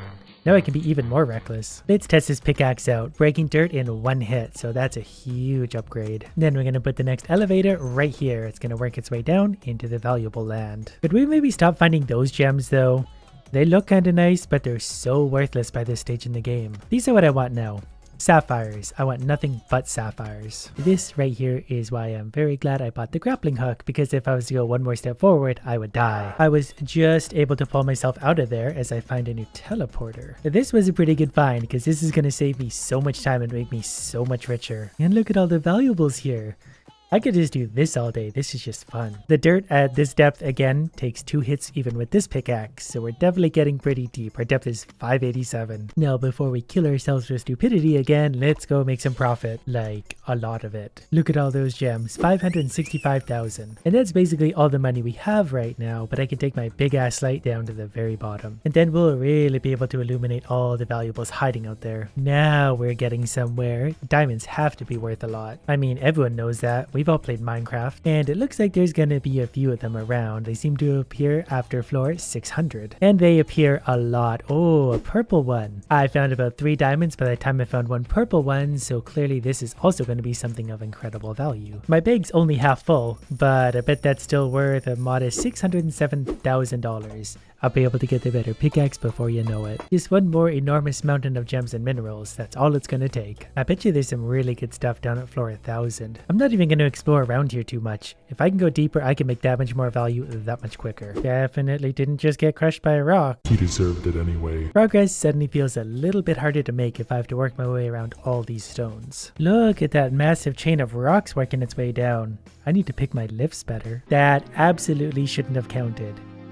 I was jumping up over a rock as it was falling, and apparently that crushed you. So that kind of really sucks. Well, let's go fill up our bag with 50 diamonds again. And I brought another elevator down. We're going straight to the bottom. If I can ever find my way around these stupid log jams. Okay, the drill is too dangerous. We're not going to use the drill anymore. Normally, I do enjoy crushing people with rocks, but when those people make me rich, we have to wait until I'm rich before I crush them. Maybe when I'm done with this more and I'll put them into People Playground. At this depth, over 700, even the regular dirt takes like 4 or 5 hits with this pickaxe to break. And since the dirt is this low to mine, I think we're just gonna take our 20 items up and exchange them for a better pickaxe. I'm a very busy person after all. I do hope there was enough value in that. 530,000. Yep, things are definitely getting better. So one incredible pickaxe for 1.5 million, which looks to be the top pickaxe. That means we gotta be close to some really good stuff. It even looks super, but also still takes 2 swings to break the dirt. And that's above 700. So then what's down further? So far it's just super slow digging. Even with the super pickaxe, this is 3 hits per every piece of dirt. And we still can't do anything about the rocks. Progress from this point forward will not be quick, but it will be worth it. I saw something new and red over here, so I definitely need to put that in my mouth. I have no idea what that is, but I want it. He was even excited. It's Horrorite. I already have a pickaxe made out of that, but that's cool. But I'm not gonna complain. If the game wants to keep throwing this at me, that's fine. We'll be rich in no time. And since the elevator's stuck again and I don't want to deal with it, I'm just gonna tunnel outside to it for a minute and collect some valuables. Because the world down here is basically made of valuables. Like this diamond sitting next to an even more valuable purple diamond, which in turn was right above the red Horrorite. I'm gonna be super brave here and quit while I'm ahead with 36 items in the backpack. Because believe me, I would absolutely love to be crushed by a rock right now. And what is this one worth? Look at all those red gems at the top. 1 million, because the Horrorite was worth 70,000. I think they're Well, I don't know how much they are each. Probably a lot. Maybe 70,000 each? I watched that back because I was curious, and yeah, Horrorite is worth 70,000 each, so we need lots of that. And we probably also need $1 million light, that way we can see even more crap. Then we just hop our way back down and see what kind of stuff we can dig up. Look at the size of that light. My favorite part is always going down the elevator with a new light to see all the stuff I missed along the way that was just out of reach. But at least now I'm so deep that I don't even care about a lot of this stuff. I want the stuff that's worth 70,000 each. Just look at this. There's a diamond right there, the purple thing there. Who knows what else that was just out of reach of my lights. Horrorite does sound like a kind of material I would make all sorts of things out of. If I could just find spots like this all the way down along the elevator, I would be very rich by the time I made it another 100 floors. That also looks like new ore, but I've also been staring at this screen for a long time now, so it might be the same ore, and I'm just, you know, going a little bit crazy. Oh, he said woohoo, and if I've learned anything from The Sims, it's that woohoo means good things. I bet this stuff is worth $100,000 each, and I really like all of the things that are worth $100,000 each. Watch this pro strat. I'm gonna leave this and then go up to the surface. It'll probably work its way down about 10 feet, but at least I don't need to babysit it. Anyone want to guess how much all that stuff is worth? That's a pretty big pile, 1.5 million all by itself, because Mytholite is worth $110,000 each. So that brings us back up to $1.6 million currently. Right now, I think I just want to save for the bigger light for 3 million. That won't even take that long to get. Once I have that, it'll be even easier and quicker to make money. My elevator went down a massive 5 floors at best. I know it had good intentions, it just failed horribly. I don't want all these diamonds, I want the more valuable stuff. I'm starting to think this stuff or better. Anything less valuable might not be worth the time. But when the diamonds make it so easy, it's hard not to mine them. Officially, this is the new record for most valuable spot. There's an easy 200,000, probably close to $300,000 right here. And it just keeps getting better and better. Pretty soon, I'll be able to fund all of my stupid ideas. Okay, I feel like they're just giving it away at this point, and I'm not complaining. I'm actually gonna have to upgrade my backpack soon. And that's saying something because this used to be hard to fill with anything even halfway valuable. And we clearly crossed a threshold because the dirt is harder than ever to break. That is so painfully slow. I've hit a very dangerous spot, so for now I'm gonna go cash in what I have to hopefully bring a bigger light down. Also wouldn't say no to another portal. This should be a lot of money. Almost 2 million. The cobalt by itself is worth 1.5 million, and I don't even know what the cobalt is. Like, I don't even remember mining anything new. So one $3 million light. There's a $10 million lamp, and I really like the fact that there is. With my last little bit of money, and I mean 500,000, I'm gonna buy a bigger drill tank and then fill it up. This light will pay for itself in no time because look at that, it's lighting up almost the entire screen at this point. This will make it even easier and quicker to earn that money. I feel like a light this big is also going to be a very big distraction for me because I'm going to be chasing things everywhere now. I'm finally going to get my elevator moving, but look at all the valuables in the area. Money is stupidly easy at this point. Who designed that elevator? Me? You so much as look at that thing and you're dead. I only lost $1 million worth of stuff, so let's do it all again. At least I won't have to work that hard to get my money back. Definitely did not mean to put an elevator here, so that's going to put an interesting spin on things, but this actually kind of works in my favor. I should have done side-by-side elevators this whole time. Did you happen to notice that sinkhole beside the elevator?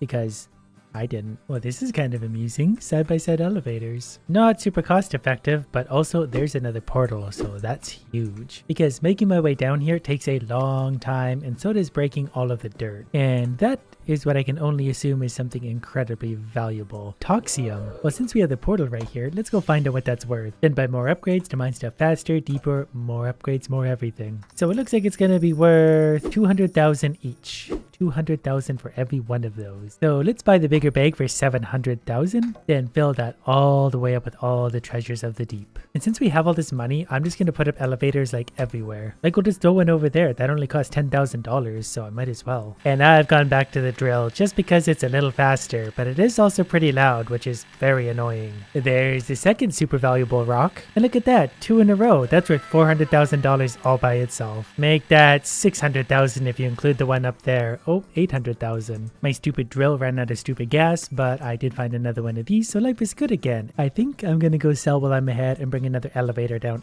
anyways. Pretty sure these 30 items are gonna be incredibly valuable. So let's maybe try the titanium drill. There's a horrorite drill after that for 3.5 million. We'll get there eventually. And I only have $1 million left over. Oh, I was gonna buy some more elevators too, because here's my brilliant strategy. We're gonna put a lift on either side, that way I can basically always have a clear route down. They'll do most of the work. All I gotta do is clear out the paths of 1 or 2 of them here and there. Or they're all gonna get stuck after 2 seconds and make me look stupid. Well, at least now all 3 elevators are moving and they're all making pretty good progress. I already forgot that I bought a new drill and it seems to be pretty quick.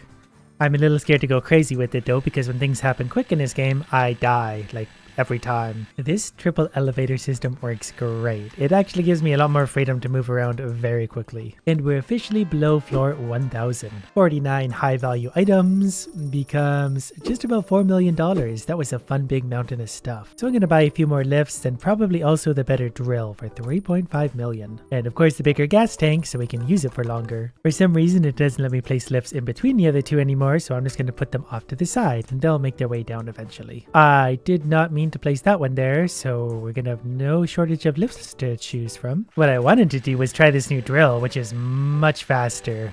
Yeah, this is gonna be a moneymaker until I crush myself with a rock. Yeah, this drill is fast, but it's also very dangerous to use because you carry a lot of momentum everywhere. Every time I find a pocket like this, I just can't help but laugh because I know I'm gonna mine this and then crush myself with a rock 10 seconds later. And I found a new purple thing. I assume this one's more valuable than the last one. I'm thinking maybe 500,000. And my drill ran out of fuel, so I'm back to doing it the manual way. Even this is making me a stupid amount of money. This will most definitely be the most expensive load I've ever sold yet. Look how big it is. 5.5 million. 250,000 just for one of those things. The only thing I'm going to buy is a bigger drill tank because we can get our use out of it now. Look at this spot. Think of how much value is right here.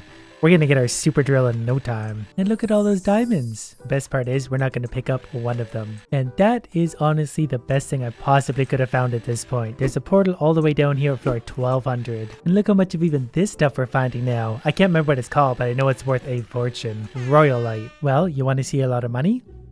Here you go. Look at that. It's almost off the screen. 7,370,000, which puts us at 11,500,000. So let's get the even faster drill at this point because obviously, and I'm also going to buy the better grab hook. That only costed me a cool million. And I know my lifts seemed like a good idea, but I think I hit my limit because it's not really letting me put them anymore. But that's probably okay. The new drill makes us move very quickly. I can definitely maneuver pretty easily now and do it pretty quickly. So we'll just do this for a little bit, collecting all the valuables. I forgot to see if there is still a better drill. I wonder if there is. This one is fast, but we could always go faster. Well, look at this beautiful little cluster. And we've officially crossed floor 1300. At this point, my bag is basically full of this stuff. Royalite, whatever it's called, we've got a lot of it. But good news, we found something more valuable still. Infernalite. I can't even imagine how valuable that is. Was kinda hoping I could find another portal so I didn't have to go all the way back up, but I might be out of luck. So I'm gonna dig down to 1400, which is this layer, and just go side to side.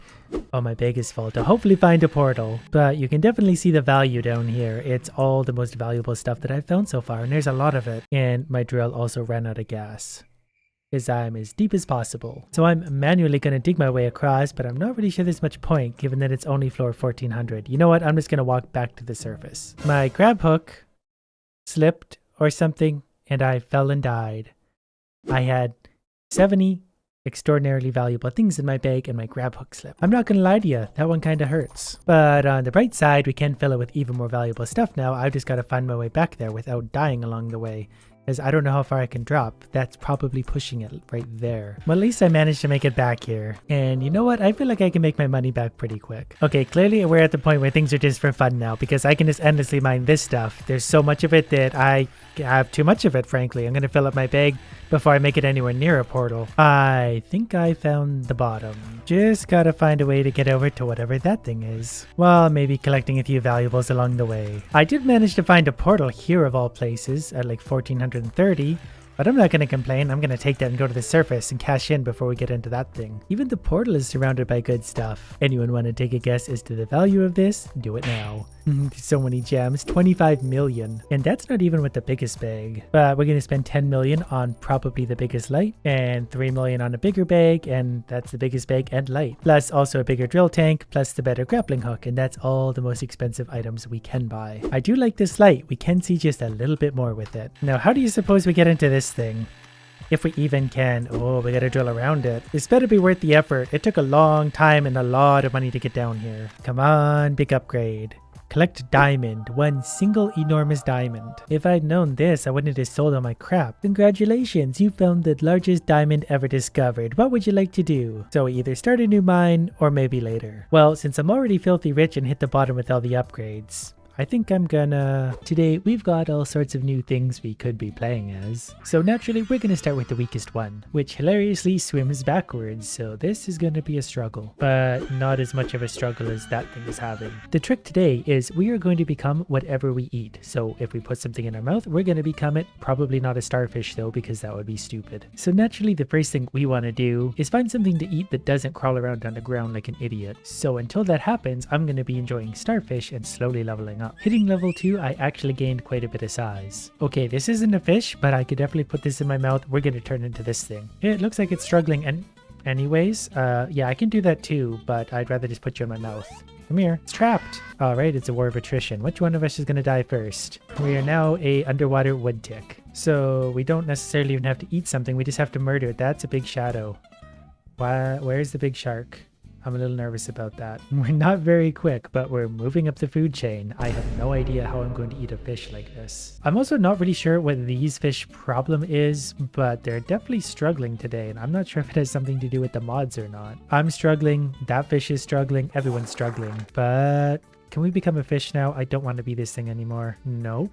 Don't know why we didn't turn into that. I think I've got to chew them into meat. I think that's the part I'm screwing up. And that does really hurt because we could be a fish swimming around freely right now, but instead we're crawling along the floor. Okay, I think I figured the trick to making this move, you got to get all its legs on the ground. So you got to point it downwards. It doesn't get a lot of traction when you point it into the sky. Oh, we actually maybe can swim this very slowly. I do actually have quite a bit of damage at level 2. 7.9 is plenty. Just need to get my claws on something. Good news though, I found a starfish. We're gonna eat that. That's not gonna quite get us to level 3. Look at that big fish. Imagine that, me swimming in the water, actually able to eat things. That's the dream. This is probably really stupid, but I'm gonna try and go down here because I know the littler fish are usually near the edges of this area. This is a weird little bug. Are these real? But at this point, I'm willing to fight absolutely anything. If I could become a shark, that would actually be a big step. Bite. Come closer. You're almost there. Oh, I think it's on to me. But after this starfish, we're going to go from 7.9 damage all the way up to 9.4, and we actually gained quite a bit of size again. If I move any faster, we're going to have to edit this into slow motion just so people can see what's happening. Okay, I see another fish up here. I'm going to try and chew it into meat. For some reason, these fish never seem to work. But we will take that, and then we're going to bite this thing. I would love to become a swimming fish. Might be able to attack the shark right here. Is he close enough? Oh, I can get him. Okay, bite him. Bite him. Come on, we can do this. If he swims away, we can't get him. Oh, we're very armored. Wow. Uh-oh. We're also not very maneuverable. We're a shark. Perfect. Things are looking up. I didn't expect to be a shark so early on. Plus we got all this to eat now. We're a level 4 shark. We only have 3.7 damage, but we can swim finally, and that's what matters. Now the trick again is to not be eaten by anything, but I need to either level up or find something bigger to eat and become. And I guess that's going to be the trick, because to level up, I'm going to have to eat something, so I'm going to become that thing as I want to level up. So I might take a bite out of this, because this looks like a similar size. I think it's one of those tadpole things, just a littler version of it. Wow, what a weird fish. Get in my mouth. It's definitely smaller, but we're going to get experience. I don't know if this is a good idea. It doesn't seem to be able to hurt me. In hindsight, well, do we want to become something that doesn't bite? Whatever. We're just going to go for this and see what happens. We will become it. I'm just not sure I want to be it. Not very strong, but neither is a shark. Like, we can't even kill this thing. Wait. There we are. We are now... I don't know what this is. This is the stupidest fish ever. But we'll go ahead and eat that stuff and just continue on our little journey. We're like a great blue tadpole with... sort of googly eyes. I don't know what this thing is. The shark was probably a better choice, but we're kind of at a lack of choices right now for things to eat. I can't really go into the deeper water yet because something will eat me immediately and then we'll have to start over again. This fish is also pretty slow though, so I'm a little worried about it. Its bite is also pretty bad. Our damage does go up though as we sit still for some reason. I don't really know what to make of that. Maybe it charges up. Yeah, it seems to. It maxes out at about 12. When we bite something, it drops back down again, then charges back up very slowly. So it hits very hard the first time, but then you're definitely not going to do damage for a while. Plus, it is heart-wrenchingly slow. I very much regret this fish. We're going to find a better one. While eating starfish, they're the only things I can really use to level up, and we did get 1 level. There's a marlin that I don't think we want to fight. I think it'll swim away from us anyway, because they're very fast, and I am, in fact, very slow. I'm still only level 5. Oh, there's a turtle. These aren't Oh, these actually might be dangerous. I don't know if I'm going to be able to kill this thing, to be honest. Yeah, I would love to bite that. Thank you. I think it's stuck, so I could probably just chew on it for a while until it dies. I don't think a turtle is a better choice than what I am. Okay, it's much quicker than I am. That's also very dangerous. Ooh, that looks like a faster fish, and it's even a little bit aggressive. Get in my mouth. Oh, there's no way I'm going to be able to catch this thing. Oh, actually, maybe. Oh, yeah, I got it. Okay, cool. Now we're at a smaller fish, but we're still actually quite large because of our level. Why does everything turn yellow when we sprint? Well, it's not the most intimidating of fish, but we can make this work. We can cannibalize our own. I don't really want to eat a turtle. Well, I do want to eat a turtle, but I shouldn't. Just like real life. We'll just give you a nibble just in case. Maybe we can kill you after all. Nope. I'll eat your starfish then. I'm still very scared to wander very far because as soon as I run into something that's meaner, it's going to eat us very quickly. We're 132 size already, but that's not really enough to protect us from the biggest of fish. They can devour that whole still. There's another level up though, so we're 140 with 9 damage. We have some hammerhead sharks over there, but we're definitely not strong enough to take those on yet. So I don't think I want to go in that direction in case I grab their attention. They'll eat me. I'd eat me. And I even kind of like me. Oh, I just heard the danger sound. I don't know what's looking at me. Probably that thing. Okay, we're in trouble. I'm going to try and hide under this rock. I don't know if it's still chasing me, but I'm not really going to risk that. I don't know how to get rid of things. Like if you break line of sight, does that work? And go back to eating starfish for the time being until I figure out what's next. I do want to bite this thing again because I really think that it's broken. I'm not going to become it, but I'll take the easy experience. I think this strategy is actually going to work pretty well. Because even as I level up the next fish, if I hit a bigger type of fish, I'll be much bigger. Like a level 7 hammerhead would be much bigger than level 7 great white would be even bigger again. So I just need to actually find like a next step fish to put in my mouth. I mean, I still would, you know, eat a turtle, but they get away as soon as I go near them. Oh, this one's not actually. Maybe it'll be a turtle next. Again, I don't know if that's a good idea, but it's something different. I like how when we bite it, we turn it into us, so it's locked there.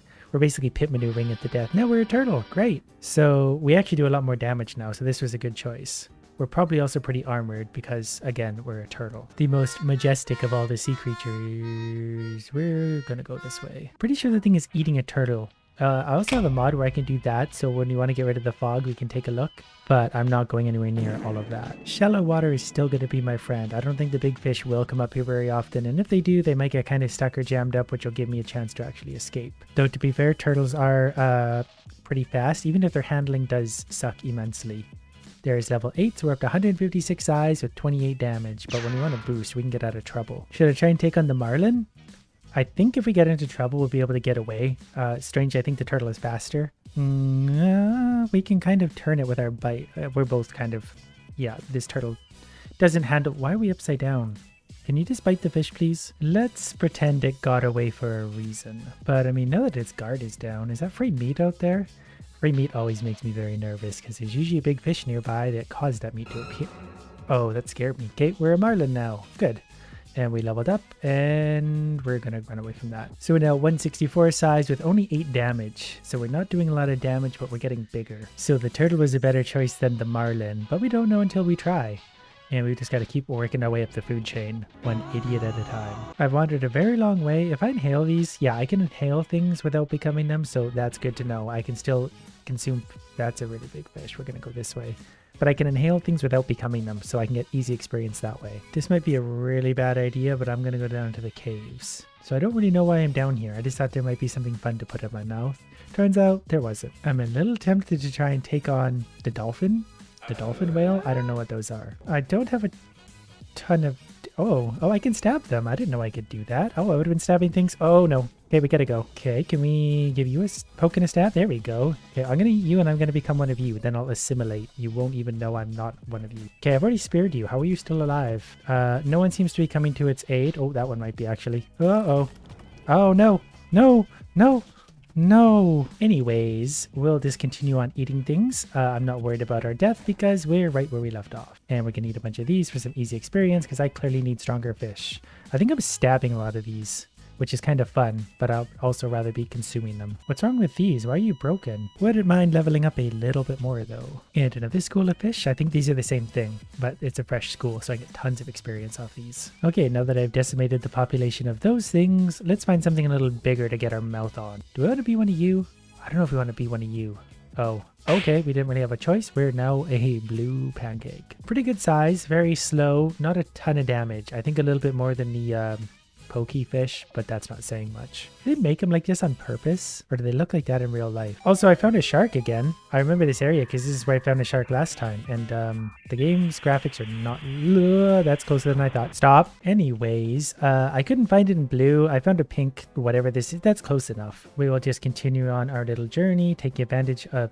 Wow, everyone gets stuck to the wall. So we have 15 damage, 172 size, so we're staying away from the giant tadpole thing for now. I think devour size is going to be one of the more important things to pay attention to.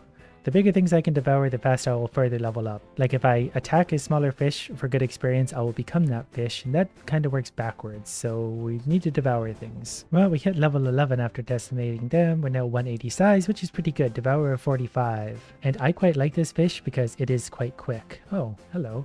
Didn't see you up there. Oh, it's one of these. Do you think this is better? I know these...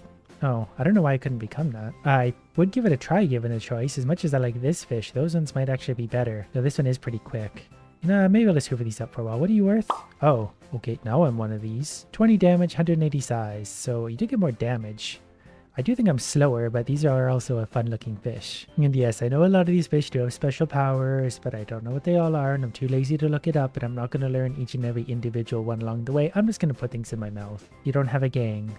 Oh, that's heartbreaking. But you just finished talking about how you weren't going to use fish powers. Yeah, well, if you wanted logic, you wouldn't be watching my videos now, would you? We're gonna eat the banana lime. Oh, okay, so when we devour things, sometimes we do become them. So we're now whatever this is. Maybe we'll just go back and forth like this, eating these, slowly leveling up that way. Like, I'm pretty sure if I put this thing in my mouth, I'll become one of it. We can go back and eat the other one. Come here.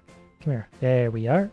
Good experience. We can eat one of these. Maybe we just can't become these, and that's why we're allowed to devour them like this without turning into them. Wow, that was a lot of good experience. Thanks, guys. Yeah, well, remember your sacrifice forever, but I'm leveling up awfully quick. Up to 200 size with 27 damage, and I can't tell if it looks better with the fog on or off. We turn it completely off, and the frame rate doesn't love that very much. Maybe we'll go with the fog off for a bit so you guys can see. Okay, that's a great white chasing whatever that is, so we're going to leave that well alone. It might take level 15 before we're able to take on something bigger. We could go back to where the seals and other things were, because there were some good animals over there. So we're going to dive into another school of these idiots, because this thing's got a great hoovery mouth. We can take in a whole bunch of these. And another one of these poor idiots. We'll take all of those we can get. We just hit level 14, so we're at 209 size, 32 damage, we'll call it. Oh, I should become one of those again so I can travel the world. Oh, he's harassing that poor fish. Okay, we got a good... What was that? Oh, okay, that's a shark. We gotta go. We're not big enough to take that on. Are we? We're 209. 25 damage. We almost could. I'm not going to risk that right now. We're going to go over to where the seals and stuff are. We're going to be a seal next because I think those are better. If not, an orca is a good choice. They do a lot of damage for their size. It's very scary to go anywhere because there's a lot of big fish. I know there's something really big below me. I just saw its tail. So we're just going to hope that no one's home and keep on cruising along the edge. Oh, what about that big guy? I think we could probably do this, especially if we get him from behind. That's what she said. That was easier than I thought. What even is this thing? We're bigger. We have more damage. We're probably slower. We're probably not prettier, but we're bigger. I guess we do have a pretty good movement speed still, though. The lungfish tend to be the fast ones. Really tempted to hoover that up. 65. I don't think I can. And I don't want to bite it because I don't want to become it. Because I think from all the fish I've played as so far, this one is going to be the best. It's certainly going to do the most damage. Definitely getting into the cold water now. We can actually see it a little bit better like that. Okay, we're going to try one of these lone seals first over the other thing. I don't know if this is a good idea, but we're going to let our thing... Oh, okay, that one wants to eat that one for sure. So we know which one of those is stronger, but we're going to get in there first and kill it. Come here. Now that we're one of these, let's hoover up the meat first. We're now doing 83 damage, so we're actually very similar, despite the fact we're an adorable seal. Oh, these have to breathe oxygen. I forgot about that part. So let's perhaps find something that doesn't need to breathe air, because that seems stupid when you live in the water. That looks like some kind of adorable... Yeah, come here. I don't care what you are. I need to be you so I can breathe underwater. He looks so happy. He makes the annoying sounds. We lost a little bit of damage, but we can breathe underwater. Actually, this might be one of those that the more you eat, the higher your damage goes. Which is a little bit counterproductive. Is that a penguin? Do we want to be a penguin? Penguin sounds stupid, but that's kind of why I want to be one. Here, penguin. Get in my mouth. Got him. We're now a giant penguin. This was not a good choice, but we are a penguin, so 126 damage. Okay, this was a good choice. Wow, cool. We're gonna use this penguin to take over the world. I think they breathe air because they're a bird, but full disclosure, I'm not a scientist. More specifically, I'm not a penguin scientist. Oh, that's a lot of dangerous looking creatures. Ramming speed. I'm as big as the orca is. Not quite, but that's a pretty big penguin. I don't think they get this big in the wild. Okay, we're now an orca. I know orcas have a lot of damage. Also, don't touch my meat. Don't touch my meat. This is also an air-breathing moron. Definitely looks happy. Not really sure where to go from here. I mean, I could probably you, but I'm just going to turn into you, and it's a very similar whale. Wait, what's that out there? No, we're good. We're just going to trade back and forth between these for a minute. It's good experience, but I mean, we want to be something newer and bigger. Let's eat the penguin. Come here. Get in my mouth hole. Yeah, you got to go for oxygen because you're stupid. Got him. Now we've got to go for oxygen because we're stupid. I think I also remember these fish though being very aggressive and potentially very strong. Yeah, they're very aggressive, at least that much I know. So we're going to bite that. Only 65 damage though. That's disappointing. Quite big though, 326 size. So I'm pretty much going to re-whale myself with the first opportunity I get because I need more damage than this. Look at all these idiots fighting over this piece of meat. That's my meat. Okay, there's one of the big whales over there. So we're going to have to watch out for him because he will devour us whole. Okay, I want to be an orca maybe because an orca is going to be my best chance of eating a bigger shark. Everyone's eating everyone. Great. I'm actually a lot bigger than the orca now. This is great. Didn't realize I was that size already. Oh, okay, we found the big fish. The size of that thing gets me every time. I didn't think it would wander that far into the icebergs. Okay, level 25 orca.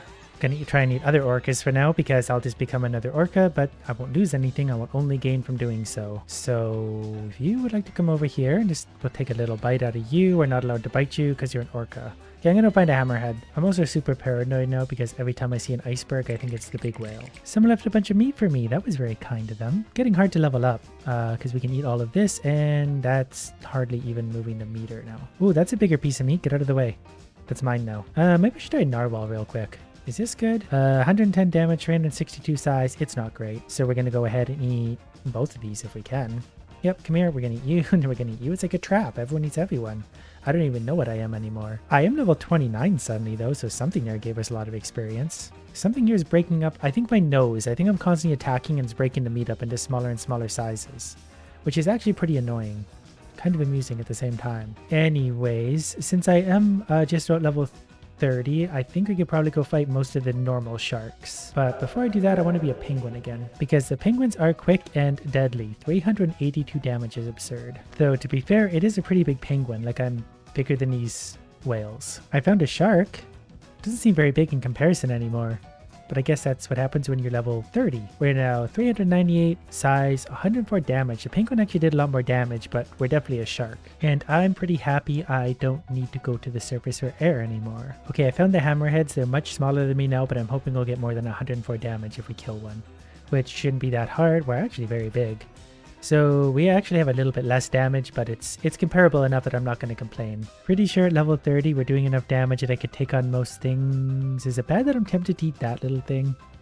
I don't remember what they do though. I don't think their attack is high enough. There is another one of these. I am a little curious. That might actually be more damage. It's certainly quicker so I can maneuver in and out of danger faster. And so much quicker. The hammerhead shark can barely even move. I don't know why it's shaped like that. That's not very aerodynamic. Or hydrodynamic. Pretty sure there's no point in eating that because that's going to turn my damage down. There's another like medium-sized shark. Don't think I want to eat him though. I think this thing still does more damage with more speed. We need to go for something big at this point. Maybe like that alligator thing. You, come here. Wait, missed him.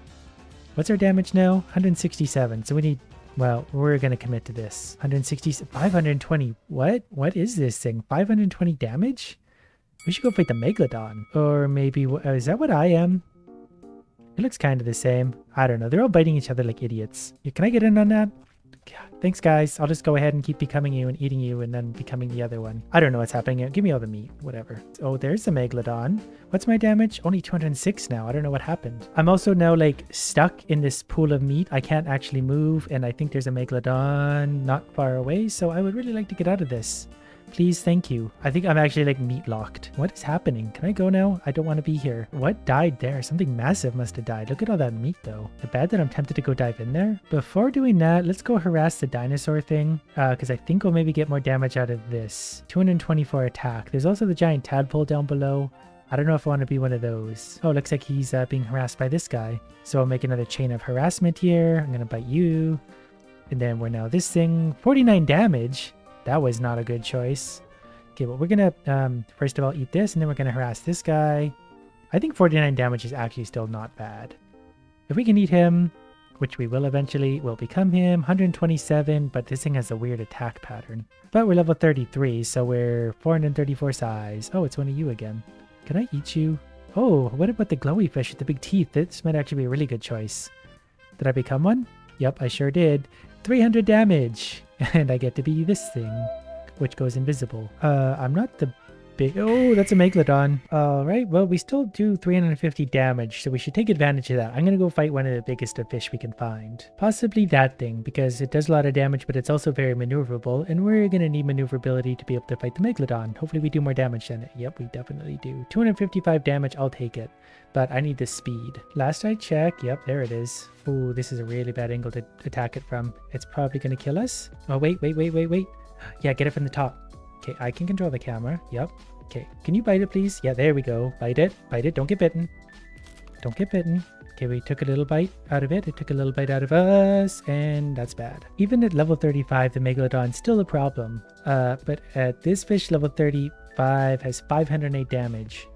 So we'll see if we can top that up just a little more. I'm pretty sure the Megalodon is the other side of this little bump. Target acquired. I just need to kind of like nonchalantly get up behind it, and then I can attack it while it's distracted, kind of like this. Could you please be distracted by something other than me for a second? Oh, I think I almost had it though. That was a few good bites. It's crazy to think about how big that Megalodon really is, because like that's a hammerhead below me. I'll see if I can get close enough to get a visual. Like it's tiny compared to us. Very, very small. I think if I eat some whale sharks for a minute, I'm going to get massive experience. I could definitely eat these. They're not dangerous. The problem is I've got to become one then. But that's going to level me up basically every time. From there, I've got to become something else to re-eat a whale shark though. And the other big fish is still in the area, so that's kind of annoying. I might be able to fight that if I'm an orca or something. I just swam through a small school of fish and leveled up to 39, so we're definitely 506 size. We're very big, but we're doing almost no damage because we're a whale shark. If I become one of these though, 858 damage, great. Target acquired, full speed ahead. Please don't turn around. I don't think this thing turns very quickly because it's, you know, basically a barge. Is it dead? Did I kill it? I did it. I'm one of the big fish now. Ooh, look at all this meat I can eat too. Level 45, we just got so much experience. Great. We are now a very big fish. Not the prettiest, but he's very big. Well, despite all of that, we still don't have a ton of damage. Like, we're doing 319 damage, 578 size. And that's a little bit concerning to me, because that's not what's possibly able to attack me? I'm huge. Oh, it's probably those little red fish that always attack everything. I was gonna fight the Megalodon with this fish because it's like a similar class fish. It's very, very big and very, very strong. But its damage isn't as high as it is for a seal, so I'm going to be a seal. Also, I can't handle the turning radius of this. I'm going to lose my mind if I have to play as this fish for any length of time, so please give me that seal. Get in my mouth. Okay, it's able to avoid me because I'm just too big. And that's really not a problem I'm used to. Okay, can you... Can we eat the seal now? Can I eat anything? Please, anything. I want to be not this thing anymore. It's so slow. Hello? I might have actually like glitched the game because I can't do anything. I need to be able to eat that seal. Okay, so I guess my massive level combined with this fish gives me 1100 attack damage. I had to give up on the seal because I don't know what happened. I couldn't seem to eat it. I think this is a leftover of my body though, so we're gonna try and eat that before anything else does. Oh, right. Okay, we're now an orca who's doing 1800 damage, which should be enough for our Megalodon friend. That number is dropping as time goes on though because we're not eating anything, but I can't eat anything because we'll change fish if we do. Really wish I could eat them right now, but no such luck. There's some luck though. There's a bunch of meat just sitting there, and there's the Megalodon. Okay, which do we go for first? We have 1300 damage. I should go for the Megalodon. He's so quick, especially compared to me. I need to get him like when he's distracted, but he always goes straight for me as soon as he sees me. Oh, we might have him here. Come on, one more bite. Did I get him? Did I get him? I don't think we got him. However, one of these fish, 572 size, but 2500 damage. Probably because it's got big teeth. I suspect part of the problem is I've basically been feeding the Megalodon for the past 30 minutes. So every time I attack it with a large fish, it eats that, gets even bigger. But I did beat it up pretty bad the last time, so this should be it. There's just a lot of dead fish and stuff going on over here. I'm just gonna go straight for the Megalodon without any thinking about it. I think I can do the damage to take him now. He's already beat up. Bite him. Bite him. Ooh, we're doing... Yeah, well, there we go. Now we're a Megalodon. Only 144 damage. So we actually did a big drop off on damage, but we're going to level up a lot because there's just a lot of meat hanging out here. Finally got... Oh, and you. Forgot about you. Oh, right. That was really, really dumb. But also that, I think, crashed the game because now we can't respawn. I can force it to respawn like that, and we're back to being a Megalodon. Now, what level were we? I think we're at about 307, which makes her a pretty big Megalodon. So I think I'm king of the ocean right now, but we're still going to get bigger. I would show you the side view, but it's going to give everyone a seizure. I can't show you the side view. Well, this definitely is the max size I can go for now. I could probably break that with mods, but I am size 5,000 with 82,000 damage. But thanks to me being able to remove the fog, I can actually kind of move for once and more or less see where I'm going. Obviously, as soon as you touch anything, the game freaks out like that. But we're obviously a pretty big Megalodon who's having a bad day. I'll link these mods in the description, and there's a lot more to play with, so this is going to get messy fast. Today, we're a cat, and we're going fishing. That sounds very peaceful and relaxing and everything, but we're going to try hard the life out of this game. Starting with whatever fish is stupid enough to bite this hook. You. We pull them up to the surface. That's worth $25 sold. We're doing this so we can, of course, upgrade from a good rod to a power rod and eventually a quick rod. But it's going to be a little while before we get there. Cuttlefish is worth $0 if he's dead. And we need bigger bait to be able to catch the yellow fish, and I'm pretty sure we can reel this one in, and then we send him back into the water, and he's now my bait. So now we can pull in the bigger fish. He was worth, I don't know what. New rod upgrades unlocked. We're going to sell him for $400. We now have $962. Not enough to buy anything new. Unless we can upgrade our existing good rod. Empty upgrade slot. We're going to get diving lure to go deeper. Because deeper is always better. Unless that fish is going to hijack me along the way. I want to go way down to see what's down there. And it's going to take a little while to get used to this. There's a cuttlefish, $50. This time we got a pink one. That one's worth $200. So we're going to keep an eye out for those. Though I have a feeling they're going to get pretty valuable the deeper down I go. Never seen those orange ones before. But if you guys want to bite, I'm sure that would be just fine. $400. And I got half a cuttlefish, worth $25. There's some big valuable fish further out over here. I need to get that, I need to get that big yellow idiot out of the way. So I'm going to take the swooper, All right, well, I guess we're using the swooper as bait now. I was going to sell it because it's valuable, but we're going to use that to catch this fish. That's $450 for the mustard fish. Then we should be able to get past him and go down deeper to those orange fish that have got to be worth something. And since all the other fish are in the way, we're just going to, get them out of our way. And we're going to save up a small fortune in doing so. That was a good cast going way out there. I heard a ding because something happened right. We have $3,000 and a new quest. Catch 3 cuttlefish. What I really want is for one of those orange fish to bite. Okay, I'm going to take this guy who's right below me as soon as I can figure out how to cast. Then we're going to use him as bait to catch the big yellow fish because I need him out of the way.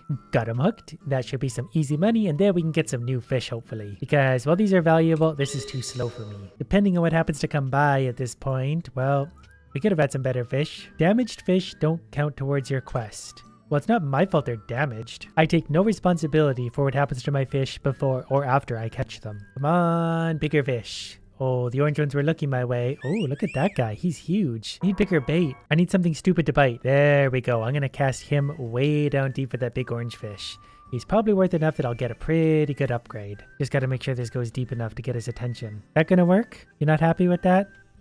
All right, we'll try it again. But not before reeling in another mustard fish. Can we upgrade again for an even deeper? I'm not sure if that really matters because my line is only so long ultimately. But we'll pretend I didn't know that ahead of time. Now, as long as this doesn't get hijacked by any other idiots along the way. Can you bite that, please? You can have it.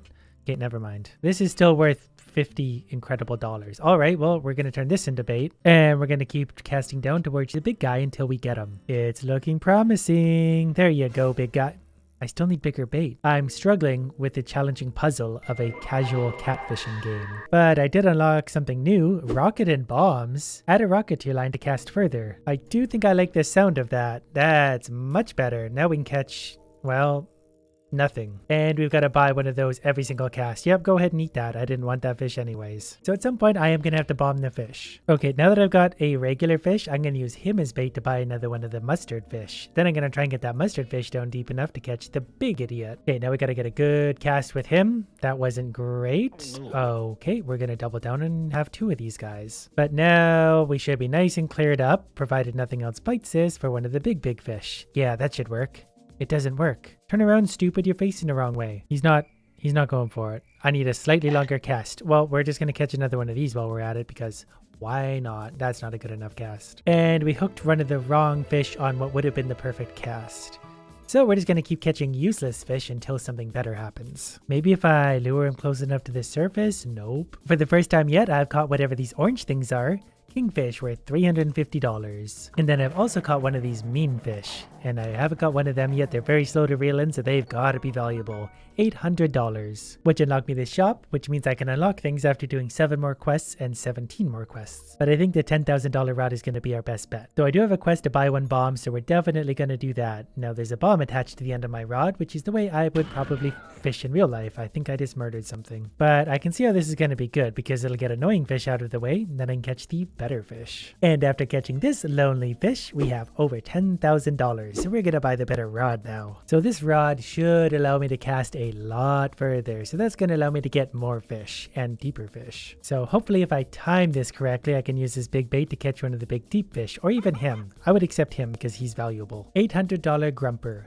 Definitely take that, and then I'm going to upgrade my rod to have a diving lure. Then it's just going to be a matter of turning basic fish into bait, catching bigger fish, turning them into bait so I can catch the really big fish. My thing just got stolen by a fish I'd never even seen before, so not only is that very annoying, but also very exciting. And I've never caught one of these either, so we're getting into new stuff. This was a Galena, worth $900. Then just for fun, let's add a rocket to the super rod here and see what kind of fish are way out there in the ocean. Alright, well my thing got stolen right away, but you can see there's some cool stuff. For some reason, new rod upgrades just got unlocked, so I'm very curious to see what that's gonna be. Rising lure. And I didn't realize before that these do stack, so I can make my diving lure go deep faster or the rising lure come up faster. But I'm assuming for now, the better fish are gonna be deeper. I just need to work my way down to get them. Like that yellow fish down there would be a great one for me to grab a hold of right now because I think I'd actually be able to catch one of the really big ones.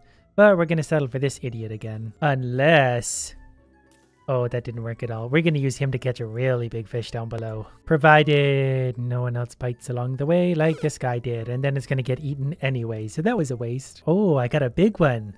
I was trying to catch one of the other ones down deep, but this might be even more valuable. I have no idea what this is, but I bet it's worth a lot of money.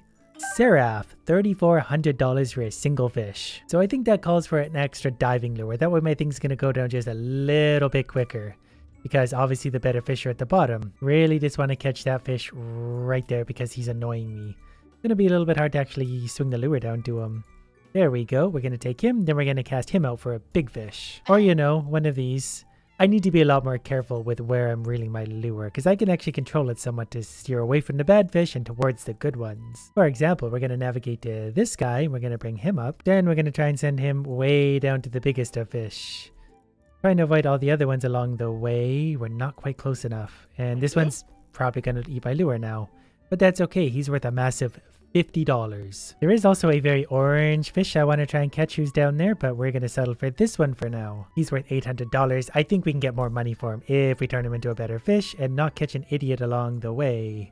Oh, this might be good. Yeah, we're going to get one of these for the first time. The big orange whale. Big orange whales have got to be worth a lot of money. What was that? $7,000? Cowfish, $2,500. But I did unlock a boat and a new quest. Catch 2 roundfin. I don't know what those are. So I currently have no boat. But a basic boat is only $35,000. They go up to $1.5 million. So I have a lot of fish to catch. Since I just caught a mustard fish and I turned into big bait, let's also use a rocket with him and get a horrible cast. But that might not actually be that bad depending on... yeah, we'll take the cowfish. They're as graceful in the water as they are on land. But that is an easy $2,500. I really want to catch that orange fish that glides around down there at super speed. Oh, don't eat that. That's very expensive. Please don't bite that.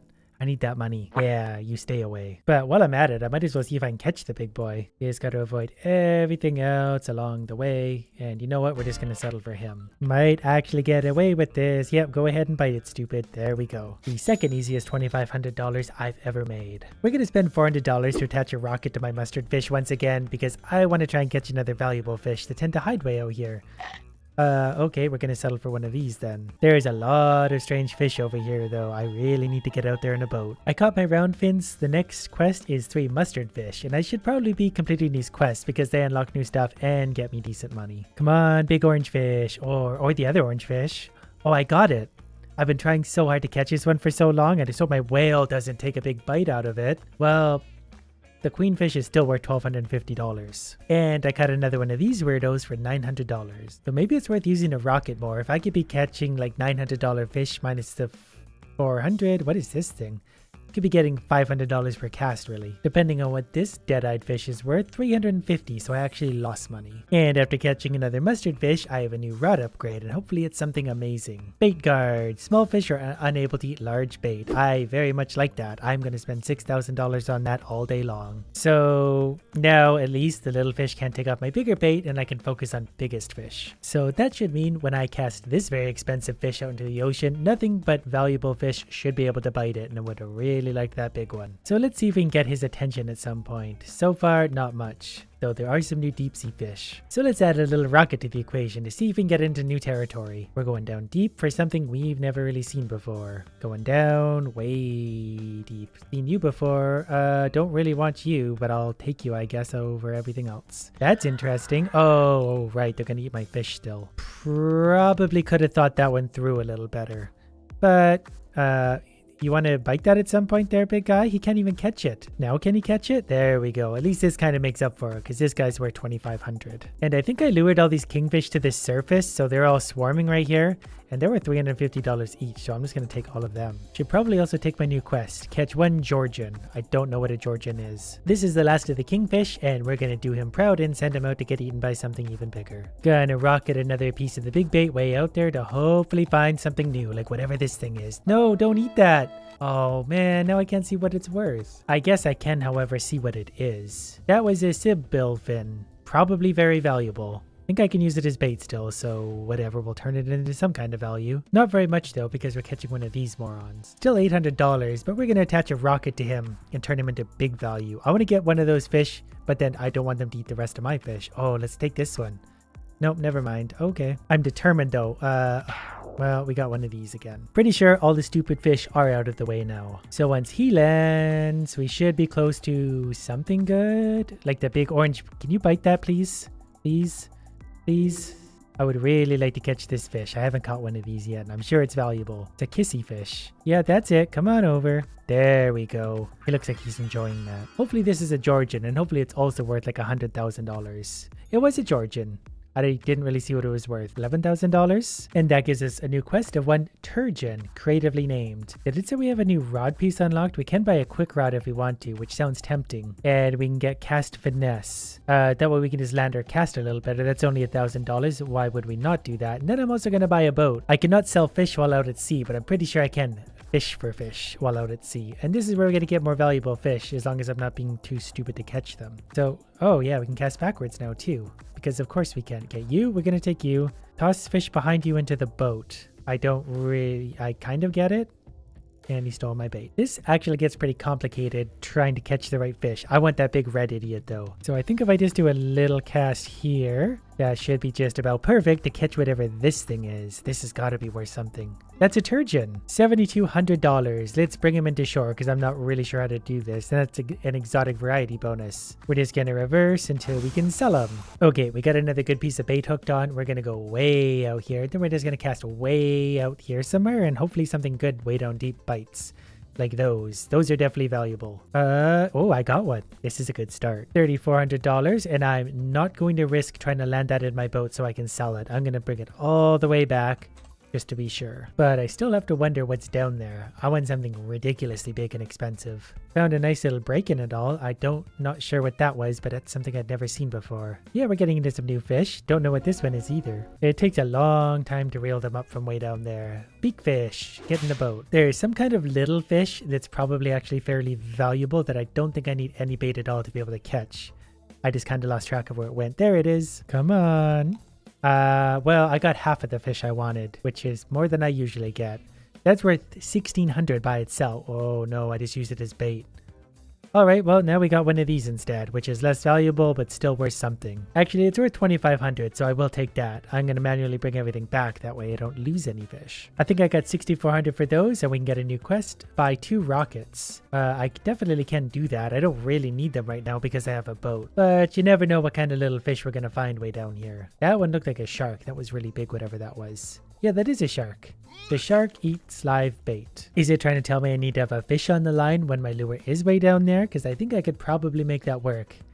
It's just a matter of what size we're going to want. If I can get this all the way down to the... Oh, I'll take one of these actually. These are valuable. There's an easy $3,400 and I really want that faster rod because time equals money. I've taken my boat as far out as I can go, at least for now I presume. But there were some interesting looking fish right here that I kind of want to try and catch. Though as soon as I put the boat nearby, they left. They're right down below. They're the colorful ones. Yep, thanks for biting my fish. Always a pleasure. So from here, if I rocket, I may be able to swoop around most of these annoying ones and get right down to the nevermind. Maybe the trick is to take a medium-sized fish and then cast it out, because then a lot of the little ones won't be able to even bite this thing. But hey. That's a good theory at least. I literally landed on one of these. I could catch these from the very beginning. I'm gonna send this thing for a shark.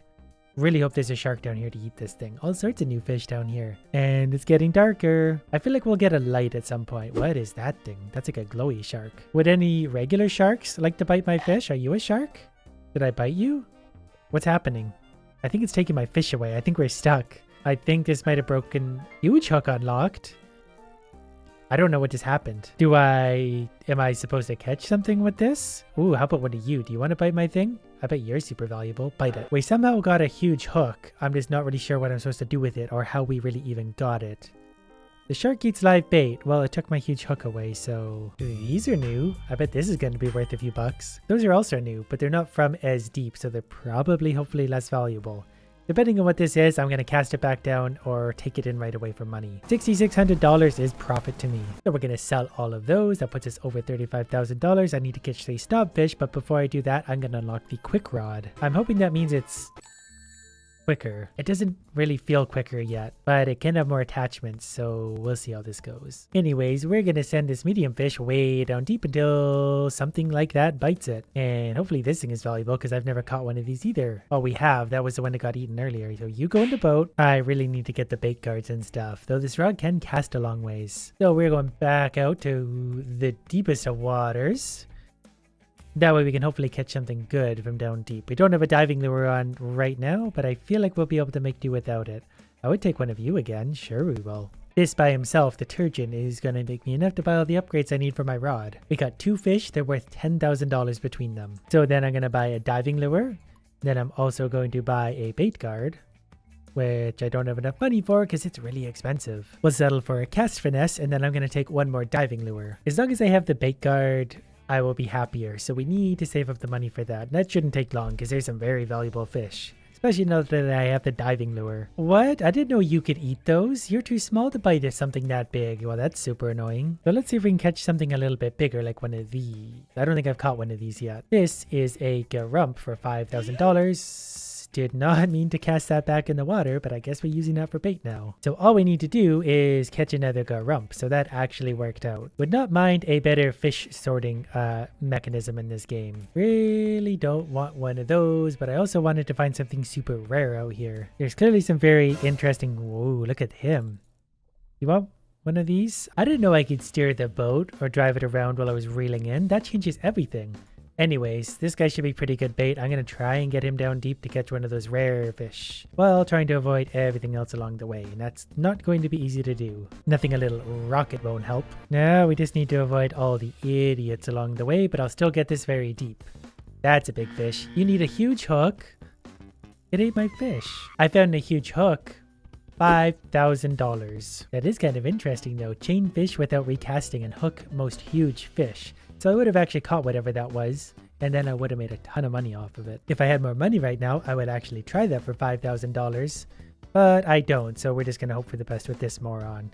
Give me a medium value fish. I would be happy with medium value, please. Are you medium value? I'll take you whatever you are. I think that was worth $8,400. Get in the boat. The whale just swam by, and I really don't want to hook one of those right now, not without a big hook on. Also don't want any of you. I will take that other fish down there, though. Hopefully he keeps swimming this way. I would be perfectly happy to hook him. Oh. Right. Well, since even these little fish are worth $900, we're going to come in to sell. That gives us $19,000. And the bait guard is the first thing I want to buy. It's time. It's time for me to be really stupid and buy the hook for $5,000 while casting this fish. Not deep enough. Hopefully this hook stays on for a second. Is it still there? I think I lost it. I think I spent $5,000 on a bad cast. Yeah, if that's the worst thing I do today, it still won't be too bad of a day. I'll take one of... No, not you. Anyone else would have been fine. I did, however, hook one of these. So that's going in the boat. Then I finally also caught one of these things. I've been circling around these forever. Skitter! $1,400, get in the boat. Never mind, we're using you as bait now to catch another one of you. And history repeats itself as I missed cast for the 3rd time in a row. Finally found the snobfish. It's actually a very basic fish. It's just way out here, so it's hard to find. Got a pretty good cast this time. Got a pretty big... No, not one of you. Nope, don't bite that. Don't bite that. Don't bite that. Yeah, idiot. Let's try that again, hopefully not grabbing the attention of a shark right away. I want something shark size, but just not a shark. Or if I had live bait on here, I'd be happy to do it with a shark. But it looks like we're not going to catch much of anything. Except maybe that. I'll take one of these. Oh, never mind. Everyone else wants a bite too. That's fine. $700 is plenty of money for a fish. At least I managed to turn it into whatever this thing is, because this thing's worth $8,400. Gawker, get in the boat. I have a good feeling about this one. Is that another Gawker? I think it was. I probably should have waited and grabbed that, because now we got a bunch of other idiots coming in, and this'll work. No, never mind. Everyone else wants a bite too, of course. $1,250, that's fine. Just sold that load of fish for about $12,000. That's going to allow me to buy some more bombs and dynamite. That way I can do better casts. And also maybe a big hook so I can actually catch some real fish again. Okay, we're going to go for it again. Rocket plus huge hook equals big cast, going deep, and we'll be able to hook pretty much whatever we want. Hopefully it's not a shark, because a shark will take my lure away very quickly. I would settle for that thing. I don't know what that is. Come on, do you want a bite? Oh, I got whatever this is. This better be worth more than $5,000, otherwise I just wasted money. This is a Trumbull for $9,400. Get in the boat. I do still need to catch more snobfish, but I want this guy. Perfect. He's definitely one of the more valuable fish, especially considering I don't need a giant hook to catch him. $3,400. Well, time to be stupid. I'm gonna do exactly that again. Huge hook plus rocket equals big fish. That was a pretty, actually decent cast. Why are you biting my hook? Maybe I get a shark this way though. That's live bait and a huge hook. That actually might work out not bad. Shark. Watch now be the one time we don't see a shark. Does anyone want to bite my live bait? I don't think the sharks go this deep because it's too dark. So I'm just going to reel slowly up until we get something's attention. Ooh, you're a shark? Oh, I think we're going to catch the shark. I think this actually worked. Come on, be worth a fortune. You need live bait and potentially a big hook for this, so this might be a very valuable fish. $64,000. I'll take it. I'm not going to risk throwing that in the boat because knowing me, I'd probably recast with it and then I would have $64,000 bait. And I don't need $64,000 bait. Sell. $78,000, which isn't really enough to buy anything new yet. All the upgrades are actually that expensive still that we can't buy anything new. But what we can do is buy another rocket and another giant hook with all that money. Then hopefully catch some kind of whale. Or even this thing. Don't know if that's worth $5,000 to hook that. Probably not because it's not big enough. But I want to see what this is. Catfin, $6,500. Whoops. Oh, okay. Off you go then. Didn't want you anyway. Only cost $5,000. Well, when it doesn't work right the first time, we just keep trying until it does. Okay, don't want anything. I think that's a fish I actually already caught. So he's probably pretty happy to not be on my line right now. What was that? Oh, that's the whale we want. Will the whale be coming back at some point? Because I wouldn't mind catching it. If I stay here too long, the shark's gonna come back. Whale.